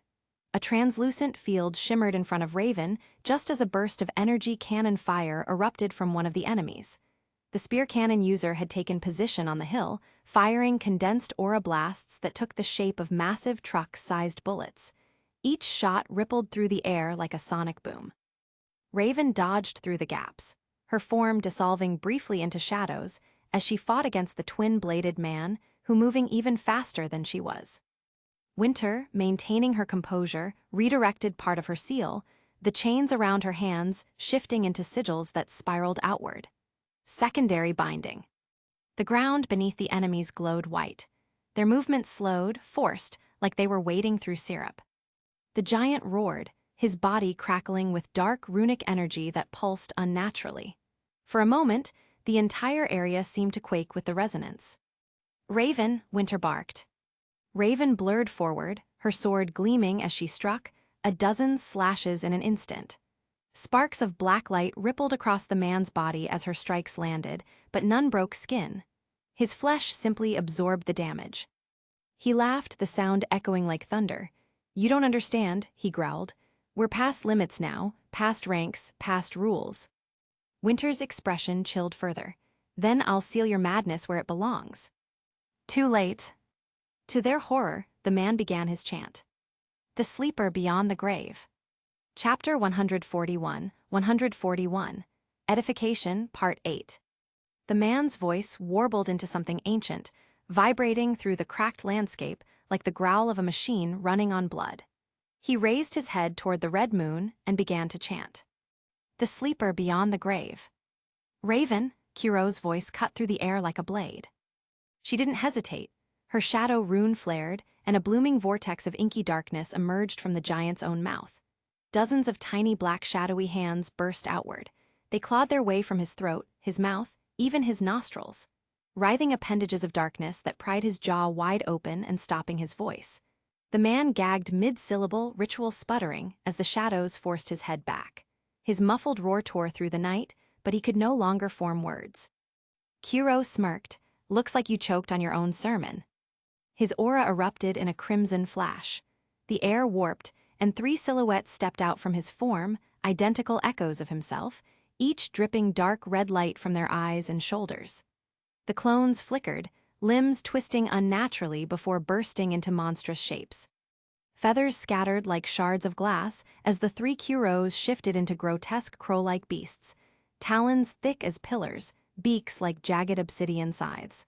Their wings beat once, generating shockwaves that shattered the dust underfoot. Go, the original Kuro barked with a distorted terror-inducing voice, and his beasts obeyed. The area erupted into chaos. The giant tore free from the shadows, gripping his body just in time to see the first crow dive at him. The impact was cataclysmic, a thunderclap of muscle and power colliding. The ground cratered, stone and metal pulverized beneath the clash. The monster man grappled with the crow's beak, both straining against each other's raw force.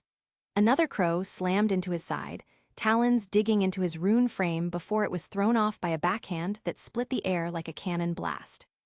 The third crow swooped low, catching him by the leg and dragging him across the cracked ground in a maelstrom of wings and dust. The red light of the moon turned the entire scene into a painting of malevolent violence. Meanwhile, Winter and Raven dashed forward, the power of their stats blazing through the laws of physics. Massive bullets rained down from the ridge, each one like a meteor crashing into the earth. The rank one man on the hill knelt beside his massive spear cannon, firing continuously. Each shot came faster than the last, the barrel glowing hotter, and the recoil shaking the mountainside. Raven didn't bother dodging conventionally. She slipped through the shots, blurring into black shadow that moved between the streams of destruction.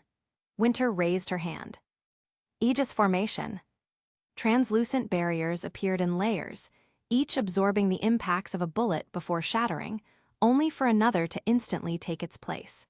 The air howled with the force of repeated detonations. Fortunately, the man's strength was only rank 1, which meant that Winter didn't need to use too much aura to condense her barriers. She only needed to match the strength against the force the man was outputting. Raven broke forward. Her shadow expanded outward and cloaked her body in black tendril-like arms that further sharpened into gleaming blades. They extended from her shoulders, elbows, and back until she looked like a many-armed demon holding a variety of shadow weapons. A shadow Asura. She was silent as she launched herself at the nearest enemy. Winter followed, slamming her palm into the ground. The earth trembled, then split. From beneath the shattered terrain rose figures shaped from dirt and stone, faceless soldiers armored in white radiance and silver chains. They surged forward, weapons formed from crystallized soil. "Kill," Winter commanded. Chains of light erupted from her fingertips, streaking across the air to ensnare the man with twin blades. He snarled and cut through one with sheer aura reinforcement, but 3 more latched onto his limbs, dragging him down. "Go to hell," he spat, his cleavers flaring molten orange. The air hissed as his rune burned away the bindings. Winter didn't flinch. Language. She twisted her hand, and a hidden seal on his back detonated, sending him crashing into the side of a broken truck. Raven's battlefield, however, was chaos incarnate. She moved like smoke between blades. The man with the hook claws lunged, chains glowing along his arms, each swing trailing phantom talons that tore through the landscape. When he slashed forward, the attack carved deep, crimson lines through the air, energy slashes the size of buildings. Raven's body flickered. Her form dissolved into her own shadow as the claws sliced through where her head had been. She reappeared behind him, sword poised to strike through his spine, only for his body to vanish in a teleport. Her instinct screamed. Raven ducked just as he reappeared in front of her, claws thrusting toward her skull. The air parted around the strike, but she backflipped out of range, skidding across the dust. Straight into the other opponent. The katana wielder was waiting for her. His blade swung in a perfect horizontal arc. Raven twisted sideways, her hair catching the edge of the strike. Sparks flew. The clawed man teleported again, appearing behind her, his claws aimed for her neck. But this time he didn't release another energy slash. He couldn't risk hitting his ally. Raven was trapped between both. Her shadows flared outward in defense, then tightened like coiled whips. The katana man smirked, then his blade split. 1 became 2, 2 became 3, 3 became 4. Each hovered in the air, moving like puppets guided by invisible strings. 4 identical blades slashed from 4 directions, while the man's real body lunged with the 5th. Raven's eyes narrowed. Cute trick. She raised her arms, the shadows forming around her like a shield wall. Dozens of shadow blades materialized in her defense, clashing with the flying katanas in a storm of sparks and darks. The battlefield was a blur of movement, blades cutting through air faster than the eye could track and teleportations flashing like camera shutters. Every time Raven stepped into a shadow to evade, the hook-clawed man appeared in another, forcing her to constantly readjust. But she wasn't without counters. Her eyes glowed crimson. A ripple of black light surged outward, and the shadows of every combatant distorted. Raven stepped through one shadow and exited from another behind the katana user, slashing upward. He barely raised his sword in time. The impact sent him sprawling backward, his injured arm flaring in protest. The hook-clawed man lunged again, claws glowing hotter, a teleport feint. But Raven anticipated it. She dropped low, her blade cutting through the spot where he'd appear. Blood sprayed into the air as her strike caught his side. He grunted in pain, but vanished before she could finish him, reappearing above her with claws raised. Raven was able to block, just barely. Sparks showered her, both fighters locking blades midair, their aura pressures colliding like storms. Down below, Winter's army of Earth soldiers surged forward again, engaging the man with molten cleavers as Kuro's monstrous forms wrestled the giant in the background. The entire hillside was smashed to ruins with every blow, pillars of soil and dust shooting skyward. The giant leader's laughter was a mixture of amusement and fury, deep and ruinous, echoing across the ruined terrain. His body had swollen with each passing second, veins of black crawling beneath his skin like corrupted roots. What had once been a man was now something else entirely, a blasphemous monument of flesh. Kuro's monstrous forms circled above him, wings spread wide enough to blot out the fractured red moon. The air shimmered with their killing intent, each flap of their wings shaking loose fragments of broken ground. Then the Kuros dove. The nearest crow beast streaked down like a comet, talons first. It slammed into the giant's chest with an explosion of force that sent a sonic booming shockwave which shattered the surrounding landscape into spiraling debris. The man was launched backward, only for another crow form to intercept him midair, claws raking across his armored rune frame. The blackened metal screeched under the pressure before cracking. The third Kuro slammed into him from behind, all three forming a blur of tearing wings and claws that shredded the air into ribbons. The man's body smashed through layers of stone and dirt as Kuro's clones juggled him around, and in midair, a brutal dance of violence and precision. One moment he was flung upward, the next he was struck down again, then across, never touching ground. The earth beneath them cratered into a vast bowl from the accumulated shockwaves. And yet, the man was unscathed. With each blow, his rune armor shattered further, the once glowing lines of his protection fracturing like glass. But beneath the black plates, his flesh gleamed wet and unmarred.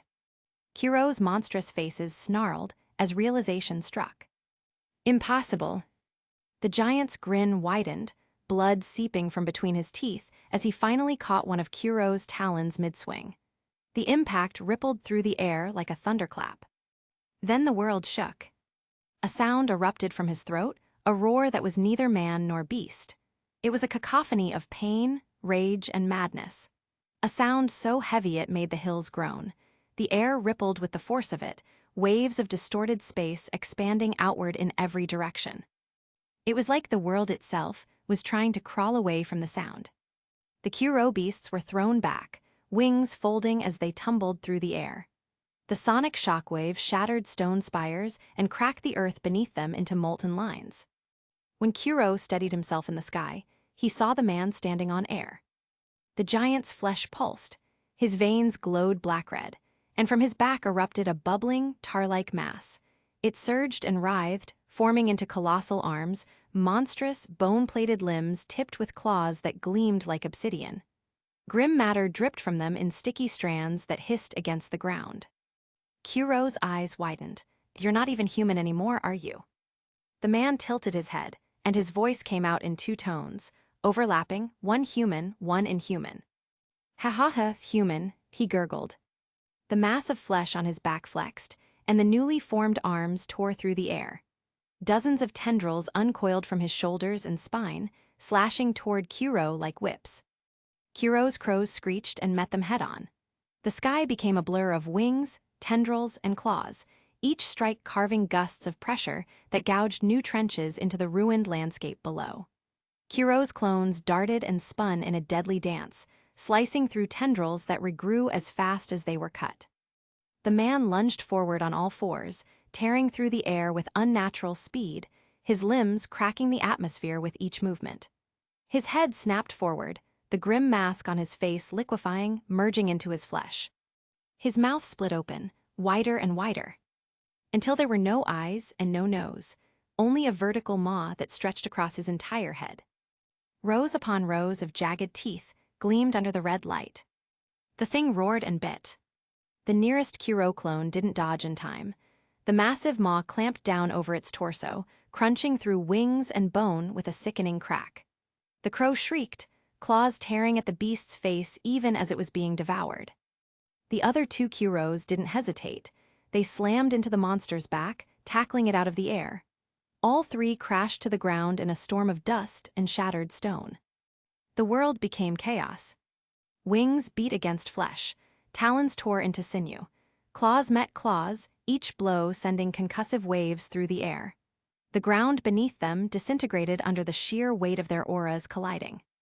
Kuro's monstrous bodies twisted and merged again, his form fluctuating, growing larger, darker, more grotesque. His feathers turned larger and his eyes to burning embers. The presence of his aura warped into something akin to a visible heat haze around him. The murder rune pulsed inside him, wild and unstable. He could feel it slipping past control, past reason. The edges of his vision bled crimson. Focus, damn it. But the rune howled, feeding on the carnage, urging him to kill. The giant's claws tore open one of Kuro's wings, black blood spattered across the dirt. Kuro retaliated by ramming his beak through the monster's shoulder, ripping away chunks of corrupted flesh that squirmed and tried to reattach. They rolled, smashed, and tore through what little remained of the battlefield, their clash shaking the air. The shockwaves reached even the others. Raven and Winter, still fighting below, were thrown off their feet. The impact rippled through the ground like an earthquake, sending dust and debris cascading. Kuro, Winter shouted over the noise. Her barriers flickered under the pressure. Raven grit her teeth. She could feel Kuro's will unraveling, too wild and too unstable. Damn it, he's losing control. The air around her began to darken. Her body dissolved into shadow, reforming as her own aura surged outward.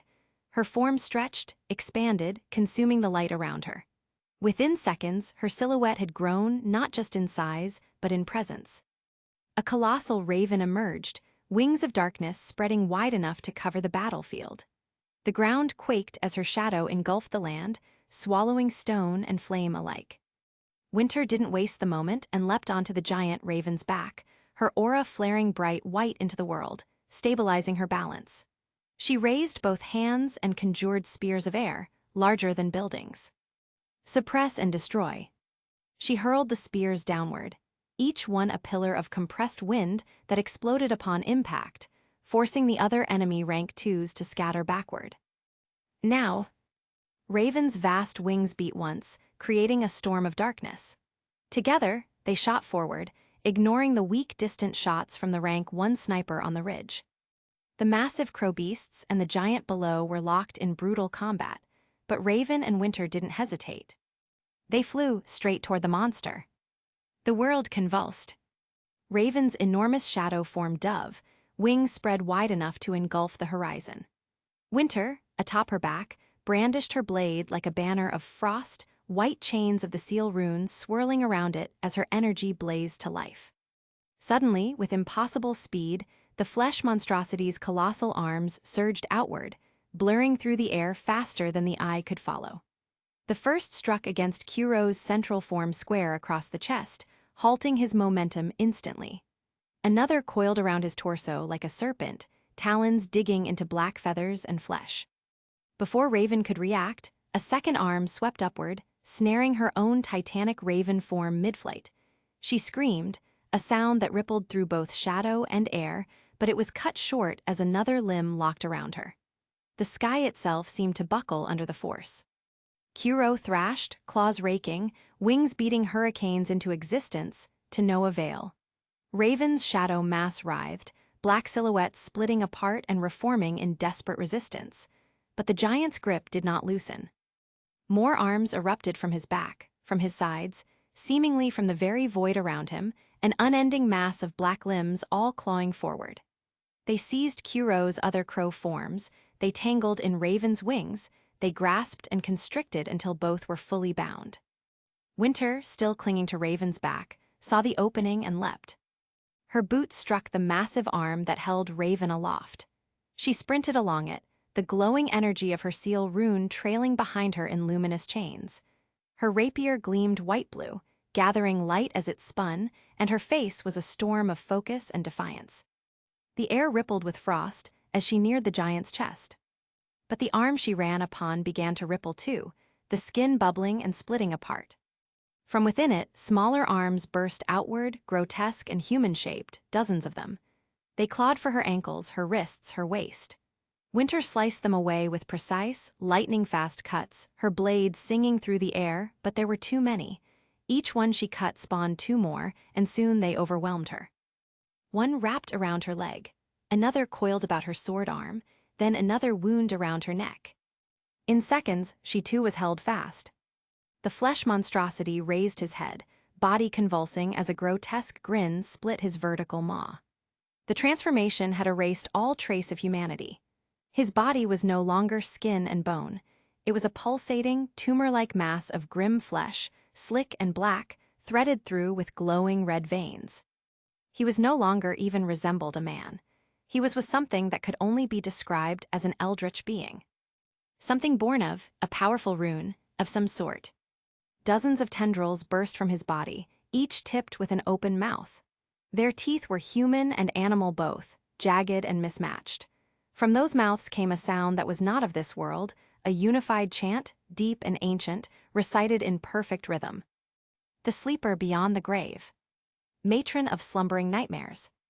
The horror who denies the sun. The words crawled through the air like living things, and in that instant, the very world stilled. The very concept of sound seemed to die in reverence. Then came the pressure. It wasn't wind or weight, but something older, something vast, an awareness that pressed down upon reality itself. A gaze, unseen yet absolute, turned toward the battlefield. It was not a sight that saw, but a sight that made itself known. It saw them not as beings, but as motes of dust in an infinite storm. History itself seemed to tremble. The mountains on the horizon appeared to bleed red like viscous wool. Winter gasped, falling to one knee even as she was held aloft. Raven screamed, her shadow form convulsing before dissolving in a storm of feathers. Kuro's monstrous shapes flickered, twisted, and then shattered, revealing his human self beneath. The three of them plummeted to the ground, their runes flickering like dying embers. The crushing weight of that ancient being forced them flat. They couldn't even breathe. Their bodies were pinned as if gravity had been multiplied 1,000-fold. The earth itself groaned under the pressure. Kuro's fingers dug into the dirt, veins bulging as he tried to rise. He couldn't even lift his head. His will sputtered trying to generate an aura strong enough to withstand the pressure of that presence. Raven's hand twitched toward her sword, but it was futile. The hilt might as well have been forged from lead. Winter's vision blurred. Her seal rune was still glowing faintly, chains of light trembling against the invisible force, but they were breaking one by one. Then, as quickly as it had come, the chanting stopped. The giant, the man, slowly straightened. His massive, deformed body began to shrink. The dozens of arms retracted back into him. The black flesh solidified, bone cracking, skin reforming. His shape condensed until he stood once again as a man, tall and broad, the grim flesh fading into his veins like retreating ink. A black mask of bone reformed over his face, sealing his features once more. He turned to his followers, the rank twos who had been watching from afar, and they bowed. None dared speak. All eyes turned to the sky, to the invisible weight still pressing down on the world. And then slowly, the man looked at Kuro, Winter, and Raven. "You wonder why I do not finish you," he said, his voice both calm and reverent, as if speaking within a temple. But there is no need to harm what already belongs to her. His tone deepened, almost worshipful. All life, in the end, will return to the sleeper eternal. It is not our right to take what has already been claimed. Only the one who sleeps eternal decides when reality and dream ends. Kuro's jaw clenched. He tried to speak, but his voice broke under the weight of that unseen gaze. His consciousness was slipping, fading away, as though the world itself was expelling him. Raven's vision was tunneling into darkness. She recognized the feeling, the same sensation of leaving the nightmare realm when invoking the dream authority exit. Except this time, it wasn't their choice through the system. It was that entity's will. Winter's body grew heavy, her limbs dissolving into motes of silver light. The same happened to Kuro and Raven, their bodies disintegrating into luminous fragments, pulled away by unseen hands. The giant man watched them fade, his masked face unreadable. When only their heads remained, he lifted one hand and gave a small, casual wave. "We will see each other again soon, Lucid. This, I promise," he said softly. The last thing they saw before vanishing entirely, before awakening in the real world, was that faint, reverent smile beneath the mask. And behind it all, in the silence that followed, lingered a whisper, the echo of a voice too vast for words. The broken eye that watches the world, stolen power of a god forced to slumber, stolen authority of deity beyond time. May you awaken, O great dreamer, and return all to the void of the night. Chapter 142, Edification, Part 9. The wind was cold tonight. Vale glittered below like a sprawl of sleeping stars, stretching out to the dark horizon where ocean met sky. The faint hum of traffic echoed from far below, where 4 individuals were. The building top was otherwise quiet, save for the low whistle of a breeze weaving between antennae and the rusted edges of the water tank. Osbin sat on the edge of that tank, legs crossed loosely and cane resting across his lap. He was gazing down at the city, watching the way its lights bled into each other, the way the lights pulsed faintly against the night fog. His coat swayed in the wind, and the reflection of neon signs from a nearby building shimmered across his black sunglasses. Why he was wearing sunglasses during the night, no one knew. Kuro stretched his arms over his head, a long, heavy yawn breaking the silence. "All right, Oz," he muttered, tone half exasperated, half lazy. "I gotta ask, where are we up here again? You call us out after a whooping like that and make us stand on a damn skyscraper. Is this going to be a recurring theme?" Osbin smiled faintly, the corner of his mouth twitching. "It's peaceful up here," he said, his voice mild. "Vale looks nice from this angle, freeing, in a sense, better than being trapped behind the same office walls every night." Kuro snorted, rubbing the back of his neck. "Could have fooled me, looks cold and windy to me." Before he could say more, Winter shot him a glare that could have frozen the air around them. Her long white hair shimmered faintly in the city light, elegantly dressed down despite the failure they'd endured in the dream earlier.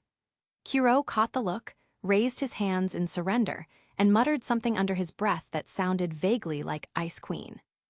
Raven, however, ignored the both of them. She stood a few meters away, perched near the edge of the rooftop, one foot resting on the parapet. Her katana lay unsheathed in her hand, the blade catching slivers of moonlight as she lazily ran her nail across its edge. She wasn't really filing it, just keeping her hands busy. A vague scowl could be seen on her face. Kuro leaned against a vent, pulled a flask of something strong from his coat, and took a long drink. The smell of whiskey drifted into the cold air. Winter's glare twitched slightly in his direction, but she didn't comment. Osbin tilted his head toward her instead. "Miss Schnee," he said softly, "you were in command of that operation. Let's start once more from the beginning." Winter nodded once, posture straightening. The steel in her eyes reflected both duty and weariness. "Yes, sir." She inhaled slowly and began once again. While they were patrolling across a hillside sector of Vale, 5 humanoid signatures attacked them, 4 of which were strong enough to register as rank 2s and 1 of which as a rank 1. They emerged from a warehouse and immediately went guns glazing. Winter's team counterattacked, but found that the leader of these rank 2s had an extremely tough body, practically impossible to damage through conventional means. Later, the chant began. It cut through everything, sharp, layered, and malignant. Raven's counterattack disrupted it mid-ritual, but it wasn't enough. The leader's body convulsed and reshaped into something grotesque, like a mutant amalgamation grim. He was able to produce flesh tendrils that were slick with marrow and bone. They could spiral outwards like roots from a tree. The second instance of chanting that followed later on was worse. The area of the dreamscape stilled as if the very concept of motion had been suspended. Winter's memory of it still lodged like glass under her ribs, the way the sound had reached into her lungs, the way her heartbeat had slowed without her consent. The sky above them felt as if it had been cracked open, and something vast and unseen, a gaze of unknown proportions pressed down upon the world. It was a pressure so immense it felt like existence itself was being judged. Kuro had compared it to aura pressure, which high ranks could perform on lower ranks, but infinitely greater. This had the ability to suppress everything, even rune skills, to a certain extent, as seen from when the three's abilities spluttered out. Even Raven had looked pale beneath the half-light of the broken moon when that presence appeared.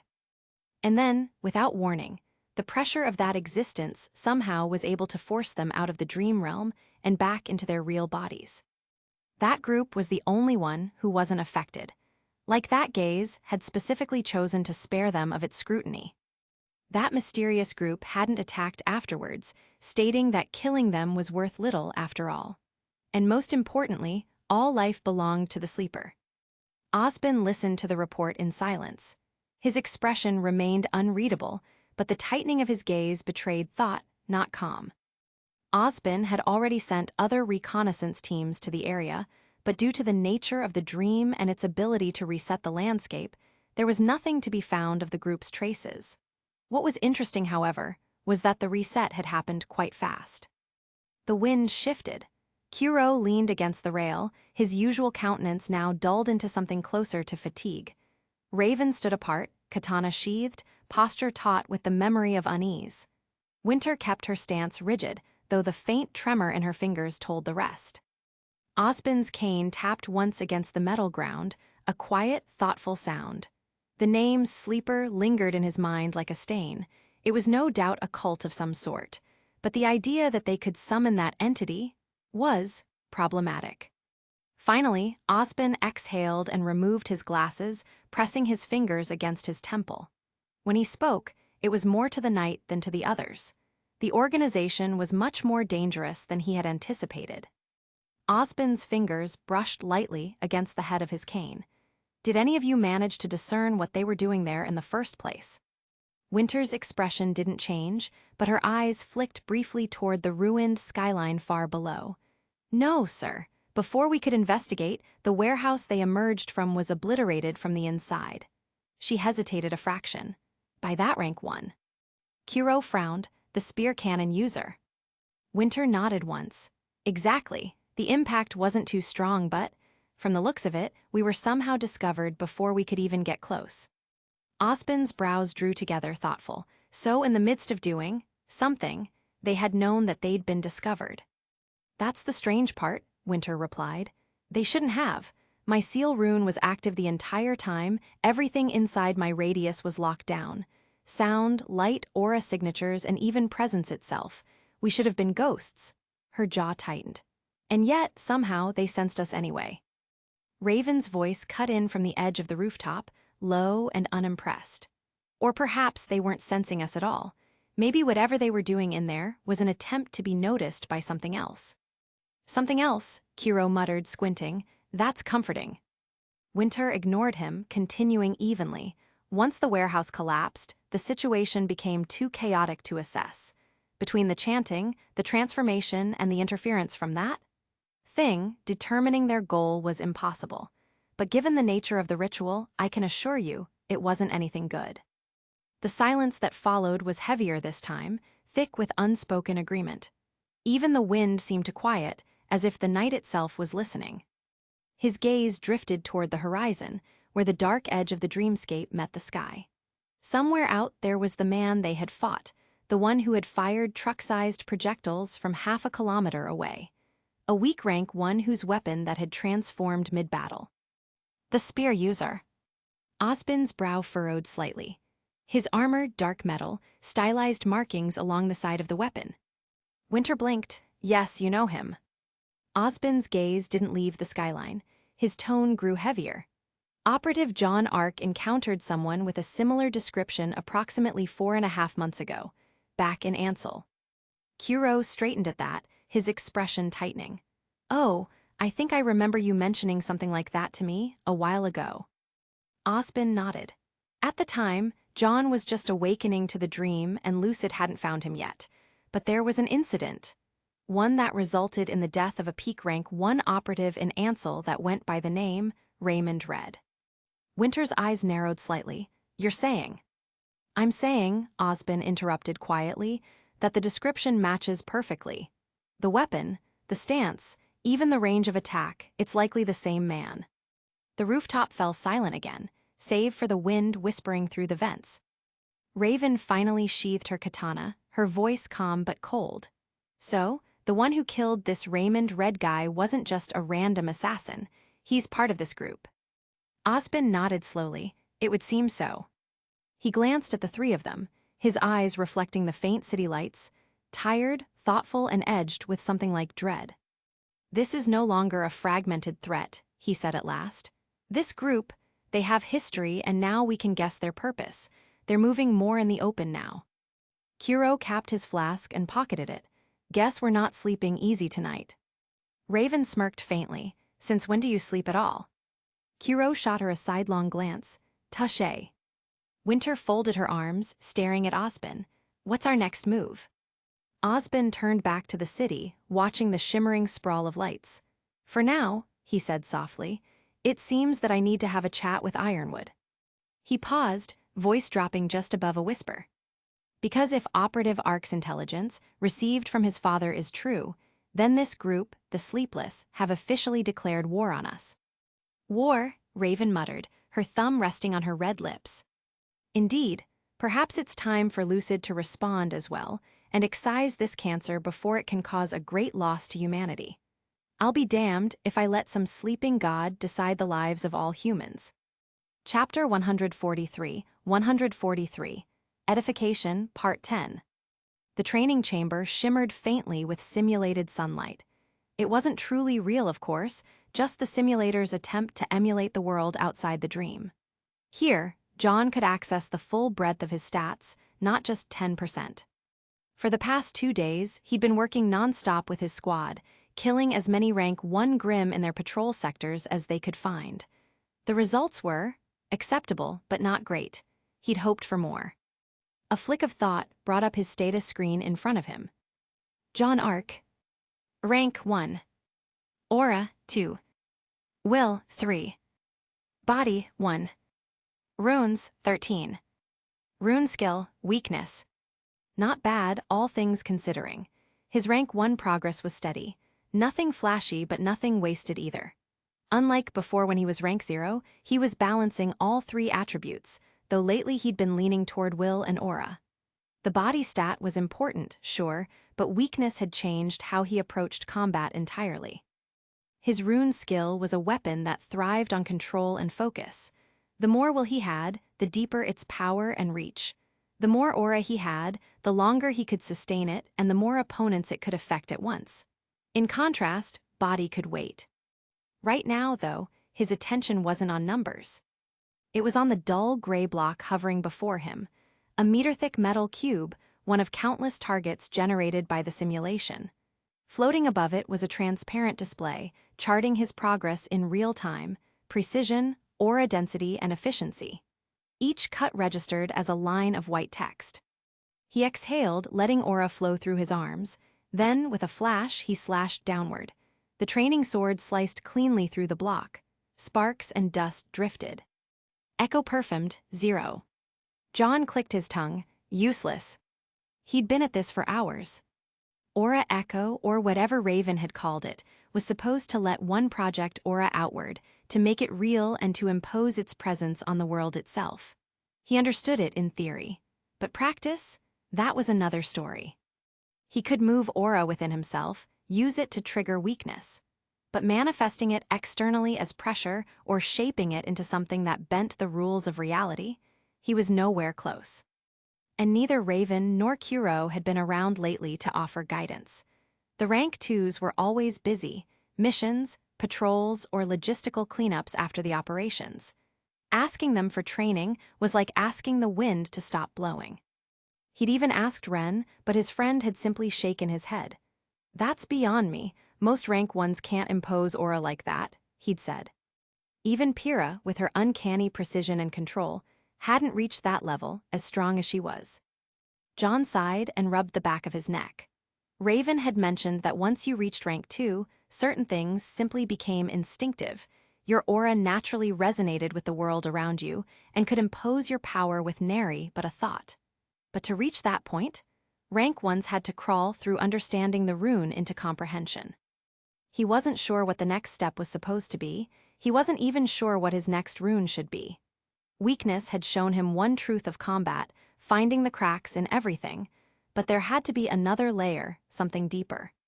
He took another stance, sword low, breath steady. And then he kept cutting, over and over. Echo performed, 0. Repetition count, 1037. The sound of metal against metal filled the simulation chamber.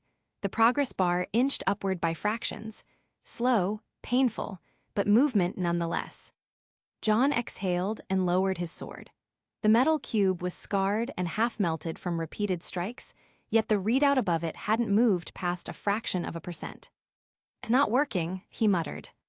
He dispelled the construct and sat cross-legged in the center of the chamber. Closing his eyes, he drew his aura inward and then outward again, feeling it wrap around him like a second skin. Warm, alive, and responsive. It flowed through his veins as naturally as breath. Feeling it wasn't the problem. He just didn't know how to impose it, how to make the world acknowledge it. Raven's demonstration replayed in his mind. A single strike that echoed like two, as though her aura had refused to fade after the first blow. The afterimage of her attack had hit just as hard as the real one. He'd tried to replicate it dozens of times. Channeling aura into his blades only caused them to glow, beautiful but hollow. The weight behind the strikes never changed. The glow didn't cut sharper or hit harder. It was still just light and energy. John opened his eyes, let out a long sigh, and reached for the pair of blades beside him. He set them down gently. Then he pulled the rifle from his back.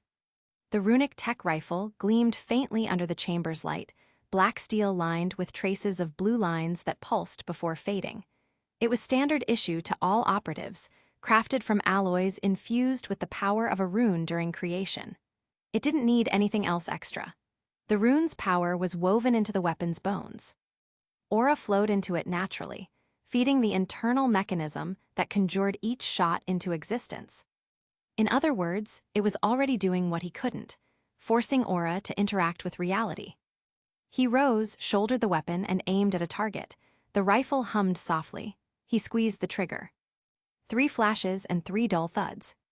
Each shot drained a small, almost imperceptible portion of his aura. John lowered the rifle and stared at it for a long moment. "Still nowhere," he murmured. The door behind him hissed open. He turned, half expecting one of his friends, but instead, a familiar, darkly dressed figure stepped through the light. "Kid," Kuro greeted, voice low and casual as always. John blinked. "Kuro, where have you been? You and Raven just vanished after the last briefing." Kuro shrugged, one hand automatically reaching for the flask at his hip before stopping mid-motion. He stared at it, frowned, then sighed. "Right, no booze in the dream, forgot." He dropped his hand and glanced around the chamber. His attire was the same as always, black cargo pants tucked into combat boots, a dark long-sleeved shirt beneath a tattered trench coat. John tilted his head. "You're not wearing a rune frame." Kuro snorted. "Those things are good for rank 0s and 1s. After rank 2, they start becoming more of a suggestion that something really useful, and by rank 3, they're dead weight." John was surprised. Rune frames were extremely durable, able to tank hits from powerful Grim with ease. To call them dead weight, it seemed like rank 3s were simply invincible. And to think, there were Grim on that level out there, roaming the dream realm. It was a scary thought.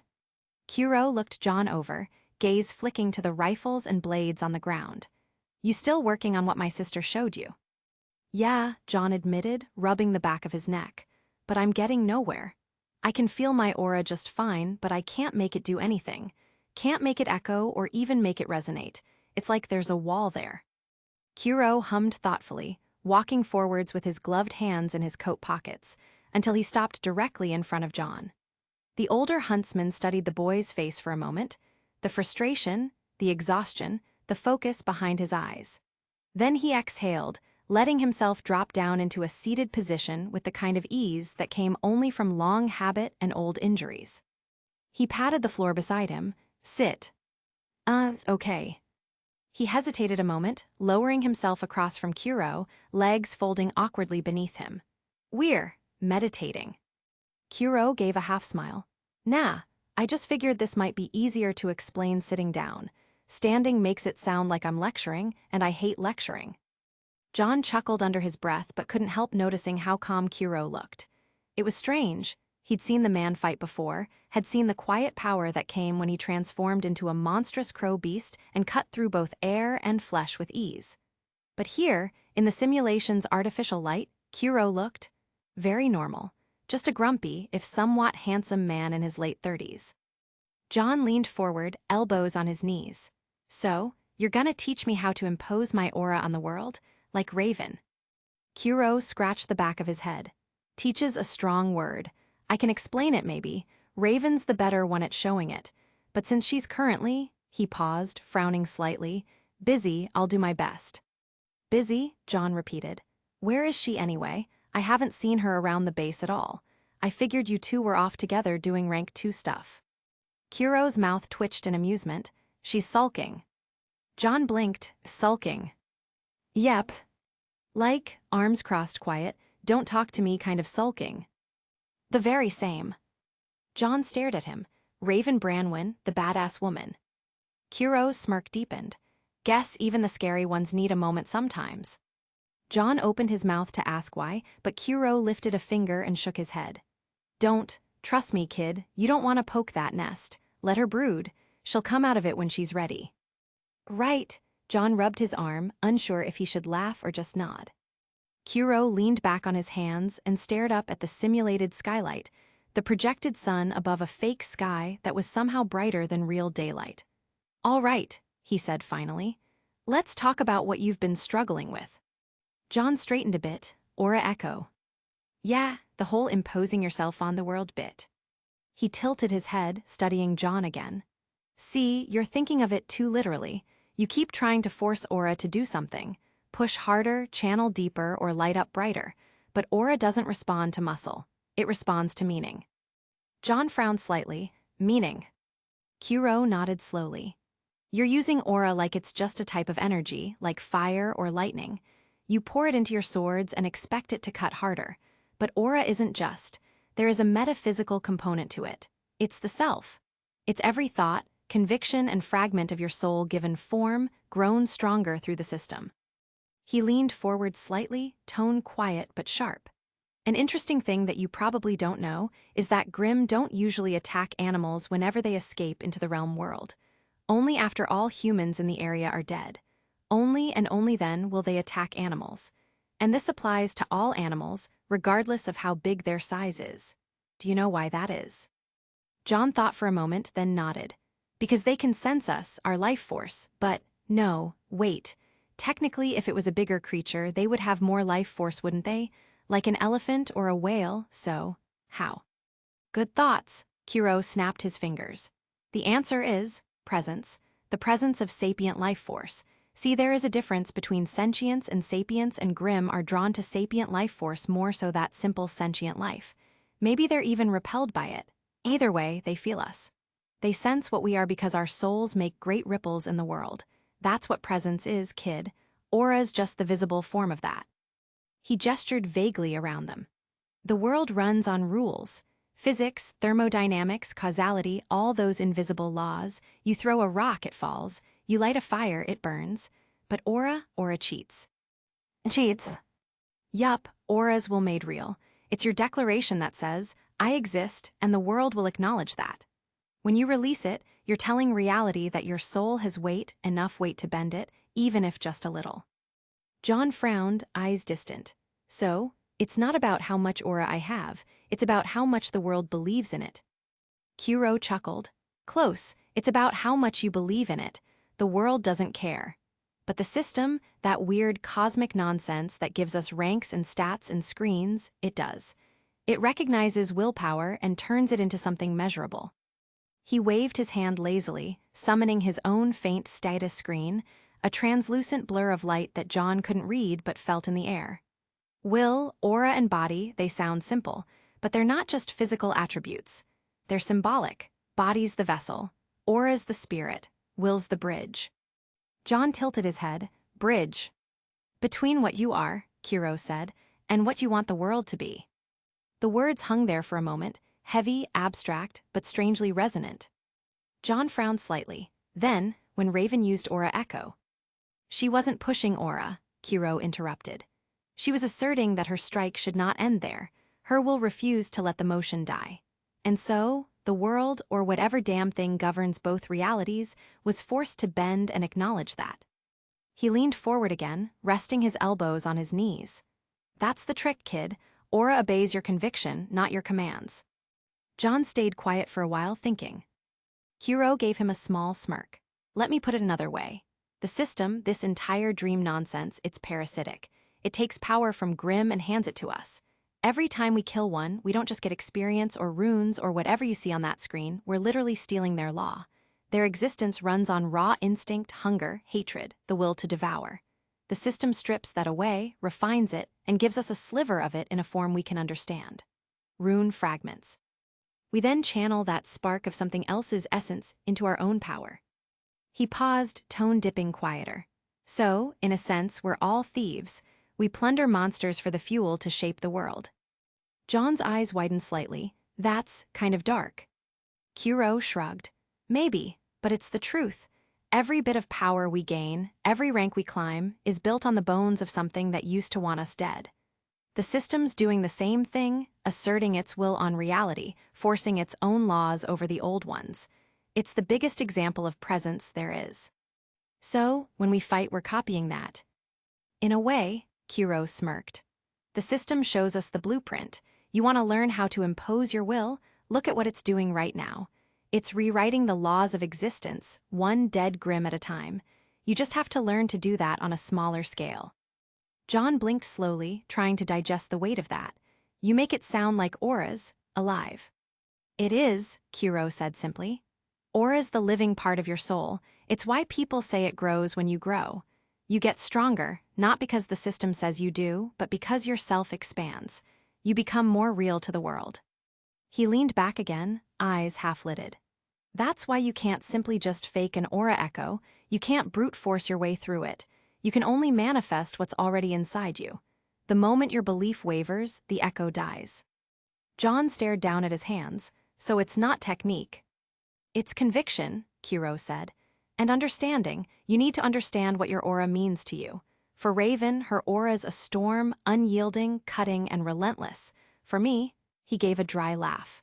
Mine's more like a curse that refuses to die. It bends and breaks, but it doesn't stop moving. He tilted his head. What's yours, kid? John hesitated. I don't know. Then that's your first step, Kuro said softly. Figure out what your aura is, not what you want it to be, what it already is. Everything else comes after. The silence stretched between them, thoughtful. The hum of the simulation faded into the background, and for a long moment, John just sat there, breathing slowly, feeling his aura pulse beneath his skin. It was there, steady, warm, and familiar. But what was it, really? Protection, resolve, or something else entirely? Kuro stood after a while, stretching his shoulders. Don't rush it, he said. Most people never figure this part out till they're halfway through rank 2. Some never do at all. Just keep training, and think about what you want your presence to say to the world. John looked up at him. What does yours say? Kuro paused in the doorway, glancing back with a faint, crooked grin. That no matter how many times I fall, he said, the damn world still has to trip over me. And with that, he left, the hiss of the door closing behind him, leaving John alone in the glowing chamber, staring at his hands, the faint shimmer of his aura reflecting in his eyes. The hum of energy pulsed faintly beneath his skin. John frowned. Conviction and will. So, what does that mean if my aura feels hollow? Yes, John's aura felt empty, like a void that was trying to grab onto something. A devouring force born for power. Chapter 144, 144, The Calm, Part 1. The late afternoon sunlight filtered through the tall, arched windows of Beacon Academy's headmaster's office, casting long streaks of amber across polished floors and the elegant curvature of old wood furniture.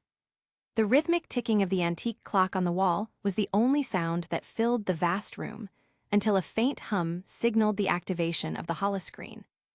Osbin didn't feel like staying in his Lucid office, within the base beneath the school.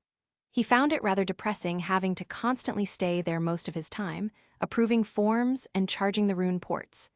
There wasn't even any sunlight, and sometimes, Osbin felt like a vampire having to stay there all the time. Sometimes, Osbin even dreamt of being a normal person yet again. The one perk of being a rank 3 was that they could sleep without having worry of being dragged into the dream realm. Power at its finest A. But then again, there was simply too many responsibilities that he had, so dreams were merely that. Simply dreams. Paperwork was annoying, however. That one would always stay the same. A pale blue light shimmered into form above his desk, coalescing into the rigid and broad-shouldered image of General James Ironwood, head of the Atlesian military force. His uniform was well kept, yet his tone was tense. Even through the holographic projection, Osbin could tell the man was tired. The faint crease beneath his eyes, the slight downturn of his lips. It wasn't exhaustion from lack of sleep, but from the kind of strain that came with constant command vigilance. "Apologies, Osbin," Ironwood greeted, his voice deep and clipped, a soldier's cadence even in casual speech. "I received your message, but I haven't had time until now to respond. Is it urgent?" "Somewhat urgent," Osbin said, swirling the coffee in his cup slowly before setting it down. The soft clink of porcelain echoed faintly. "There's been an incident. I believe it's time we compared notes about this. Terrorist group, Sleepless." The very mention of the name made Ironwood's expression shift subtly. His brow furrowed, his jaw tightened. "I was afraid of that," Ironwood muttered. "Yes, we've had developments on our end too, unpleasant ones." "Go on," Osbin said quietly. Ironwood exhaled, rubbing the bridge of his nose before looking up again. 3 nights ago, in northern Atlas, our outer research district experienced an amalgamation outbreak. My Rank 2 task force, the Ace Ops, was deployed within seconds. They managed to contain it before it could spread beyond the containment perimeter. Osbin's eyes narrowed slightly behind his glasses. How severe? Ironwood paused, his gaze briefly lowering to something off-screen before replying. "Less than 20 casualties." Osbin leaned back in his chair, silent for a long moment. The number struck him. He was surprised that it wasn't higher. "I see," Osbin finally said, his tone thoughtful. "Less than 20. Remarkable. I shouldn't be surprised, I suppose. Atlas has always excelled at rapid containment." Ironwood allowed himself a brief, humorless smirk. "We've had practice. Our base isn't exactly short on threats, but this one was different. The readings showed residual runic energy being unnaturally present. Something was deliberately sustaining it. Unfortunate as it is, it wasn't a spontaneous breach or a rogue awakened. Someone engineered this outbreak. Likely them." Osbin folded his hands. "The Sleepless."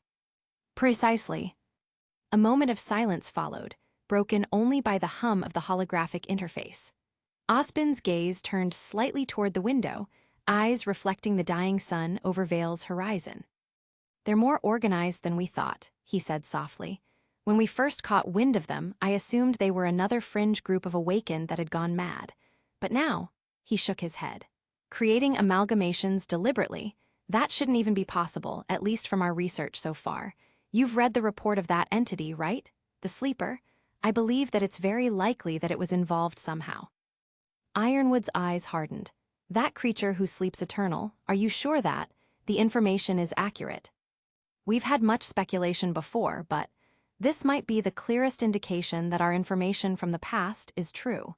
an entity that it beyond rank 3. This is very disturbing. Do you think that the group, the Sleepless, has internal knowledge of lucid operations? Osbin gave a small nod. It's a strong possibility, perhaps even a certainty. Ironwood straightened his posture, hands clasped behind his back. We've been running background checks across every branch, both military and civilian. But if what you suspect is true, and if they have moles within Lucid itself, then it's not something we can root out with standard procedure. We'd be purging our own infrastructure blind. That is why we must tread carefully. Ironwood's expression darkened. Careful isn't my preferred pace, Osbin. We're sitting on a bomb we can't see. I'd rather detonate it before it decides to go off on its own. Osbin chuckled faintly. And yet that approach has a way of leaving rather large craters, especially considering what might happen. Ironwood's hologram gave him a flat look. You always did prefer patience over decisive action.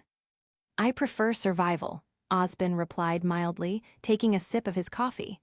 Speaking of which, perhaps you should hear what I've learned from my side. Ironwood raised an eyebrow. One of my operatives, Osbin continued, has a personal connection to the Sleepless. His father is involved with them. This was how we got much of our information, from him. That got Ironwood's attention. You're certain? As certain as one can be, Osbin said dryly. His father seems to have been deeply entangled in their creation and possibly their philosophy. Unfortunately, our operative doesn't know much himself, only fragments. But those fragments suggest something profoundly dangerous. Ironwood's tone sharpened. Is this father a spy within your ranks? Osbin's lips curved slightly. No, merely a problem. He leaned forward, the glint in his eyes catching the holographic light. But potentially, in time, he might become an asset, if we play our cards right. Ironwood frowned. That's a dangerous game. You're betting on a man tied to an enemy we barely understand. It's the only game worth playing when the rules are hidden, Osbin replied. Ironwood opened his mouth as if to press the matter, then stopped. He looked to the side, his projection flickering slightly as the connection wavered. Can you send me the operative's name? I'd like to cross-reference our data. No, Osbin interrupted, his tone firm but not unkind. It's best we don't share names, not over these channels. Ironwood's brow furrowed. There have been too many incidents, Osbin explained. Too many breaches and too many unexplained leaks. The Sleepless appeared to emerge out of nowhere, like ghosts slipping through the cracks of our own communications. For all we know, this conversation is also being monitored. Information regarding potential informants or internal agents must remain on a need-to-know basis. Ironwood exhaled through his nose, tension visible in the way his hologram's shoulders rose and fell. So that's where we are now, suspecting our own lines. I'm afraid so. Another silence stretched between them, this one heavier. Osbin rose from his chair, moving toward the window, his silhouette outlined against the dusky skyline. Below, the faint lights of Vale flickered to life, warm and ordinary, a stark contrast to the cold topic at hand. James, Osbin said, voice quieter now, contemplative. You asked me once whether I thought this world could truly be free of this world of nightmares. Ironwood's hologram shifted slightly. I remember. Osbin's reflection in the glass smiled faintly. It seems the nightmares have found ways to dream back. Ironwood didn't respond for several seconds. When he did, his tone was flat. You think Sleepless is trying to replace Lucid? No, Osbin said. I think they're trying to surpass it. He turned, his gaze steady. They've found a method to create new awakened without the natural age threshold of 14. That changes everything. Imagine entire populations of artificially awakened, unbounded by our dream law, unrestricted by age or limitation. If they've mastered that, then the number of potential recruits they could produce is astronomical. Ironwood's eyes widened slightly. That would explain the surge of runic activity that we've been tracking across multiple regions. Exactly, Osbin said, and it would also explain the amalgamation incidents, artificial awakenings. Without the proper conditioning, the human psyche fractures and the Sleepless might be experimenting or even trying to refine their process. Each outbreak could be a test run. Ironwood's jaw tightened. If that's the case, then we can't afford to wait. We should be mobilizing now. Identify their cells, cut off their resources, strike hard and fast before they can stabilize the process. Osbin shook his head. War would be premature, James. We're not fighting an army, we're fighting an idea. And ideas don't die under gunfire. They scatter, take root elsewhere, and grow again in the shadows. Ironwood's tone hardened. And what do you propose instead? Observation, containment, diplomacy. Understanding, Osbin said simply. We don't yet comprehend what the sleepless truly wants. Only that it somehow involves that entity. Power, control, transcendence, all of these are possibilities. But if we move blindly, we risk playing into their design. You've seen it before in the real world, enemy groups that manipulate their opponents into escalating conflict prematurely. It wouldn't surprise me if the sleepless thrives on chaos. Ironwood's image folded his arms. And what if they already have a rank 3 leading them? Osbin's expression darkened. Then every plan we make may already be compromised. A beat. I pray they don't, Osbin murmured, but given their success in producing awakened artificially, the likelihood is high. A rank 3 would possess the will and power needed to anchor such experiments. If Sleepless truly has one among them, they're not just a threat, James. They're a revolution waiting to happen. Ironwood's projection dimmed slightly as he leaned forward. Then, what's our next move? Osbin turned back toward the hollow screen, his gaze calm but resolute. For now, we continue our investigations quietly. Strengthen internal security, but don't draw attention. If sleepless suspects were onto them, they'll vanish again. I'll handle the Vale sector personally. Ironwood nodded slowly. And Atlas? Keep your ace ops sharp, Osbin said. You may need them sooner than you think. Chapter 145, 145. The Calm, Part 2. The soft chime of the bell above the door jingled as John and Blake stepped into the small bookstore, the scent of paper and faint ink immediately washing over them. To John, it was like nostalgia made tangible. The sign above the entrance had read Tuckson's book trade, and though the paint was a little faded, the interior was warm, cozy, and alive with quiet energy. Bookshelves lined every wall, tall and crowded, the kind of chaotic order that only true book lovers could navigate. A faint tune hummed from a speaker on the counter, and the afternoon sunlight poured through the wide front window, illuminating floating motes of dust like lazy fireflies. Blake was dressed casually in a cream sweater and black jeans, which hugged her figure in a oh-so-complimentary way. She immediately made for in the aisle between two shelves marked fiction, fantasy and romance, book already in her hand, and her golden eyes scanning the back cover with interest. John approached. You know, he began, voice light, you could have just sent me the title and saved us the walk. Blake glanced up, a small curl of a knowing smile curving her lips. I could have, she said evenly, closing the book. But I thought you might appreciate some fresh air before Ruby's energy rears its head. Besides, after Pyrrha's training yesterday, you were practically crawling by the end. John groaned. Don't remind me. I swear Pyrrha's secretly trying to kill me. I could barely feel my arms this morning. You'll live, Blake said, turning back to the shelves. That's the point after all. He muttered under his breath, not sure I want to if it means doing that again. The faintest smirk tugged at Blake's mouth. Then you'll have to get stronger faster.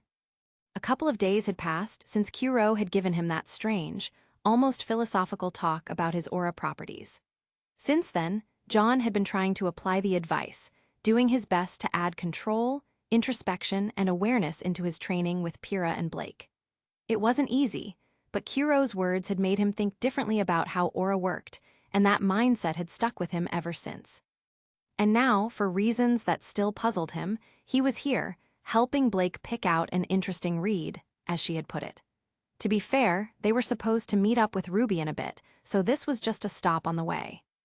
The owner of the bookstore, Tucson, was a mountain of a man, his muscled frame stretching the seams of his rolled-up flannel sleeves. His mutton-chop sideburns framed a face that looked both rugged and kind, like a retired fighter who decided to open a bookshop instead of a gym. He greeted Blake warmly when she entered earlier, calling her Miss Belladonna with the kind of familiarity that told John she was definitely a regular. Now, as John trailed after her between rows of books, he glanced at the spines absently. Atlas Rising, The Art of War, Midnight over Vale. He wasn't much of a physical book reader anymore. He found that digital copies were easier and quicker, but John could admit there was something different about holding a book. The texture, the smell, and the soft thwip of turning pages. It reminded him of weekends as a kid. His mom and dad would take him and his sisters to the local bookstore in Ansel. Everyone got to pick one book.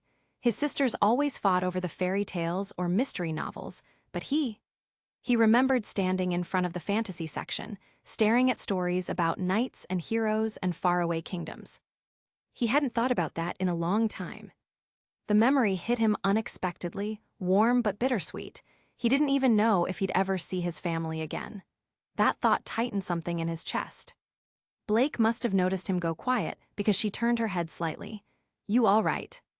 "Yeah," John said quickly, forcing a smile. "Just thinking about something." "Your family?" she asked softly. His surprise flickered across his face before he chuckled faintly. "You're too good at reading people." "Occupational hazard," she replied dryly, then looked back at the shelves. Then, almost casually, she asked, "You want to talk about it?" John glanced up from his own scan to her face, perhaps trying to gauge why she had asked him that. "I'd like to, but not now. There are things that I can't easily speak about." That gag order from Ospen, huh?" Blake replied. "Yeah, perhaps another time, though." Perhaps indeed. They wandered like that for a while in the midst of comfortable silence, one that didn't need to be filled. Occasionally, Blake would pull out a book and glance at the summary, John offering unhelpful comments like, "That cover looks dramatic," or "10 to 1 that one's about vampires." She pretended not to react, but he saw the corners of her mouth twitch more than once. Finally, he broke the quiet with a small grin. "So, just to ask, what made you want to drag me out here anyway? You don't usually invite me for literature excursions. Especially before we're supposed to meet RWBY." Blake paused mid-step, sliding a book back into the shelf. "You make it sound like I'm antisocial." "Aren't you?" She gave him a flat, unimpressed look. All right, he raised his hands defensively. "I'm just saying, besides our classes together in Beacon, we usually only hang out to train, or, because Pyrrha makes us spar." Blake folded her arms. "Maybe I thought you could use a change of scenery." "Or maybe," he said teasingly, "I'm becoming endearing in your eyes." Her reaction was to give him an elegant eye roll and a perfectly deadpan delivery. "Yes, John, you're the epitome of manliness. My heart can barely handle your radiant aura. Truly, you make me swoon." He smiled, rubbing the back of his neck. "You joke, but I think that's the nicest thing you've ever said to me." "That says more about you than it does about me," Blake murmured. They turned another corner between shelves, and John caught sight of the romance section sign. He raised an eyebrow. "So, are we looking for something specific in here, or we just browsing?" Blake's steps faltered slightly, barely noticeable, but John caught it. "What are you looking for exactly?" he asked, trying to sound casual. Her golden eyes darted away. "A new edition of a book I like." "Oh," John leaned slightly to peek over her shoulder. "What book?"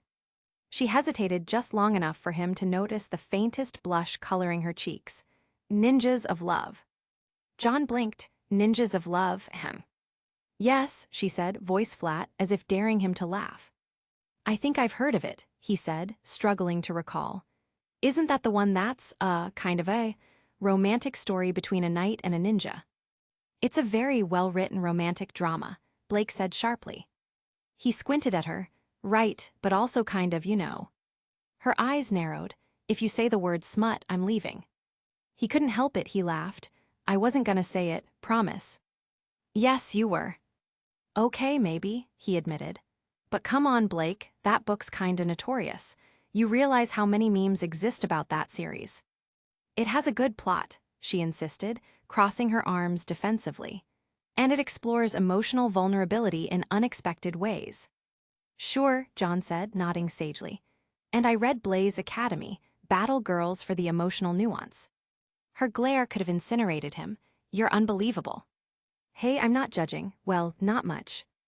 Blake sighed, clearly exasperated, and turned back toward the shelf, scanning the rows again. "It's not here. The new edition was supposed to come out this week." "Maybe it's sold out?" John suggested. Or maybe, he glanced toward the counter, where Tuxin was busy stacking a pile of used books. We could just ask the owner. Blake hesitated, clearly debating whether to let him do it. John grinned. Don't worry, I'll be subtle. She frowned. You're never subtle. He ignored her and strode toward the counter. Excuse me, Mr. Tuxin, right? The man looked up from his work. That's me. What can I do for you, kid? My friend here was wondering if you've got the new Ninjas of Love in stock yet. From behind him, John heard the distinct sound of Blake's quiet groan and facepalm. Tuxin's bushy brows shot up. Ah, that one, huh? He smirked, looking past John toward Blake. Miss Belladonna, back for more guilty pleasures. John bit his tongue to keep from laughing out loud. Tuxin, Blake said, voice dangerously calm, please don't make this weird. The man chuckled, raising a placating hand. Relax, I'm just teasing. Yeah, I've got a shipment coming in tomorrow. New edition hardback cover. You want me to set one aside for you? Yes, Blake muttered, clearly mortified. Tuxin scribbled a note in his ledger. Done, I'll have it ready for pickup by noon. Thanks, she said quietly. As they left the counter, John couldn't resist whispering, guilty pleasures, huh? Blake stopped, turned to him, and said with icy precision, if you bring this up to anyone, I will personally ensure your training with Pyrrha becomes a living nightmare. John grinned, noted. They walked toward the door, the bell chiming again as they stepped outside into the cool evening air. For a while, neither said anything. Then John broke the silence with a quiet laugh. You know, this was actually kind of fun. A change of pace that I didn't really know I needed. Blake glanced at him sideways, even after you mocked my taste in books. Especially after, he said, you're surprisingly easy to fluster. I'm not flustered, she said quickly. He just smiled. Sure, John glanced at his watch. Looks like it's almost 3. We should head to that cafe if we don't want to be late in meeting RWBY. Blake acquiesced, and soon they were on their way. The cafe was tucked neatly beside the convention center, its exterior adorned with soft paper lanterns shaped like seashells and waves. A painted sign above the doorway read the Menagerie Bloom, and the scent of cinnamon, cardamom, and roasted coffee drifted through the open windows. The steady hum of conversation from the street mixed with the faint sounds of the expo crowd. Excitement, chatter, laughter, the sound of comic enthusiasts lining up for autographs. John held the cafe door open as Blake stepped inside. The place was cozy, muted amber lights, dark wooden walls, and small round tables scattered about. The display counter glittered with a dozen types of colorful pastries, each one patterned in the Managerian style. Swirls of fruit glaze, powdered sugar like drifting sand, and tiny floral decorations painted on with meticulous care. RWBY was already there, sitting at a corner booth by the window. She wore a red sweater over black jeans, with her signature red cloak over her shoulders. When she saw them enter, her entire face lit up. John, Blake, over here. She waved both arms so energetically that the drink in her hand almost tipped over. John chuckled as they approached. You're gonna spill your drink one of these days, RWBY. Then I'll just drink it faster, she replied, completely unbothered. Blake gave a small, amused exhale as they sat down, John on RWBY's left, Blake across from them. You're in an awfully good mood today, Blake noted. RWBY grinned. Of course. Comic-Con Vale only happens twice a year. I've been waiting for this one for months. There's a special showcase of Scythe Crusaders, Rebirth, and a live drawing by the artist of Dustblade. John nodded. You mentioned that last week. Something about the artist signing limited edition covers. RWBY gasped. You remembered. Kind of hard not to, he said, smiling faintly. You brought it up during training and lunch, and again during our morning classes. RWBY stuck out her tongue. I'm enthusiastic, not obsessive. Blake gave her a subtle side-eye. Didn't Yang say one time that you have a room full of framed covers? They're art, Blake, historical pieces of modern graphic storytelling. Blake tilted her head, lips twitching in quiet amusement. Right, art. John bit back a smile behind his drink. RWBY huffed, puffing her cheeks slightly, but then smiled. Anyway, I'm just glad you guys came. Especially you, Blake. I wasn't sure you'd actually say yes. Blake sipped her tea, eyes calm but with a small, almost imperceptible smile. It seemed interesting, and I don't usually attend expos like this. Thought it might be a nice change of pace. Ruby leaned forward eagerly. Oh, there's a new booth this year selling limited menagerie artist prints. Some of the line work is amazing, you might like it. Blake raised an eyebrow. You've been to menagerie before. Ruby shook her head. No, but I follow some of the illustrators online. Their style's really different from Vale's, more fluid, more personal. Less industrial, I guess. Blake nodded thoughtfully. That's true. As Ruby continued to excitedly describe the panels, John found himself smiling faintly into his cup. There was something amusing about seeing Blake here, listening patiently to Ruby's rapid-fire chatter. They were teammates in the dream realm, sure, but not exactly close. Ruby and Weiss had grown somewhat closer over the past 2 weeks, despite Weiss' reputation for being somewhat cold. Ruby had a way of softening people. Even now, Blake's slightly guarded nature seemed to relax around her, if only a little. When the waiter came around, John ordered a caramel latte. Ruby went for something called the Dust Storm Delight, a swirling pink drink topped with whipped cream, and Blake ordered a simple black tea with honey. The pastries came soon after. Delicate cream buns shaped like lotus flowers and flaky crescent cookies dusted with sugar. This place is really pretty, Ruby said between bites. The decorations remind me of that menagerie cafe that opened last year in Vale Square. Yang wanted to try it, but the line was, like, a block long. Blake hummed, this one's smaller, more authentic, I think. Authentic, John echoed, looking up. Blake stirred her tea gently. I was born in menagerie. That was news to John. Wait, really? Ruby blinked. I didn't know that. John was equally surprised. You never mentioned it. I always thought you were from Vale. Blake gave a faint smile. Most people assume that. I moved early last year when I just turned 15, due to certain reasons. I wanted a bit of a change. Menagerie was peaceful in its own way, but complicated too. There's a different rhythm to life there.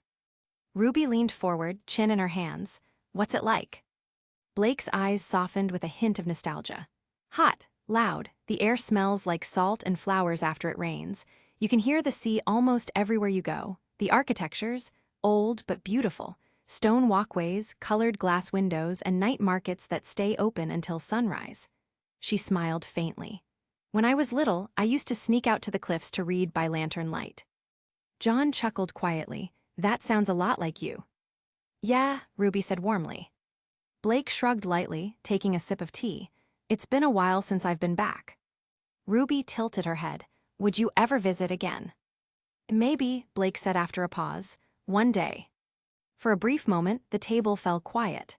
The sound of the cafe around them filled the air, soft music, the hiss of steam, the clinking of dishes.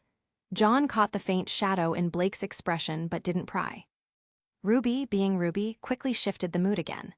Well, when you do go back, maybe you can bring me something, like an authentic menagerie pastry or some cool local art. Blake smirked slightly. You just want food. Ruby gasped, I can appreciate culture. John chuckled. Sure you can, Ruby, one pastry at a time. She stuck out her tongue at him before grinning again. Speaking of culture, did you know the expo this year has a panel on the evolution of magical runes in fiction? There's even a talk about comparing combat styles of fantasy characters that use runes in combat. That caught Blake's attention. Really? Yup, apparently, they have a retired Lucid technician as a guest. He helped design some of the simulators that people use nowadays. John raised a brow. You sure it's okay to have that kind of talk so public? Ruby shrugged, her tone dropping just a little quieter. It's all surface-level stuff. Civilians think it's just creative world-building. They don't know how much of it's real. Blake's golden eyes flicked subtly toward the other tables. The nearest couple was deep in conversation, clearly not listening. Still, her voice lowered. Best to keep it that way. The fewer who know about Lucid, the better. Yeah, John agreed softly. After what happened with the incident a few weeks back, things are tense enough. Ruby's smile dimmed slightly, her fingers tracing the rim of her cup. Yang says Dad's been busy in patch lately. Some new containment work. He's a rank 2, but even semi-retirement doesn't mean much when there's an outbreak. Your dad's still stationed there? John asked. Ruby nodded. Yeah, After Yang and I awakened, he decided it'd be safer to move us to Vale, said he didn't want us near the past. She smiled wistfully. He still visits when he can. He tries to make it feel normal, you know, like we're still a regular family. John understood that sentiment too well. Normal's hard to hold on to, he murmured. Blake looked between them, but you try anyway. Ruby's grin returned, though smaller this time. That's what makes us stubborn dreamers. John snorted. That, or we're just gluttons for punishment. Blake raised her cup, maybe both. They clinked glasses lightly, a quiet gesture of shared understanding. Outside, through the window, John could see the distant crowd swelling at the expo entrance, people in colorful cosplay, laughter echoing down the street. The world felt so ordinary from the outside. He found it comforting in a way. Even if they carried secrets and power most people couldn't imagine, here they could just be students. Friends, people having coffee on a sunny afternoon. Ruby stood abruptly, pumping a fist. All right, expo time. Blake, you ready to enter the chaotic world of comics and collectibles? Blake stood more reservedly, finishing the last sip of her tea. Ready as I'll ever be. John chuckled, grabbing his drink to go. Lead the way, Rubes. Ruby beamed as she threw open the door. The bell chimed brightly, and the three of them stepped out into the afternoon glow, toward the laughter, color, and noise of the convention ahead. Chapter 146, 146, The Calm, Part 3. The convention center was a sea of color and energy. From the outside, the glass dome gleamed under the afternoon sun, banners fluttering across the entrance with the words, Vale Comic Expo 2025, Imagination Unbound, printed in stylized lettering. Inside, the air buzzed with voices, laughter, and camera shutters.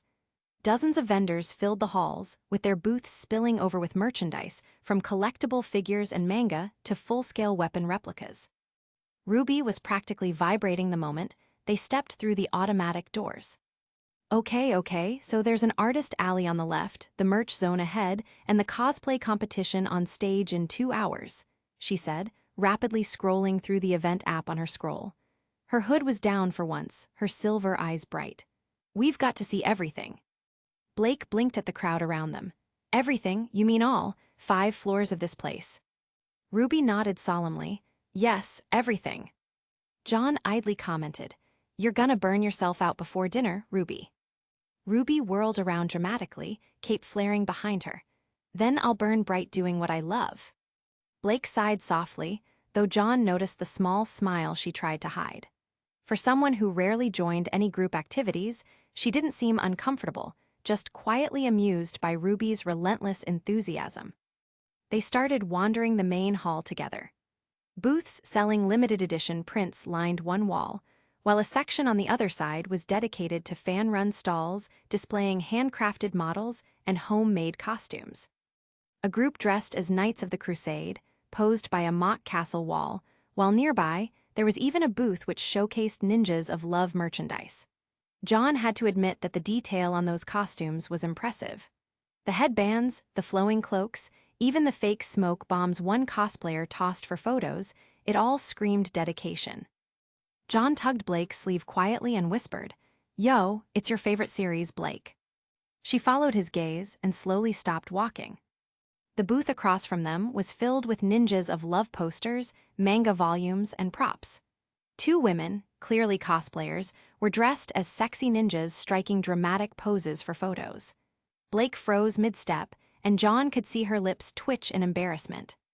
Ruby elbowed him. Blake looks like she wants to take a picture. Obviously, John murmured, she just doesn't want to ask. Ruby grinned. Watch this. She jogged over to the booth, waving enthusiastically. Hey, can we take a picture with you guys? The cosplayers agreed instantly, striking another pose. Ruby gestured for Blake and John to come over. Blake hesitated, brushing a lock of hair behind her ear, but finally joined them. John stood a little to the side, camera in hand. He took a few pictures, Ruby smiling wide and Blake looking shy but happy. The cosplayers were in perfect character. It was strange. For all the tension that usually hung around their team, in that moment, it just wasn't there. There was only laughter, bright lights, and Blake actually looking like she was having fun. When Blake came back over, Ruby handed her one of the photo prints from the instant booth. See, that wasn't so bad. Blake examined the photo. No, she admitted quietly, it wasn't. Ruby smirked. You should cosplay next year. That earned her a glare, though John caught the faintest flush on Blake's cheeks. They moved on to the next hall, where John stopped short at a small stall tucked between two larger ones. A banner read X-Ray and VAV, Classic Collection. Old comic issues were laid out neatly in plastic sleeves. He recognized the art immediately, the exaggerated action poses, the cheesy one-liners. He used to love these as a kid. His father had bought him his first volume when he was 8, back when things were simpler. One of the cosplayers nearby, dressed as X-Ray, waved. Hey man, you a fan? John nodded with a faint smile. Used to be. Used to be, these are classics. The dynamic duo, saving the world, one ridiculous punchline at a time. Ruby joined up beside him. Oh my gosh, I remember those cartoons, you actually liked them. Yeah, John traced a finger along the cover of Volume 3. He remembered reading it under his blanket with a flashlight. Back when I thought heroes could fix everything. The words came out softer than he meant. Ruby blinked, tilting her head slightly, picking up on his tone. John realized it too late and quickly smiled, tucking the comic back into its bin. Anyway, good memories, he said quickly. Thanks. But as they walked away, a quiet heaviness settled in his chest. He couldn't shake the thought of his family, his mother and sisters, still in eternal sleep under his father's watchful eye. His father, now a fugitive. Every time he let himself enjoy something, guilt crept in. Shouldn't he be training, studying, strengthening himself for the day he'd have to face the man who raised him? Ruby fell into step beside him. She was quiet for a while, which was rare. Then, softly, you okay? John blinked. Yeah, why? She gave him a look, one that said, don't lie to me. Because you've got that thinking too hard face again. John chuckled. That obvious, huh? Super obvious. Ruby smiled, but it was a gentle one this time. You don't have to tell me what's wrong, just don't carry it alone, okay? For a second, he almost caved, about his father, his doubts, the guilt that came with being the blood of that man. But instead, he just smiled back. Yeah, thanks, Ruby. Anytime, she said, bright again, her mood shifting like sunlight through clouds. Now come on, I think there's a booth selling cookies shaped like Crocia Moors. Blake raised a brow. That's oddly specific. Exactly, Ruby replied as if that explained everything. John laughed, shaking his head. He needed to let go of the heaviness, at least for today. The city of Rome wasn't built in a single day. Neither were heroes or strength or healing. It all took time, brick by brick, piece by piece. And maybe, amidst the noise and laughter of a comic convention, that was enough for now. The three of them stumbled into the tech wing of the convention almost by accident. Ruby had been the one to notice it first, a booth tucked in the quieter corner of the upper floor, surrounded by glossy panels and a holographic sign that read, Experience the power of magical powers, Fantasy Combat Simulator. It was smaller than most of the flashy displays around it, but there was something endearing about how handmade the setup looked. A pair of enclosed pods sat side by side, connected by thick cables to a humming central console. A small signboard in front displayed pixel-style illustrations of glowing runes, swords, and spells. Behind the counter stood a man in his late 50s, dressed casually in a worn beige jacket and dark jeans. His hair was mostly silver now, though a streak of black remained above his left temple. His eyes were sharp, the kind that missed nothing. But the moment he saw the three approach, his expression warmed with the kind of enthusiasm reserved for passionate tinkerers. Welcome, welcome, step right up. Fancy yourselves a little magical duel, he said, voice carrying the tone of an old salesman. Ruby leaned forward, curiosity already written all over her face. Ooh, VR, like a fantasy combat sim. The man chuckled. Something like that, young lady. This is cutting-edge neural sync stuff built upon some principles of my old work. It has optical sensors, reactive feedback, and minimal latency. At the mention of this tech, all three exchanged the briefest glance, just enough for understanding to flicker between them. This was most likely the retired Lucid technician. Ruby, ever the picture of innocent excitement, bounced slightly on her heels. That sounds awesome. How's it work? The man's grin widened. Simple. 2 pods, 2 players. You pick your loadout from the console, there's a dozen archetypes. Mage, swordsman, guardian, shadow dancer, that sort of thing. Then, once you're both ready, it projects a simulated battlefield and syncs your motion inputs through kinetic feedback sensors. John blinked. So, basically, sword tag in virtual reality. Ha, if that's how you want to think of it, sure, the man said, tapping the screen. I used to work on some government technical research team a long time ago, back before they privatized certain divisions. Never quite got the tech out of my blood. So now I make these little showcases for expos, fun for the kids, you know. Wait, you worked for the government? As in LU, like secret government research, Ruby almost asked before catching herself. I mean, that's really cool. The man nodded. Retired now, though, haven't seen the real system in years. They're doing incredible work these days, from what I hear. Blake gave a polite smile. We've heard the same. John resisted the urge to laugh at the understatement. The technician waved them closer. Well then, who's up for a match? First game's free. Ruby turned to the other two, eyes glinting. John, you, me, let's do this. Why do I feel like you've already decided for me? John asked. Because I have. Before he could reply, Blake folded her arms, cool as ever. Actually, I want to go first. Ruby blinked. Oh. Consider it a warm-up. The man chuckled and gestured to the pods. All right then, ladies first. You two, pick your loadouts here.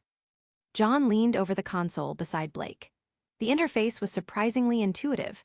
Glowing icons hovered in the air, each representing a fantasy archetype. Blake selected Shadow Dancer, complete with dual curved daggers and teleportation powers. John, on the other hand, scrolled for a moment before smirking and picking Knight of Dawn, shining armor, broadsword, and a glowing aura that felt suspiciously on brand. When they both stepped into the pods, a faint hum filled the air. The doors hissed shut, and the technician's voice echoed over the speakers. Don't worry, no pain feedback. The system measures reaction and reflex, pure skill test, nothing more. The display screens outside the pods lit up with a projection of the simulated battlefield, a ruined coliseum bathed in golden light. Ruby clapped her hands. Ooh, this is so cool. Inside the sim, John tightened his virtual gauntlets, feeling the subtle resistance of the haptic gloves.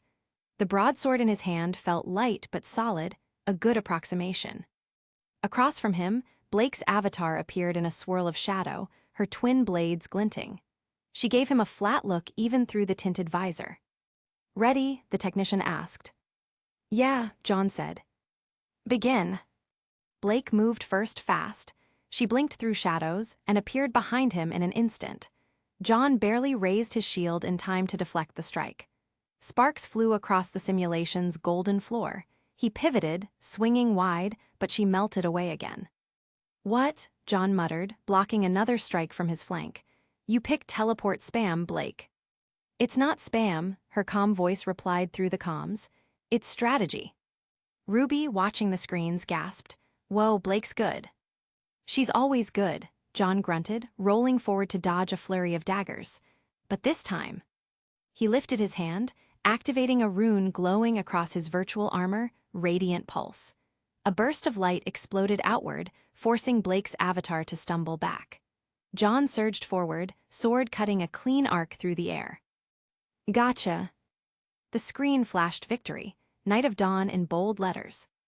Blake stepped out of her pod with her usual composure, though John caught the faintest twitch of annoyance at the corner of her mouth.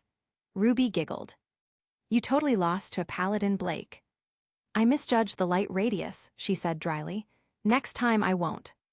John smirked. I'll hold you to that. Then Ruby cracked her knuckles. All right, King's Court, my turn. She picked Rune Engineer, a tinkerer archetype that let her lay traps and summon little mechanical drones. John expected an easy match. He was wrong. Within 30 seconds, the battlefield was littered with glowing sigils that exploded if he so much as stepped near them. Every time he tried to close distance, another drone zipped in and zapped him with energy bolts. Ruby, he barked, diving behind a pillar. This is ridiculous. She laughed gleefully through the comms. It's called area denial. Read a strategy guide sometime. John grit his teeth, dodged another explosion, and charged straight through the barrage. His armor cracked, his screen flickered red, but at the last second, he threw his sword, activating radiant recall to blink to it midair and strike. The hit landed just before the timer ran out.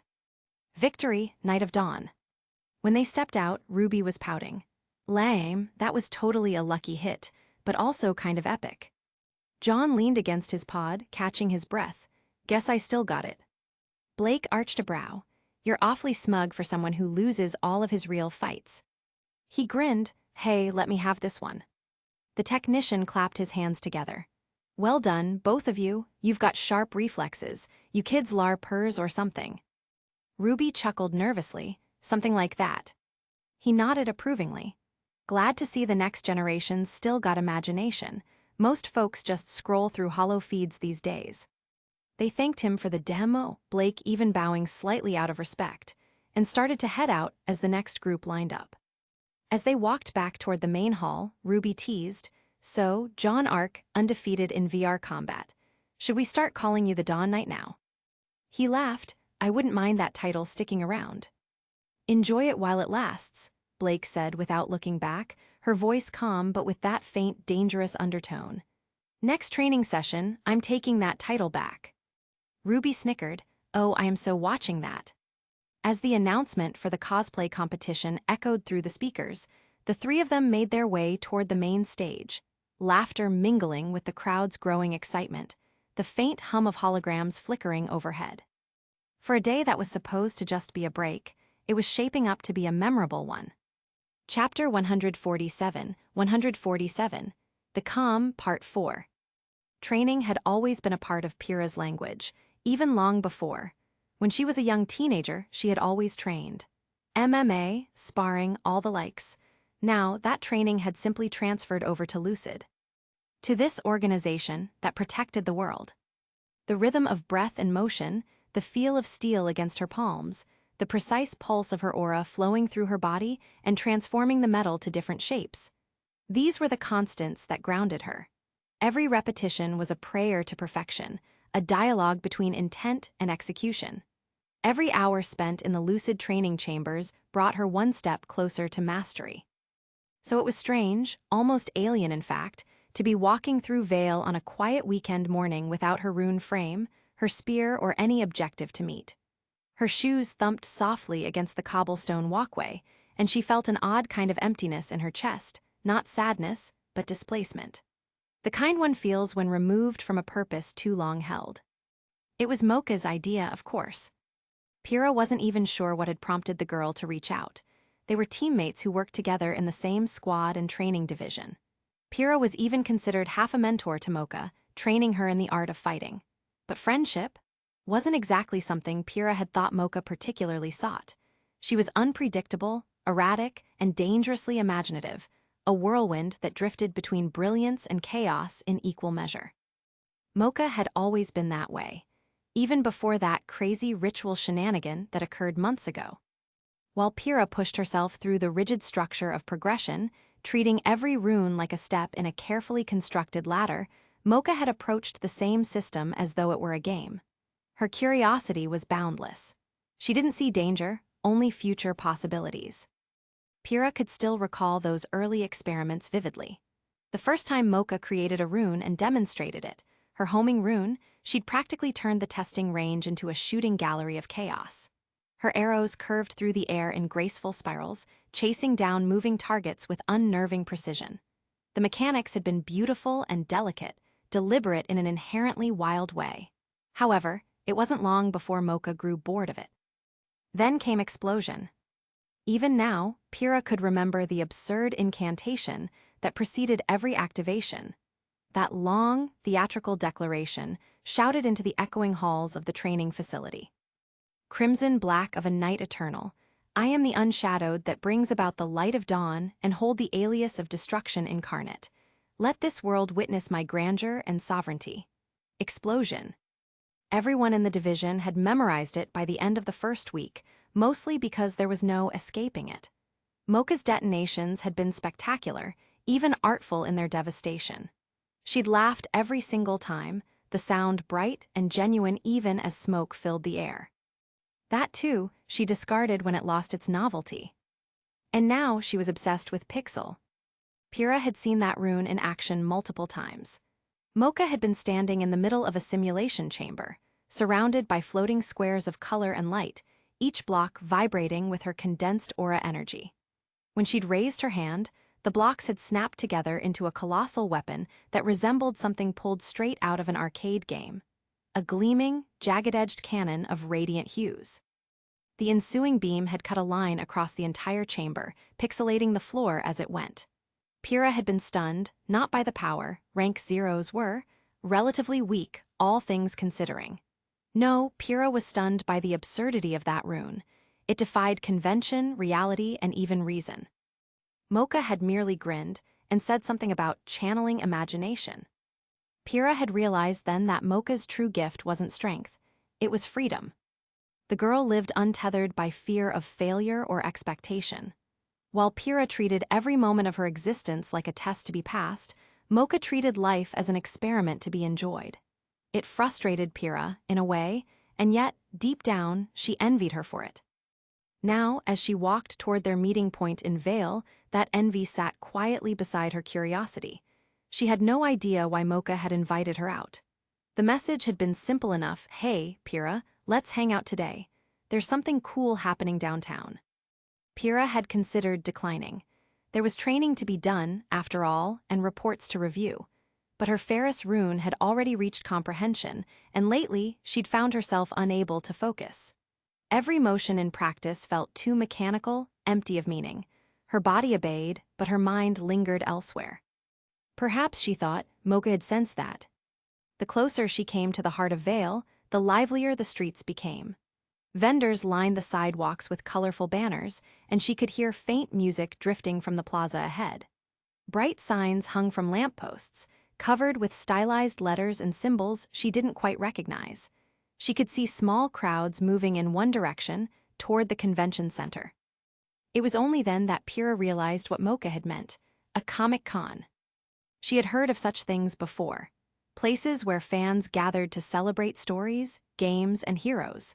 She'd seen glimpses of it online, people dressed in elaborate costumes, carrying replicas of weapons that seemed more fantastical than functional. To Pyrrha, it felt like stepping into another world entirely. She paused on the sidewalk, watching as a group of attendees hurried past, laughing, adjusting their armor, holding up painted shields. The craftsmanship was incredible. Some even carried imitations of magical rune circles etched into their props. For a fleeting moment, Pyrrha imagined what it would be like to be one of them, someone who could live in fiction without the weight of reality. Her life had always been about combat, responsibility, and the pursuit of strength. Yet here were hundreds of people celebrating those same ideas through imagination. It was humbling in a strange way. She wondered if her younger self, the girl who used to train in the ring against opponents, would have smiled at the sight of it. Maybe she would have. Maybe she would have even joined in. Pyrrha found herself walking slower as she approached the entrance, her thoughts drifting further back. To her family. To her father's quiet encouragement as she learned to balance her kicks and punches. To the unspoken hope that one day, her strength would make them proud. Those memories felt distant now, dulled by time, sharpened only by longing. In her pursuit of power, she had chased perfection, but lost touch with the very things that once gave her strength meaning. She exhaled softly. Perhaps this was why Mocha had called her out, to remind her that life wasn't just about progression, that sometimes it was about living. When she finally stepped through the glass doors of the convention center, the noise hit her all at once: laughter, music, chatter, and the soft hum of energy from the displays. Every corner of the hall pulsed with color and movement. It was overwhelming, yet strangely invigorating. And then, amid the crowd, Pyrrha spotted her. Mocha stood near the entrance of an exhibit booth, a hand on her hip, and spectacled eyes gleaming with mischief. She wore a casual jacket over her black shirt, hair tied up messily in a bun that somehow suited her. Next to her was a large pack. Pyrrha had no idea what was inside. Even from a distance, Pyrrha could tell she was grinning. When Mocha saw her, she raised an arm high and waved energetically, nearly smacking someone with the oversized foam sword she was carrying. Pyrrha couldn't help but sigh at the sight. As she drew closer, Mocha tilted her head and said, "Took you long enough, Pyrrha. Ready to see what real fun looks like?" Pyrrha's lips curved in the faintest of smiles. "Fun," she repeated quietly, as if tasting the word. "I suppose I'll find out." And for the first time in a long while, she meant it. Mocha had always been akin to a force of nature. Once she decided on something, the rest of the world simply had to move aside. If the entrance had been crowded, the interior was a full sensory assault. Neon banners hung from every beam, booths overflowed with trinkets and glowing props, and artificial fog curled through corners where a fantasy stage show was playing. Every few seconds, a camera flash lit the air. Mocha moved through it like she belonged there. "Look, Pyrrha, witches!" she exclaimed, pointing toward a group dressed in black robes and carrying ornate staffs. "Oh, and those wizards over there actually have real smoke effects coming out of their hats. Oh my God, I love this place." Pyrrha could barely keep up. Mocha was weaving between costumed fans like an excitable cat chasing laser dots. Her energy was infectious, though each new display, each new eccentric stranger they met only seemed to fuel her more. It wasn't until Mocha suddenly stopped and pointed toward a small stage area that Pyrrha noticed the people standing there. At first, Pyrrha didn't recognize them. A group of 5, all in dark, mismatched robes, holding props made to look like ancient grimoires. They were performing something halfway between a comedy skit and a ritual.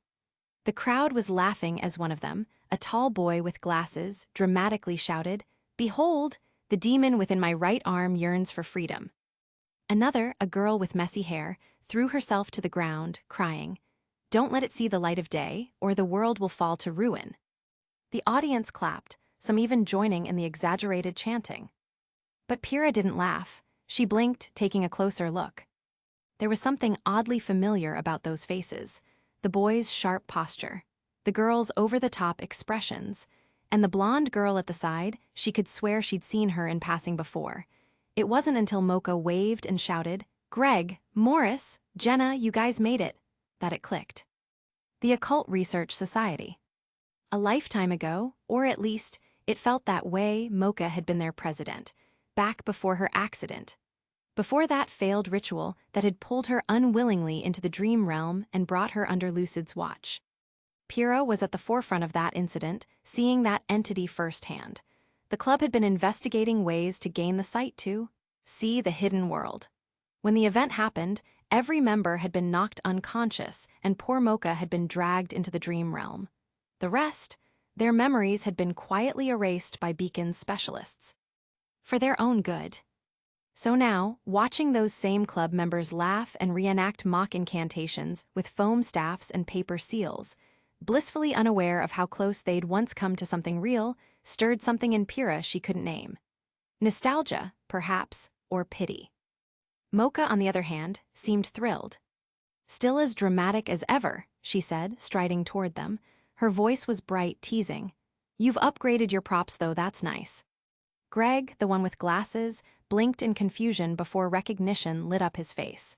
"Haha, you made it too, leader." Mocha smirked. "You know me, I can't resist a good show." Pyrrha lingered a few steps back, watching the exchange. The others didn't notice her, too caught up in goofing off with their president. They were talking about old club projects, how the new members were more into cosmic horror themes now, and how their little society had become a regular feature at events like this. It was strange, Pyrrha thought, how memory worked, how neatly reality could be rewritten. None of them had the faintest idea that their ritual gone wrong had opened a breach to the very realm Lucid now fought to contain. Still, there was something endearing about the way they carried themselves. They handed Mocha a prop staff, and within moments, she was swept into one of their LARP scenarios, the great sealing of the demon arm. Pyrrha found herself standing at the edge of the mock stage, watching as Mocha took to the role with an actor's flair. She spun the staff like a baton, bellowing in an exaggerated tone, "Begone, vile spirit of destruction. May the cleansing flames of my soul return thee to the abyss." Morris pretended to stagger back, clutching his arm. "No, If the demon within me awakens, none of us will survive. Then perish dramatically, Mocha cried, slamming the staff down. They all fell to the floor in mock agony. Pyrrha couldn't help but to smile. It was ridiculous, pointless, and yet the laughter felt genuine. For someone like Mocha, who had seen things far worse than these people could imagine, this kind of play must have been comforting, a slice of the life she'd lost. When the performance ended and the group dispersed to grab food, Mocha came back toward her, cheeks slightly flushed from the excitement. "See," she said, still grinning. "Fun, right?" Pyrrha tilted her head. "You have interesting friends." "They're members of my evil cult." "That's not comforting." Mocha snorted. "Relax, it's all harmless. Besides, it's good to see them doing all right. They don't remember a thing, but maybe that's for the best." Pyrrha nodded, her eyes softening. "Maybe." Her gaze shifted downward then, catching the pack strapped across Mocha's back. It had been bouncing against her shoulders all day, oddly rectangular in shape, wrapped in canvas. Curiosity got the better of her. "What's in the bag?" she asked. Mocha paused mid-step. A slow, wicked grin spread across her face. "Oh," she said lightly, "you'll find out soon enough." Pyrrha frowned. "That's not reassuring." "Good, it's not supposed to be." Before Pyrrha could press further, the convention's loudspeakers crackled to life. A cheerful voice boomed across the hall. "Attention, attendees. The Vale Comic Expo cosplay competition will be starting in 30 minutes. All participants, please make your way to the main stage." Pyrrha turned back to Mocha, who was now positively glowing with mischief. "No," Pyrrha said immediately. "Yes," Mocha replied just as quickly. "Mocha." "Pyrrha. What did you do?" Mocha slung the pack off her shoulder and unzipped it just enough for Pyrrha to see a flash of fabric, red, gold, and unmistakably shiny. "I signed us up earlier. We're going to be the stars of the show." Pyrrha stared at her. "You didn't." "I absolutely did." "I'm not wearing that." "Too late. Our slot's in 10 minutes, and I already submitted our theme." Pyrrha groaned audibly. "Oh, come on," Mocha said, patting her arm. "You're the perfect straight man to my chaos. Think of it as experiential training in public composure." "Mocha." "Yes." "I'm reconsidering friendship." "Too late for that too," Mocha chirped, tossing her the costume. "Now come on, partner, let's give them a show." And as Pyrrha stood there, staring down at the ridiculous outfit in her hands, she couldn't decide whether to laugh, sigh, or run for the nearest exit. But Mocha's laughter was infectious, and against her better judgment, Pyrrha followed. Chapter 148, 148, The Calm, Part 5. John wasn't sure what was louder, the convention crowd or Ruby's excitement. "Probably Ruby." "This place is amazing," she said, her voice nearly swallowed by the sea of chatter. "Look, they've got a whole rack of replica weapons. Oh, and are those our handmade scythe parts?" Blake stood beside her, arms folded and tailing them like an exasperated bodyguard. "You realize those are all made of foam, right?" Ruby gasped. "Blake, foam is the gateway material to greatness." John commented idly with a smile. "Didn't realize crafting had a hierarchy." "It does," Ruby replied with the certainty of a prophet. "Foam is the foundation. Then comes PVC, then wood, then aluminum, and then the holy grail, carbon steel." Blake gave her a sidelong glance. "You're never actually going to make one, are you?" Ruby hesitated. "Not with that attitude, I'm not." John chuckled, following as the two wandered deeper into the store near the cosplay stage. The shop was basically a maze of organized chaos, props stacked on every shelf, costumes draped on hangers, walls plastered with posters. There were even mannequin displays wearing full sets of armor or elaborate fantasy cloaks. The store was in a prime spot, right across from the cosplay stage. The traffic never stopped. Ruby and Blake were already drifting toward a display labeled Magical Companions. John followed more slowly, taking in the details of the props along the way, replica shields, belts, fake weapons that looked impressively real. Ruby was holding up a red panda hoodie with little ears sewn on top. "Blake, you have to try this one." Blake stared flatly. "No." Ruby pouted. "Why not? It's adorable." "It's humiliating." "It's festive," Ruby countered, hugging it to her chest. Come on, live a little. John coughed, trying to hide his laugh. I think Ruby's just jealous because the cat outfit over there would fit you better. Ruby gasped dramatically. John, you can't just say that. Blake arched an eyebrow. What outfit? Ruby spun around and pointed toward a black costume hanging neatly from a display rack. It was a sleek, form-fitting getup with cat ears, a faux tail, and even a small bell choker. Blake stared at it for a long second, then looked at Ruby. No. Ruby clasped her hands together, pleading, please. No. John grinned. She's not budging, Rubes. Ruby turned her puppy eyes on him next. What about you, John? Back me up here. He froze. I'm not getting involved in this. Last time I sided with you, Yang gave me hell for 3 hours. Ruby puffed her cheeks. Coward. Blake was clearly amused, though her tone stayed calm. You're surprisingly good at avoiding trouble for someone who attracts it constantly. It's a learned skill, John said. Survival instinct. Ruby waved the hoodie. Okay, compromise time. I'll try this red panda outfit if Blake tries the cat one. Fair deal. Blake's tail, well, metaphorical one, twitched. You're relentless. Ruby said with a proud grin. So, what do you say? A long pause, Blake finally sighed. Fine, but I'm not wearing the skirt. Ruby squealed. Yes, victory. Partial victory, Blake corrected. I'll wear the top, and that's it. Choker too. No. Please. No. Pretty please. Ruby gave her best impression of the puppy dog eyes. It was super effective. Blake flinched seeing her expression, but she couldn't help except to look away. The effect was quite blinding. Blake. Ruby. John. Fine, sheesh, Blake sighed heavily. Let's just get this over with. Good enough, Ruby said, dragging both outfits toward the changing rooms. As they walked off, John raised a brow. You two do realize the cosplay competition's about to start soon, right? We've got like 30 minutes, Ruby said over her shoulder. That's plenty of time. Famous last words, John muttered. Blake smirked faintly as she disappeared behind the curtain. Try not to break anything while we're gone. John watched the curtains close, shaking his head with a small smile. For all their differences, Ruby and Blake actually got along pretty well when left to their own devices.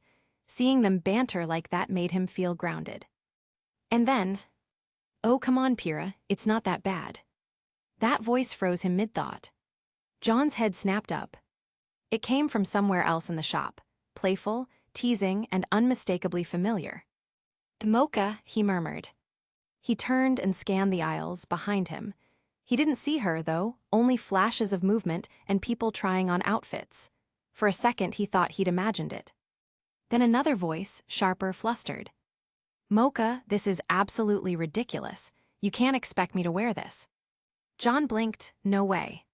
He turned back just in time to catch a glimpse of someone across the changing rooms area, through the small gap of a half-open cubicle door. Red hair and a glint of gold. The door creaked open a little more. And there, staring at herself in the mirror with the most mortified expression imaginable, was Pyrrha Nikos. She was wearing what could only be described as a very daring gladiator costume, ornate stylized gold trim, a too-short crimson skirt, thigh-high black stockings, polished bracers, and a chest plate that hugged her curves in an oh-so-ravishing way. Her braid hung over one shoulder, and a gold circlet gleamed against her flushed cheeks. Truly, the outfit left little to the imagination. John's brain promptly shut down. That's Pyrrha, that's really Pyrrha, wearing that. He opened his mouth to say something but forgot how to form words. For a moment, all he could do was stare, caught between awe, embarrassment, and something dangerously close to admiration. Admiration, definitely admiration. Then his mouth finally cooperated. Pyrrha. Her head whipped around. Their eyes met through the cracked open door, hers wide with shock and horror. He froze, then awkwardly waved. Hey, fancy seeing you here. The silence between them was deafening. John, desperate to make it less awkward, called out over his shoulder, Hey guys, Pyrrha's here tea. He didn't get to finish. An invisible force clamped his mouth shut and yanked him forward. He recognized it from the many times it had been used against him. Pyrrha was using her rune, Ferris. She was controlling the iron in his blood. 1 second he was standing by the door and the next, he was flying forwards, the world blurring around him. Why? He barely had time to register Pyrrha's outstretched hand before gravity reasserted itself, and he crashed into the small changing room. The door slammed shut behind him with a click. His back hit the wall and the air left his lungs in a whoosh. Her body was pinned to him with her hand coming up to cover his mouth, their faces dangerously close. Pyrrha stood over him, cheeks scarlet, eyes wide and shimmering between horror and mortification. Her flustered whisper brushed against his ear, sending a shiver down his spine. Please, don't say a word. Pyrrha paused. Pyrrha had faced down monsters, sparring matches that left her half dead, and even the occasional lecture from Goodwitch about her. Enthusiastic work ethic.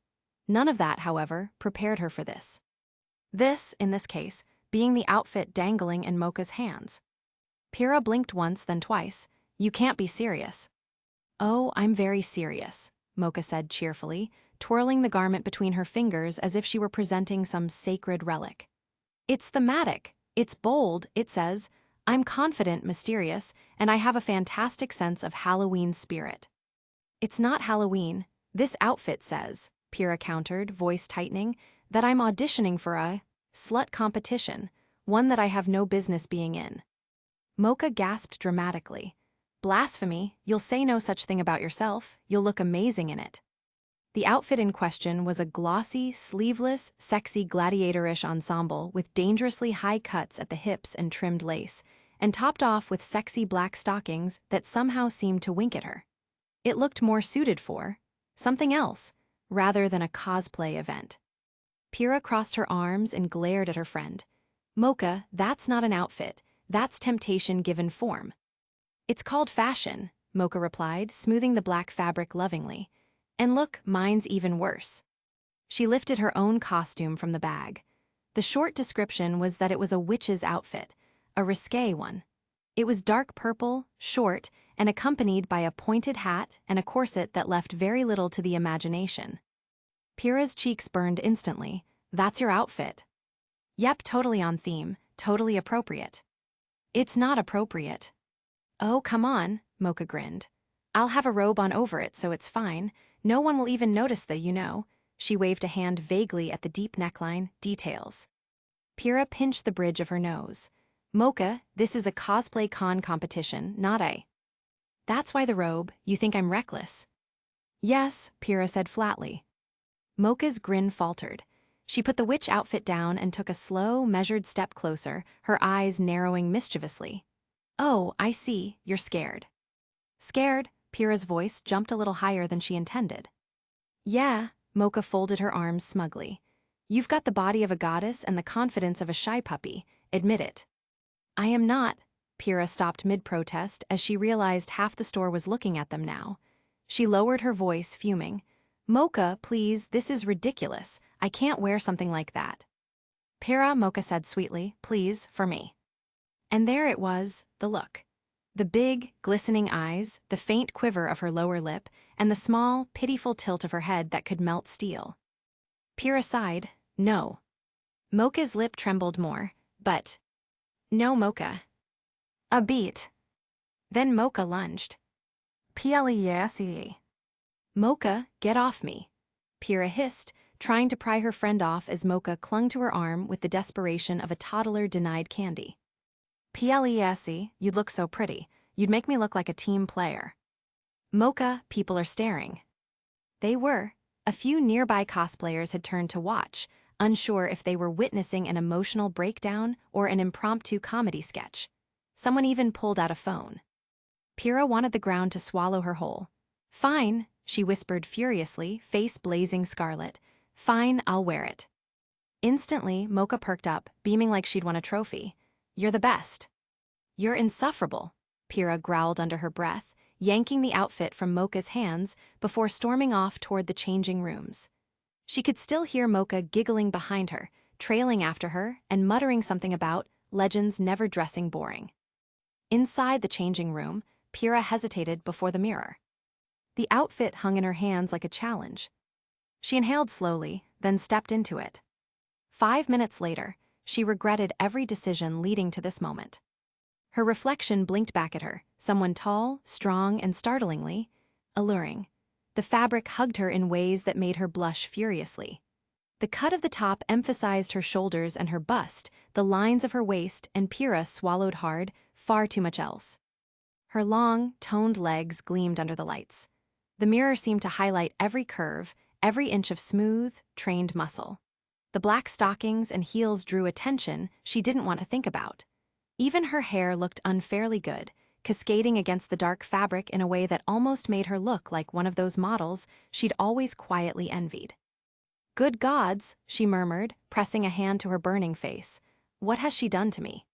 She spun once, half expecting something to fall off or tear, but no, it fit perfectly. Perfectly sinful, but perfect nonetheless. How did she even know what my sizes were? And though she'd never admit it aloud, a small, traitorous part of her thought, "I look kind of amazing." She immediately crushed the thought. "Focus, Pyrrha, you are not that kind of person." Still, her eyes flicked back to the mirror, just once more. Maybe twice. Shaking her head, she heard Mocha's voice from the next cubicle over, where she was changing into her own outfit. Pyrrha opened her cubicle door a smidge to project her voice to Mocha's stall clearer. "How's it fit?" Pyrrha stiffened. "You don't want to know." "I look ridiculous." "Ridiculously hot," Mocha teased. Pyrrha nearly choked on her own breath. "Mocha." A laugh. "Come on, let me see." "No," Pyrrha hissed, covering her chest as though Mocha could see through the walls. "I'm not walking out there in this." "Should I crawl under there to see?" "Mocha." "Oh, come on, Pyrrha, it's not that bad." "Mocha, this is absolutely ridiculous. You can't expect me to wear this, especially where other people can see me." Suddenly, before Pyrrha could say another word, someone called out her name. "Pyrrha." She whipped her head around, and out of the open door she noticed a familiar figure who had stopped by near her changing room. He was tall, blonde, and very recognizable. Her blood ran cold. John." Her heart skipped. "Oh no." He froze, then awkwardly waved. Hey, fancy seeing you here." The silence between them was deafening. Suddenly, she saw John calling out over his shoulder, "Hey guys, Pyrrha's here tea." Before the sentence finished, instinct and mortification collided. Pyrrha reached out with her rune. The iron in his blood answered her like a reflex. One moment he was outside, the next inside. The door slammed and the air whooshed out of him. And Pyrrha, red-faced, breathless, and entirely panicked, pressed her hand over his mouth, pinning him to the wall of the cramped stall. Their eyes met, hers wide with horror, his wide with confusion. Neither moved. Time stopped. Chapter 149, 149. The Calm, Part 6. For a moment, neither of them breathed. The tiny changing room was silent except for the sound of Pyrrha's heartbeat, which was loud, frantic, and echoing in her ears. Her hand was still over John's mouth and her other, pressed flat against his chest and upper abdominals, where she could feel his pulse hammering just as wildly as hers. They were so close she could see every shade of blue in his eyes, the way his lashes fluttered in startled confusion, the faint blush that colored his cheeks. Then, from outside, "John." Ruby's voice. Pyrrha's heart jumped into her throat. "Did you call us?" Ruby asked, her voice muffled through the door. Blake's calmer tone followed. "Strange, I swear I heard him over here." Pyrrha immediately shook her head, silently pleading with him not to move. Then, just to make everything worse, "John, where'd he go?" Ruby called again. "Blake, do you see him?" "No," Blake replied, "but I think I heard something from that side." Pyrrha panicked. "Oh no, oh no, oh no." Next door she heard Mocha's voice begin, "Hey, Purr." Before Mocha could finish, Pyrrha snapped her hand outward instinctively.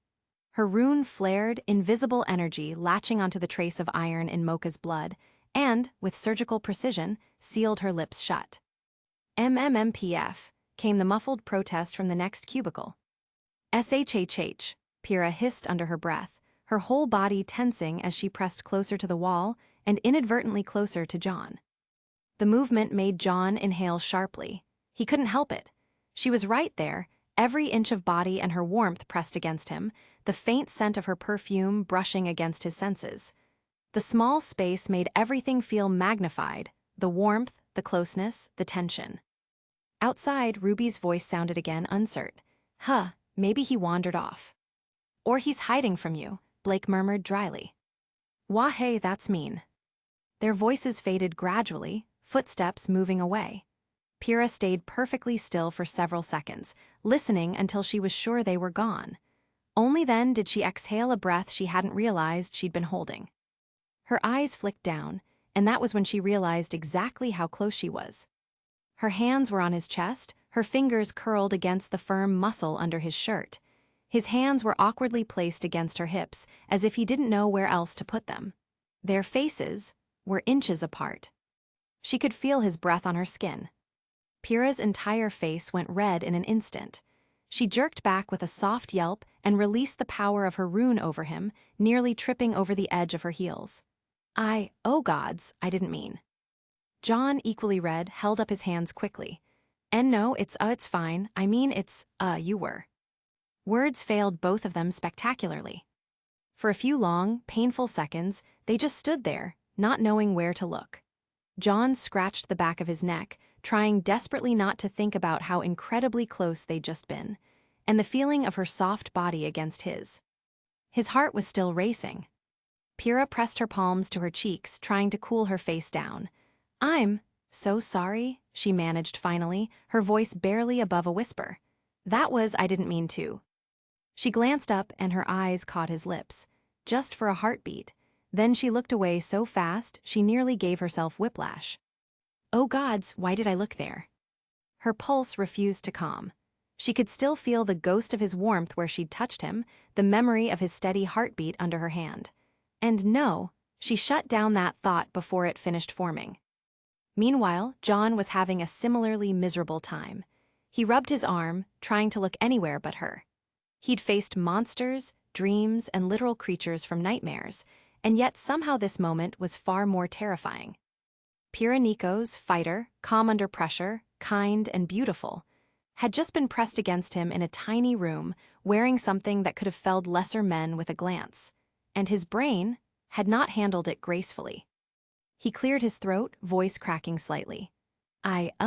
Totally understand. Really, you don't have to apologize. I probably shouldn't have, startled you by shouting your name like that. She looked at him, flustered but grateful. Thank you for being understanding. Yeah, he said softly. It's not every day I get telekinetically kidnapped into a changing room. That earned him a laugh, quiet, nervous, but genuine. The sound eased something between them. Then next door. MMMPF. Pyrrha blinked, startled, before realizing she still had her rune active on Mocha. She waved her hand absently, releasing the magnetic lock on Mocha's mouth. Immediately, an indignant voice shouted, Pyrrha Nikos, what in the actual? Before she could respond, a rustling noise came from below, and then a figure crawled out from under the cubicle wall.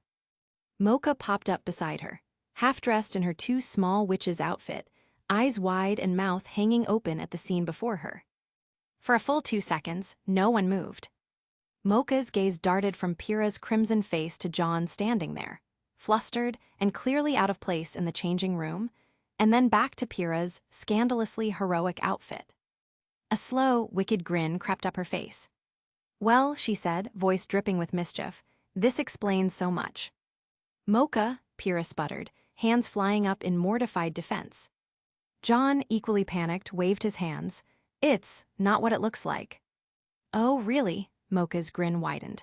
Because from where I'm standing, it looks exactly what it looks like. Mocha, Pyrrha said again, glaring daggers. Mocha smirked and raised her hands in mock surrender, though her expression said she'd be milking this moment forever. Hey, I'm not judging, you two just looked a little close. Out, Pyrrha snapped, face bright as a sunset. Mocha grinned, backing toward the stall divider. All right, I'm going, but I expect a full detailed report later. When she finally ducked back under the partition, Pyrrha let out a long, strangled groan and leaned against the wall. I'm never living this down. John rubbed the back of his neck awkwardly.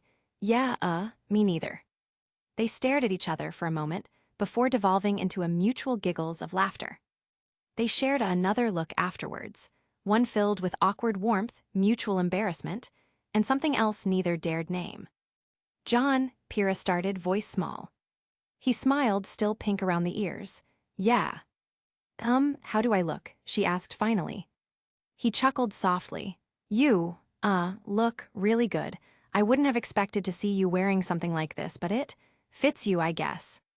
It was for the cosplay contest. Mocha, sign me up, against my wishes, might I add. This was the outfit she chose for me. John paused, giving her a clear look over. The feel of his eyes roaming over her form gave her a hint of butterflies rolling through her stomach, but she ignored the feeling. "Well, she did a fine job. It fits you well." "Yeah, though I still don't know how she got my measurements so perfect." She paused for a moment before biting her lip. "John, thanks." For not laughing." His smile warmed. "I'll never laugh about you, Pyrrha." For a heartbeat, neither said anything. Then Pyrrha looked away, brushing a strand of hair behind her ear, heart still fluttering. Maybe Mocha was right about one thing. Maybe she did look a little amazing. "Okay, John, now get out, please. This is very embarrassing." "Right, sorry." John had barely escaped. 1 second he was inside a changing stall, half mortified and half bewitched, and the next he was stumbling into the hallway beyond like a man fleeing a crime scene. His brain was a scrambled mess of red hair, close proximity, and oh no, she definitely noticed. He didn't stop moving until he found a corner, slapped both hands over his face, and muttered, "Holy crap. Did that just happen? I think I need some water to wash down my hormones. This is kind of ridiculous." Meanwhile, back inside the changing room, Pyrrha Nikos stood in front of the mirror, still silent and flushed, trying very, very hard to get her breathing and blood under control. It was one thing to let John see her like this. John was, well, John.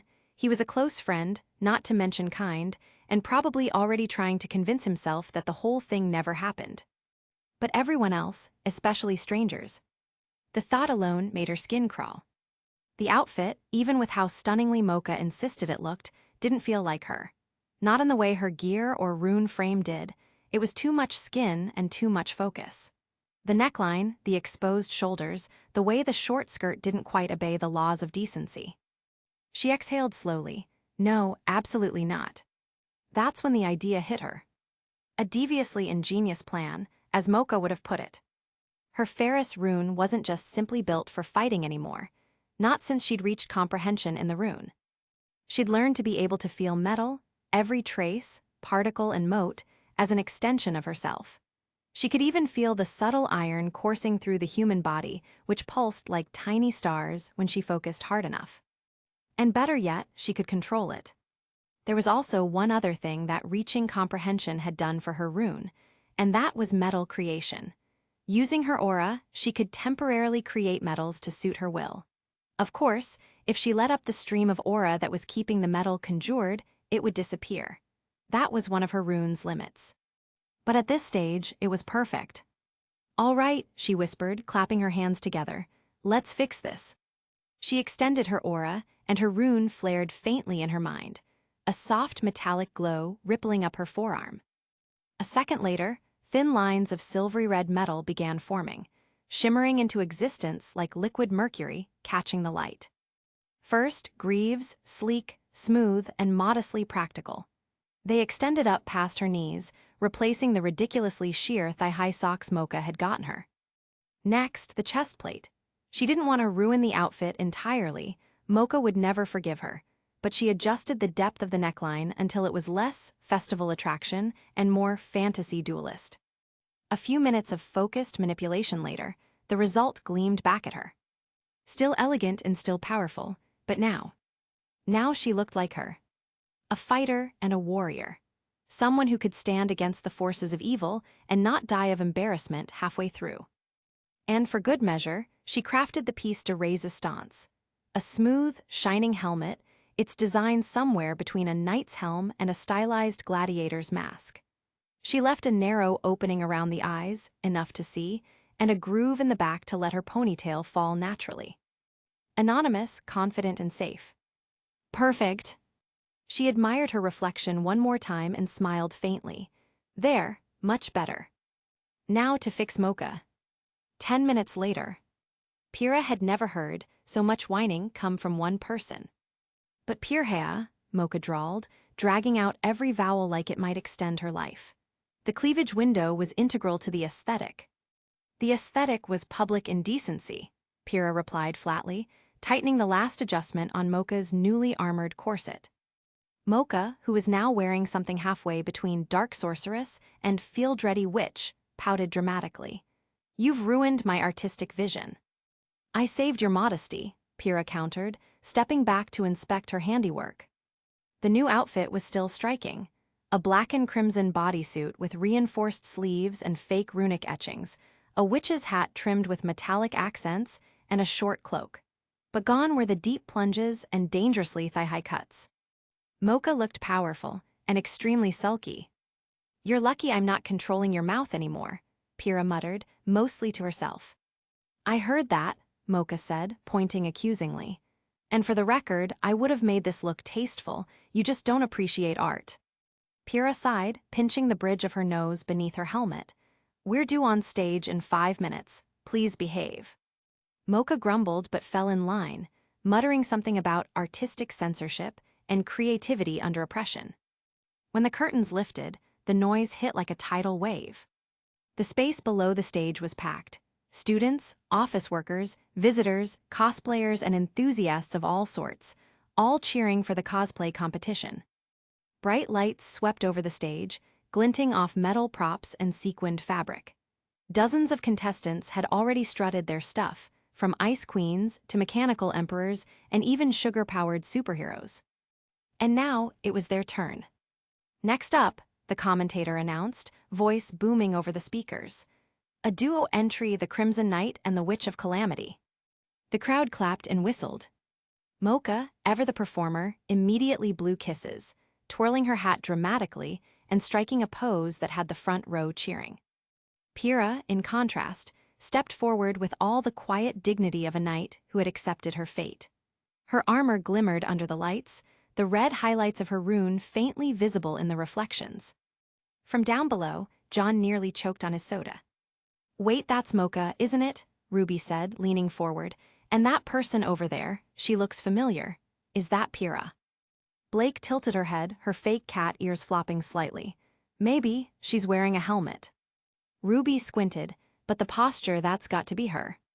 John's brows raised as Pyrrha strode confidently across the stage, every movement precise, the metal parts she'd created catching the light like a living sculpture.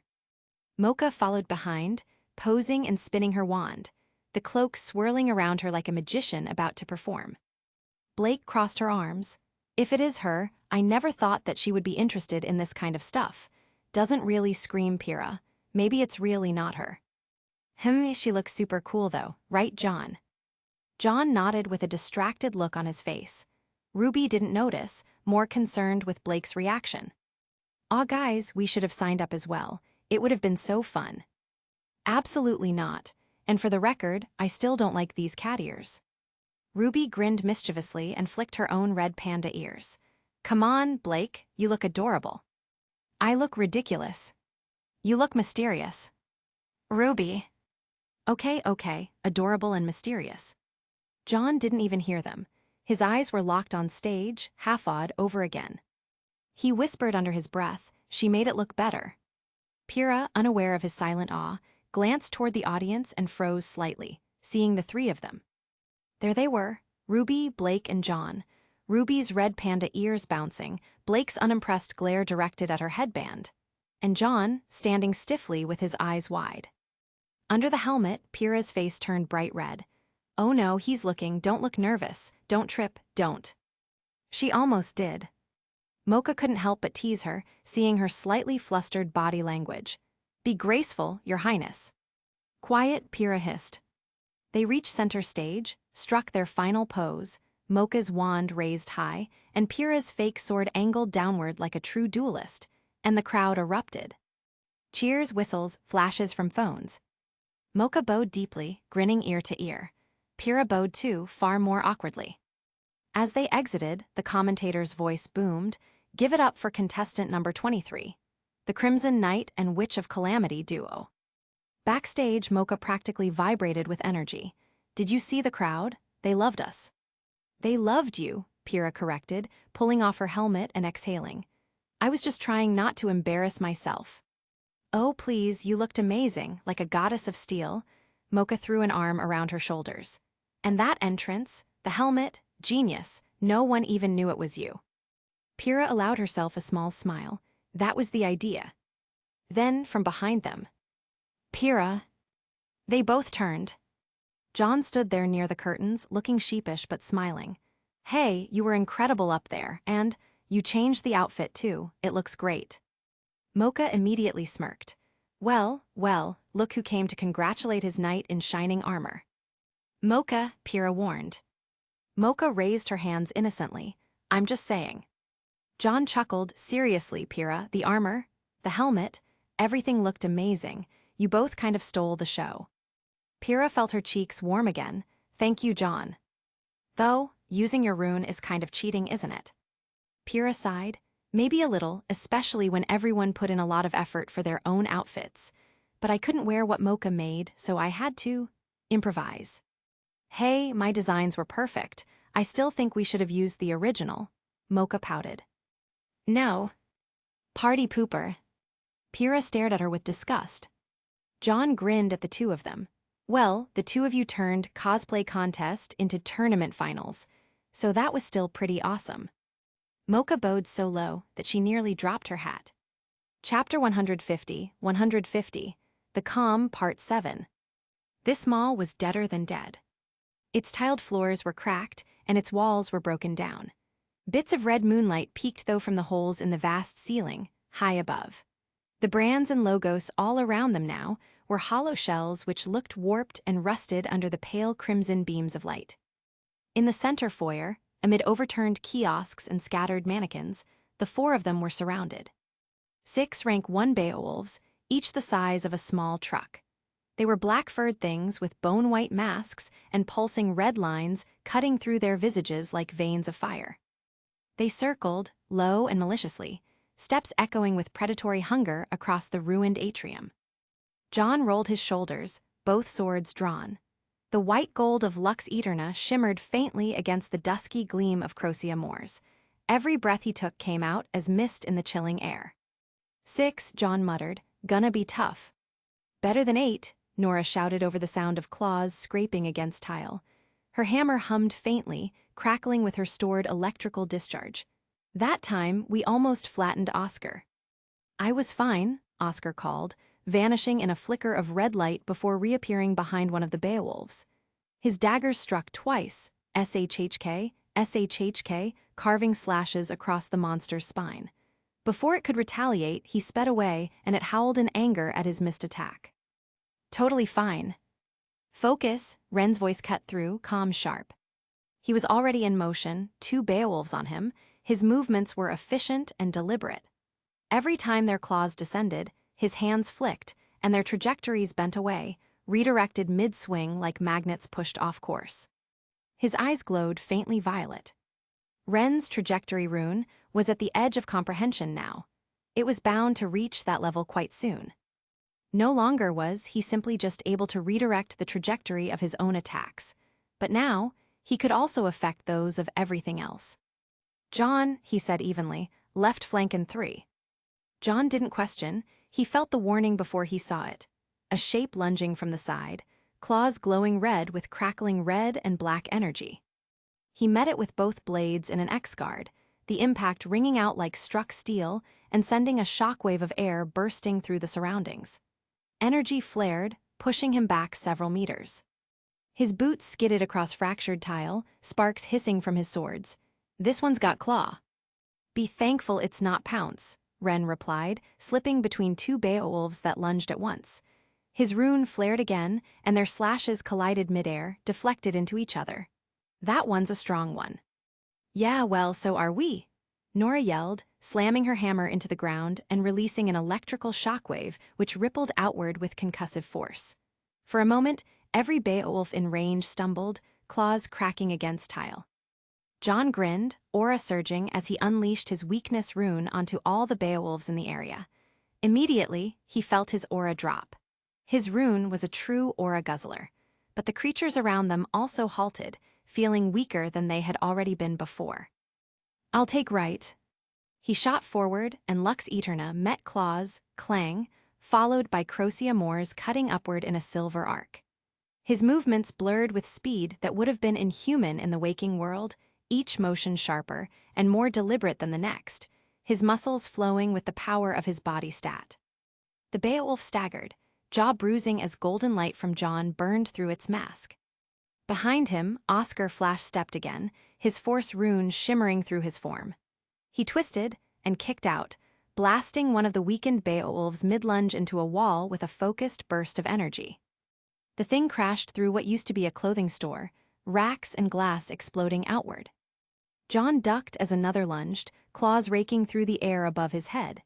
He countered with a cross slash, sparks cascading. He could feel the tempo, that strange, almost rhythmic feeling that always emerged when he fought, a heartbeat under the chaos. Claws swing, parry, dodge, counter. Then Ren's voice again, incoming. The warning came half a second, before John caught the reflection of motion above. One of the Beowulfs had leapt from the shattered upper floor, its claws glowing with charged red aura, descending like a meteor. John braced, and then Nora's arm caught him around the waist. "Going up, Blondie." "What?" She threw him. He barely had time to react before his body was airborne, spinning. Ren's rune flared again, violet trails bending John's trajectory upward and forward, redirecting him in midair like a guided missile. John grinned as gravity turned liquid. Perfect timing. He twisted mid-flight, aura flooding through both his blades. Lux Eterna flared bright gold and Crocea Moors shimmered with icy white. This would be his first attempt using the Aura Echo skill in combat. He hit the airborne Beowulf like a thunderbolt. The impact split the air, and golden arcs from his blade tore through the monster's chest. Its roar came out as static before dissolving into black ashy mist, body unraveling from within. John landed in a crouch, blades steaming faintly with the afterglow of his aura discharge. There was a frown on his face, however, as if he was unsatisfied with the outcome. "It still isn't working right," he muttered, then looked up. "At best, I can only make my swords sharper and cut harder, but layering attacks, no game." Across the foyer, Ren's focus sharpened. His trajectory rune pulsed again, and he could see the lines of invisible threads marking motion, tension, and direction. Every slash, leap, and claw swipe traced in glowing filaments only he could perceive. And next to it, the quiet hum of his accumulate rune building. Aura condensed around his guns like compressed mist, glowing faintly magenta. It roared, jaws widening, claws gleaming with energy. Ren sidestepped, dragging one hand through the air, a delicate motion, and the Beowulf's forward momentum swerved left, missing him by inches and crashing through a pillar instead. "Trajectory, set," he murmured. Then he unleashed Accumulate. A single shot of condensed aura erupted from his guns like an extremely powerful railgun blast, a focused laser beam of violet-white light. It struck the Beowulf dead center, blowing a hole through its mask and chest in a single instant. The monster disintegrated into black smoke. Nora whistled, "Show off." Ren allowed himself a rare smirk. "You want to talk?" She grinned, electricity building along her hammer's edge. "All right then, let's finish this." The next few seconds became chaos. Oscar blurred across the broken floor, leaving afterimages, his daggers cutting clean lines through shadow and bone. John moved in tandem, intercepting any counterattack that slipped through, the two of them flowing in rhythm. Ren's aura flared again, bending attacks and creating windows. And Nora, laughing wildly now, slammed her hammer down, fully charged. Boom time! The explosion hit like a thunderclap, releasing a detonation that cracked the already shattered floor in every direction. The shockwave ripped through the Beowulfs, tearing them apart in a violent flash of red mist, but it also tore through the mall itself. The ground split, and the ceiling above them groaned, then collapsed with a horrific roar. Concrete dust filled the air in a choking wave as walls buckled inward. John barely had time to cross his swords before debris rained down on them. Fortunately, their rank 1 bodies were strong, so the impact was relatively light. But the darkness and dust that followed was a great annoyance. For a moment, there was nothing but ringing silence. John coughed away the dust and pushed, one arm, then the other. The debris was explosively pushed off of him, enough to let him crawl out of his grave. "Oi, you guys doing all right?" he shouted, his voice muffled by the rubble. "I'm fine," came Ren's steady voice. "Mostly." "Still alive," Nora coughed from somewhere to the left, "though I think I'm part of the flooring now." John grunted, forcing his way through the collapsed ceiling tiles. Nora was already halfway out of a mound of debris, hammer first, covered in dust from head to toe. Oscar wriggled out next, his runic energy flickering faintly around him. He spat out a mouthful of dust and groaned. "Next time, remind me to stand behind you, Nora." Ren emerged last, calm as ever but coated in gray powder, his hair disheveled. They stood there for a long moment, breathing hard, surrounded by the smoldering ruin of what used to be the second floor. Nora slung her hammer over her shoulder and gave the wreckage a once-over. "Well," she said, catching her breath, "that's one way to redecorate a mall." John let out a tired laugh, brushing off the dust from his rune frame. "Next time, maybe leave me and Oscar a few kills before you blow up the building." "Tee-hee." Nora stuck her tongue out and knocked her head in a cutesy way. Oscar shook his head, smirking. "It's fine, John. With how many Grimm are popping up lately, I'm sure we'll have more than enough work on the way back to base." Ren simply exhaled, eyes scanning the open ahead of them. "Let's just hope the next one doesn't involve a structural collapse." John chuckled under his breath as the 4 of them headed out. Kuro's boots echoed softly through the sterile, dimly lit halls of the Lucid base. Perched on his shoulder was Raven in her raven form. She shifted its wings and let out a quiet croak. Yeah, I know," Kuro muttered, brushing a bit of dust off his jacket. "I told you we'd get here before Oz finished reading those damn reports." The doors to Ozpin's office slid open with a hiss.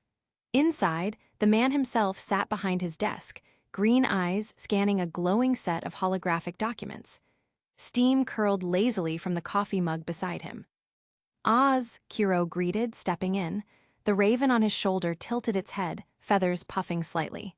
"Got something interesting for you." Ozpin looked up, recognizing that tone. He set the holographic pages aside, the light winking out as his hands folded neatly over one another. "What is it? Sleepless again? What have they done this time?" Kuro shook his head. "No, fortunately nothing about them right now, but it might be something a little more than interesting.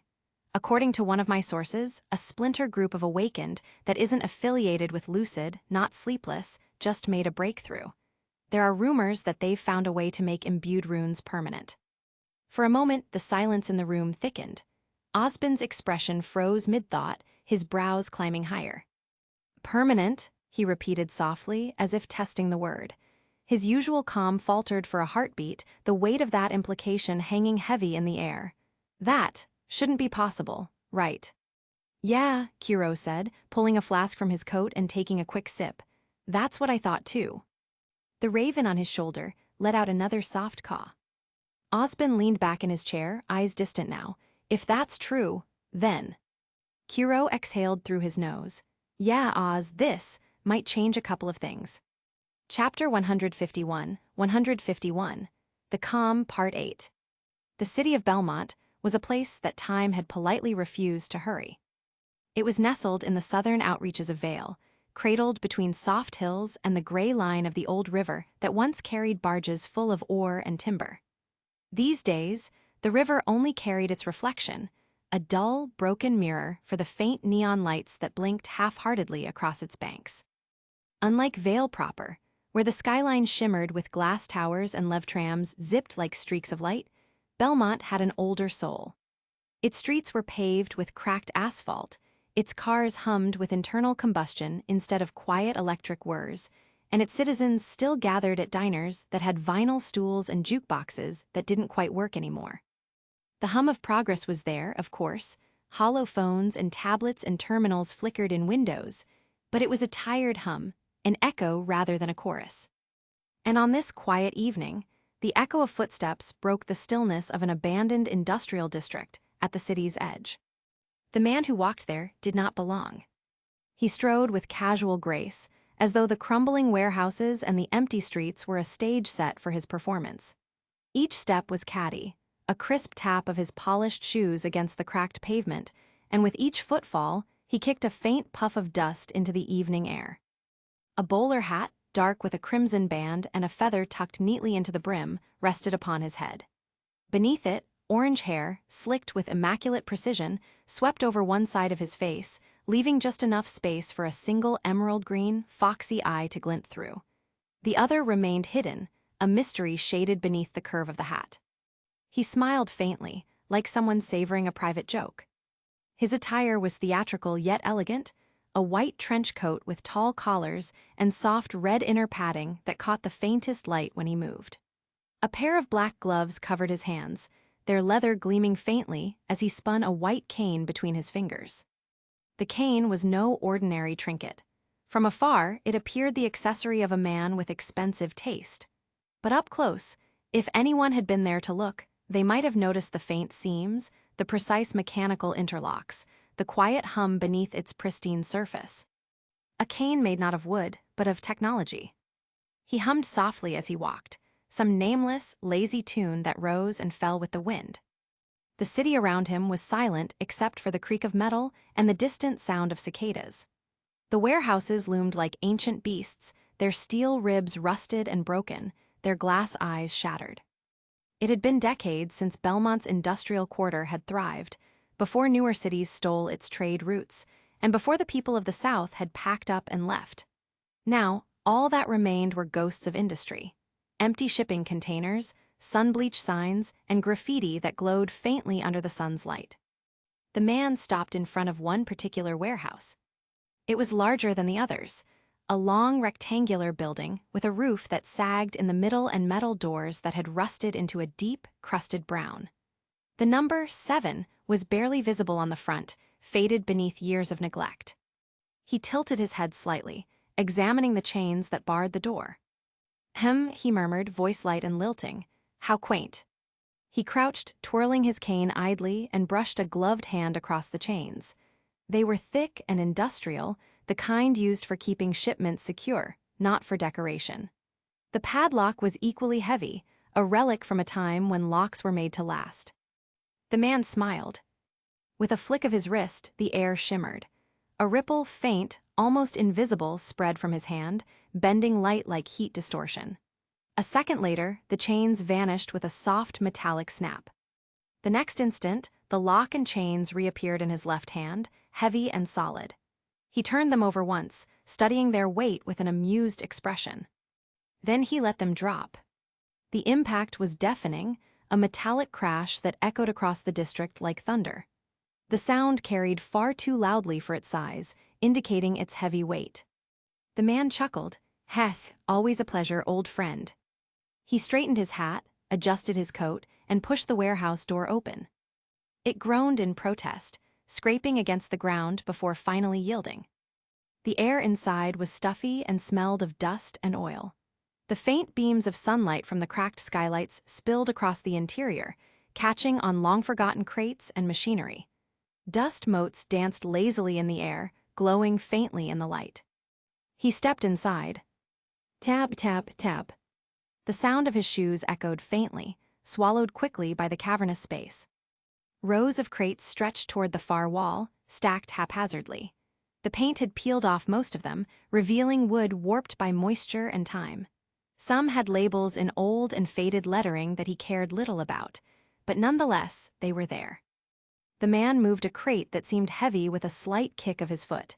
It screeched faintly as it slid across the dusty concrete, revealing a faint outline in the floor, a hidden hatch. He crouched, brushed his gloved fingers across it, and smiled faintly. A light tap from his knuckle was all it took. The hatch popped violently out of its recess, as though struck by a sledgehammer from below. It spun into the air, weightless, until the man lazily waved his hand. The flying hatch shimmered and blinked out of existence, only to appear in his hand, perfectly balanced. He examined it for a second, then flicked it aside. The metallic clang echoed through the empty warehouse like a gunshot. Beneath, the hole gaped open, its ladder rungs descending into a darkness so complete that even the faint light from above couldn't reach the bottom. A chill wind rose from below, carrying the smell of stone and dust. Something buried. The man adjusted the red-accented brim of his bowler hat and smirked. "Well," he muttered, "time to see how deep the rabbit hole goes." He didn't bother with the ladder. He simply stepped forward and fell. The moment he vanished, the warehouse reacted. The hatch sealed itself shut, snapping into place with a hiss. The crate that had been moved slid slowly back into its original position. The lock and chain reattached themselves around the front door, glinting faintly in the gloom. By the time the echo of his fall faded, there was no trace he'd ever been there at all. He plummeted for nearly a full minute, the air growing colder, heavier. Then, impact. But instead of shattering bones, the landing was almost gentle, as if gravity itself had decided to take pity on him. The man straightened, brushing invisible dust off his coat. The space around him stretched out in eerie silence. It looked like a mine shaft, though far larger, towering walls of metal and rock reinforced by ancient support beams that reached up 5 stories high. The faint blue glow of luminescent crystals hummed softly along the rail lines that crisscrossed the ground. And there it was. A single, sleek minecart sat on the tracks before him. He blinked once incredulously. "You've got to be kidding." The cart looked ridiculous, all polished metal and glowing lights, like someone had taken a piece of advanced military tech and forced it into the shape of an amusement park ride.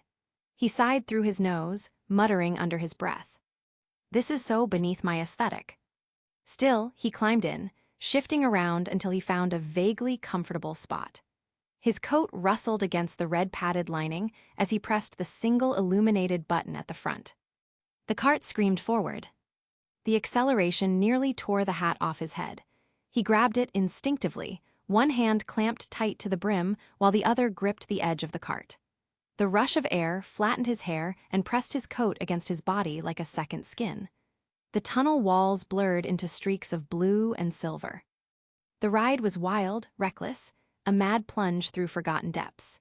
The tracks twisted and coiled through vast caverns filled with glowing stalactites, old machine pillars, and black underground lakes that rippled with unnatural light. Occasionally, other tunnels branched off in the dark, glowing faintly with crimson or green luminescence before vanishing again. Finally, after 10 long minutes, the cart slowed.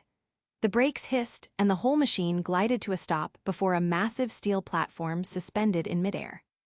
The man exhaled sharply and stepped out, straightening his coat.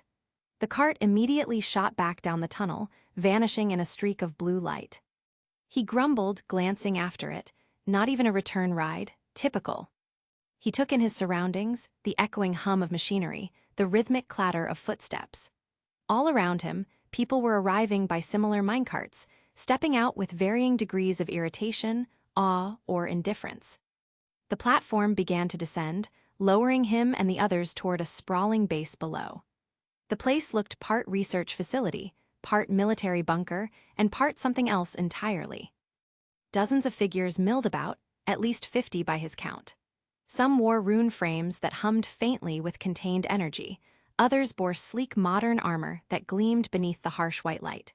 A few wore no armor at all, dressed instead in flowing robes or weathered coats, their weapons resting easily at their sides.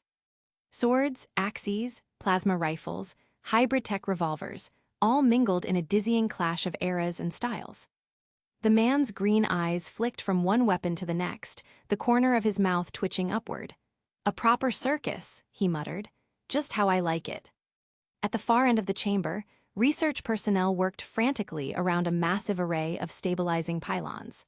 Sparks of energy arced between them as they channeled power toward the impossible thing at the room's heart, a tear. A jagged, triangular rupture suspended midair, big enough to swallow a building. It pulsed slowly, bleeding strange, light into the air. On the other side was a vision that didn't belong in this world, a ruined city drowned in darkness and red light, its skyline cracked and leaning. Above it all, a shattered red moon glared down from a lightless sky. The man tilted his head, eyes glinting beneath his hat. "Still as charming as ever," he murmured. He wasn't alone for long. From the corner of his vision, he caught a flicker of pink and brown. A girl approached, silent and graceful, her boots tapping lightly against the floor. She was shorter than him, but carried herself with a poise that drew attention without demanding it. Her hair was perfectly divided down the middle, half pastel pink, half deep chocolate, and her eyes mirrored that duality, each iris a different color. The faint shimmer of gloss and light makeup accentuated her features without softening the quiet confidence she radiated. She twirled a sleek umbrella in her hand. Its frame hummed faintly, hinting at a hidden mechanism similar to the man's own cane. They exchanged a glance, something unspoken flickering between them. The man gave a lopsided smirk. "Shall we?" She didn't answer, only nodded once. Her lips curved faintly, almost smiling. Together, they stepped forward, toward the tier. The crowd parted as they approached, whispers trailing behind like smoke. The light from the rupture painted them both in red and white, their silhouettes elongating across the floor. Neither hesitated when they reached the edge. The man adjusted his hat one last time. The girl twirled her umbrella. And with perfect synchronicity, they walked into the wound in reality, swallowed whole by the crimson glow of the broken moon. Chapter 152, 152, A Declaration of War Part 1. It was the last day of the semester. Beacon Academy's courtyard buzzed with life, students hauling bags, laughing, calling out goodbyes to friends they wouldn't see for a month. The December air was crisp, carrying that quiet chill that made breath visible in thin white trails. Somewhere across the courtyard, someone had already started playing Christmas songs from a portable speaker. John Ark stopped for a moment, standing near the edge of the main building steps, and let the sound of it wash over him. Last day of year 1. It didn't feel real. An entire year at Beacon had passed. Classes, tests, club activities, and weekends spent half dozing over study notes or hanging out with RWBY and the others. 9 months ago, he'd been an awkward new transfer who barely knew anyone. Now, he had routines, friendships, and other responsibilities. The kind that couldn't be written down or spoken aloud. His fingers brushed the edge of his jacket pocket where his ID rested. Today was about something normal. John pushed open the doors of the Sword Arts Club's training hall and stepped inside. The sound of chatter from outside faded instantly, replaced by the dull echo of shoes against wood. It was mostly empty now. A few younger students were sweeping the floors or packing equipment for storage over the break. And there, near the center of the room, stood RWBY. He was adjusting his wrist wraps, the same way he always did before a match. His dark gray was longer now and tied back neatly, his posture calm but alert. He wore the standard white kendo jacket, sleeves rolled, his favored practice katana resting against his shoulder. "You're late, John," RWBY said without looking up. John smiled faintly, walking in with 2 wooden swords in hand. "Last day of class, got held up saying bye to people." Like RWBY's eyes lifted, measuring him. "You still plan to do this?" "Yeah," John said, shrugging off his coat and setting it aside. "Figured it'd be a good way to end the year. It's also going to be the last day I see you in school, too, so I wouldn't miss it for the world." RWBY gave him a small smile and nodded approvingly. "Good, one last bout then, no holding back, you hear." John grinned. "I'll try not to embarrass myself too badly." They took their positions at opposite ends of the mat. The air between them grew still, the world narrowing to the faint creak of floorboards and the muted hiss of their breathing. John exhaled slowly and activated his rune. There was no flash of light or ripple of energy, just an internal shift like flicking a switch in the back of his mind. His limbs grew heavier, his pulse slowed, and every motion seemed weighted. He could feel his strength fade, drawn inward and restrained. The weakness rune obeyed exactly as he intended, quiet, subtle, perfectly tuned to dull him down to something human. He rolled his shoulders once, grounding himself in the sensation. RWBY gave a faint smile, misreading John's small movements as nerves. "You ready?" John raised both of his practice swords in response. His skill in dual wielding had grown leaps and bounds over the months. "Born ready." The match began with no further warning. RWBY moved first, stepping in with a clean, decisive downward strike. John raised his right blade to parry, the wooden swords cracking together with a sharp clack.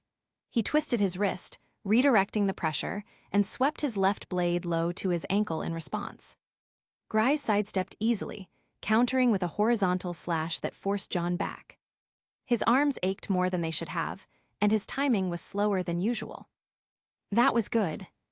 RWBY wasn't an awakened like John and didn't have aura or stats, and yet when it came to swordsmanship, he was a master. His movements were clean and unpretentious, every strike deliberate and every guard precise. John admired that about him. They exchanged blows, neither yielding. RWBY's style was based on economy of motion. No wasted flourishes, no dramatics, just clean, efficient precision. John's dual-blade approach was faster, more aggressive, but with his strength dampened, he couldn't overpower his teacher the way instinct wanted him to. He had to rely on form, rhythm, and timing. Skill. A mistake came in the fifth exchange. John's right wrist tensed too early. RWBY exploited it instantly, pivoting and bringing his blade up in a clean diagonal strike that stopped just shy of John's ribs. Point, RWBY said, lowering his sword. John nodded, stepping back to reset. Even after he'd spent months pushing his limits upward, RWBY was still a monster who could dominate him in spars. That was tough, you almost got me there, RWBY said mildly. John smiled faintly. Heth, I'll get you next time. We shall see. They resumed. John moved first this time, testing a feint, right blade high, left following low. RWBY blocked the first, caught the second, and pushed forward, his counterattack forcing John onto the defensive. John twisted aside, ducked under the next swing, and backpedaled quickly. RWBY let him back off and chuckled under his breath. A swordsman that backs away? How curious. He. Another clash, another rush of air. For every strike he missed, and for every hit he blocked, he could feel something click deeper into place. His own skill. He remembered when he first joined this club, awkward and unsure how to stand, gripping his sword like it was a bat.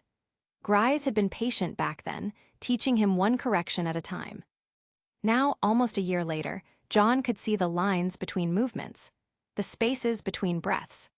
He parried another strike, twisted, and this time he managed to slip behind RWBY's guard. His left sword stopped just short of the man's shoulder. A clean hit. RWBY blinked, then smiled faintly. Damn, not bad. They broke apart, both breathing harder than before. The match continued another 10 minutes, back and forth, a dance of wooden blades and rhythm. RWBY still won more points than John, but the gap between them was smaller than ever. When RWBY finally called for a stop, John was drenched in sweat, hair clinging to his forehead, chest rising and falling heavily. He deactivated the weakness rune quietly. His strength returned in a slow rush, a tide flowing back to shore. The contrast made his limbs feel almost light.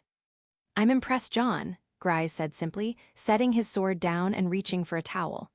Your prowess has come a long way. You came close to winning, a couple times too. John nodded, catching his breath. Still a long way from you, though. That's the point, RWBY smirked slightly. If you ever caught up, I'd have to retire. John laughed, wiping his face with his sleeve. Guess I'll keep you working a little longer then, friend. They packed their equipment in companionable silence. When they reached the door, RWBY turned and said, What are you doing for the holidays? Not much, some part-time work and relaxing mostly. John replied, I think I deserve a small break over these holidays, although looking at the weather, I might have to shovel snow from my driveway soon. That's the true warrior's training. John chuckled, if you say so. RWBY offered him a fist bump. You've done well this year, don't slack off over break. I won't. Good. For a few moments, neither said anything, simply stopping at the door. The faint hum of the building's heater filled the silence, mingling with the muffled chatter of students in the hallway outside. Then John glanced over. Hey, RWBY. Yeah. So, John hesitated, fidgeting with the cap of his bottle. What happens after this? I mean after Beacon.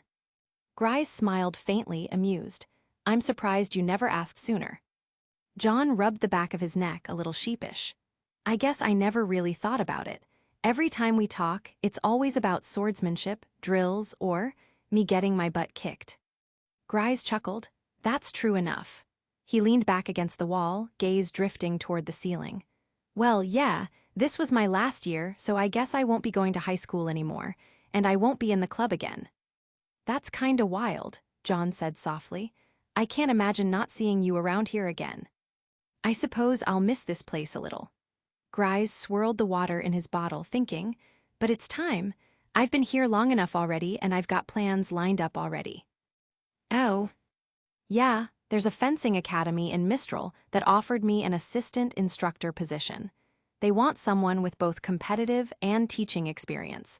I figured it's a good step forward. John blinked. You're gonna be a teacher. Grise shrugged. That's the idea. Don't sound so surprised. I teach here after all. No, it's just, John grinned. I can totally see it. You've got that whole calm, cool sensei vibe going on. Grise laughed. Sensei, huh? I'll take that as a compliment. It is, John said, smiling. You're one of the best mentors I've had, honestly. Grise gave him a sidelong look, his tone lighter now. Even better than your academic instructors. John shrugged. You're not as scary as Professor Oobleck. Sometimes I wonder how he even gets through the day with all the coffee he drinks. Thankfully, he teaches history and not swordsmanship. That got a genuine laugh out of Grise. I'll keep that in mind. Low bar, though. John leaned forward slightly. So Mistral, huh? You gonna stay there long-term? Not sure yet, Grise admitted. I want to travel a bit first, maybe do some kendo exhibitions, visit a few old friends from my early training days. But the academy's stable work, and they've got good facilities. Might stay a few years if it feels right. That sounds nice, John said quietly. Peaceful. It's something at least. Grise tilted his head, studying him. What about you? You planning ahead yet? John froze for half a second, caught off guard. Me, not really. I mean, I've got some stuff I'm working toward, but... He trailed off, then smiled faintly. It's complicated. Grise nodded knowingly. Complicated's fine. You've got time. You're only just finishing year 1. Yeah, John glanced at his hands again, flexing his fingers absently. Still feels weird, though. Everyone else talks about their goals, where they'll be in 5 years, and I'm just trying to keep up. That's normal, Grise said simply. When I was your age, I didn't know what the hell I was doing either. I just liked the sword, so I kept following that. Sometimes that's all you need to start with. John smiled a little at that. Guess I'm on the right track then. Seems that way to me, Grise said. You've got talent more than most. Still doesn't stop you from smacking me around, John muttered good-naturedly. Grise smirked. Call it character building. They both laughed quietly, the kind of easy laughter that came from familiarity rather than humor. The sun outside dipped lower, turning the windows gold-orange. Grise stretched one last time. You'll do fine, John. Keep training, keep improving. Don't lose that focus. John looked up at him. You too, Grise. Don't forget to visit sometime. The club won't be the same without you. I might just do that. Grise reached out a hand, and John shook it firmly. And hey, next time we spar, I expect you to actually win one. John grinned. Heh, no promises. Grise laughed, slinging his bag over his shoulder. Figures. He waved once, opened the door. See you around, John. Yeah, see you, Grise. And with that, Grise left, the sound of his footsteps fading down the hall. John lingered a moment longer. The hall was quiet now. Only the late sunlight spilling through the high windows, painting long streaks of orange across the polished floor. He let out a slow breath. Peak rank 1, that's what he was now. Months ago, that phrase wouldn't have meant anything. Now it carried weight, responsibility. His father's words still echoed in his head sometimes. Reach rank 2 in 2 years, then you will have the qualifications to face me. 5 months since that ultimatum, a year and a half left. John looked down at his hands, the same ones that had just sparred against Grise. They didn't look special, just calloused and steady, but he knew what they could do when he wasn't suppressing himself. He closed them into fists and sighed faintly. Chapter 153, 153, A Declaration of War Part 2. The past 5 months had been a blur of repetition and quiet progress. Classes, training, and night patrols in the dream, It all blended together into something that felt less like routine and more like ritual. Of all those things, schoolwork was ironically the easiest. Regular high school subjects, essays, group projects, and Beacon's unreasonably long lab reports. After everything he faced in the dream, trigonometry and literature was tame. Predictable. He'd integrated well at Beacon ever since transferring from Ansel, all those months ago. He'd been the awkward new guy who didn't have many friends. Now he actually knew people. He had companions, Ruby, Nora, Ren, Yang, Weiss, and even Blake in her quiet way. Between classes and cafeteria lunches, life had started to feel normal again. His midterms had come and gone without disaster. A solid 78% average, which to John felt like a victory considering how often he was nodding off during morning lectures after nights in the dream. Then came finals, and he'd pushed through with an 85%. If they were still around, his family would have been ecstatic and celebrating. Yang hadn't taken it well. He could still remember her incredulous expression when the results came out, Ruby grinning beside her with her own perfect student glow. 85, you beat me, Yang had said, pointing at him as if he'd committed heresy. Ha, just barely, John had defended, laughing. Ruby had only tilted her head innocently. I got 90. Yang's jaw had dropped. And then Nora, with perfect timing, had announced that hers was 87. John had just wished he'd taken a photo of Yang's face at that instant. It was a very memorable one. Moments like that anchored him, reminded him that despite the responsibilities that were in his life now, despite the monsters and his father's ultimatum, he was still living a normal life. But the laughter faded quickly once classes ended, because there was always another part of his world waiting, the hidden one. John walked through the corridors of the Lucid base, nodding to the technicians and night shift analysts. Some recognized him and waved, though most were too busy with their tasks, scanning charts or adjusting simulators. It had all become familiar to him, ordinary even. And that was what scared him a little.